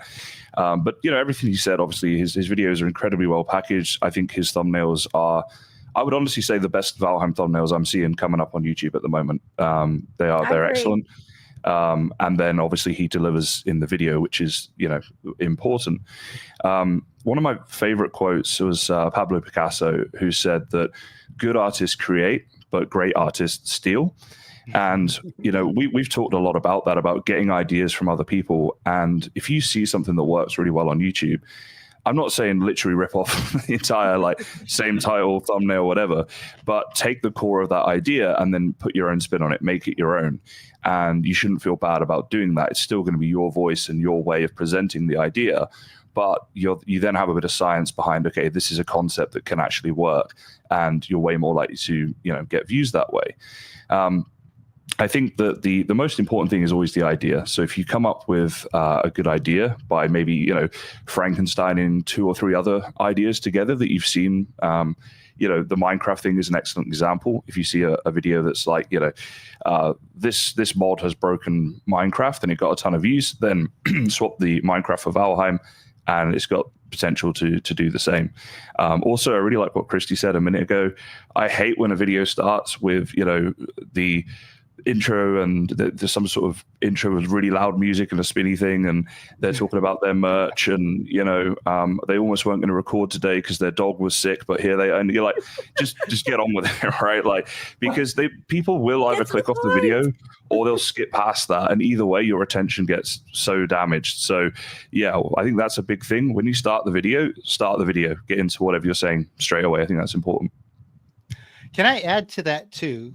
Is I've noticed, and only recently would I start paying attention to this and did it like click, is especially the really big people, I'm talking millions of subscribers, you watch their videos, retention is so important. Once your retention starts to drop, the algorithm stops promoting your video, even in like the last 10 or 15 seconds. So what do the big YouTube contenters do? They go, oh, we got this, we got that. Oh, look, he scored 10 points. Oh, check this out. Check this out. All right, see you next time. And then they're gone. And then the video just stops because the retention stays the same until the video stops.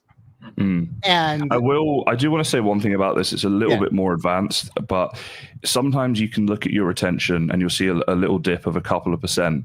And you really need to dig into why that is, because sometimes if that percentage drop was because you went into a bit more backstory or a bit more emotion in the video, it can actually still be worth it to lose a little bit of retention there, because you get it back later, but also the people who stay are more invested into what you're doing for for your channel. And one viewer that is invested in what you do is worth like 50 that just happened to click on it, and you almost like wouldn't let them go because your video is so fast paced and bright lights are flashing or whatever. So sometimes you can nuance it a little bit as well. And I think being genuine is important and coming across as being who you actually are. Yeah. There's mimicking other people, but you have to be yourself because people are going to tune in for you, right? So just make sure you pay off what you promise. I think that's so important, right? I think that speaks to the earlier question too of how do I compete with all these big YouTubers? And the answer is be your individual self. There are so many millions of people in this world, but there's nobody exactly like you. And you don't want your audience to be connecting with you for someone that you are not, because then you will spend your life acting, and that is exhausting. You'll get burned out quick because you're not going to enjoy it. Like no. Like I experimented with like trying videos that I saw other people doing, and I'm just like, I don't like that. It's not me. I tried it. Nope, I'm not doing that again. Even a couple that got a lot of views, I'm like, I don't care that it got a lot of views. I did not enjoy it. I'm not doing it again. So we still have a few minutes. The schedule is getting twisted around a bit because of a few changes that we had to make, but we have a few minutes. So let's see. Spazzy answered that one. Let me jump to Klaus. What made you start creating content for Valheim, or were you creating content for other things before Valheim? No, I wasn't creating anything before Valheim. I've always loved editing. I've always loved video production, but I was looking for that thing to get into. And like I talked about earlier, for me, what it was is that the type of video I wanted to watch wasn't out there. All right. It was, they have these big 30, 40-minute videos that I don't have time for that. I want to, like these guys have talked about, cut to the chase, show me what I want to see. Yeah. So if you're showing me, for me anyway, if you're showing me a build video, I want to see what does the outside look like? What does the inside look like? What tips and tricks do you have? What works? What doesn't work? What am I looking for out here? So for me, I right now, I've cut out the whole build process for the most part. The closest I think I'll ever get to doing a video like that is the latest one I've put out, which is using time-lapse shots to kind of show like Inception style, like this building coming together. But that's really, it's just the fact that what I wanted to watch wasn't there. And I think that's for a lot of people where they see this idea like, oh, you know what? I want this and it's not out there. So let me try to create it. And that was it. That was the spark for me. Nice. Yeah.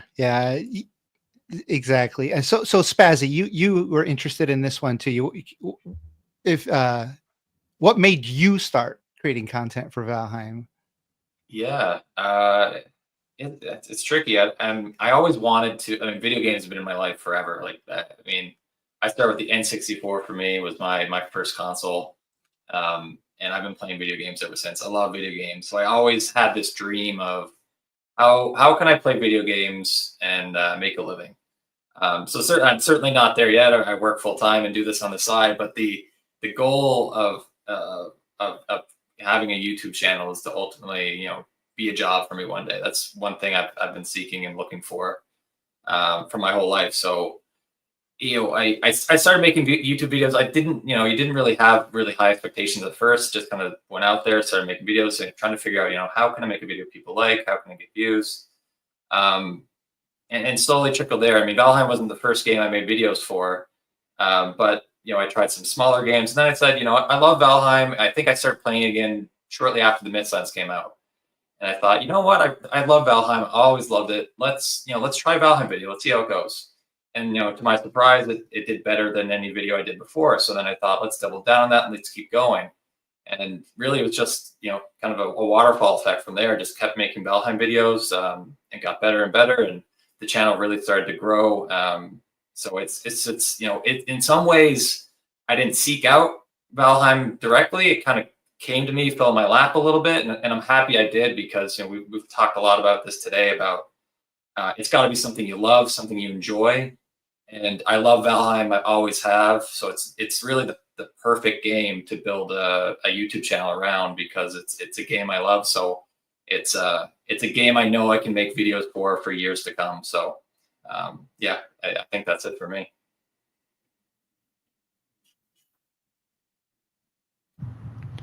I don't know if Jiroc might be muted again.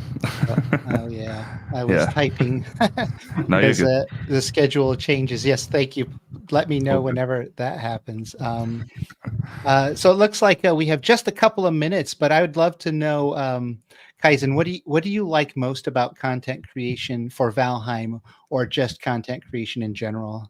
I think there's two things. First of all is the challenge of it. It's very difficult, and you have to constantly relearn.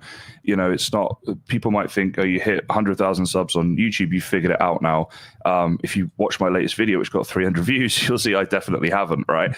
You're always having to learn and try new things, and I love the challenge aspect. But the biggest thing for me has been the people that I've met, whether that has been other content creators or just people in the comment section.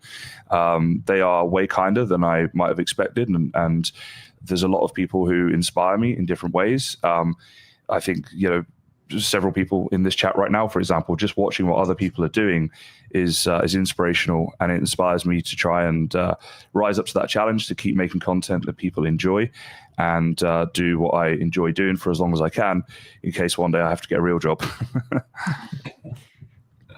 Cool. Let's see, 12. So we have a couple of minutes. Is anybody else who would really like to take a shot at that? What do you like most about creating content for Valheim, or content in general? I love the community, and I love having this aspect of having a resume of my projects. I think as I was a beginner, before I was able to grow this big, awesome community, focusing on like, oh, what if I wanted to have a friend see this video who joined my world, who might be wondering how to build this, or oh, I want to show someone, or have this as like a reference to use that building skill that I learned there in another video or another build of mine down the road. That's what kind of motivated me initially. And then now it's just a matter of like, hey, I have this awesome community. They're all here to like bounce ideas off of, and it does get easier and harder in other ways as you grow from that aspect. But I think that's one of my favorite pieces, is just having this big like resume of everything that's creative related to it when I love the game. Yeah. Nice. Yeah, it's nice to be able to share that creativity with a community of people that are supportive, that are interested in the same thing that you're interested in.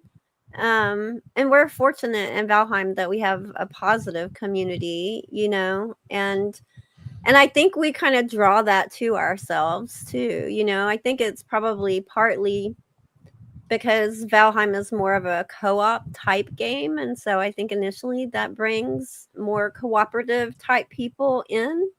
And I don't know, just timing, luck, whatever. This community, I don't know what the magic is, but tends to be more kind. I would say, than a lot of gaming communities out there. And so, I mean, I love that. I love it when,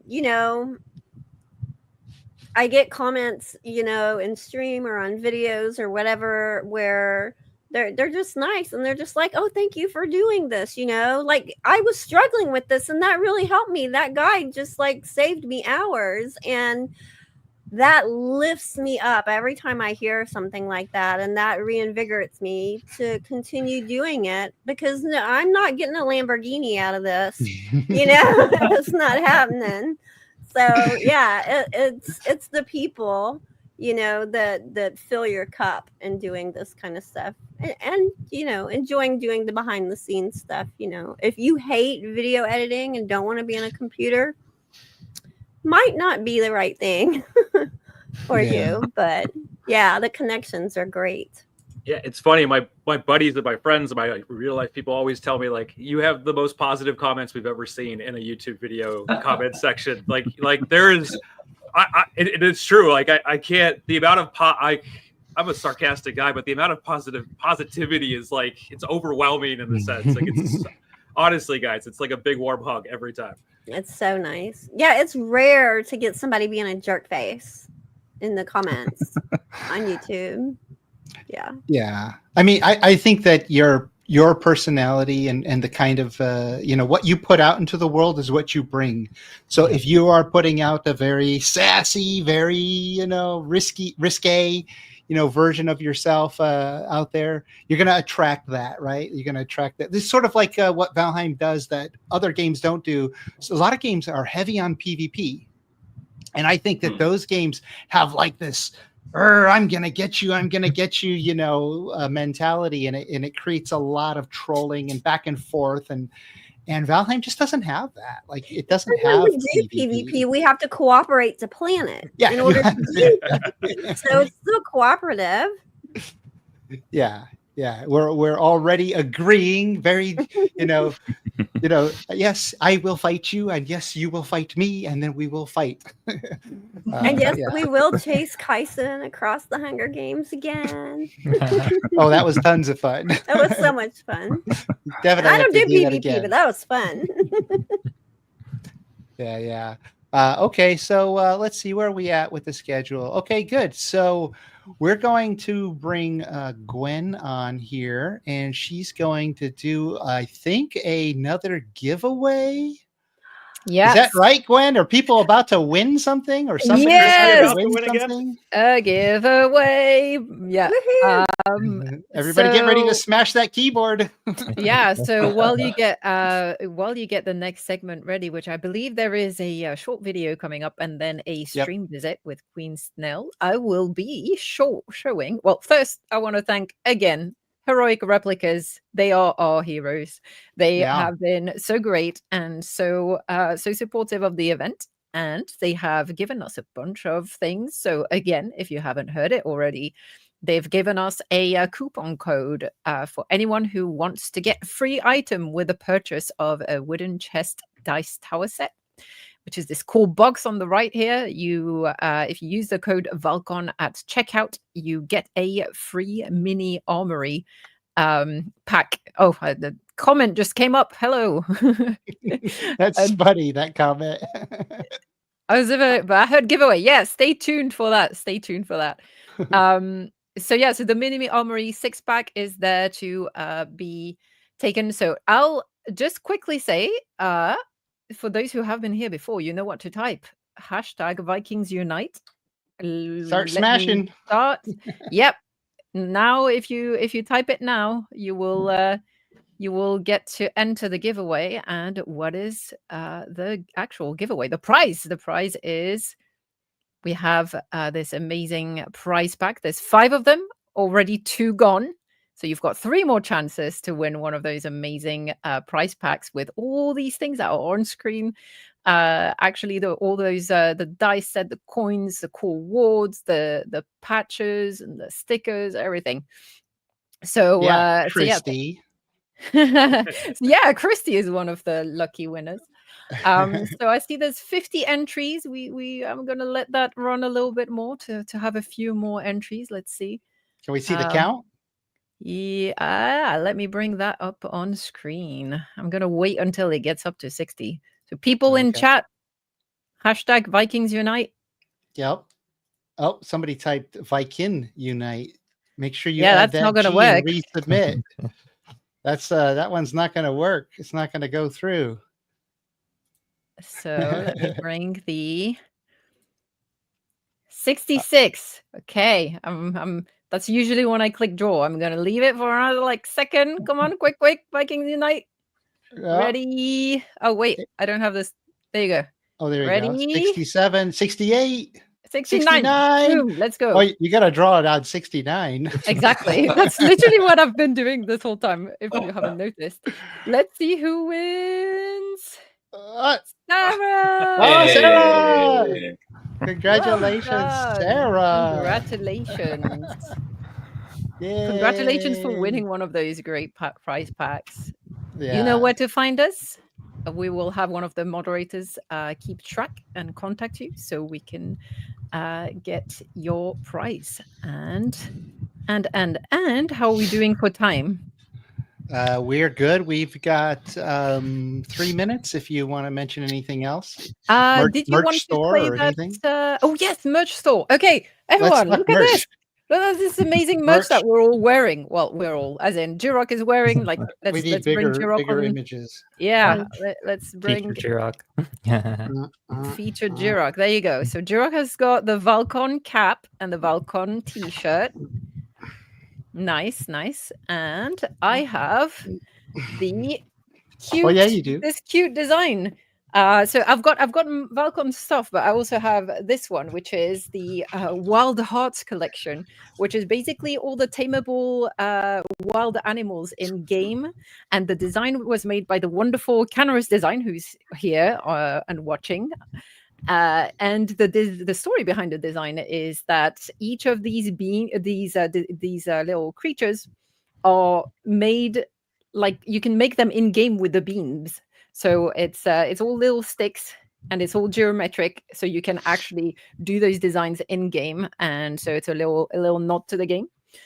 So yeah, make sure you go check out valcon.org. Well, val-con.org/merch. It's getting late for me. Brain is fried. But yeah, go check out the merch shop and go grab your cool Val-Con merch. There's also really cool hoodies and mugs. Oh yeah, I forgot to show my cute little Wild Hearts mug, which is I don't know if you can see very well, but one side is the angry wolf, and then the caffeinated happy wolf. Oh yeah, on the other side. So yeah, go check out the shop. Yep, val-con.org/merch. Get your merch, and yeah. 2025, some of the labels on there, so you can only get it now because next time it'll say 2026, right? Yeah, the stuff that Jiroc is wearing is limited edition. You've got until the end of the month to grab one of those, and after that, that's it. It's gone. So when we all meet you in person at Val-Con, whenever that happens, we'll know who the OGs are if you're wearing that T-shirt. Yep. I'm a little sad. Mine shows up on Monday, unfortunately. Yeah. It's okay. It's okay. You get to show it off on your. I'm wearing it in spirit. Yeah. Yeah. Exactly. Well, so Kysen, because you're coming up on, you're in your first shift, and I believe you're going to be doing a second shift as well. So we want to make sure that you're comfortable with everything. Would you like to take care of bringing in the next live streamer? And if you haven't figured that out yet, we can talk you through it. Yeah, let's go through this first one together. I think I know, but I don't want to mess it up. Okay, so I'm going to actually send Queen Snail real quickly back to the green room. Sorry, Queen Snail. We'll bring you right back. So if you click on people on the right, yes, everybody's learning a little bit about move her to the studio, right? Yeah, okay, she's in. And then just hit the add to stage, and there she is. Looks like Hello, Hello, Queen Snail. Hello, how are you? Somebody there? I'm here. Is this thing working? Can you not hear me? No, yeah, we can hear you good. Oh, it What are you scared up to? me. I was like, don't do that to me. I was already freaked out about technical difficulties. Yeah. Well, yeah, I'm actually surprised how well, I mean, not surprised, but like I'm happy that everything has been going so well. We all did so much planning. We have so many people working behind the scenes, and all the people that you've seen hosting today are doing things and moving things around, and it's all working wonderfully. So when I take a break, I'm like, I don't got to worry. They know what they're doing. You've got all the experts at hand there, all at your fingertips. Yeah. So Kysen, this is where you ask what they're doing on their stream. Yeah, sorry, I was just mesmerized. You added the stream up there, and I was like, okay, I need to learn how to do that. So, hello, Queen Snell. What are you doing on your stream? Well, I'm actually in a very old file. When I first started, there's a bunch of streamers that came in on this world, and they all built stuff, and epic streamers.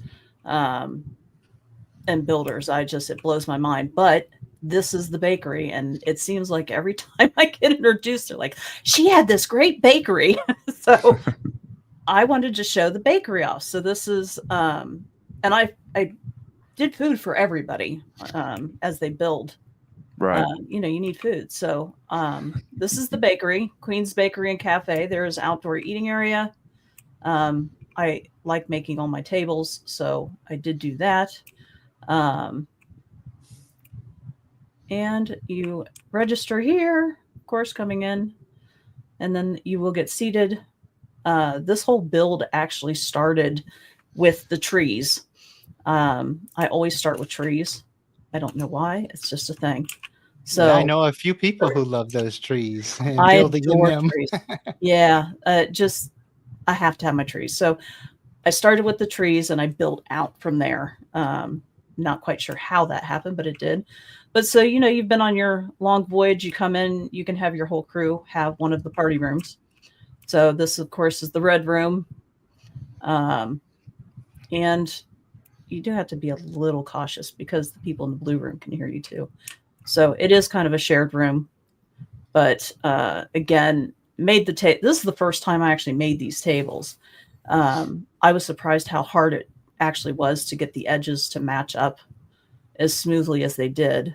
But yeah, I always struggle with that. Yeah, the lip, and it's just like, oh no, I got to redo it, and it just took forever.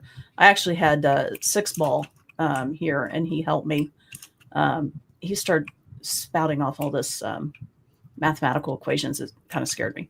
So you can come back here behind the scenes, and in the kitchen, we have one of our workers hard at work getting your food ready that you can pick up at the window.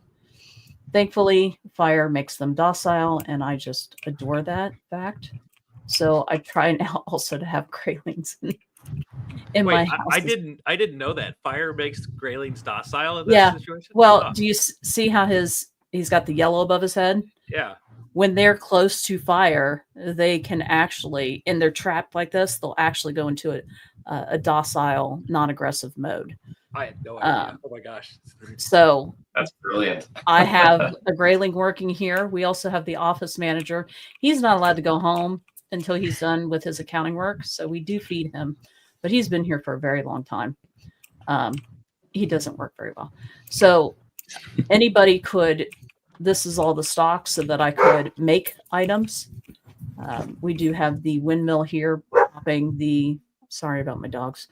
We're popping the, and I can't even think, barley out. This was fun because you can't put the item stands on these butcher blocks. So I actually had to put a piece of wood to put the item stand to put So we had some of that going on. I'd love it if we could actually eat these eggs after you cook them, but yeah, they just sit there forever. But I have to say that's sorry, the grading thing. I didn't know that either. You could kind of have them in your base like that with a fire. I think that's awesome, and the decoration as well is fantastic. I am a little conscious that I think we need to move on to the next event. The schedule is so jam packed, but I thank you don't. so much. This is basically it. I mean, this was the kitchen, so you Yeah, got no, it. That's great. beautiful, So, yeah. Queen Snail, everybody, do go and check out her content. And thank you very much for being with us today. Thank Queen. you. Bye, guys. All right. Thanks very much. Thank you. So I don't know if anyone's dropping out during this short, but we're going to go on to a short right now, which is from One Cosmos. It's going to be about a minute long, and then we'll be back in. So the Cosmos short is there. Let's go. Vikings, gather at the barracks to prepare for a contest of strength and dexterity. The backbone of Yagluth provides the stage for this combat. Seize your victory, or despair in your defeat.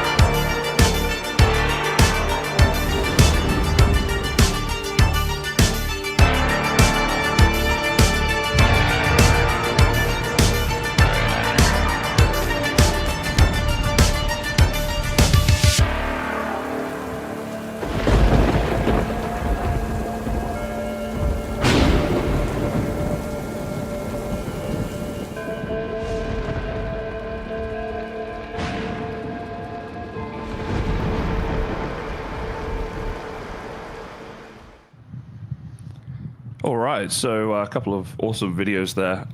The second one there was Dhakhar. I don't think I mentioned that before we played the two. You may have seen some of his stuff on YouTube. He does a lot of interesting things. So I believe we're going to bring in Sit Pirate now for a stream. And then after that, I think we've got some more videos and other streamers that we're dropping in on. So Sit Pirate should be joining us pretty soon. And then after that, we have Mr. Anthrobot's currently on BRB. So I think what we could do, I could look to play another video, Jiroc. I think we're just waiting on people to join at the stage. We can do Anthrobot. He is backstage now. Okay, Anthrobot's with us. All right, we'll jump into him. I'll Let's pop add him to in. the stage. We can say Okay. hello. There he Hello, is. Anthrobot. Howdy. Hello. And I'm going to bring in another one of our co-hosts. Creature is backstage hanging out. And Creature, if you could dump that short of yours to clear up the backstage. And yeah. All right. Awesome. So Anthrobot, we'll add your stream up here. There we go. You're live. Yeah, welcome to Andromeda.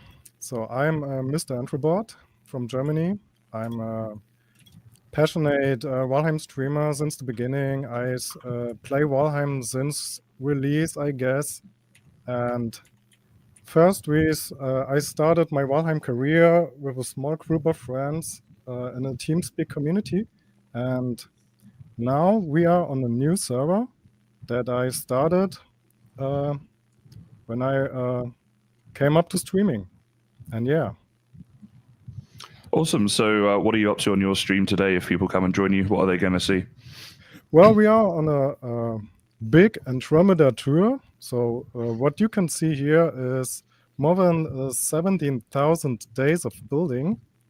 We have a road network spanning over the whole map. Jeez. And we started, wow, I guess 2 hours ago, we started here in Vesta and walked along the south, visiting some villages. And this is also the longest bridge in our world, maybe the longest bridge ever existing in Vanilla Valheim. It's nearly a mile long and 1,478 meters. And now we are here in a small hostel in Black Forest, waiting for continuing our tour. And yeah, we will go to Galapru next, the biggest city so far. But that is more from the early days and pre-Mistlands. And then we continue to Idalia. Then at the middle, our capital, Antrotune. Then another highlight is Windfjord from Puppy, one of our mates that's coming with me. And then continue and so on until the north. So is this tour going to go for the? Are you going to get across the entire world in this one stream, or is this a multi-parter here? We do this now in one session. This would take about 5 to 6 hours, I guess. The part that we are walking is about 20 kilometers at all. So yeah, but now we are a little bit somewhere out in the wilderness. But here is a particular sign. One of our traditions is every time we finish a build, we put one of the signs marking the day when it was finished. And this was on 9,952. Also, when we were preparing for the day 10,000 Jubilee. Yeah, so we can go. That's pretty incredible. I've never seen so many pings on a map. That must have taken a while in itself. How long has this world been running in real life time? It is running since March of 2022. So nearly 3 years running. Yeah, I believe And it. still That's running. crazy. Yeah, that's absolutely incredible. And so this is a server that you run, and how many people are on creating all of this? Well, this is a difficult question because as the server is running so long, people came and gone. I would say until this date, up to 30 people joined. so step their feet on the server and active for now. Currently, I guess we have 5 to 7 active. So Right. this, for example, Kali and Puppy are 2 of the most important members beside me. They also built a whole lot in this world. They got their own villages, and this is what makes our world so outstanding. We have villages. We have not just this road system spanning the whole world, but also a whole lot of villages and cities everywhere. You can explore this a whole long time, I guess. Yeah, I think if you explored all of it, that's well, you said it's 3 years being built. I think it would take almost that to explore it all. From the looks of what you've done there, what inspired you to do such big builds and such big, complicated server connectivity with all these roads and things? Well, I guess this is just my fable to build. In my earlier days of gaming, I played games like City Skylines or SimCity, and there I built massive cities up to the borders of the possible, and maybe the style of Valheim, how you can build here, that makes it more, the feeling is more of real life, and this is what catched me, I guess. So this is an example for signs that we also have everywhere for the next cities, so that you don't get lost, and sometimes you can also see some hostile signs. Yeah, that's awesome. It's very, very organized. I suppose it needs to be, because it's such a complex, intricate network you've got going on there. Yeah, if it wasn't organized, you wouldn't be able to do it. That's incredible.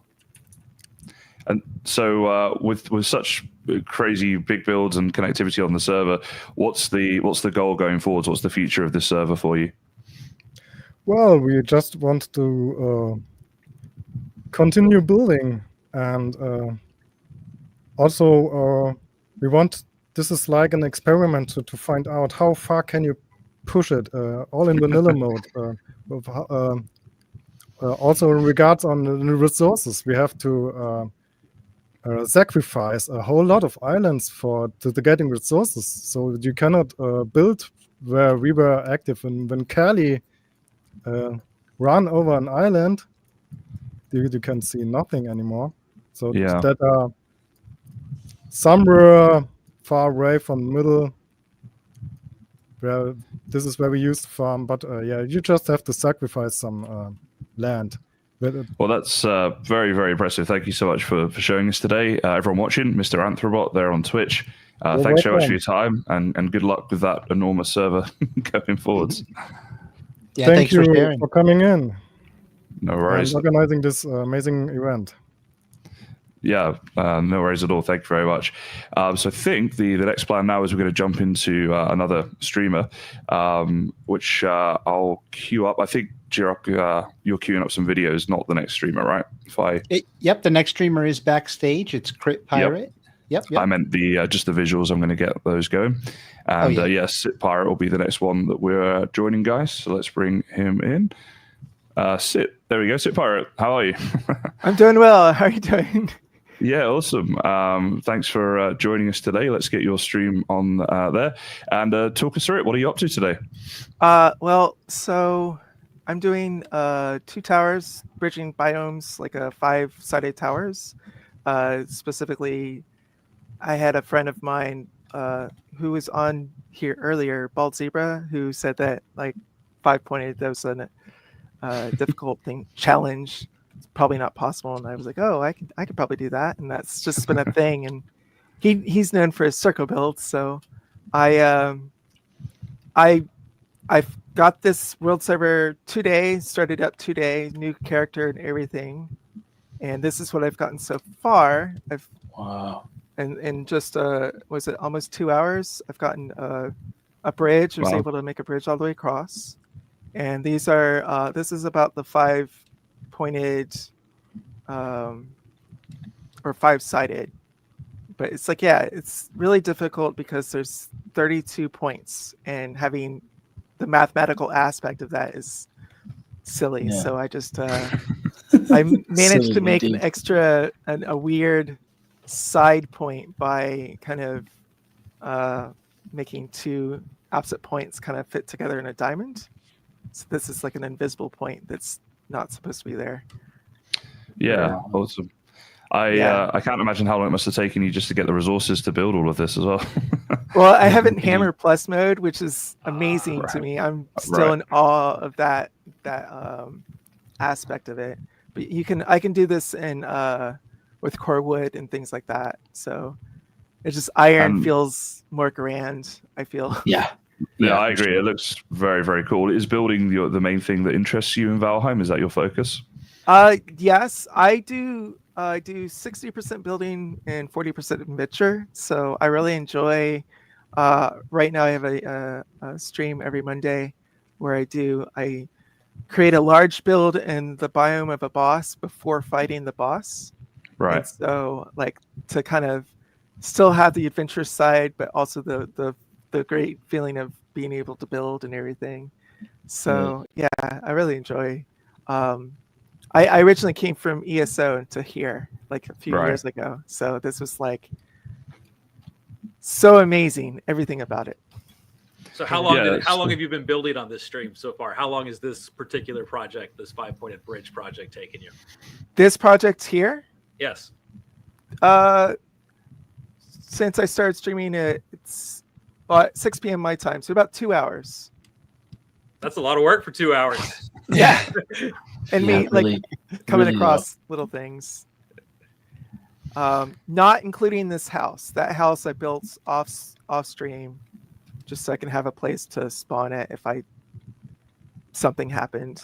Sure. But yeah, that's awesome.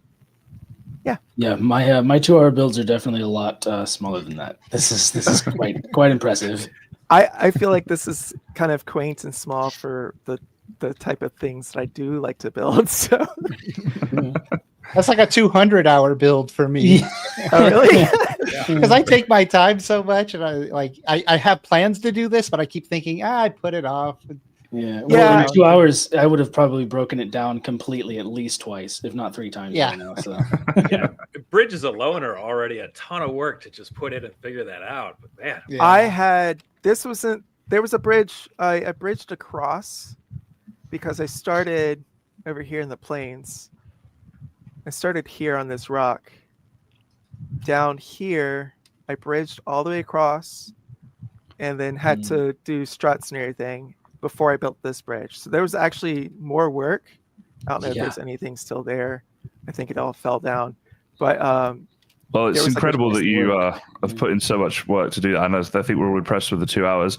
Everyone watching, Crit Pirate over on Twitch, if you want to see the rest of this build or indeed everything that Crit Pirate does in the future.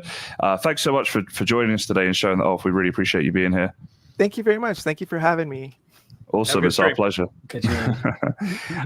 Okay, so now we're jumping into a video from Spazzy Games, who many of you will know. I think we're all excited for this one. Let's add it to the stage and jump into it. Yeah, and let me just let the co-host Restore a know. Draugr village to Get its a break. former glory, but with some major obstacles. Building is only permitted inside a village structure, only new characters are allowed and cheats are forbidden, and we only have until sunrise of the 8th day to complete the challenge. Join Jade, Ember, and Spazzy on an adventure to overcome Grey Dwarf swarms, the undead horde, and monstrous bosses, and so much more.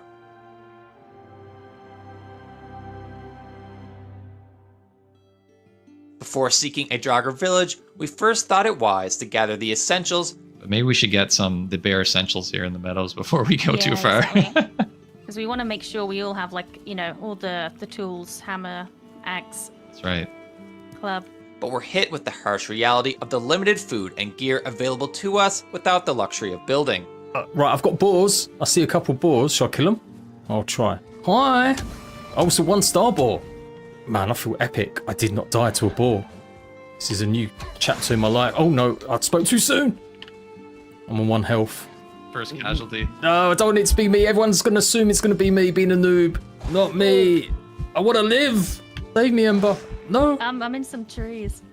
Oh yeah, I Or do you want suppose. Oh, we should. No! Oh no, I saw that. No workbench for tools, no campfire to cook. This was not going to be easy. Oh, owie. Yes. Bees got me, though. Yeah, down by the bees. Where the watermelon grow. And they're quite grumpy, son of a bitches, really. Let's face it, bees. I've come to do all the hard work. Here we go. Okay, okay. Oh my god, I'm dying. Let Gravy do its thing. Let Gravy do its thing. Come on. Woo! Oh, there's 3, so I'll drop 1 for each of you. Nice. Thank you all. Cheers. Perfect. All right, shall we go? In a short time, we set forth through the Black Forest in search of one of the many villages nearby. So I'm very sound emotive, so apologies to everyone else's streams when you're just hearing me like groan like I'm having a poo. No, I know what Jade sounds like when he's having a poo. I'll edit it out later. I'll edit it out. Don't worry. Yeah. All right, I think I'm pretty much here now. Yeah, I see it. Oh dear, we have a lot of company here. Okay, so we're trying to get these to fight each other, yeah? Yeah, so am I trying to lure one of the Draugr out? I do need wood though. Oh! Oh. Pour one out for our dear friend. So we just got to get inside a building and put a bench down, right? I mean, maybe one of us could be a distraction on one side of the village, and then 2 of us could run in, one put down the workbench, one board up the door. The village we decide upon consisted of 6 buildings, and with careful deliberation, the team decided to target building 1 to establish our new home. Inside. Oh. Okay, I'm inside. Whew. Oh boy. Have you put a... Oh shit, wait, you're not in that one. Or a different one? Come on, team, get it together. Where's this communication, eh? Wait, which one are you in? I'm so confused. All right, I'll ping me. This is me. There's a hole in the roof. La la la la la. Oh, something's getting wrecked here. Oh. Hey, you made it. Nice. It kind of looks like it's in the middle, but... The 5 Draugrs outside. Yeah. Huh? Jump in through the they roof. really let it in. Let me in. Oh. Ah! There's so many of Oh! Nice. So sorry. You got in. Yeah. At dawn, with our beds placed, gear crafted, and food cooked, it was time to set out for resources to improve our kits for further conquest. It seemed our quest wasn't going to be so difficult after all. But I guess you still lose the When skill. a hero comes along, strengths carry on. Oh no. No, I missed. Let's see. 3 against 1. Hey. Nice teamwork. So we got to build like a stake wall around the settlement to protect it and shizzle. I thought you were making a cathedral, Jade. I decided it was either a toss-up between cathedral or a dong tower. One of the 2. A what tower? A dong. A tower that looks like a dong. Oh, okay. I was like, what is this? guessing. Is this a UK reference I'm not understanding? Come on, the Canadians, you love the British wordings. Surely you've heard dong before. I know what it is, yeah. I'm going to build a penis tower, Spazzy, okay? Just as the Vikings did. At daybreak of day 3, the situation took a turn for the worse. Oh no, people, there's a hole inside one of the houses. The Draugr don't seem to have realised they can get out yet. Oh. Uh-oh. Yeah, do you see it, Spazzy? I see you on the other side. They broke out and there's a body pile in there. If I thin them out with some shots, can we destroy it? I think so. All right, I'm going to come over and see what we can do. Just one shot off there. Oh, another shot off. Oh, there's a couple in there. Oh, they're breaking stuff. Oh, this is not going to be easy. There's 3 of them. And they can't seem to figure out how to get out, though. Oh, there's a little chair. Oh, owie. Maybe I should run back. Hey, can we destroy the pile with a bow and arrow? Yeah. Just takes a while. How many hits for that pile of bodies to die? Probably a fair amount. With a hat. Oh no. I'll have it. Okay. No, Jane. I got 2 hits. I'm coming back. I got 2 hits. Humanity. Oh no! Oh, there's so many. Oh no! 2 archers in play now. Oh, maybe we can... Oh, they broke out of there as well. I see. This is not good. I don't know what to do. Oh, they're out. Yeah, there's. Oh my god, he just broke through the wall rat coming at me. Oh, fuck. Yeah, I'm dead. Oh my god, there's so many. So many. No. Okay, what to do? No. Oh. Oh no. Lots of 1-star. I'm toast. I'm in very much trouble. I'm dead. Yep. Oh no. I got trapped. No. Oh. Just instantly. Don't turn right outside the house. Yeah. I chose these 2 because I thought these were pros, you know, and I feel like I've been debated somewhat. Oh my god, there's so many. There are so many. There's at least 3 archers, 5 drow people, 4 archers. As we soon learn, in addition to building 2, 4 and 6 also contained corpse piles, spawning endless Draugr. Oh. Right into log. Fuck, this is gonna be so hard. Oh. Got 2 on me. 2 archers. Woo. Just run away. Oh no! Give me a break. All right, there's so many. That's a lot of archers, yeah. Okay, yeah, come on, boys. Come on. No, come on. Away. Yeah. Spawn an archer. Once it's dead, it's destroyed. Well done. They're all coming back now, though. We try and just like lead these guys into the forest, and Yeah, a little bit more. like I've got an elite on me.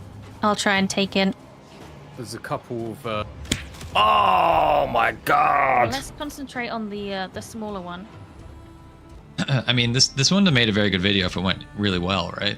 And with one final swing of his weapon, Jade triumphed in closing the last of 3 corpse piles. Yes! I got 4 hits in there. 5. Yes. Come on, 6. No! Oh. Mm. At least it's daytime now. Oh my god! Yes, it's gone. It's dead. Yes. I did it. Oh my god. At last, the endless onslaught would end after clearing up the remaining Draugr, of course. He's trapped. I think that's the last one. That's the last one. It's finally over. Is it a melee? Yeah, it's an elite in there. Oh. You can't get out though. I think so. That makes sense. Finally, we could begin to restore the village. However, we quickly realized one critical component was missing and would require a ton of work. For a hearth, 2 iron were required for a stonecutter. To both locate, mine, and smelt iron, we would need to first find 5 surtling cores for a kiln and smelter. Second, discover a swamp for a sunken crypt. And third, defeat Eikthyr for a pickaxe and Elder for a swamp key. And with the sun of the 5th day just rising, only 3 days in our challenge remained. To accelerate our efforts, we decided to split, with Ember and I setting forth to find surtling cores, while Jade got a head start on restoring the town. I saw some on our way here from the portal. I think there's a crypt thing up here. Yeah, I see one. All right, burial chamber. Woohoo! Hopefully, I mean, we need 5, do we? So hopefully we can get them in 1 or 2. Yeah, that's right. I guess, yeah, we only need 5. Yeah, that's true. We have Elder location. Oh, he's really close. Really, really close. Oh! And there's loads! Loads of settling core. Wow. It's not scripted, people. I promise you, it's not scripted. I got 3. I got 3. We have enough. With cores found, Ember and I parted ways. Her to the north in search of Ike, and me to the west in hope of swamp. Without the ability to craft a raft, I feared if a swamp were not found on our starting island, all would be lost. I mean, I could run back to, towards the starting stone and see if I can find the Eikthyr spawn. Might find one on the way anyway. I'm going to set up an OnlyFans for my feet. I've decided. Might as well. I might as well get into it, mate. Have you got nice feet? Well. Or maybe that doesn't matter. Ember's interested. She's like, yeah. No, I didn't. How much you going to be charging? Okay, I've got the Eikthyr spawn. Do you have the deer trophies that you need? No. Is it 2? It's 2, yeah. Okay, I have 1 deer trophy. Yeah. Why? I bet that one had a trophy.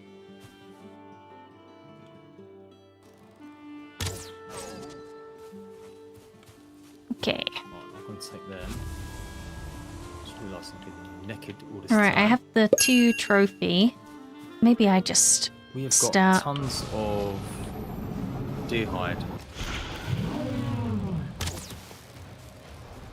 Alright, I'm doing Eikthyr. Okay. Die! I was getting good at Rust. Day 6. Boy. Days are drying. Alright, Eikthyr is down, so we can get the pickaxe. Nice. I could go and put it on the stone, maybe? Oh, right. I'm running into another Draugr village I'm going to avoid. Come on, big spiky swamp trees. Anywhere? Any is this luck with the, plains? The swamp? You're No, in I plains? just found plains. Oh no. Oh, that's what I think. That's 2 of them. 2 Desquito. Oh, 2 of them. Run away. Run for your life. 2 of them at the same time. What is this? Oh, go for that boar. Go for the boar. Oh, that poor boar. I sacrificed him. Oh. I don't need anything from that.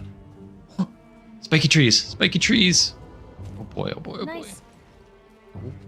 Okay, there's a crypt here. Okay. Nice. I'm returning home. With Swamp found, Eikthyr defeated, our trio converged on the Elder on the evening of the 6th day for our most difficult battle yet. I'm almost there. Whew.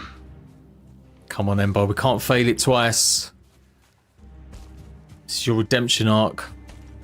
There's like an army of them. I guess. Oh, there's so many. Why are they still chasing me?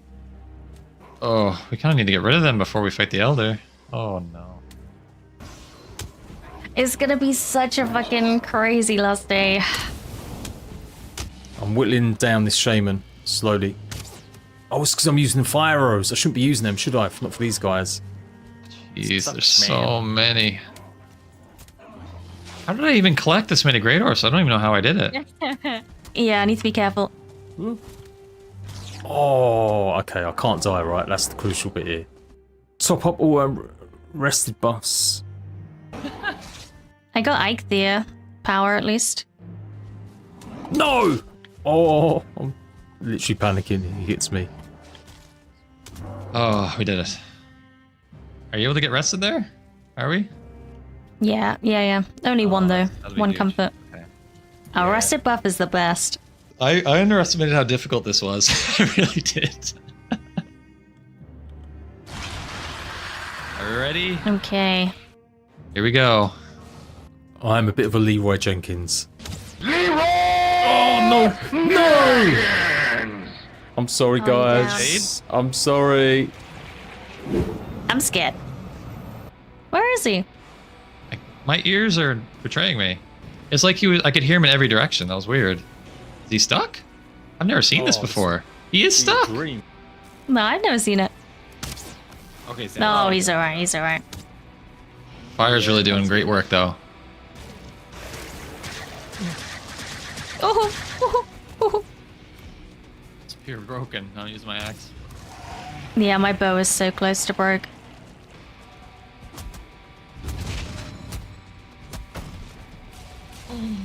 Oh, I didn't think you'd get me. I can do this, guys. I can do this. I may need to pick up weapons from your bodies, though. All my tools are breaking. Come back. Oh, no worries. Yeah, we got this. I mean, if we can... Yeah. How is the Elder coming on? Oh, I just died. Despite our demise and with less than a day remaining, we had to beat the Elder if we were going to get the iron we needed to succeed in the challenge. Ember and I gathered our things and hustled back to the Elder, while Jade frantically continued renovating the village. Although I did just nearly die again. Why is there a Nick chasing me? Like, He's healed a little tiny bit. Don't shoot. Don't shoot. Don't shoot. Okay. He's shooting. this grey dwarf, like... Oh, the crude bow. Accuracy is not quite there. It's like shooting a limp noodle. Oh. Yes! Well done, well done, well done. Nice. Well done. With the Elder defeated, less than a full day remained to complete our village, still without the 2 pieces of iron required for the hearth. Home sweet home. Not a jogger to be seen. It's looking good, Jade. Looking really good. We're getting there. We're getting there. Yeah, well, that dong tower's coming. We returned home, Ember crafted a pickaxe, and once again we parted ways. I to seek iron, and Ember and Jade to rebuild the town. So we still need someone to go to the swamp and get some iron. It's quite far. It's right here, roughly. There's a big mountain between our home and there. I mean, do you want to go, Spazzy, if you've got it mapped out? Yeah, I'm happy to. I'm happy to. Yeah. Let me make you a pickaxe. Lovely, thank you. There you go. And yeah, have you got the settling core? Settling core, I do. Yes, I'll give those Perfect. to you. Nice. Could you give me Eikther, Ember? I'll hustle over there. Lovely, thank you. But with maybe half a day remaining, would we make it? I think we got this. Wait, here's another random swamp. Come on now, Sunken Crypt, give it to me. All this did was make me wet. All right. Let's get building. The village is looking really good. Oh, it looks well good in here. Yeah, we've got to put a Draugr spawner, guys, for the finishing touch for the village. Done. I think we might actually win this. Okay, I'm here. I just need, it's just 2 metal scraps, right? Yeah. Give it to me, scrap pile, give it to me, please. 1. Okay. I've got 2. I'm coming. That's all I need. Let me get the smelter. Maybe I'll do it like that. Just close it in a bit. Oh, it's night. Night is falling. Yeah, we have 10 minutes. Oh, I nearly just got killed. Resisting the urge to take a shortcut through mountains. Probably a bad idea. Down to the wire? Real close, huh? Really close. Jade is so quick, like, building. How has he done this? Looks so good. See it. I see home. We're gonna do it. Ooh. Alright, they're in the smelter. Yes, I've got it. I've got it. Oh. I've got it. My bad. Oh. Yay, the hearth is in. Nice. I mean, that is it, right? That's really, I would say, the qualifying piece to get the half done. Oh, world saving there. Oh. Yeah. There it is. Dave. There we go. Way. Well done, guys. Oh my goodness. I think it looks wicked, yeah. Wow, looks great. With not a moment to spare, the village was complete and our challenge a success.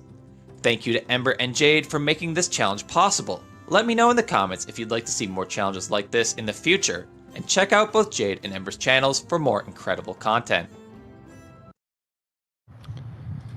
All right, we are back in. That was a pretty incredible video there. The story was told really, really well. And I think just to go back on something Spazzy himself was saying in the panel earlier about creating content, that retention, telling a good story is really the way to go. And I think it was the little effects as well. Like at the end, there was the clock ticking noise in the background. Did you guys notice that? Yeah. Yeah. Like, it's so good, those little things that create that suspense and such, isn't it? Yeah, the story was great too, especially because, like, I mean, they really got down to the wire on that one. That was not what I was guessing on that. I thought they would have time for a little more decorating, but no, that clock was not lying. Yeah, no, for real. And the challenges along the way keep you very interested in that. As always, Spazzy making great Valheim content, of course. Yeah. So I think the next thing now we were going to look at is there's a short as well we can review from Lawler, another great Valheim creator. So if we jump into that and we can have a chat about that one afterwards as well. Lawler, this is her short. Let's take a look. My name is Lawler Lyshan, and I'm best known for my playthrough of Valheim. So today I have a little exclusive preview of my first attempt getting into the Ashlands. Now, I do have to apologize for the sound quality. My mic decided to give up halfway through recording the full-length video, so I do apologize, but it was one of those moments that you couldn't really record twice. So please enjoy, and I hope you're enjoying your weekend at Val-Con. Okay, the music has changed. Okay, we are officially here. I'm very scared. Oh, yeah, I don't want to be here. This is pretty epic, though, I have to say. How am I going to navigate past these spiky things? Oh, what is that? What is? Oh, there's a thing. What? Oh, hell. Oh, heck! Oh my God. Okay. Are they attacking me? Yes. Oh, okay, a vulture. Okay, great. Oh God. Okay, that went better than I thought. Okay, I'm a little bit stuck. Let's back it up a bit. Oh, hello, hi. Yeah, I'm a little bit occupied right now. Can you wait? I'm gonna try and back out a little bit and maybe try and find a better way in. I feel like these are here to sort of block you, and you have to go a specific direction, perhaps. Ah, more of the vultures. Oh, hell, my boat. What? I don't know. Get back to steer. I don't know what's happening. Oh, stop with the vultures already. What is that? Oh, heck, there's that thing. Okay, all right, okay. Jesus Christ. Ah! Jeez. All right, that's that thing. What do we do with it? Do I shoot it? Oh my God. This is not, okay, great. This is not, like, is there only one of these things that I have to kill, or, like, are these, like, forever? Oh my gosh, okay. I'm on fire. I just hope my boat can withstand it before I die. If you want to check out more of my content, please come over to my YouTube channel, Lawler Lyshan. I also stream Valheim over on Twitch, so please follow me over there under the same name. I hope everyone's having a wonderful day at Val-Con, and I'll see you all soon. As always, awesome content from Lawler. I love how she's just so authentic, you know, she's really herself in all of her content. Yeah. Yeah, just like we were talking about earlier, be yourself, right? And that's totally, she just owns it. She shares her personality. It doesn't try to be something she's not. She just has fun with it. And you can tell too. You can tell it's an authentic experience, which is the biggest thing about it. So that was really fun for me to watch, though, because full disclosure, I actually haven't been to Ashlands yet. Yeah, me neither. I've heard all the terrible stories. I have not set foot on that land yet. Yeah. I'm still in the Mistlands, so yeah. Well, at least I now know what terrible things I visually I can look forward to. So that sounds great. Oh my God. Yeah, I wonder if everybody has that experience. They pull their boat in, they see those, rocks sticking out of the water. Then all of a sudden, oh, what's that? It's flying towards me. It's coming out of the water. Turn around, get out of here. Yeah, I mean, I genuinely think the scariest thing right now in Valheim is like sailing back with an iron shipment and a sea serpent rolls up on you. Like, I've never felt tension like that in a game ever. in my life. Yeah, I can't lose this gear. Yeah, Yeah, no. yeah. Get me the heck out of here. Talking of Ashlands, actually, while we're here, what are your guys' favorite additions been? There's been a number of updates. Ashlands, the most recent, of course. But any favorites for you guys along the way? I love Hilder's request. I haven't played much of it yet, but I'm a sucker for cosmetics, and they are useful. The different like outfits and stuff that you get, they cut down your stamina use cost when you're like building and farming and stuff like that. But honestly, I'm just a sucker for the cosmetics. Plus, it gives you another location to go to. At first it was Haldor for exploration. You go look for Haldor and then you're done. That's it. That's all you need. So Hilder added another one of those locations, and I think opened the way for the bog, which is and the dungeons, right? Like Hilder, the dungeons, a bunch of dungeons and the towers, and that's what I've been really wanting is more locations in Valheim. And everybody's like, oh, the clothes, they're just like, for the people who do chores. I'm like, yeah, but look at those locations; those are awesome. Right, it added something for everyone. I think that update, yeah, absolutely. I still want, I want them to make her couches buildable. Yes. Yes. Well, they started I want comfy couches, and she has the comfiest couches that are in the game right now. So yeah, they started with Haldor's barrels, right? So I wonder. I have a feeling they may end up putting. I hope so. My fingers are so crossed for that right now. Yeah. Yeah, there's so many of those build assets that are in the game, like for the NPC camps or dungeons or whatever, that we don't have access to. And I think if they would release more of those, it would just be awesome, especially for people out there who are into building, of course. Yep. I want my 90-degree stair turn. That's all I want. I would save so much space with that one piece. Well, they finally the burger, and they finally added vines. Like, we didn't have access to those forever, only through like mods and admin commands. But now we have the vines at least. And the barrels as well. Barrels are just one of my favorite decoration items, right? Like, they're just in every game, a barrel looks awesome. Yeah, way better than it just does a box, like a rectangular box, right? Yeah, all those brewery builds are going to look great. No, definitely. I actually, I really liked the Frost Caves update though as well. It's a bit of an older one, but I thought that dungeon the first time I did it was awesome. And at that point, so like now obviously we've got like the Mistlands dungeon, which is really really cool, and like those castles you're attacking in Ashlands, but we didn't have that at the time. And I thought the Frost Caves was just incredible. I loved it when it came out. I was so surprised by that. I was playing through Mistlands. I didn't know they had added it to the game. I was playing through it with my brother and my friends, and when we first found that cave, like we were, it was so. Oh my god! I wish I could have that experience again. I wish I could memory wipe and redo that one more time. Yeah, the first time experience you can't recreate. But the Frost Caves for me were like one of the best, because obviously the game was super small when they first released it with just a very small team. So they threw together the little tiny burial chambers and the sunken crypts, and they always just felt like, okay, I get it, you're a small game, you made something on what you had, in the team you had to get the game out there, and it was fun enough. But they spoiled me with the Frost Caves. Like, now I want them to go back and redo those dungeons, because the Frost Caves are so cool. Yeah, definitely. Every dungeon edition, I think, is always really loved by players in like any game. But it makes you wonder as well what they might add in the way of dungeons for the Deep North. Whether that's going to really be something spectacular. I'm looking forward to Deep North.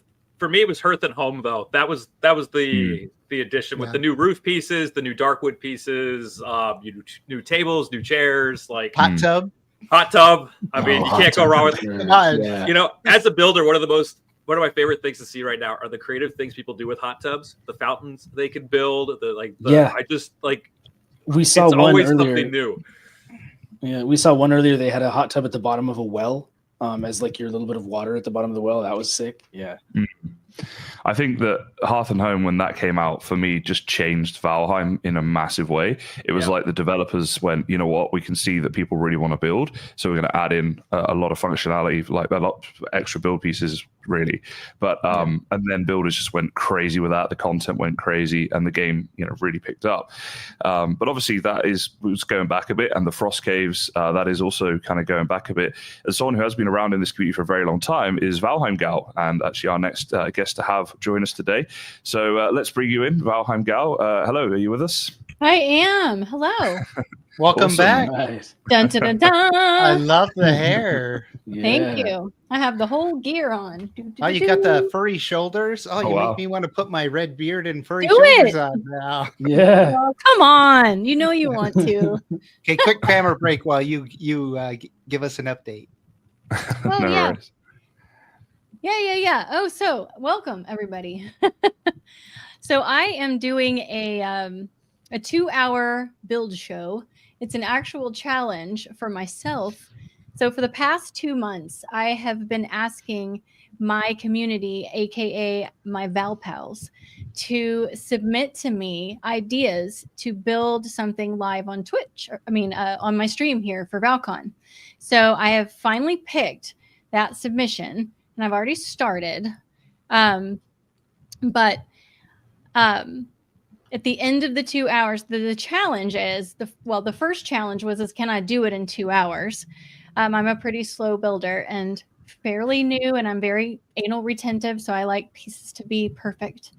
But the second challenge that I didn't realize is doing that with this costume on.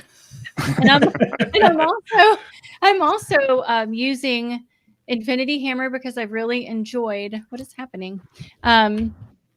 Let's see. Let me set the time here back to noon and the environment clear, which I had on just a second ago. Sorry, you guys. So if we what are you building? What's the? I know you were trying to let the community decide what the challenge is going to be. That will be revealed at the end of the stream.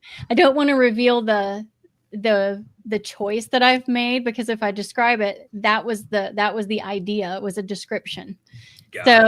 Yeah, I had pictures, I had all kinds of stuff. So submitted to me. I'll just let that go a second.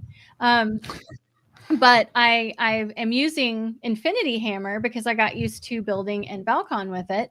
But I'm using a controller and a mouse, which is going to slow me down a little bit, because as we talked about earlier, Infinity Hammer doesn't allow you to you can't pick pieces in the build menu. Once you open the build menu and you scroll over to a piece, if you pick it with your controller, it picks some random piece from maybe even another tab. So you have to use your mouse to choose the piece. And so but I've gotten really good at it. So it shouldn't be a problem. But I'm also using Plant Everything just for that last minute decor. And I need it for a portion of this build. And stamina, extended stamina. I think that's what it's called. Yeah, stamina extended.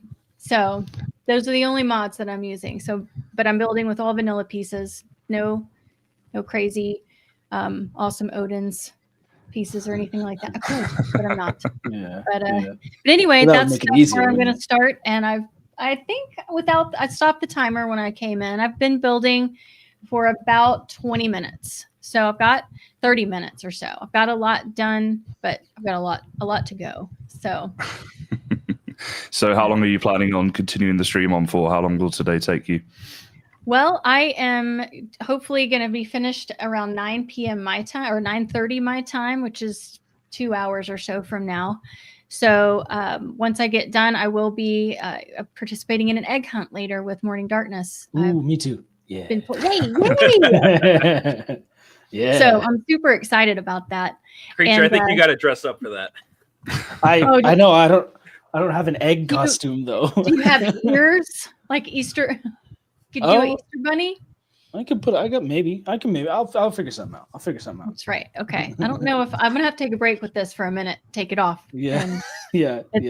No idea how uncomfortable wigs can be. To all those ladies and gents out there that wear these things. Wigs are crazy. Yeah, for sure. They're crazy. Yeah, especially beard Jiroc ones. would know. Yeah, Jiroc, I have that hat and beard, but it kept going in my mouth. It does, yeah. It does. I might have to modify it. But... some tips, like there's a string behind your head. You can pull tight, and it helps. You'd be surprised at how much a beard will do that in real life too. Right? Oh yeah. When I had that long beard, it was like always in the way of everything. I feel like for next Val-Con, we're gonna have to have a beard for sale. Oh yeah, for Or sure. you're Yeah, gonna have to Val-Con branded. actually, Yeah. you're gonna have to grow those beards out months in ahead. Just get them really good. We have a gaming friend that won. He lives in New Zealand and won like the national, like 3rd place in the national beard contest, like best beard That's so contest. sick. That's such awesome. a great like award. Oh, he's yeah. awesome. Yeah. I used to have a big beard. I shaved it off earlier this year. but- You too, huh? Yeah. Oh, I miss it man. already. Winter is here and I'm freezing. Yeah. You Well, we I'll have a- loan you my wig. I Here you can go. borrow it. I would match Jiroc then. My wig or my beard. All right, We have guys. Well, I'm going to get back to it and repair what has now got taken a little damage, and we're just Yeah. going to keep on going. And you can come check in with me in a little while and see how I fare. No worries. Thank you so much for joining us today. So that's Valheim Gal over on Twitch, guys. Please do go and show some support with the rest of the stream. Thank you so much for joining us. Yeah, thanks. See you soon. Bye.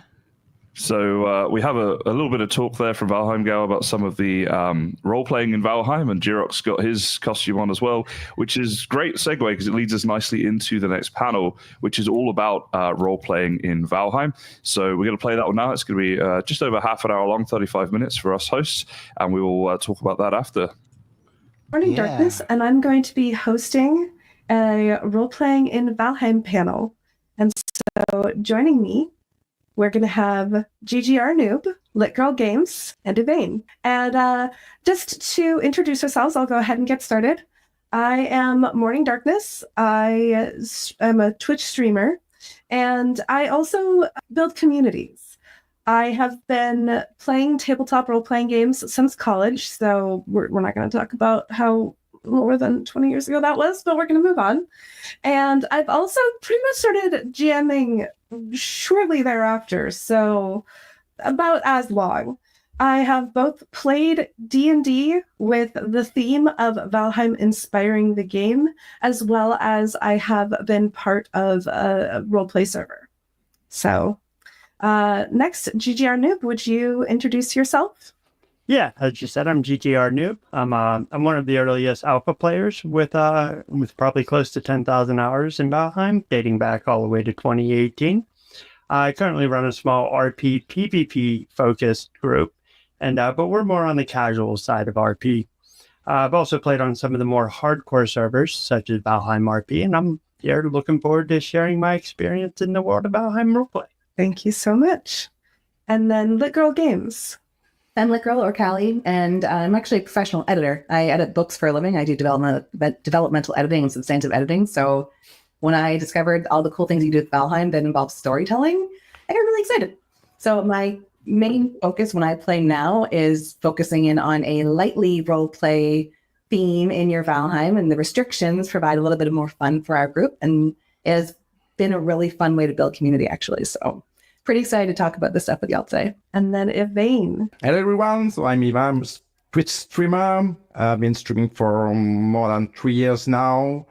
First, I was multi-gaming, into multi-gaming, and I stream, I would say, Valheim 90% of time.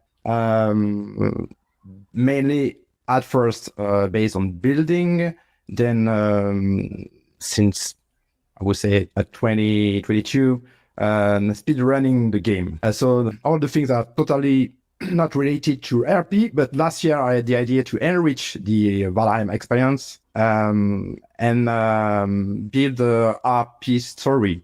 So we play with my friends and stream it once a week. Very good. Thank you so much. And then just to give an idea of what we're going to be expecting, this panel is going to be about exploring techniques to create unique, challenging, and story-driven roleplay experiences and how to roleplay in Valheim. All right, so the first question that we're going to go ahead and get started with is, why do a themed playthrough? Callie, do you want to go ahead and start us with that one? Sure. So for us, it was just a way to make the game a little more fun. I've only been playing the game since about 2021, since its official release. I'm not cool enough for the Odin cape. Sorry, that's funny. I see you. But it's when you get enough hours into the game, you kind of start thinking to yourself, oh, I've seen enough, or there's 6 months between a release and you don't know what to do with yourself, but you really like the game. So we started poking around with rules and restrictions, and people do things like hardcore mode, which is a type of themed playthrough. So we thought, why not include story mode? We're story nerds. We love to get together and talk and share ideas. So we now do that in a communal setting inside of Valheim.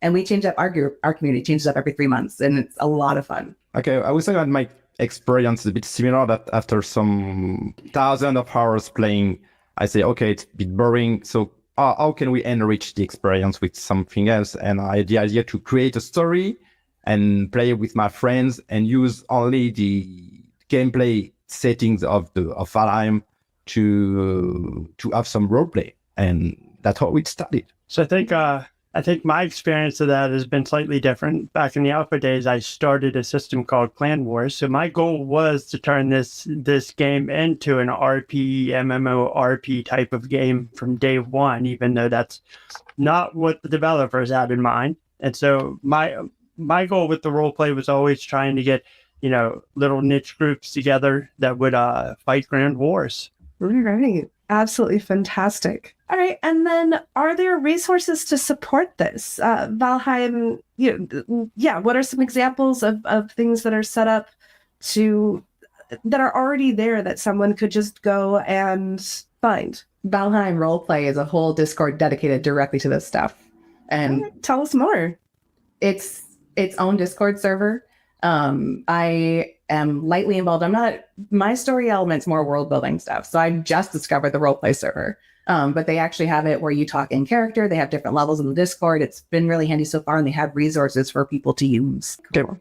Mine's a bit different is that I discovered last year the proximity chat mod. And I tried this and said, would be a great idea to have some roleplay with that. Because the problem is that with Discord chatting, you hear everyone where you are on the map.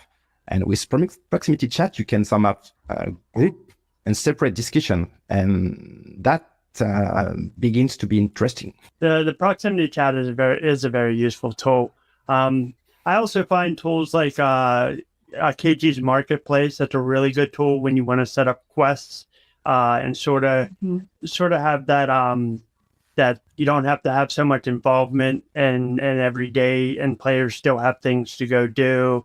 And that way you sort of keep the RP alive, even though when there's not an active DM available or something like that, or somebody directing the story. Mm-hmm. Very nice. And are there any other specific mods that you would recommend? And then Callie, I know you have another panel as well that'll be going more into detail of that. Yes. Would you tell us more about that? So there's also going to be a panel on custom world building, creative world building, and it's run by StonedProphet, and Jiroc, and it'll be covering everything that you can do inside the modded gameplay. And they're going to get so deep into this, it's going to blow your mind. But resource-wise, there are lots of mods you can use for sure. But even not thinking in mod terms, there are lots of books and websites, things where you're working on building your creative skills for world building. So we'll get into this a little bit later too.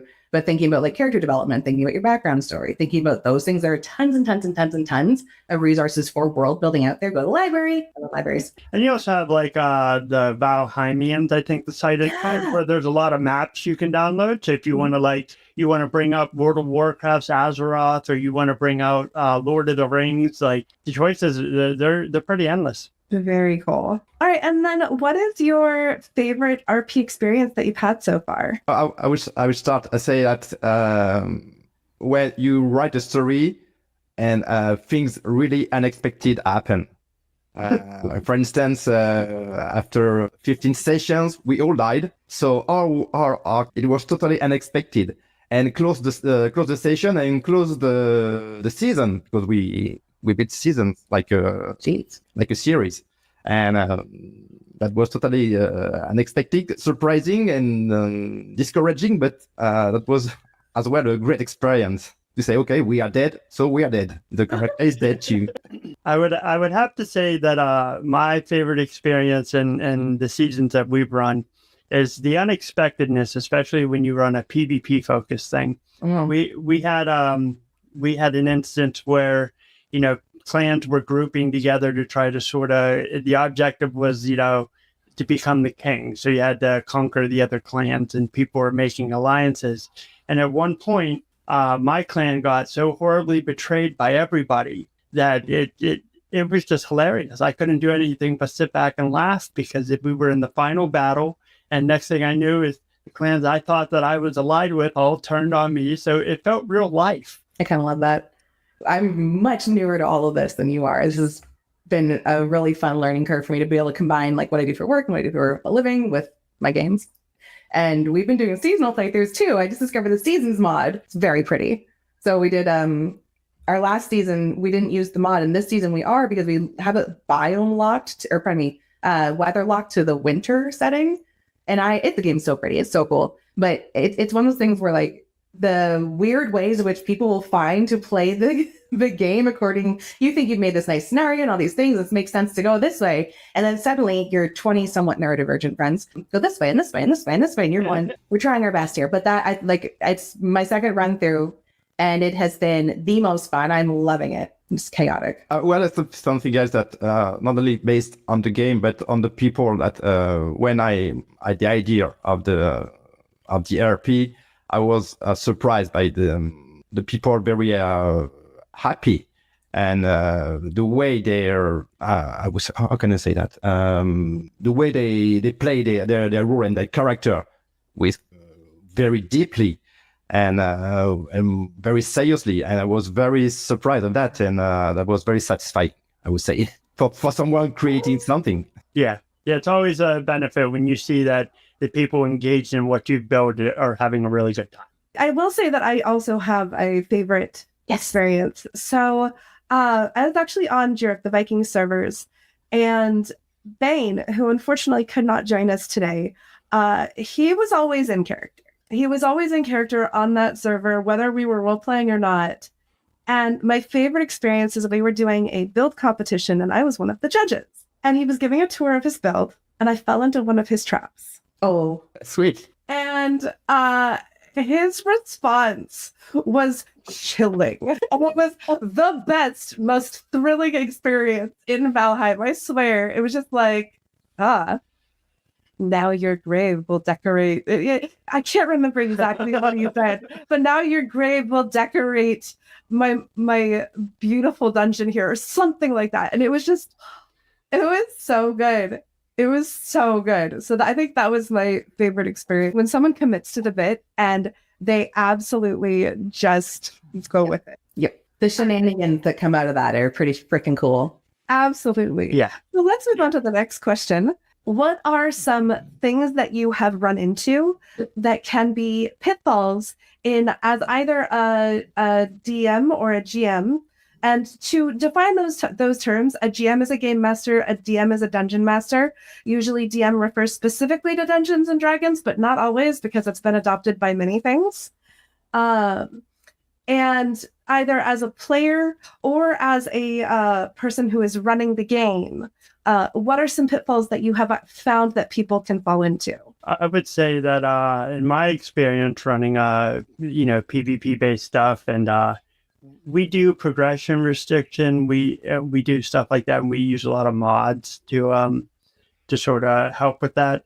But you always have those players that just sort of figure out how to nerf the whole system. They figure out how to jump to the later game gear, or they figure out how to, they read your rules very finely, and they figure out, you said in order to be king, all I had to do was survive X number 1 days without my kingdom being conquered. So now I'm king, even though I've never fought a war. So you always run into little knickknacks like that. And a lot of times it's being very clear on the rules, or using the right mods to help enforce progression restrictions, so that even if they do get those materials, they can't do anything with them. I would say that for instance, as I'm the storyteller, I write things, and sometimes people don't follow what I wrote and do their own stuff. So sometimes it's a bit depressing. But as it's only 3-hour sessions, I can change it and rewrite it for the next week. But the worst would say that when they open too many quests at the same time, so they have too many ideas, and there are too many quests, and all the viewers are lost. Even us, we are lost in the story. So we need to find a line to follow something that doesn't change to have a good storytelling, good storyline, I would say. Yeah, it can always be really, really devastating when you put hours, tens of hours into designing a specific space and the players just go around it or, ignore a significant chunk of content that you may or may not. For instance, one of our players is builder as well. Spent hours and hours building a base, I would say a village, and we used it only for 2 hours. And now it's gone because because of the story, we will never go back to this place. So whatever, that's life, say. Yeah, that can be a struggle too. Sometimes you spend a lot of time putting in like a big build, and it winds up being like a 15-minute encounter, and it's like, wow, I spent 12 hours on that build, but it was worth it. Oh, God. But it was worth it. Yeah. And then I will say, one of the other things that I find that I would warn anyone who's trying to put together a game, if you are writing a story, please, I beg of you, do not write a story as if you are trying to relive a specific kind of a specific fiction, whether it be you want to re-experience Vikings, the TV show, or like a specific book that you're trying to recreate in Valheim.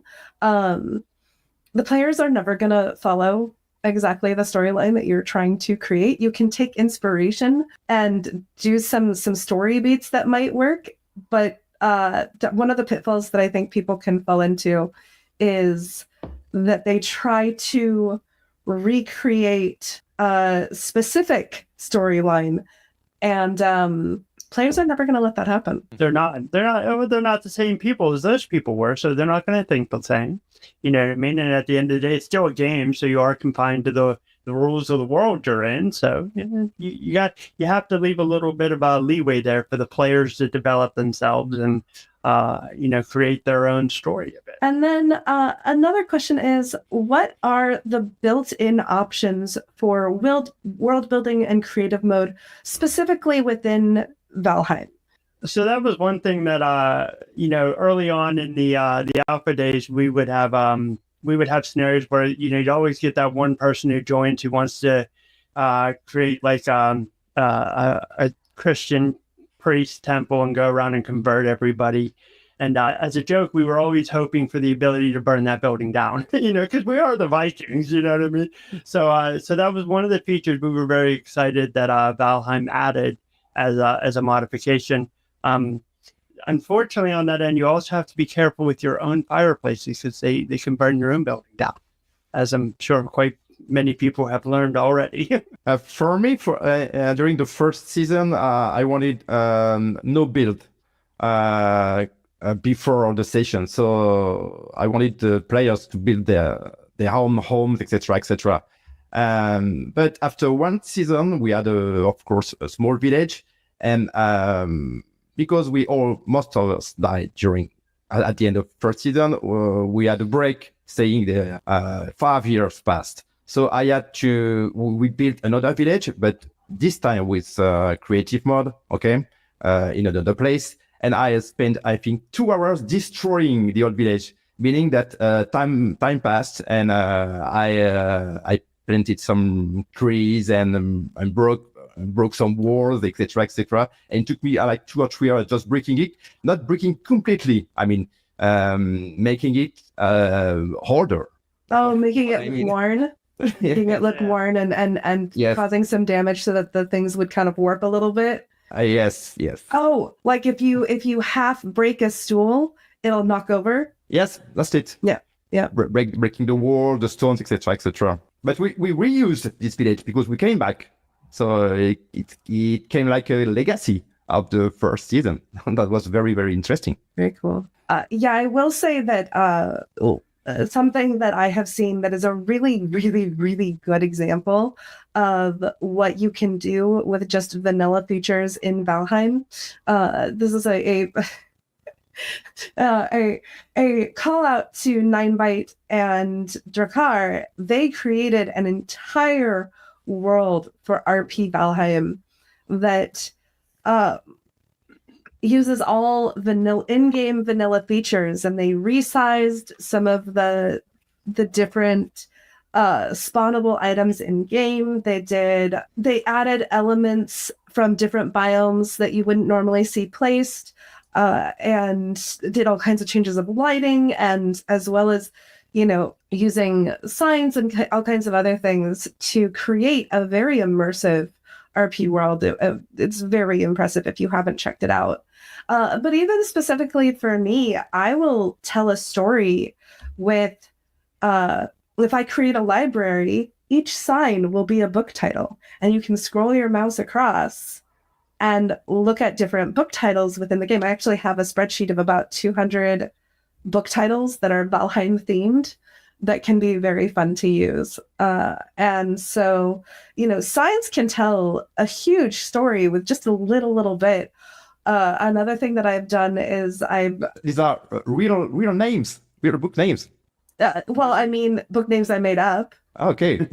Oh, impressive. And then also I've created a book with just like a stack of signs. Sometimes I'll use Gizmo to kind of give them a little bit of a spread or a look. But, and it'll have a title, and then it'll have pages that if you can just scroll your mouse across will tell you a story. And you know, it'll be a small anecdotal story, but it can be very, very exciting for just having just this little bit of lore that is briefly explained and just using signs. And another thing that I have seen someone do is use the cartography table and have different characters come in with different areas of the map explored and have their own specific map markers. So you can have where you go into an enemy's citadel, and you can look at their map and say, oh my gosh, this unexplored place over here says secret base, and can help, you know, in sort of a more vanilla way, direct a quest. So they're just little things like that that are in game that can be very, very useful in helping tell a story. So with that, is there anything else? Callie, did you want to add to this, or? Yeah, I kind of had hoped to talk about this more specifically in terms of what vanilla offers. Like, yeah, you want to build a world, you can, even in vanilla sense, you don't have to mod.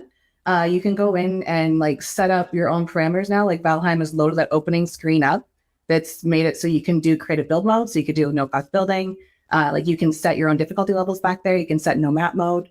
You don't have to mod for all that stuff now. That's what I was trying to bring up. Like for the vanilla options offered in Valheim now, for world building, you can set up the back end of the world without even having to mod it in all cases. All right. So the next question is, can you have a DM or a GM? And if so, how does that work? Okay, for me, that's simple because I am the GM. It's because I create the story and all the different branches. Of course, the players don't follow the branches and they do their own stuff. The good part is that it's not a server. It's a 3-hour session. So I have 1 week to readapt and rebuild from the what happened during the session. So that's how it works. And of course, during off session, we build some items for the next session. Or we put some items at some places, and okay, let's go there and find this, etc., etc. That's how it works. So a lot of times in my experience, I run as a DM on my servers, on my community as well, at least for many of the seasons. Sometimes I'll play as a character, but, and I find, I'll do things like to help support certain battles or dungeons we've set up, flying above everyone and just dropping mobs on them for them to fight, or even sometimes being like the final boss they have to defeat. That way it's something harder than one of the mobs in the game. And then you have your Discord sort of helps you out too. You run your stories through there, so that way, as the story progresses, as the world goes through, they know what the story is, they know what objectives they're trying to achieve, stuff like that. I like having a GM, actually. I think it's kind of important because it's tricky whether or not you play as the DM, because that's kind of hard to find balance for. But we don't do PvP. We're doing more of like a creative community stuff, individual challenges, individual builds, but group progression. So for our playthrough, the GM role right now is it's called Lit Provider, and she comes in and does all the ore shipments and handles all the money, and she puts forward all the fines if someone's incurred a fine that week. So it's a weekly thing where she has a weekly check-in and just kind of make sure that the story progresses the way that we have it planned out, but also with admin privileges. So heavily much able to do anything in the game, including like break something permanent if they need to. Yeah, DMs usually run heavy with the privileges and mods. Every allowable thing, because as previously mentioned, with people who tend to find the loopholes, sometimes you got to come with your hammer. Drop that ban hammer. And that's happening. All right, so if I, let's say I'm a person who wants to create a new world, and I'm very inspired by either this channel or just by some ideas that I've had for a while. What base elements do I need to consider when developing my world? Callie, let's go ahead and start with you. Not like it's my question. Just like break it down like I would if I'm an editor, right? Like if I'm giving you developmental editing feedback, I'm going to ask you how you built your world. Like, does it make sense? That's the question I ask everybody. Does it make sense here, now, in this world, the way you've done it? So we've broken this down into characters and background stories, themes and goals of the playthrough, progression, rules, and restrictions. So we'll cover some stuff we've already talked about a little bit, but that's okay. Environment and geography, which includes like POIs, and then food and bev and drop management and character difficulty. So we'll break it all kind of down categorically because I'm a nerd. But those are the main buckets. Before you dive into it, if you want to build with friends, but before you do that, those are the main things you should think about. Characters and background stories are definitely an important factor. We tend to, as far as the overall arching story, we put control on that, but, we allow characters to have as much, or players to have as much freedom as they want to create their characters. Themes, we're always Viking. We're always like that Viking PvP warfare theme, but we do change it up each season. Like there's a different objective or bad guy or reason that everybody's doing their thing. Mostly with progression rules and restrictions, we rely heavily on mods for that. You can try to put in rules and say, hey, you're not allowed to go into the Mistlands like early on, but as we said before, there will always be people who find that loophole. But we always have one person who's like, I know how to kill this person with nothing but a spear and no armor on. So we rely heavily on mods for that. And as far as points of interest, we're a little lighter on that. I might build a few dungeons here and there, but for the most part, I like to have my players have sort of free reign with how they develop the world, the cities they build and stuff like that. Knowing that there's going to be a war there and likely their stuff is going to get destroyed or stolen. Like you got to understand. And stuff like that. We have a lot of fun with it. That's cool. Yeah, I will say that my favorite thing of world building and all of that is using the points of interest or the POIs that are in game that have been built by the DM or whatever. I love tying the world together through linked or different themed POIs. I think that's one of my favorite things. Even as someone experiencing something, that is my favorite thing to find. To be like, oh my gosh, this matches this other thing that we found across the world. I think I get really excited about that. Well, you do have that 200 book spreadsheet, so like the Easter eggs are real for you. I love that. Nice. Guilty. I would say for me the thing is a bit different that because of course we don't really follow the game rules, meaning that we don't follow what is made by the game. We don't go to a biome and then another.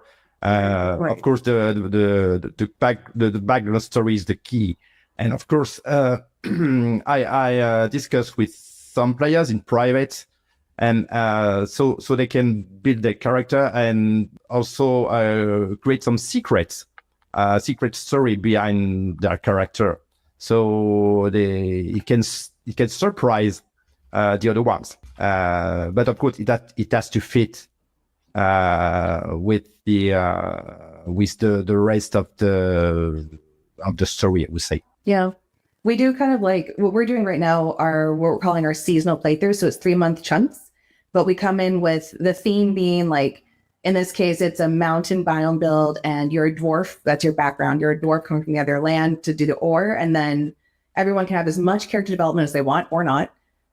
You get to choose all these things, right? That's the fun part. As long as they balance out. So when you're doing it, do the characters match the theme that you built? Try to encourage your people to do that. That makes it a little more fun. If they want to role play harder, they can. Make sure there's a goal of the playthroughs. That kind of helps with progression stuff a little bit too. For us, it's you have to deliver in this one. You have to deliver a certain number of ore before you can go into the next biome. You get a permit, an excavation permit. So we've made little rules that go along with the progression. And then if you break the rules, there are frickin' fines. So you'll be charged 1,000 gold for this or 500 gold for that. And there's silly things like if the pathing at your base sucks, you get a 500 gold fine. And I'll just pretend that the inspector tripped. And, little things like that. You can be as weird as you want. I'm telling you, you can be super weird about this stuff. And progression, that's how we kind of manage that. Restrictions, yeah, you are going to have to trust your people or find ways to punish them that matter.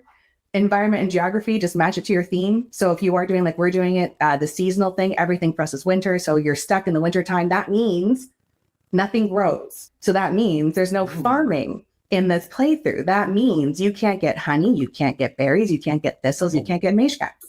So part of my GM job is to deliver care packages from home, which is all your family members giving you food and resources and stuff to keep you going. Because otherwise you would have no potions, no real good food. You wouldn't be able to do magic. So you've got to balance those things out when you're thinking about the longevity of your playthrough. Food and beverages, potions, and then I unfortunately made my combat easy, for which I receive the most amount of trolling. I'm so sorry.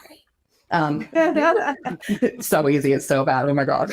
I've never played easy combat in my life. It's awful. So that's a mistake. But you can fix these things. Yep. Try them before you buy them. I get a funny example. For instance, sometimes I play some, would say, temporary characters. For instance, I play a trader sometimes coming to the village with a boat, and I bring some potions and some items, very interesting. But as well, I didn't say that I have some dwarves in my boat. So, and when they discover it, I say, oh, it's slavery. You got slaves, so you have to get killed for this. So they chase me and kill me in the end. So that was my secret mission to see. Oh, of course, say you cannot bring slavery to our village. So that was pretty funny. Oh boy! I think that's the wonderful thing about Valheim is you can really turn it into the world that you want. Of course, for that I spawned some Bergs.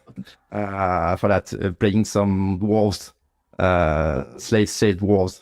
So that was fun. All right, so I'm going to go ahead and move us on to the last question because we are running out of time. What are some general tips for streaming your RP world do you have? Because we have some really good streamers in here who have RP worlds that they are actively running. GGR Noob, let's go ahead and start with you. Well, I think organizing enough people to be around to make the events successful for your streams, that's oftentimes a challenge, but that's a really good tip. If you can make sure you have enough people there to keep things going, that'll really help the stream out. That's what I do too. I have some minimum requirements. We have to be at this a certain number before starting the station. If we are not, we just delay it. That's what we do. Yeah. Yeah, sometimes that happens. Testing your mod packs before you go live. Yeah. I've literally almost screwed 2 of my playthroughs because of that crap. So just saying, that's a lot. And you can't test it because you're the person with the admin stuff. So find a friend, get them into your world, make sure nothing ruins their life, and be happier for it. And also schedule your modding updates for the exact same reason. Test. Yes, of course. Ensure that the mod's working when there is an update of the game. So some pre-testing is required most of the time. It happens really that the mods don't work if you have an update of the game. So kind of preparation work. Get real familiar with previous stable version. Yep. That's all messages like the word cannot be loaded, things like that. You see what I mean? All right. Thank you all for joining us on the role-playing in Valheim panel. Hopefully you were able to either learn something, be inspired by something, or otherwise get to experience something new in your next Valheim playthrough. And make sure to check out all of these lovely people. They all stream. And what platform do you all stream again, if you would repeat? LitGirl, Twitch, Yvain? Twitch. Okay, Twitch magic. I do Twitch and YouTube. All right. Thank you guys so much. Have a wonderful, wonderful day. Thanks so much. Thank you. Bye-bye. All right, there we go. The panel there. Thank you so much to everybody for taking part in that. Very interested in the whole role play in Valheim. Certainly, that's another one of those that I've been writing notes. I've been taking notes on everything I was saying. It's such a great idea. Yeah, it's really interesting. I think it can add significant playtime as well because you can create all these different worlds within the same game, right? Which is a very interesting thought in itself. Also, we just, during that panel, ticked over 10 hours of this event so far, which is awesome. So thanks to everyone, whether you joined us 10 hours ago or 10 minutes ago. We appreciate you being here. And I think we're now just jumping straight into, there's a number of shorts here. Let's see, we've got 4 shorts lined up. So perhaps we'll play all 4 of those and then come back in after that, right, guys? Awesome. All right. What a beautiful day just sitting here. Oh my god! Yes, amazing. What do you call a dog with no legs? I don't know. It doesn't matter. The dog's not coming either way. What the f...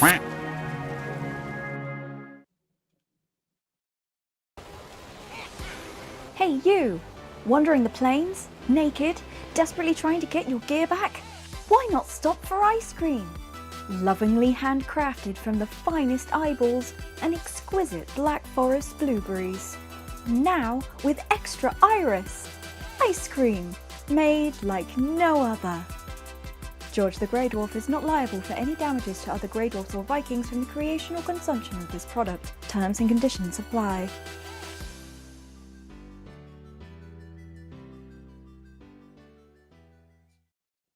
Have you or a loved one recently fallen ill after paying a visit to the Bog Witch? If you suspect medical malpractice, let Ragnar and Ragnar give them a dose of their own medicine. Name a portal, get coin, and we will get you gold.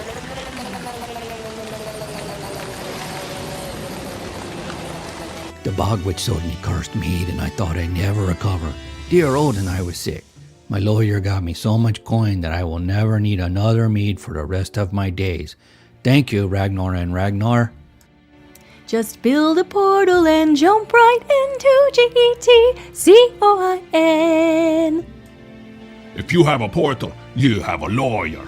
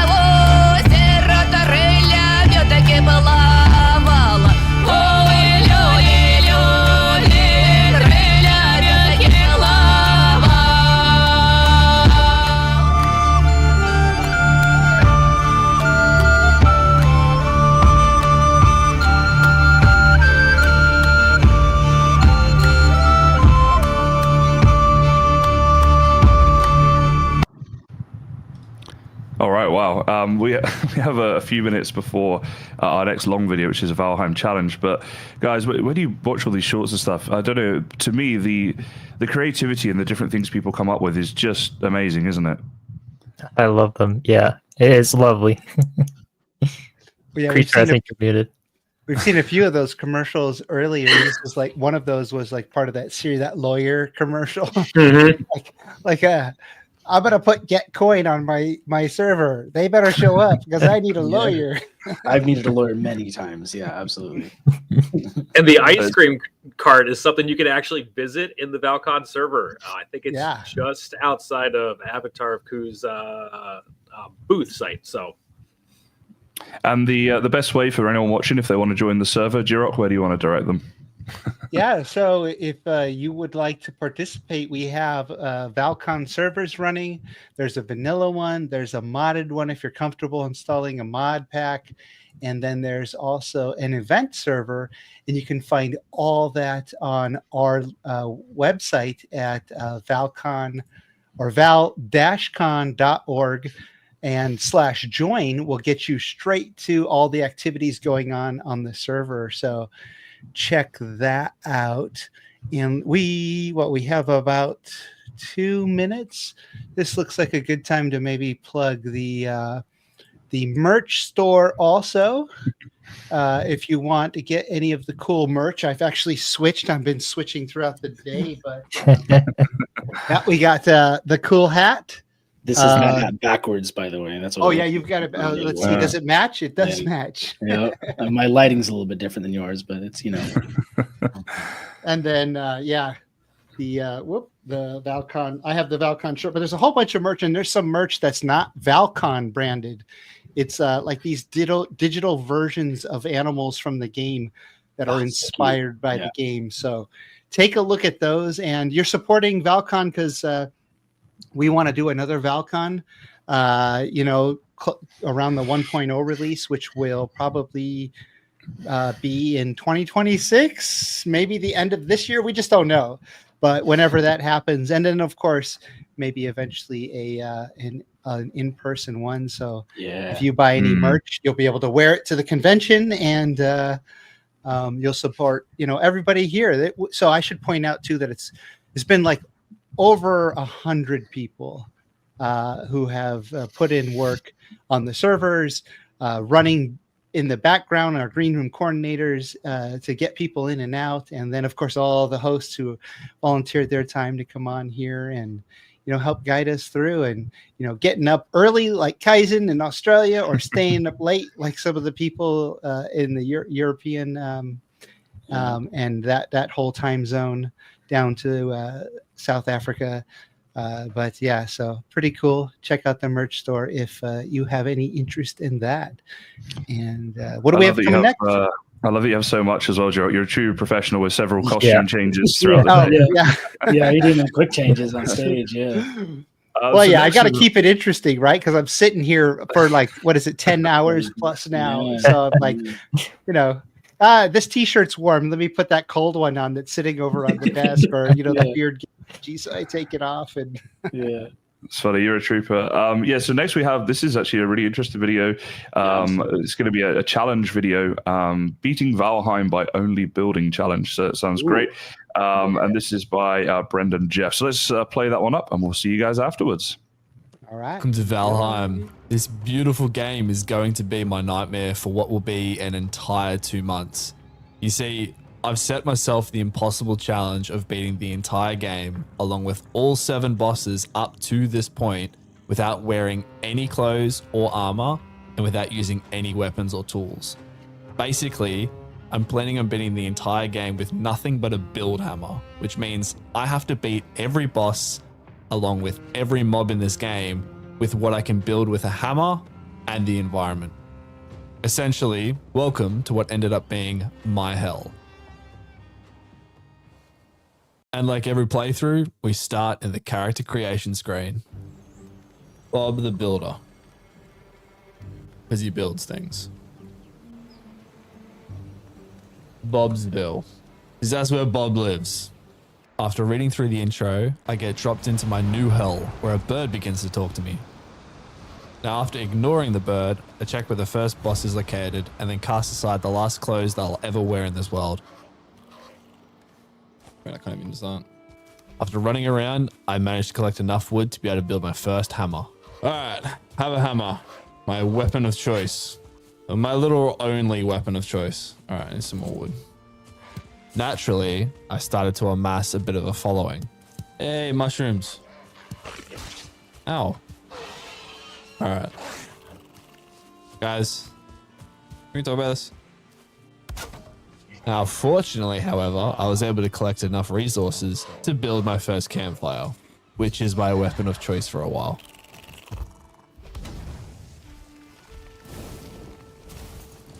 As my only weapon was a campfire, I decided that I would need to dismantle as many buildings as I could find to be able to build as many campfires as possible.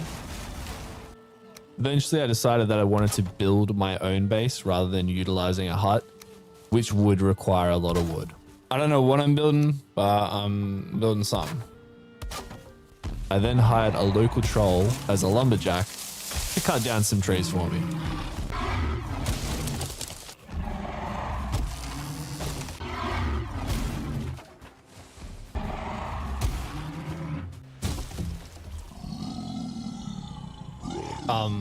Hello? Then once I had no further need of the troll, I promptly fired him. Get it? Fired? Okay, I'm sorry.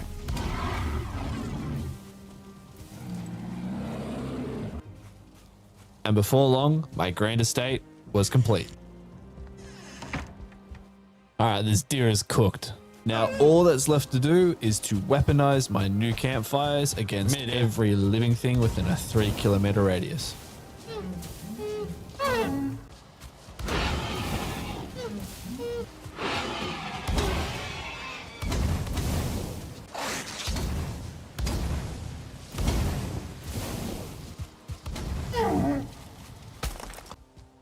Now, after mastering the use of weaponized campfires, I was ready for the first boss, Ekthir. You know what? You can join in on the fight too. Are you ready? I hope you're ready. Now, Ekthir's a really easy boss. Even with campfires, he goes down pretty quick.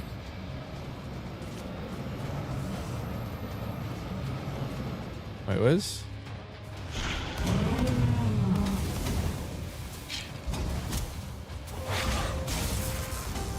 Come on, skeleton, get him. Whoa.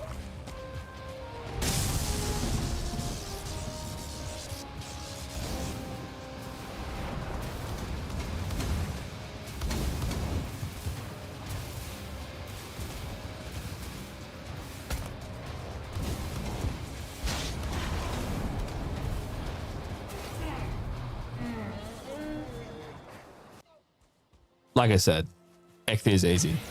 With that though, 1 boss down, 6 to go. Alright, Ekthir down, Elder next. Can you not, man? Ah, the Black Forest. My favorite biome. If I had weapons, that is. Ow. Now for the Black Forest, I can now get bronze, which I don't really need apart from making a carve and a forge. To get bronze, however, I need a smelter, which means I need to raid burial chambers for Surtling cores, which was fun. Oh.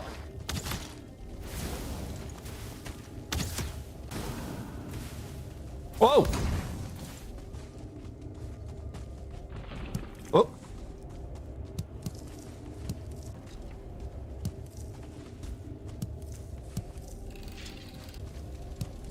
Oh, jackpot. After which, I hired another troll to mine some stone, copper, and tin for me. Thank you. And with all of that collected, I can now build a smelter and get me some bronze.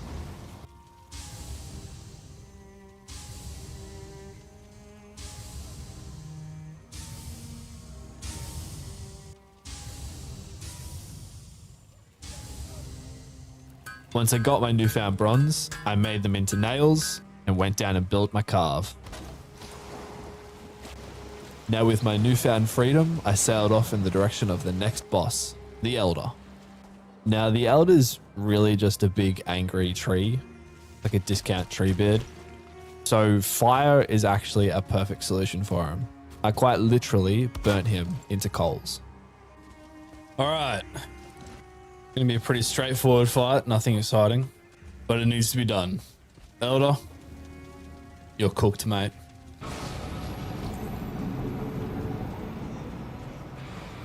Alright.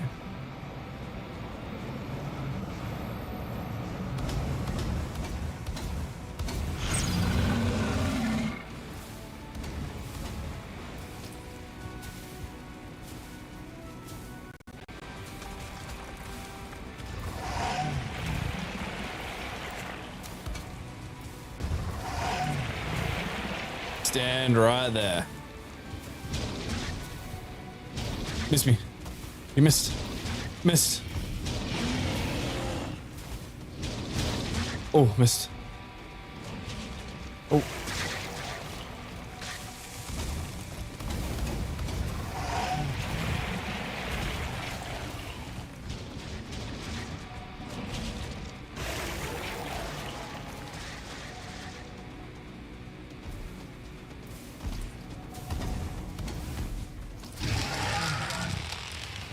That went remarkably well.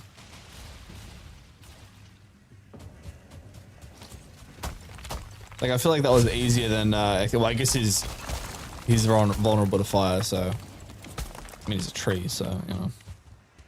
And just like that, 2 bosses have been beaten. All right. Elder Trophy. There you go.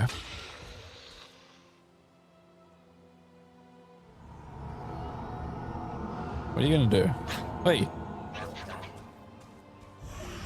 All right. Exeter done. Elder done. Bone Mass is the next boss, chronologically, but Mod is the next one that I'm gonna fight. All right. Off to the Mistlands. Now let me explain really quickly. Bone Mass is the next chronological boss. However, I can't use campfires in the swamp because it's raining. I can use bonfires, but it doesn't really work. I can additionally manipulate the ground, but I can't use a hoe. So I need to go about this differently. The reason I'm going to the Mistlands is because I want pufferfish. Pufferfish poison anything that comes into contact with it. So I'm going to use pufferfish to beat Modder. Therefore, the Mistlands to beat the mountains. And the reason for the Mistlands is because pufferfish spawn the most in the Mistlands. After what felt like hours of sailing, I finally found a Mistlands biome and a good place to set up my fish trap. First, I need to set up an outpost, as death here is pretty likely. As a result, I decided to borrow a tower that belongs to the Vergers. Now, I'm an Australian, so I'm going to butcher any pronunciations. So, going forward, I will be calling them Short Kings. Now, first up, I need to build a cart. I'll then bring the cart to the tower and repeatedly ram the Short King's ward, on accident, of course. And once the ward has accidentally been destroyed, the Short King's tower is mine to borrow, and they will now defend it. From here, I can then proceed to build a fish farm, which is literally just wooden floors just hanging over the water. Cool.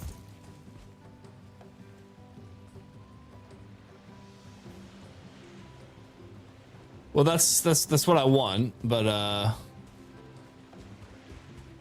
yeah, it got away. After that, I then sit down and wait for the next 2 hours for storms to come through and conveniently deposit pufferfish onto my trap, where I can then run over and pick them up.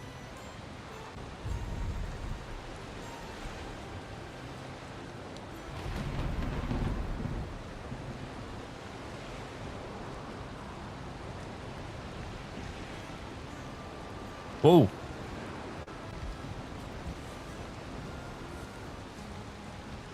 Oh, yeah.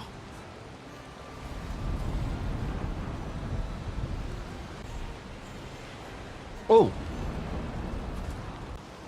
Once I collected enough pufferfish, the next thing I need is iron so that I can build a stone cutter.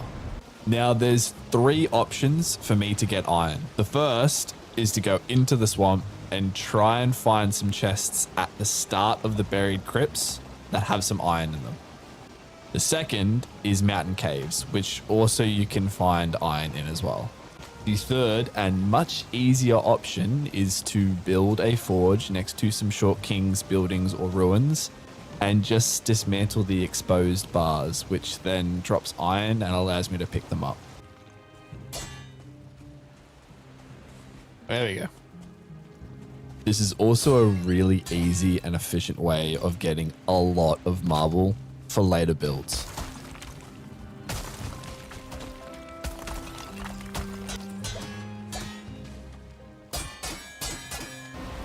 After all that was done, I needed to sort out some frost potions so I don't freeze in the mountain biome. For this, I had to head into the swamp where I could then borrow some blood bags from some leeches.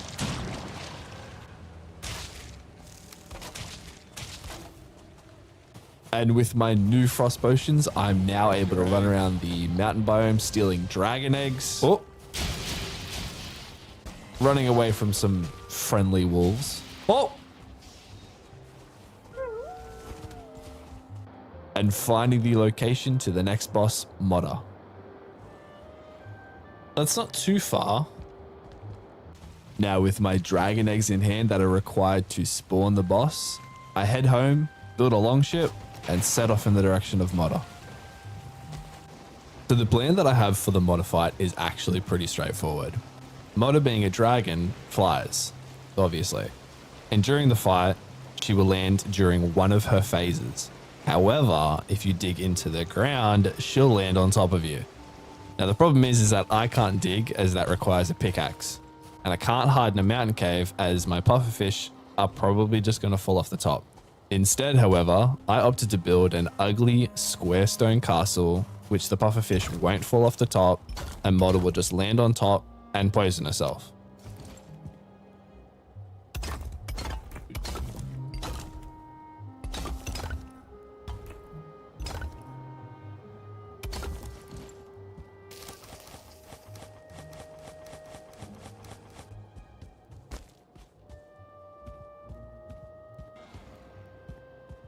Oh, let's see if this works.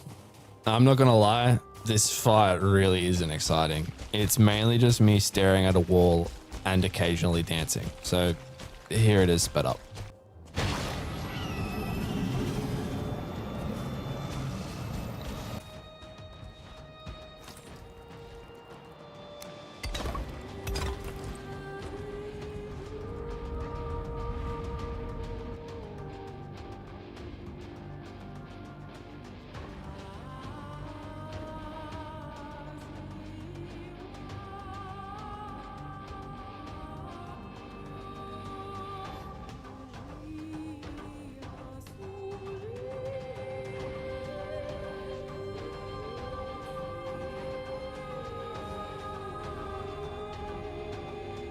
While it wasn't the most exciting fight, it did definitely work at least.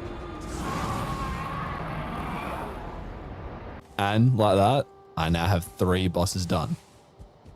Nice. All right. Let me collect my pufferfish. I'll dismantle the stone because I'm going to need it later. All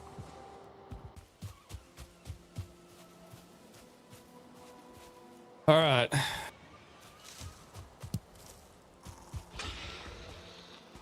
Done.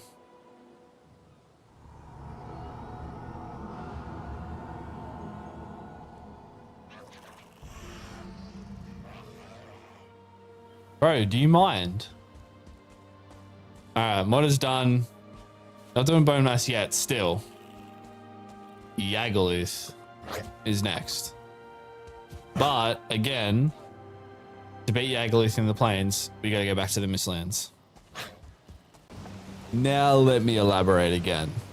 Technically, I'm going to go and fight Bone Mass, Yagluth, and the Queen, one after the other, in short succession. The reason I'm going to the Mistlands again, however, is because I want Aether. These lovely little magical balls that shoot out poison and electric damage at random against anything nearby when you drop them on the floor. So I want lots of them so that I can beat the next 3 bosses. But before I do that, I'm heading to the plains to get some fueling totems, which are then used to spawn Yagluth. I also want to get some black metal and wheat. But to do this, I need to clear out a bunch of fueling villages. Oh. Now this isn't actually that difficult. All you need to do is wall off a small section and have a path leading into the center flanked on both sides by spikes. Then you run out, aggro as many of the little goblins as you can, and then watch them just pinball themselves against the spikes.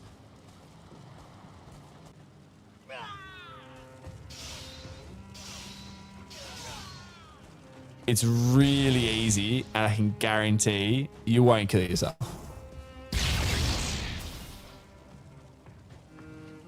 Yeah, I should have seen that coming. I didn't say I wouldn't, though. Jeez. All right. We got there. Now we can actually enjoy the spoils of... I don't know. Not really war. Enjoy the spoils of the pinball.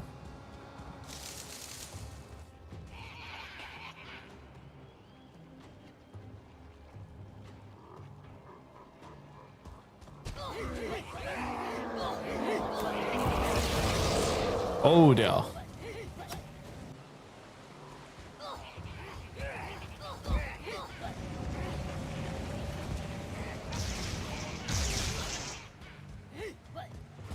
Alright, time to go, time to go, time to go. Oh! Once I had everything that I needed from the plains, I set off for the swamp.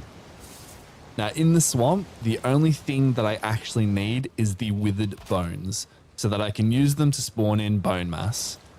And the best place to find these are in the buried crypts that are scattered throughout the swamp biomes.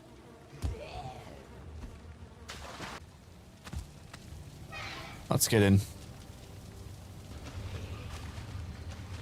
Oh, it's a dead-end one. I actually can't go any further. Why am I...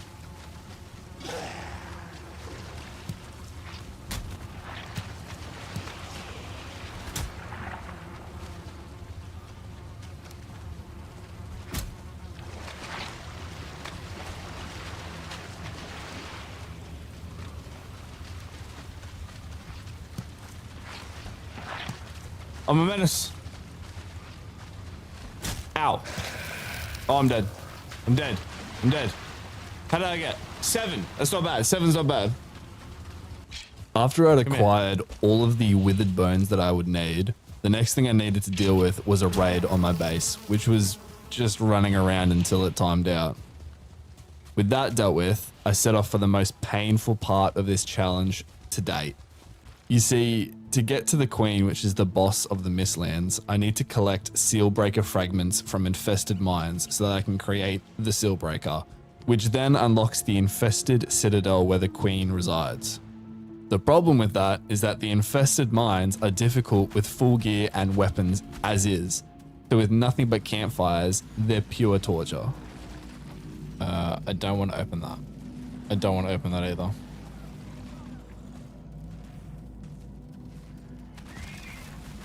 Oh dear. That works well, actually. Can you do the same thing for over here, please? Ah. Well, it still broke it. Ah!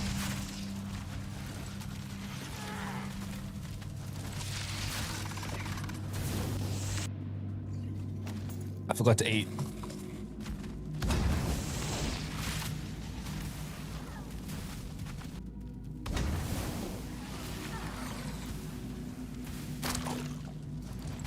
Oh! Oh no.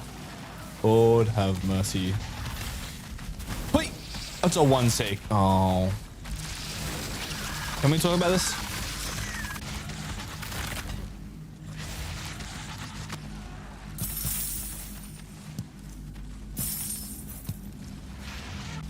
Once that was done and I had everything that I needed to summon the next 3 bosses, all that I need now is Aether.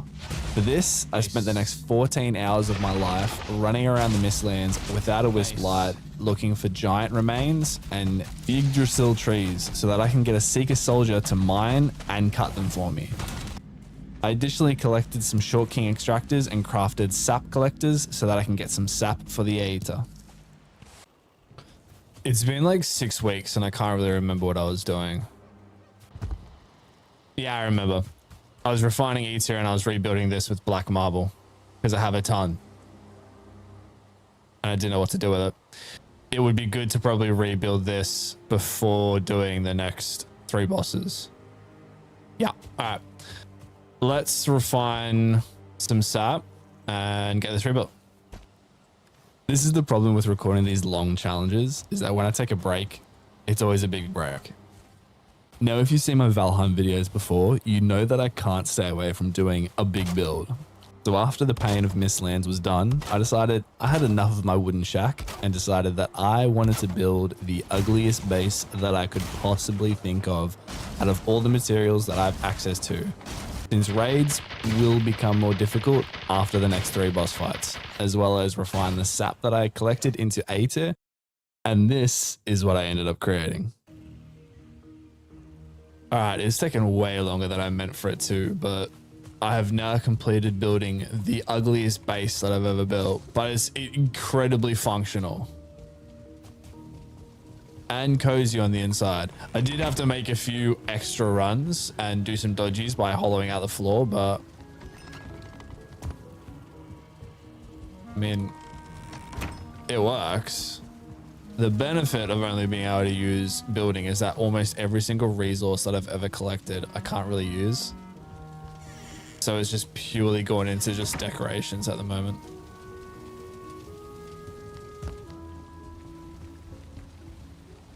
Disgusting, but it works. It's a really ugly base. Now with the base rebuilt and all the aids that I would need, I was ready to face Bone Mass, Yagluth, and the Queen. And I'm not kidding when I said I fought them one after the other. Now for these fights, I need to set the ground with all the A tier that I had and then keep the bosses on top of it. Or wait until the health bar is dropped. As you can see here. Whoa!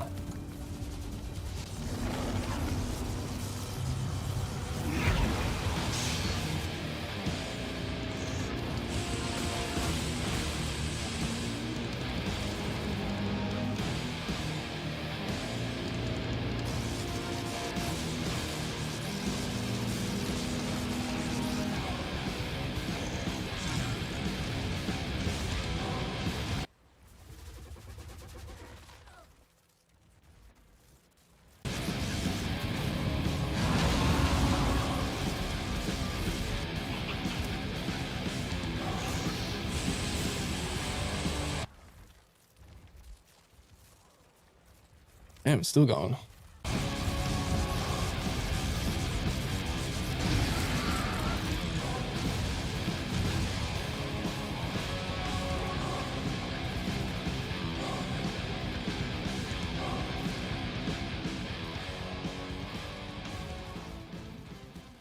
Whoa!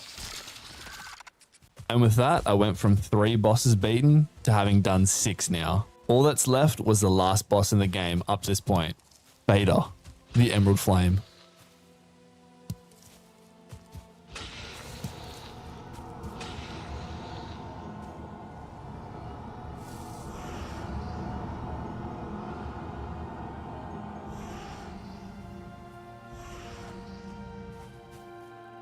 One more to go. Now, Vader resides in the Ashlands, which is far to the south. So I set off for the literal hell of Valheim, which was pretty uneventful other than seeing a skeleton bully a Grey Dwarf, and then a troll just have the last laugh. Skeleton just smacked a Grey Dwarf. Oh. Oh.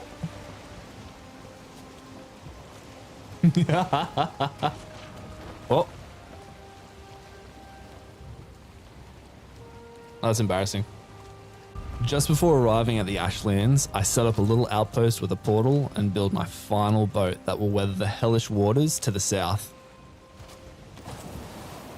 And I spent hours sailing around and exploring until I found the perfect Fader spawn. Alright, looks like it's a pretty small island, which will be perfect for what I have planned. After that, I spent some time trying to find a charred fort that I could destroy a scug easily so that I could get a charred cogwheel. Alright, go, let's go, let's go. I just need the cog.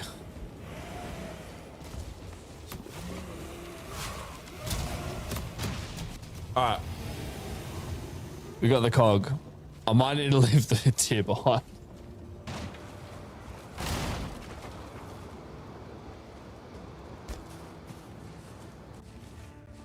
Now with the cogwheel in hand, I can finally build the thing I needed the most. a catapult to obliterate any fortress that I could find with the explosives that I crafted. Whoa. Whoa! Shoot it, shoot it, shoot it! Whoa! Thank you.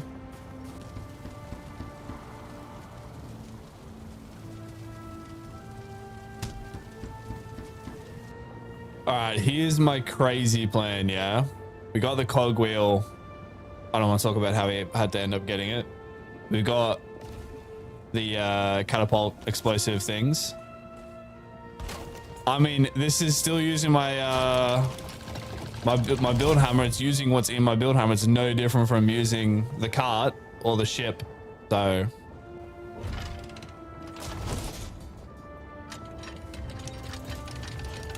oh, we got the spawner. Let's go. And after the forts were cleared, I was free to enter and collect the one thing that I needed the most, the bell fragments. Now with the bell fragments in hand, I crafted the 3 bells and prepared for the final fight in the game against Fader himself. For the Fader fight, I had everything planned. I was going to be using the pufferfish, Aether, and ballistas to bring the big guy down. At least, that was the plan.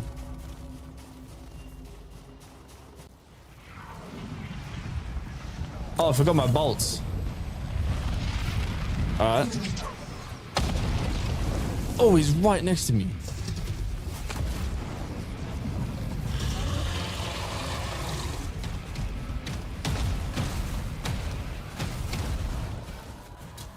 Oh, well.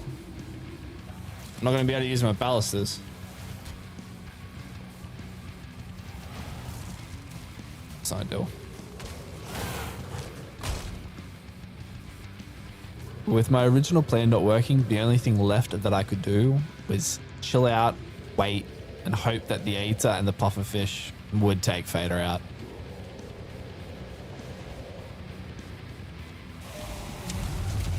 Yes! And just like that, Valheim and all 7 of its bosses have been defeated, using nothing but a build hammer. This video was created for the Val-Con event, so I hope everyone enjoyed it. Anyway, thank you very much for watching until the very end. I'll catch you in the next one.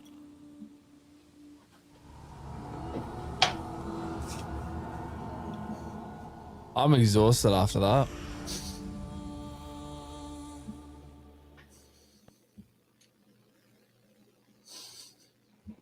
Incredible. I'm a builder and I don't even know what to say about that. Insane. I want to say one thing about it though. As much time as it took, those were the easiest boss fights I've ever seen. Like there was no struggle. There it was just like, yeah, it's just doing a thing. I wonder if that's the way. This is the way to do this. I just You're muted. You're muted again, Jiroc. I'm talking muted. Oh yeah, I was just saying there's so many interesting mechanics in Valheim, which is one of the reasons why we love it, because everybody can do a task in a different way. Yeah. You know, if you plan and you do the research, you find the mechanics that will defeat enemies and like never having to fight a fueling. Just put a row of spikes and they just kind of bounce around. Like that was so funny. And then he's like, I'm not gonna die. Oh, then he dies. Because he, but like, yeah, there's so many interesting mechanics that's actually when I do a playthrough, like I just find myself kind of doing slightly different things each time, just because you think of it, right? When you didn't think of it last time. Right. I would love to know how long some of those boss fights took, especially the Vader one. Oh, really though? Yeah, honestly, a long time. Yeah. Yeah. It seems. Well, I mean, they take a long time already if you're not like using the right like weapons and strategy of going up. Right. But yeah, if you just got to set stuff up and hope that the boss lands in the right spot to take a little bit of damage and then move away, like. Well, and all the chance that the Aether, like it could hit him, it could not. You just gotta wish, you gotta hope. Yeah, the uncertainty is incredible. Yeah. Yeah, and then the time gets stretched out when you die, right? So like if he's doing that and gets caught in a death, then it's even longer. Yeah. Yeah. Let's see, where are we at?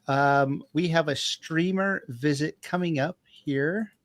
And let's see if our streamer is ready. I believe our streamer is nearby.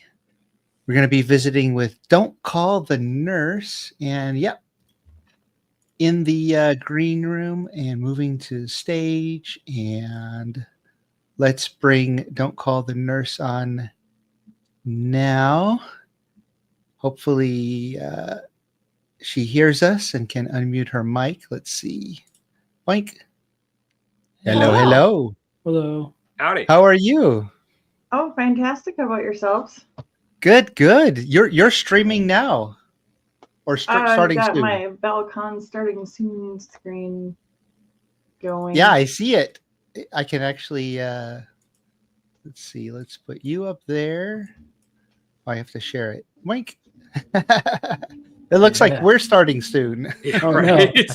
No, So we're you're still actually, yeah, you don't have any game footage going on now, so we'll just leave that off for now. But What's don't the call plan them. for tonight? What's the plan for the stream? Yeah. Well, didn't figure it was probably wise to do an interview and the queen fight at the same time. Probably. I don't know. After the video we just watched, apparently you can do anything during the queen fight. Yeah. Bathroom break. Yeah, all sorts. If you have enough puffer fish. Yeah. Yeah. That's a little Velveeta for my taste, but Yeah. So you're getting ready to fight the queen, or are you in the middle of the fight? Where are you at with it? we have everybody gathered and we're getting ready to head out and do the thing. Oh, nice. How And big's many- the posse for this? Yeah, I was just going to ask. 4. Oh, We've got myself, my fiance, Pangea, who's one of the moderators, and then Matt Dog 710. Nice. Sweet. And so Is this what's your first like- time? Yeah, I was just going to say, yeah. You guys are on top of it. I'm just going to let you talk. We've learned, Jiroc. Yeah. We've been here for a few hours now. I don't know. This will probably be my 4th time through fighting the queen. All right. Does she You're still ready. break out of the arena? Is that still a thing? Not that I'm aware of. I've not experienced that myself. Oh my god. By one playthrough, she broke out and it was all hell broke loose. Yikes. Up until probably about 6 months ago here, she was too scary for me because I think I started playing right after the Hearth and Home update, so she wasn't a thing yet. So do you guys have a basic strategy that you're going into this fight? Like if you set up like, okay, you're going to do this, I'm going to do this, or you're just going to run in and enjoy the chaos? Kind of, yeah. Yeah. Nice. I myself am more a combo. I do some mage, some melee weapon stuff, and then I've got, the ooze bombs, and then my fiance is more ooze bombs and melee, and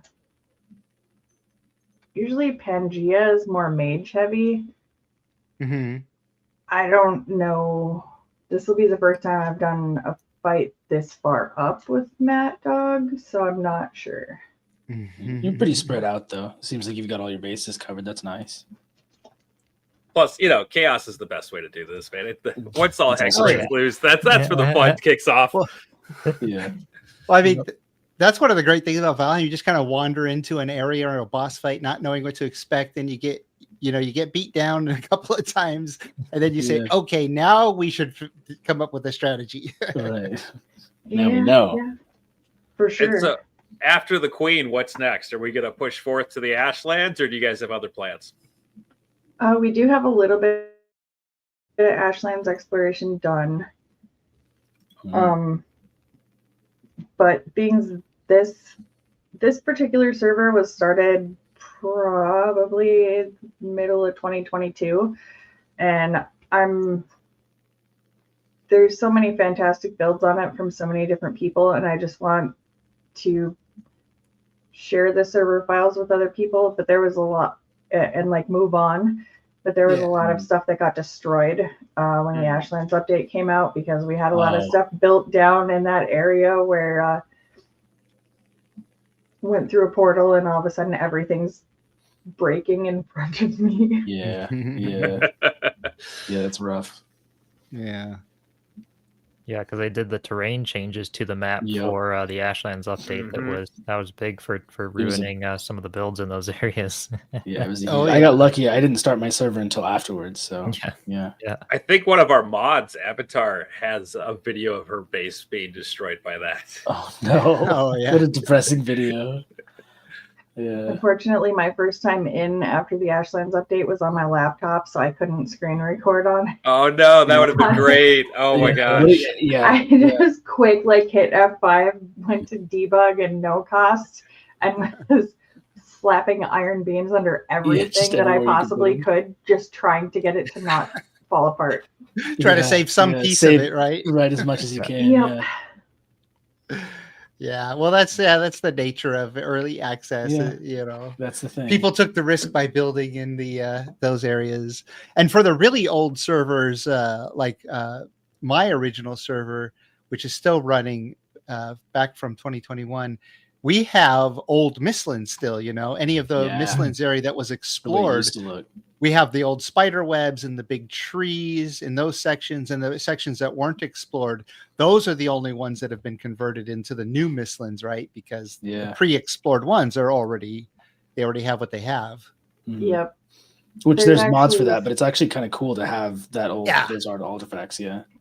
Yeah, and you could actually use the mods to create the old Mistlands if you want, but it's kind of fun to say, no, ours are original OG Mistlands, you know? Right. It's been there the whole time, yeah. Yeah, there's a couple of spots on 2 of Lala's servers where there's the old trees and the old cobwebs. Mm-hmm. Yeah. Oh, cool. Yeah. And Yeah, we had that. Go ahead. So this server's going from 2022, so there's got to be a lot of build history on that server too. That just for how long you've been playing there. Oh, big time! There was 20,000 instances at one spot in my community area last week, and we all hopped on and collectively got together, fixed some issues, deleted some unnecessary build pieces, got it down to pare it down. 17 and a half. It helps. Wow. I mean, you get a couple of extra frames out of it. It helps a little bit. Right. That's crazy. Well, and then the Bogwitch update probably helped with a lot of that, because you don't have to have everything on item stands anymore. So if you had the time and the wherewithal to go through and replace all of those, that helps a lot. Oh yeah. Yeah. Cool. Well, so yeah, everybody should tune in to twitch.tv/don'tcallthenurse and watch a Mistlands queen fight. That sounds like fun. I wish you guys good luck and lots of glorious deaths for Odin. Yeah, they need a cheer squad for this, so let's get on it. Right. I think my fiance is going to take the cake for the number of deaths. Well, so, I mean, somebody's got to. Yeah. Oh yeah. Cool. By valiantly protecting me. Yeah. Yeah.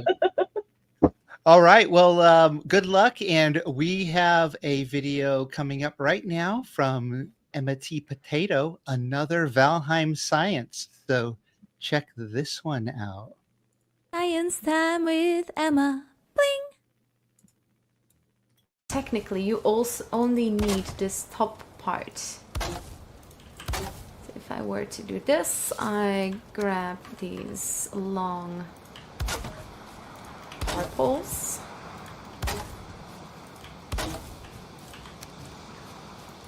And now I can remove these pieces.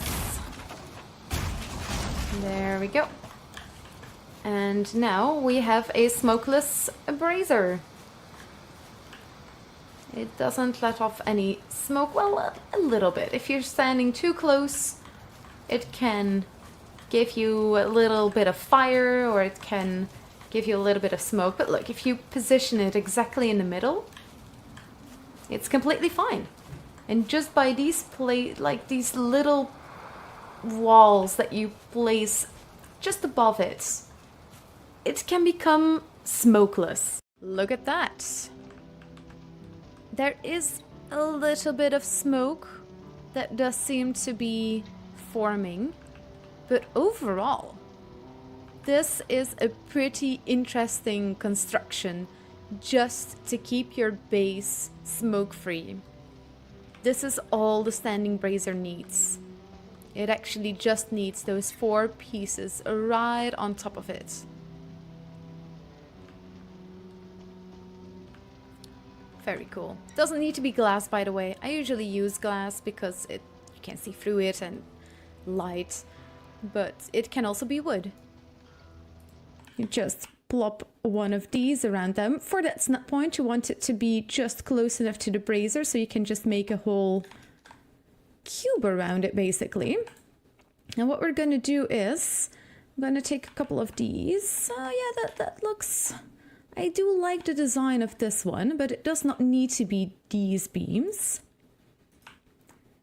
And what if I were to do this?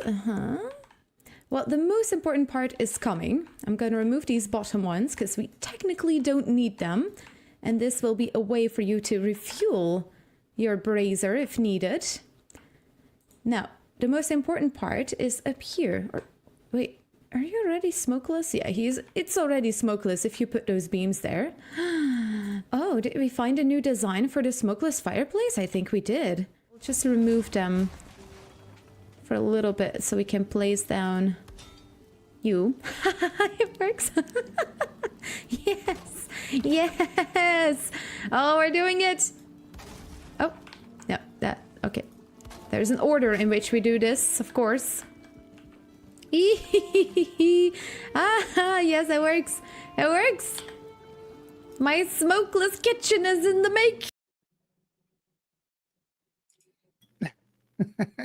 I Incredible. love how excited she was when she figured that out. Like, I don't have to have smoke. I can do whatever I want, not worry about the smoke.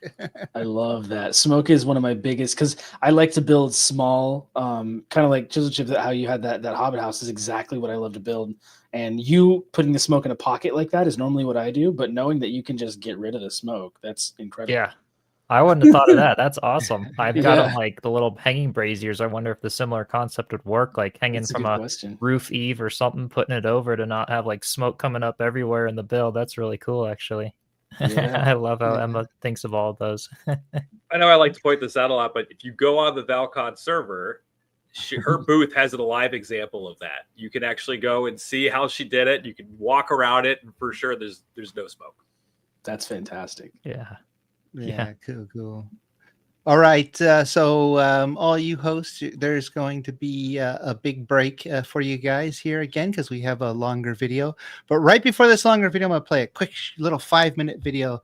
Then we're just going to go right into the longer panel video. So I'm not going to have a break in between because I have this one video that I want to squeeze in because it's pretty interesting. So, and this is by AvatarofKu. So let's check this one out.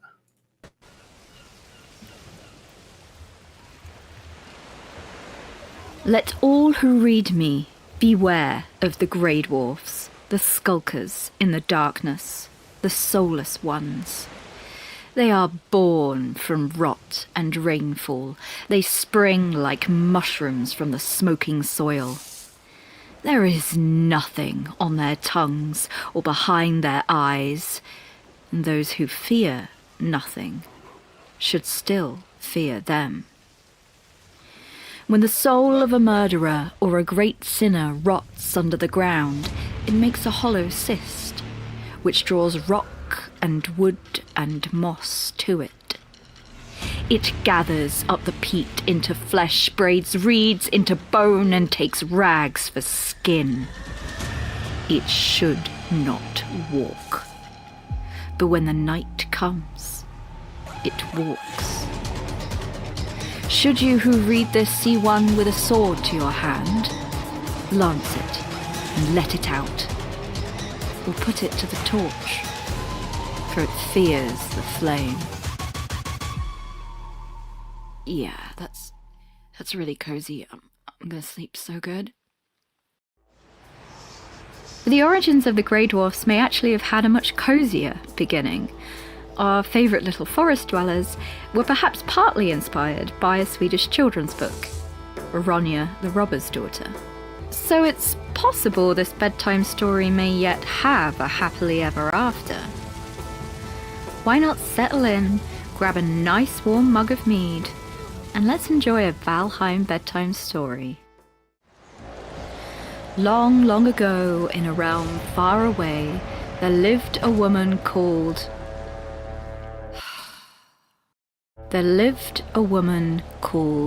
Kelda.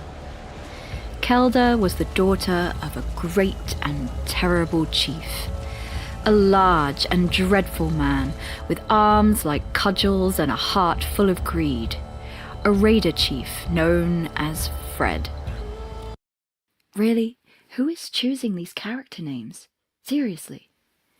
Fred spent his days despoiling the land, leading his men to pillage and burn the quiet homes and villages of the good folk, taking all they could and leaving nothing but ash and sorrow behind them. But on the night that Kelda came of age, ruin instead visited Fred. A great thunderbolt tore through the sky as if cast in rage from the great fist of Thor himself, and it cut the raider's bridge in twain. A great ravine, wider than a man is tall and approximately 8 meters deep until you hit bedrock, cut through the center of the raiders' land. And without the bridge, they had no choice but to abandon the buildings on the other side. To Fred's great anger, however, the buildings didn't stay abandoned for long. For Fred had a rival, a cunning and despicable man who led his own group of raiders, Ander.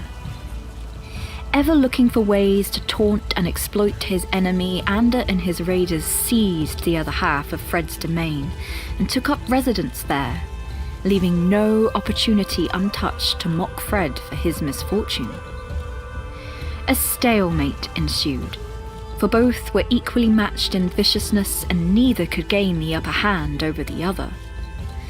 But Kelda was a wild and lonely soul, and she did not care for the petty squabbles of men who didn't use the hot tub and never removed their tree stumps. She wanted adventure, conversation, fun. And so it was that one day, when Kelda spotted a man acting strangely on the edge of the ravine, her curiosity got the better of her, and, despite being forbidden to go any closer than 10 paces to the edge of the ravine, she crept closer to watch him. The man at the edge of the ravine was Ander's only son, just as Kelda was Fred's only daughter, and just like Kelda, he carried a very different heart to that of his father, a carefree and curious heart.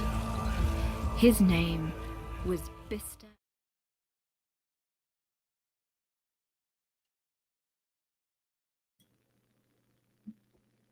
Muted again, Drew. We're gonna do a compilation of these at the end. That was awesome. That was a cool video. That was fantastic. Yeah. I was just telling her in chat, I need her to write my YouTube scripts from now on. Right. Actually, though, the story was awesome. Yeah. And that video, so I gotta, hopefully she posted on her channel soon, the full version. We had so much that we had to like trim down. We wanted to give everybody a preview of that storytelling because the script is really, really fun. And man, her narration is great. Like she's got just the right voice for that storytelling. I'm glad that we could get a clip of that on there, and hopefully she gets it up and people can watch the full version. Yeah, is that live right now? I believe so, right? Yeah, she posted in the YouTube chat. It's live. There's a link. Excellent. Okay, cool. Yeah. So good. Check out her channel for that one. And so now we have a panel video coming up here. This is a pre-recorded one and is pretty interesting. It's about making mods for Valheim. So, host, you get a little bit of a break, and let's watch this one. Welcome, everybody. Welcome. I hope that you are enjoying Val-Con. now we have a really cool panel for you with some of the pillars of the modding community. Haven't met any of them before, so bear with me if I don't give people some of the recognition that they deserved. It's been an absolute honor to be able to connect with all of you now. So why don't we start by introducing ourselves? First off, let's go with Azumatt. How you doing? I'm Azumatt. I help maintain the BepNX pack along with Margmus and Vapok. Also host a bunch of mods and maintain those, as well as the managers use to add items and pieces to the game. I kind of maintain all of the individual little pieces that people use inside of their mod. I really like the crafty boxes mod a lot, personally. What about you, Margmus? So yeah, I maintain BepNX with Azumatt, and also Jiroc. Jiroc is other big library besides managers that is used to add items and stuff into the game. And my personal mods are basically multi-user chest and VNEI. First because to actually interact with multiple people at one chest, because it's always annoying in multiplayer when one person is blocking the chest, and especially going AFK, and VNEI just to search for recipes. Awesome. And Ariana? Hi, I make the Venture Valheim mods. I'm most known for location reset and world advancement and progression. I work a little bit on public documentation, so the wikis, like here's the how-tos, here's troubleshooting guides, things like that. Awesome. And Jules. Or is it Yules? I'm bad with things. No, it's fine. It's Jules. Okay. Jules. Okay. Welcome. Yeah, that's how I say it, at least. Hi. Yeah, I'm Jules. I'm one of the creators of the Jotun library, which Margmus is also part of, which is used to add game to the content, because the game is lacking an official modding API, so we provided that. And I also have one published mod, which is a plan build. And yeah. I feel like I have some better context now that we've introduced everybody more formally. So let's start by making a couple things clear, because you've all used a couple words here that we need to make sure that everybody, myself included, actually understands them. So why don't we start with library? Why would somebody who wants to mod Valheim or adjust it, why did this word come up so much in all of these discussions so far? If you want to mod a game, you go get some injection into the code, then you write your own code or make your own assets and stuff. And some of the games, if they want to provide you easier means to hook into the code, like make your own content, make mods, actually. So Valheim being, early access, and they wanted to finish the game and stuff. They didn't have an easy interface for actual mod developers to hook into the game and make their own stuff easily. So, and to make that easier for other developers, mod developers, we created code to ease their life. And not just code. The library is just the code, but there's a whole ecosystem around it with tutorials and wiki and knowledge we found throughout that we collected and made public. And does that mean that a library reduces the amount of time and programming knowledge I need to do something with mods? How does the library help these users? So yeah, basically you're right. It is to reduce a lot of boiler code and to abstract a bit, because Valheim has a lot of internal values and it disguises some stuff. And the library is picking all of this and making one common interface or multiple common interfaces, so you can better work with the code and you don't have to change every time the internal code changes. So Azumatt mentioned BEP or BepNX. Would you mind talking a little bit about that? Because now I'm wondering, like, okay, I understood that Jotun was a library, but is BepNX a library? What is BepNX, and why does it make it easy to mod Valheim? Yeah. So BepInEx it's not exactly a library in that sense of the way Jotun works. It's more a framework, which is kind of a new word for you. But what that means is you can use the internal calls that it has to create configuration files, to load in your mods and things like that. But for generally speaking, for most Valheim users, all they need to understand is that BepInEx is what loads your mods and what we use to create configuration files and actual BepInEx plugins for you. So when it loads into your game, our mods and our code and everything that we've used, whether it's Jotun as a library or any of the managers or anything like that, that is what is loading into your game and altering it. So BepInEx comes in an official form, which generally is available for everybody. You can go out to GitHub. A lot of people grab that by accident. Valheim uses a specific modified version of BepInEx that Markmus and I maintain. Main reason why it's modified is to change the entry point so your mods actually load at the correct point in time. We also change a little bit of the configurations to make things a little easier on you.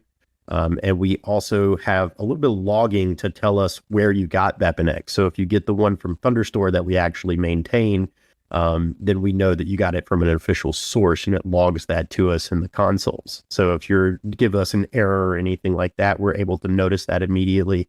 But from the general user perspective, BepInEx is just a framework that we use to help load mods and create various different things inside of our mods via like configuration files or reading configuration files of other things or detecting what other mods are actually loading in the environment of your video game. So correct me if I'm wrong here, but it sounds like BepInEx is what puts the mod in the game, and Jotun is a library that someone can use to more easily produce that mod, which they use BepInEx to put into the game. Without BepInEx, no mods would be possible, because that's what actually loads the code into the game and makes us able to write mods. And Jotun is just a BepInEx plugin. So you actually don't need Jotun to make mods, but you definitely need BepInEx to make mods. So, Ariana, there's a lot to learn about these things. So could you talk more about your work with wikis? Because it's remarkably beneficial for people. Without documentation and without being able to read about things, most people don't even know things are possible. So I didn't start right away making mods. I was kind of a year late to the game. This wiki already existed. I think it actually belongs kind of to the Jotun team, but it's open source, so anyone can contribute to it and make changes and submit things that they've learned. And it's really just more of a resource of where we compile all of our public knowledge. Someone's figured out a really unique way to solve a problem, and they go and they share it there. So I've done a lot of work with kind of organizing the things that already existed there and adding a little bit to things that might have been confusing. And that's what I've been doing mostly on that lately. We have a couple of user-facing guides, but that's mostly for developers, that wiki. I find it really satisfying that, like, I've added a couple of unique pages to there, and someone's came up with the question, I'm trying to do something similar. I've already written something. Here's the page for it. Go ahead and read it. And that's really satisfying. I don't have to waste my time explaining it again because it's already documented. I find that really cool to be able to share my knowledge like that. And also to have with troubleshooting, now that you say that, we have so many questions that mostly come up from users, and to have it like on the wiki and say, okay, look, if your server doesn't load mods, then here's the link, or this or that happened, here's the link, use that. So it's a bit of both, right? Yeah, there's also a lot of internal documentation. So the code is of course closed source of Valheim.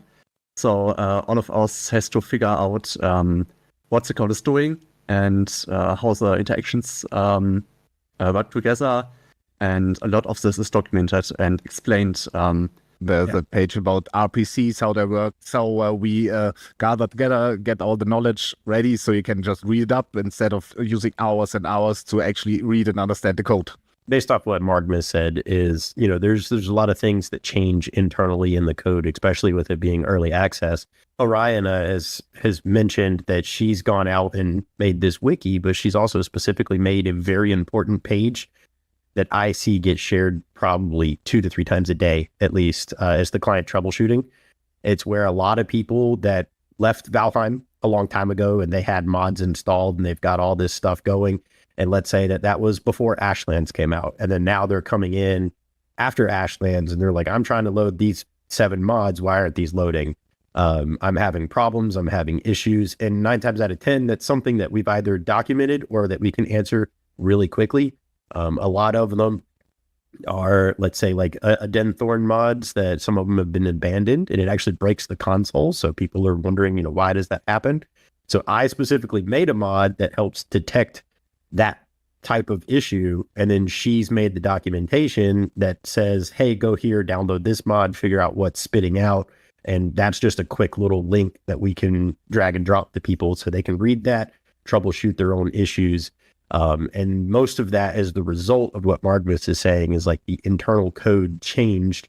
And therefore now that mod no longer works. And how can we tell the user how to solve their own problem instead of, waiting for someone else to give them a response on a solution? So now we can start moving into some more kind of advanced stuff for the rest of the conversation. I think now that you say this, what's also maybe more interesting for the, I say, average user or mod user is that we also on the Jotun pages, there are not only tutorials but also like game dumps, game information dumps, which means that if a new Valheim version comes out, we take the binaries, the game, and extract loads of information from it, be it like all the translations, be it all the prefabs, which includes like monsters and their statistics and strings out of the game and all that kind of stuff that can be automatically get out of the game and publish it. So that might be a bit more interesting, I guess, for the average mod user to get some more insight into Valheim, because the actual wiki, it's very nerdy stuff on there, right? You have to dabble in code already, I guess, to just to make use of most of these pages. So why don't we start with getting more into this libraries thing? Let's imagine that I wanted to make a mod for something for a server I'm running that my clients can use. But it doesn't really require interaction on the server. It's just a simple thing. I changed something about the client side UI or something like that. How would I go about doing that? Anyone? For this case, you basically want to get Webinix and write a new plugin for this, and use Harmony.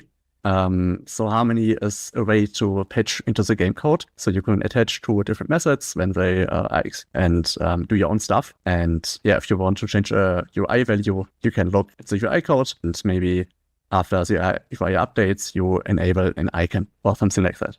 So this person would need to learn about Harmony. We have an alternative, but it's not really used in the Valheim community, so I'm not sure if you should bring that up even here. So basically Harmony is your only alternative for this kind of stuff. In general, if you want to mod Valheim content, you need to get Webinix, and which in the end is also just a collection of other tools like the Cecil DLL, which is also part of Harmony, if I'm not wrong. No, it's the other way. Harmony uses Cecil. Uses Cecil, which is Cecil is a way to alter .NET code Unity uses to actually make the games. The very first thing before you can even think about it is learn Webinx, read the documentation, and then read Harmony documentation. And then after that, you can start potentially diving into the game code to figure out what you want to change and where that even is. And then you use the knowledge that you've gained from both of those to be able to patch into the game to change what you're looking for. So let's say someone wanted to add, like, let's say a monster. I think this is where I would imagine libraries can make that easier, right? Because there's libraries that make it so you can make custom monsters. So do you use your own custom monster that you have to make? How would this person move forward? Well, assuming that they've met the prerequisites of Harmony and Webinx documentation reading, one of the very next steps, because they're a little bit more complex, they're not just changing a value in code, they would actually need to do what is called a game rip. And they would need to be able to break down everything that's in Unity So a game rip is essentially kind of reverse engineering the game, pulling it back into its original Unity environment. We do have documentation for how to do that currently. So then you'd take a look at how the vanilla creatures are made. Find your most favorite or the most annoying, like the Grey Dwarf. Take a look and see how they're set up, what they look like, what scripts are attached to that. And when I say scripts, they're basically mono behaviors. And those are the things that we were talking about with the fields and the components and things like that. So like their health values might be found there, and various different defaults might be found. So if you're trying to set up your own creature, you would either need to, let's say, go to Sketchfab or go to other places, maybe to download a free model if you already have a free model. If you don't and you're a little bit more advanced, you could build your own, but you need to make sure that it's all rigged up. It's got nice little armature and arms and legs and everything moving. And then you can essentially just copy and paste. You can take your armature and paste it under a whole new one, create a whole new prefab, attach the same scripts, rename, change some values, and then you would use either the managers or Jotun to pull that right in as soon as you exported it from Unity into an asset bundle. And an asset bundle is just a file that is a compilation of all your scripts, your shaders, your textures, your creature, everything all in one little file. And that file is what Jotun or the managers would read from, and then help add that into the game for you.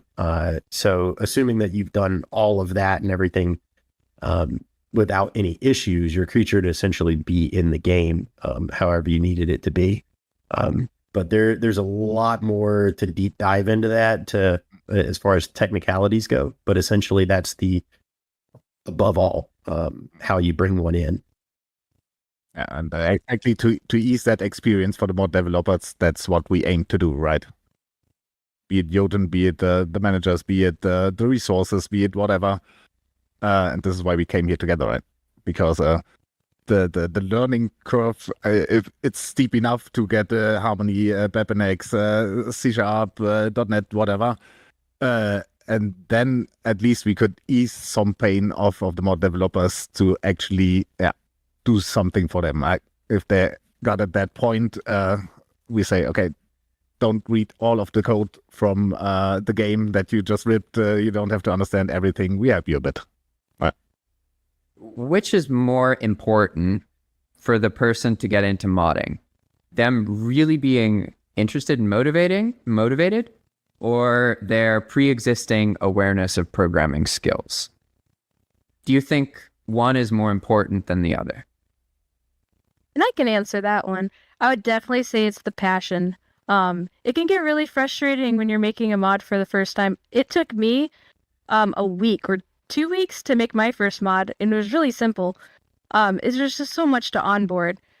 And really, if you want to take the time, we have the documentation for it. We have the communities. You can ask your questions, and people would be happy to help you out. If you don't know anything about coding, anyone can make a mod for Valheim. All the tools are there for you. But I give you that it can be scary, even just the scripting. Depends on your background, of course. If you dabbled in scripting or coding or whatever before, that helps definitely. But yeah, I imagine having none of these backgrounds, it can be very, very overwhelming really quick. So it's definitely an advantage, but it's not absolutely necessary. What's most important is your desire to make something. And if you really care about that and you enjoy it, probably it can be done. Is that accurate? That's accurate. And a lot of the time it's a team effort. We have loads of mods that were made from 3D modelers who can actually 3D model before but have no clue of coding, for example. And then they find people who can help them with their code. They help them implement the library or the managers for the game and ease some of that. Or we have the hardcore programmers who have no clue how to make a 3D model or artwork or whatever. And then, yeah, these people connect in the community and everybody does his little part. And so, so really good mods get made. I want to get a little bit more into how libraries can make things easier for people. So we've made it pretty clear that when somebody wants to do something, pretty much they just have to figure out what it is they need to learn about and then find the resources for that. So they need to believe that these things are possible, right? But sometimes I think it can be hard for people to pick between different options. So could you help understand, like, let's say you get into modding and you're using BepInEx, where's the first point in that kind of stream where the average user is gonna have to sort of decide between using one library or another? Basically comes down, if you have already assets, or if you want to make assets, you basically ask in the community, and at the moment have two options. We have either Jotun or the managers maintained by Azumatt, and it depends what you want to do. If you are more into coding, I guess it's better to use the managers.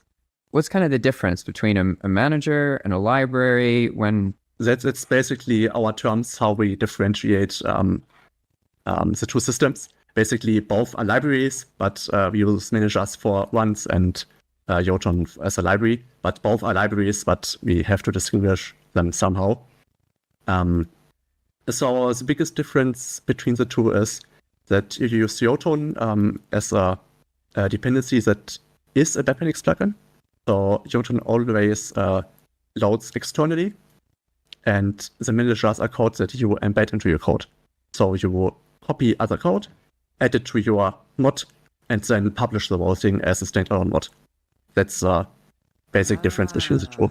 Yeah, so that would mean it doesn't have a dependency of that because that's included in it already. So it's technically a dependency, but it's internal dependency. Yeah. So you don't have to depend externally on another team or project, but you can get the code and modify it yourself. So if you know you want to modify the code and you want to restore old stuff, the managers are a good way to do that. When you use the managers, we can make a specific example. When you use the managers, you take the code of Azumatt and put it in your own mod, and you have to do for every mod you do. If something breaks in the original code from Azumatt, you have to update every of your mods that use the code because you just took it and made it your own, so to say. Yeah. And when something breaks in Jotun, you don't have to do anything with your own code, but wait for us to fix it. Yeah. But when we fix it once, every mod that's depending on Jotun is fine again. So yeah, it's offloading the workload a bit to us, I guess. But it's a single point of failure. Yeah, exactly. It makes sense. Especially because with modding, I mean, that's really the biggest problem. But then maybe that's just my opinion, but it seems the biggest problem for players realistically is that mods go out of date, sort of invalidate the worlds they were attached to. And then they don't like that, right? Because there's no real reason to resent mods. It doesn't make sense that people, like, there's plenty of players who resent mods. And it's like, why? And like, I run a YouTube channel about Valheim. All the videos that do well are about modding. Like, all of them, every one of them. So it's like, I don't know what these people are, like, talking about, really, with all of this resentment. But I saw, do you want to chime in, Azumatt? I saw you were going to say something.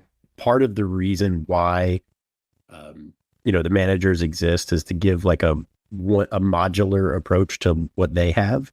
And although one of the drawbacks is like you do have to update if for whatever reason that code that you took from the manager breaks, the benefit of that is that it puts your mod in an updated state, so to speak. So, because like if you go and look at a Jotun mod, there might be 2 years old or 3 years old, but it still works.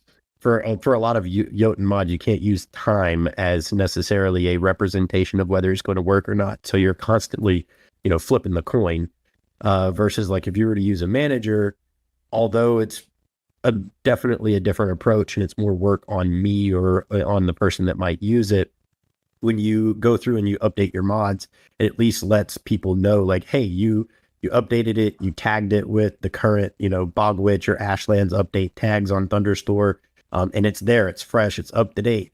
So it's from a front-facing user perspective, it's a little bit less of a guessing game, whether it was updated or not. However, it does create more work for the person using it.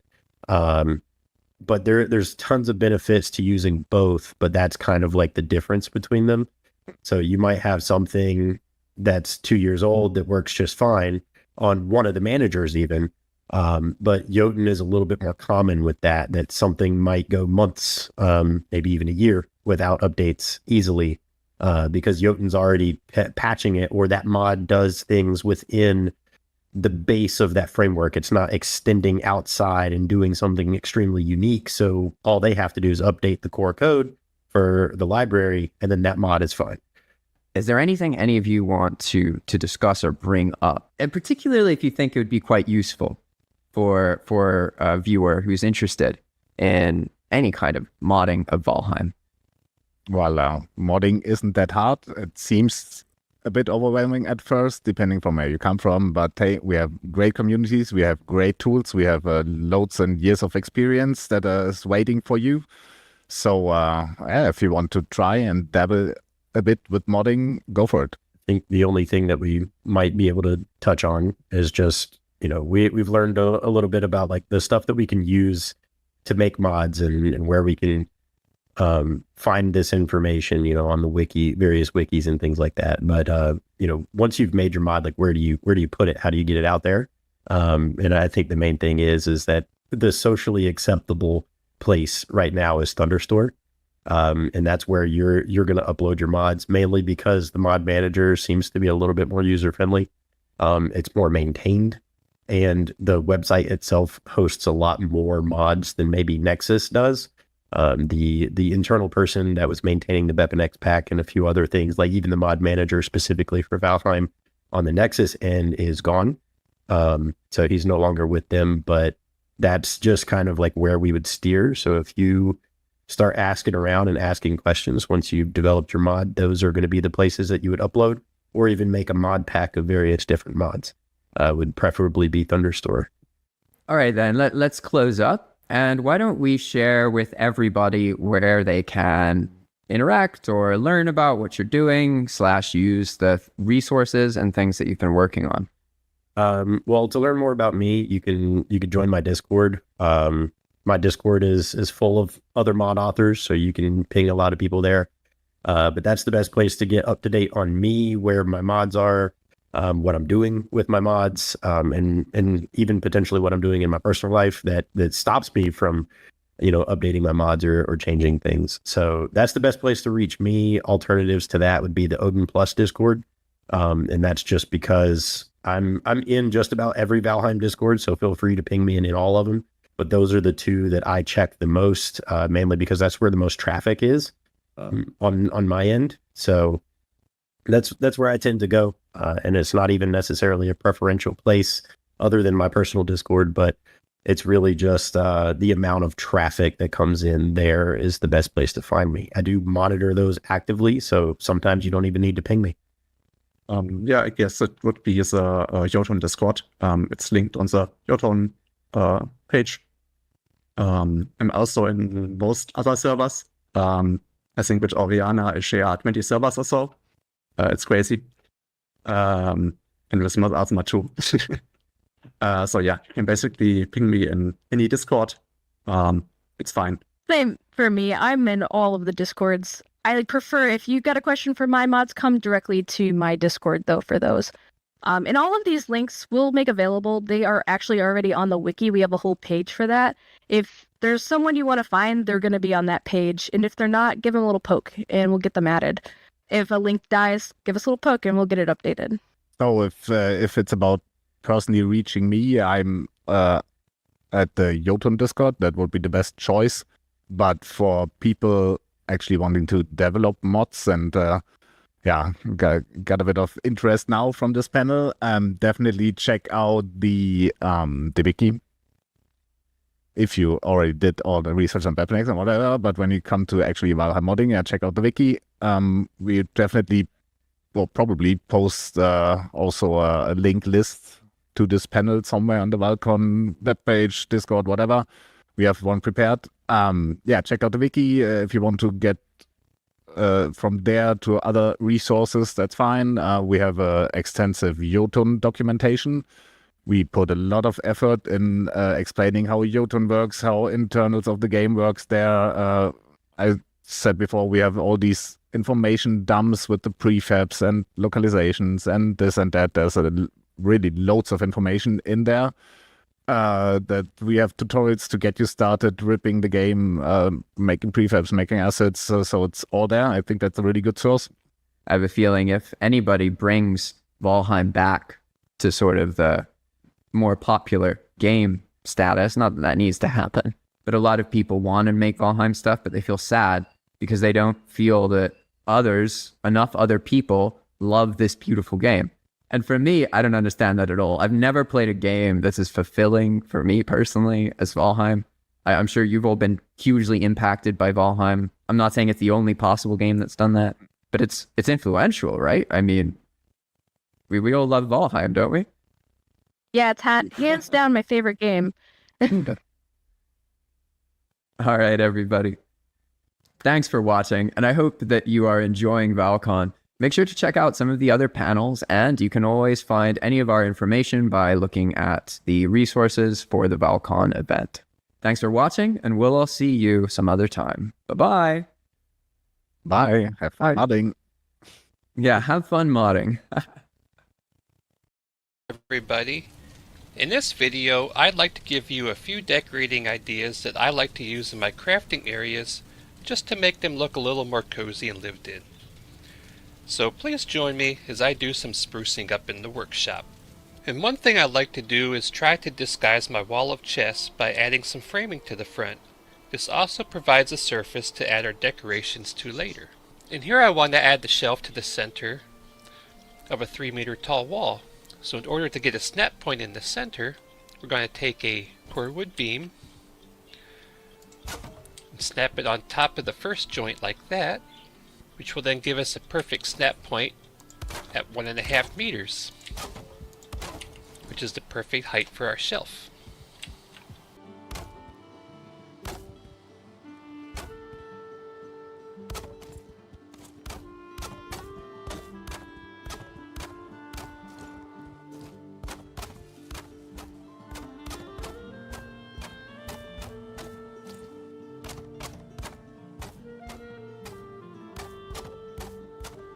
And I also like to hide chests inside cabinets. And for the fine wood chests, we have to sink them into the floor a little bit. So I create a snap point by taking a core wood log and snapping it there, which creates a snap point 1/2 meter underneath the surface of the floor, which gives us just about the right height where the tops of the chests won't poke through the countertop.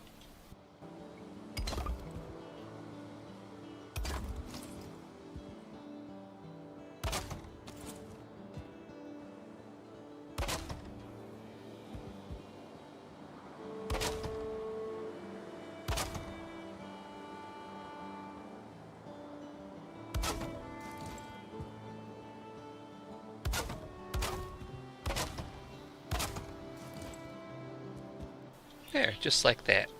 Now our shop storage is taking shape nicely. And it's always useful to label your storage chests. Instead of using signs, I like to be a little more creative and use decorations to indicate what's in the boxes. And one way to do this is by placing items made from the chest contents, like tin, copper, and bronze items, silver and black metal gear, iron and flame-metal gear,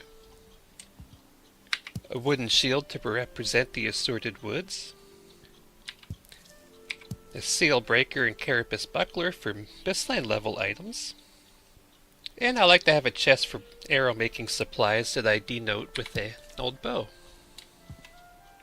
And sometimes I'll use signs, but I like to disguise them as boxes.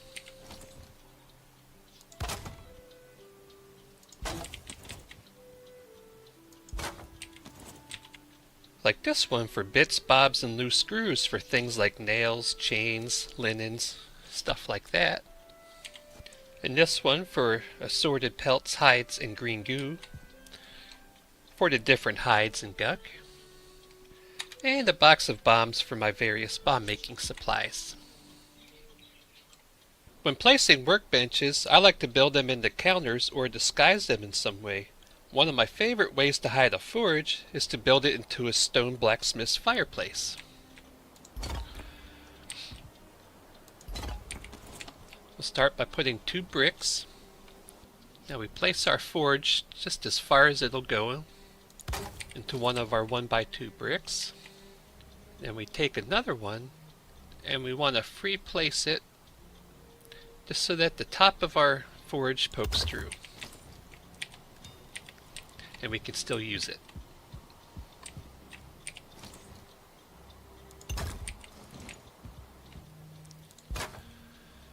Here we want to add a few item stands. Onto those we want to place Surtling trophies. And on top of that we want to place one coal pile. And then taking a crud bow and wooden arrows, we're going to distress our pile a little bit so it doesn't look so perfect. And then from there we'll just continue building up our fireplace.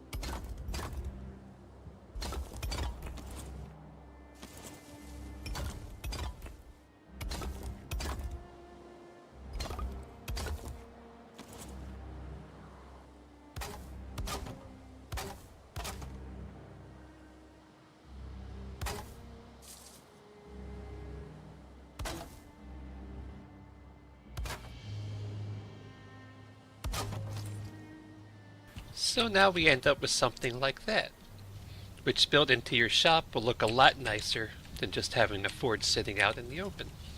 And here is our finished workshop. We have a well-labeled and organized storage system that feels cozy and lived in.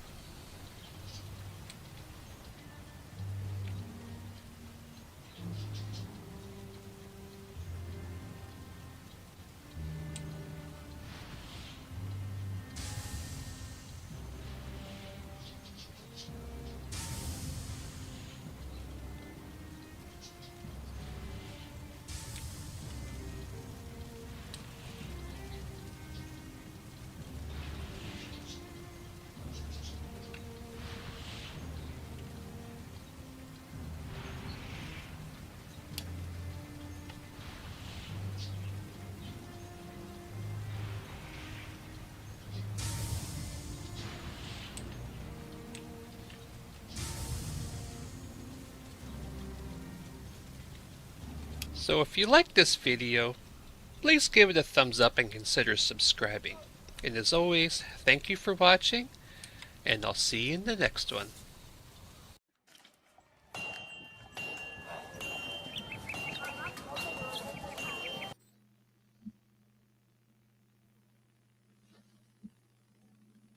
All right. We're back. Awesome decorating tips there. I don't think I've ever had a workshop that organized. Yeah.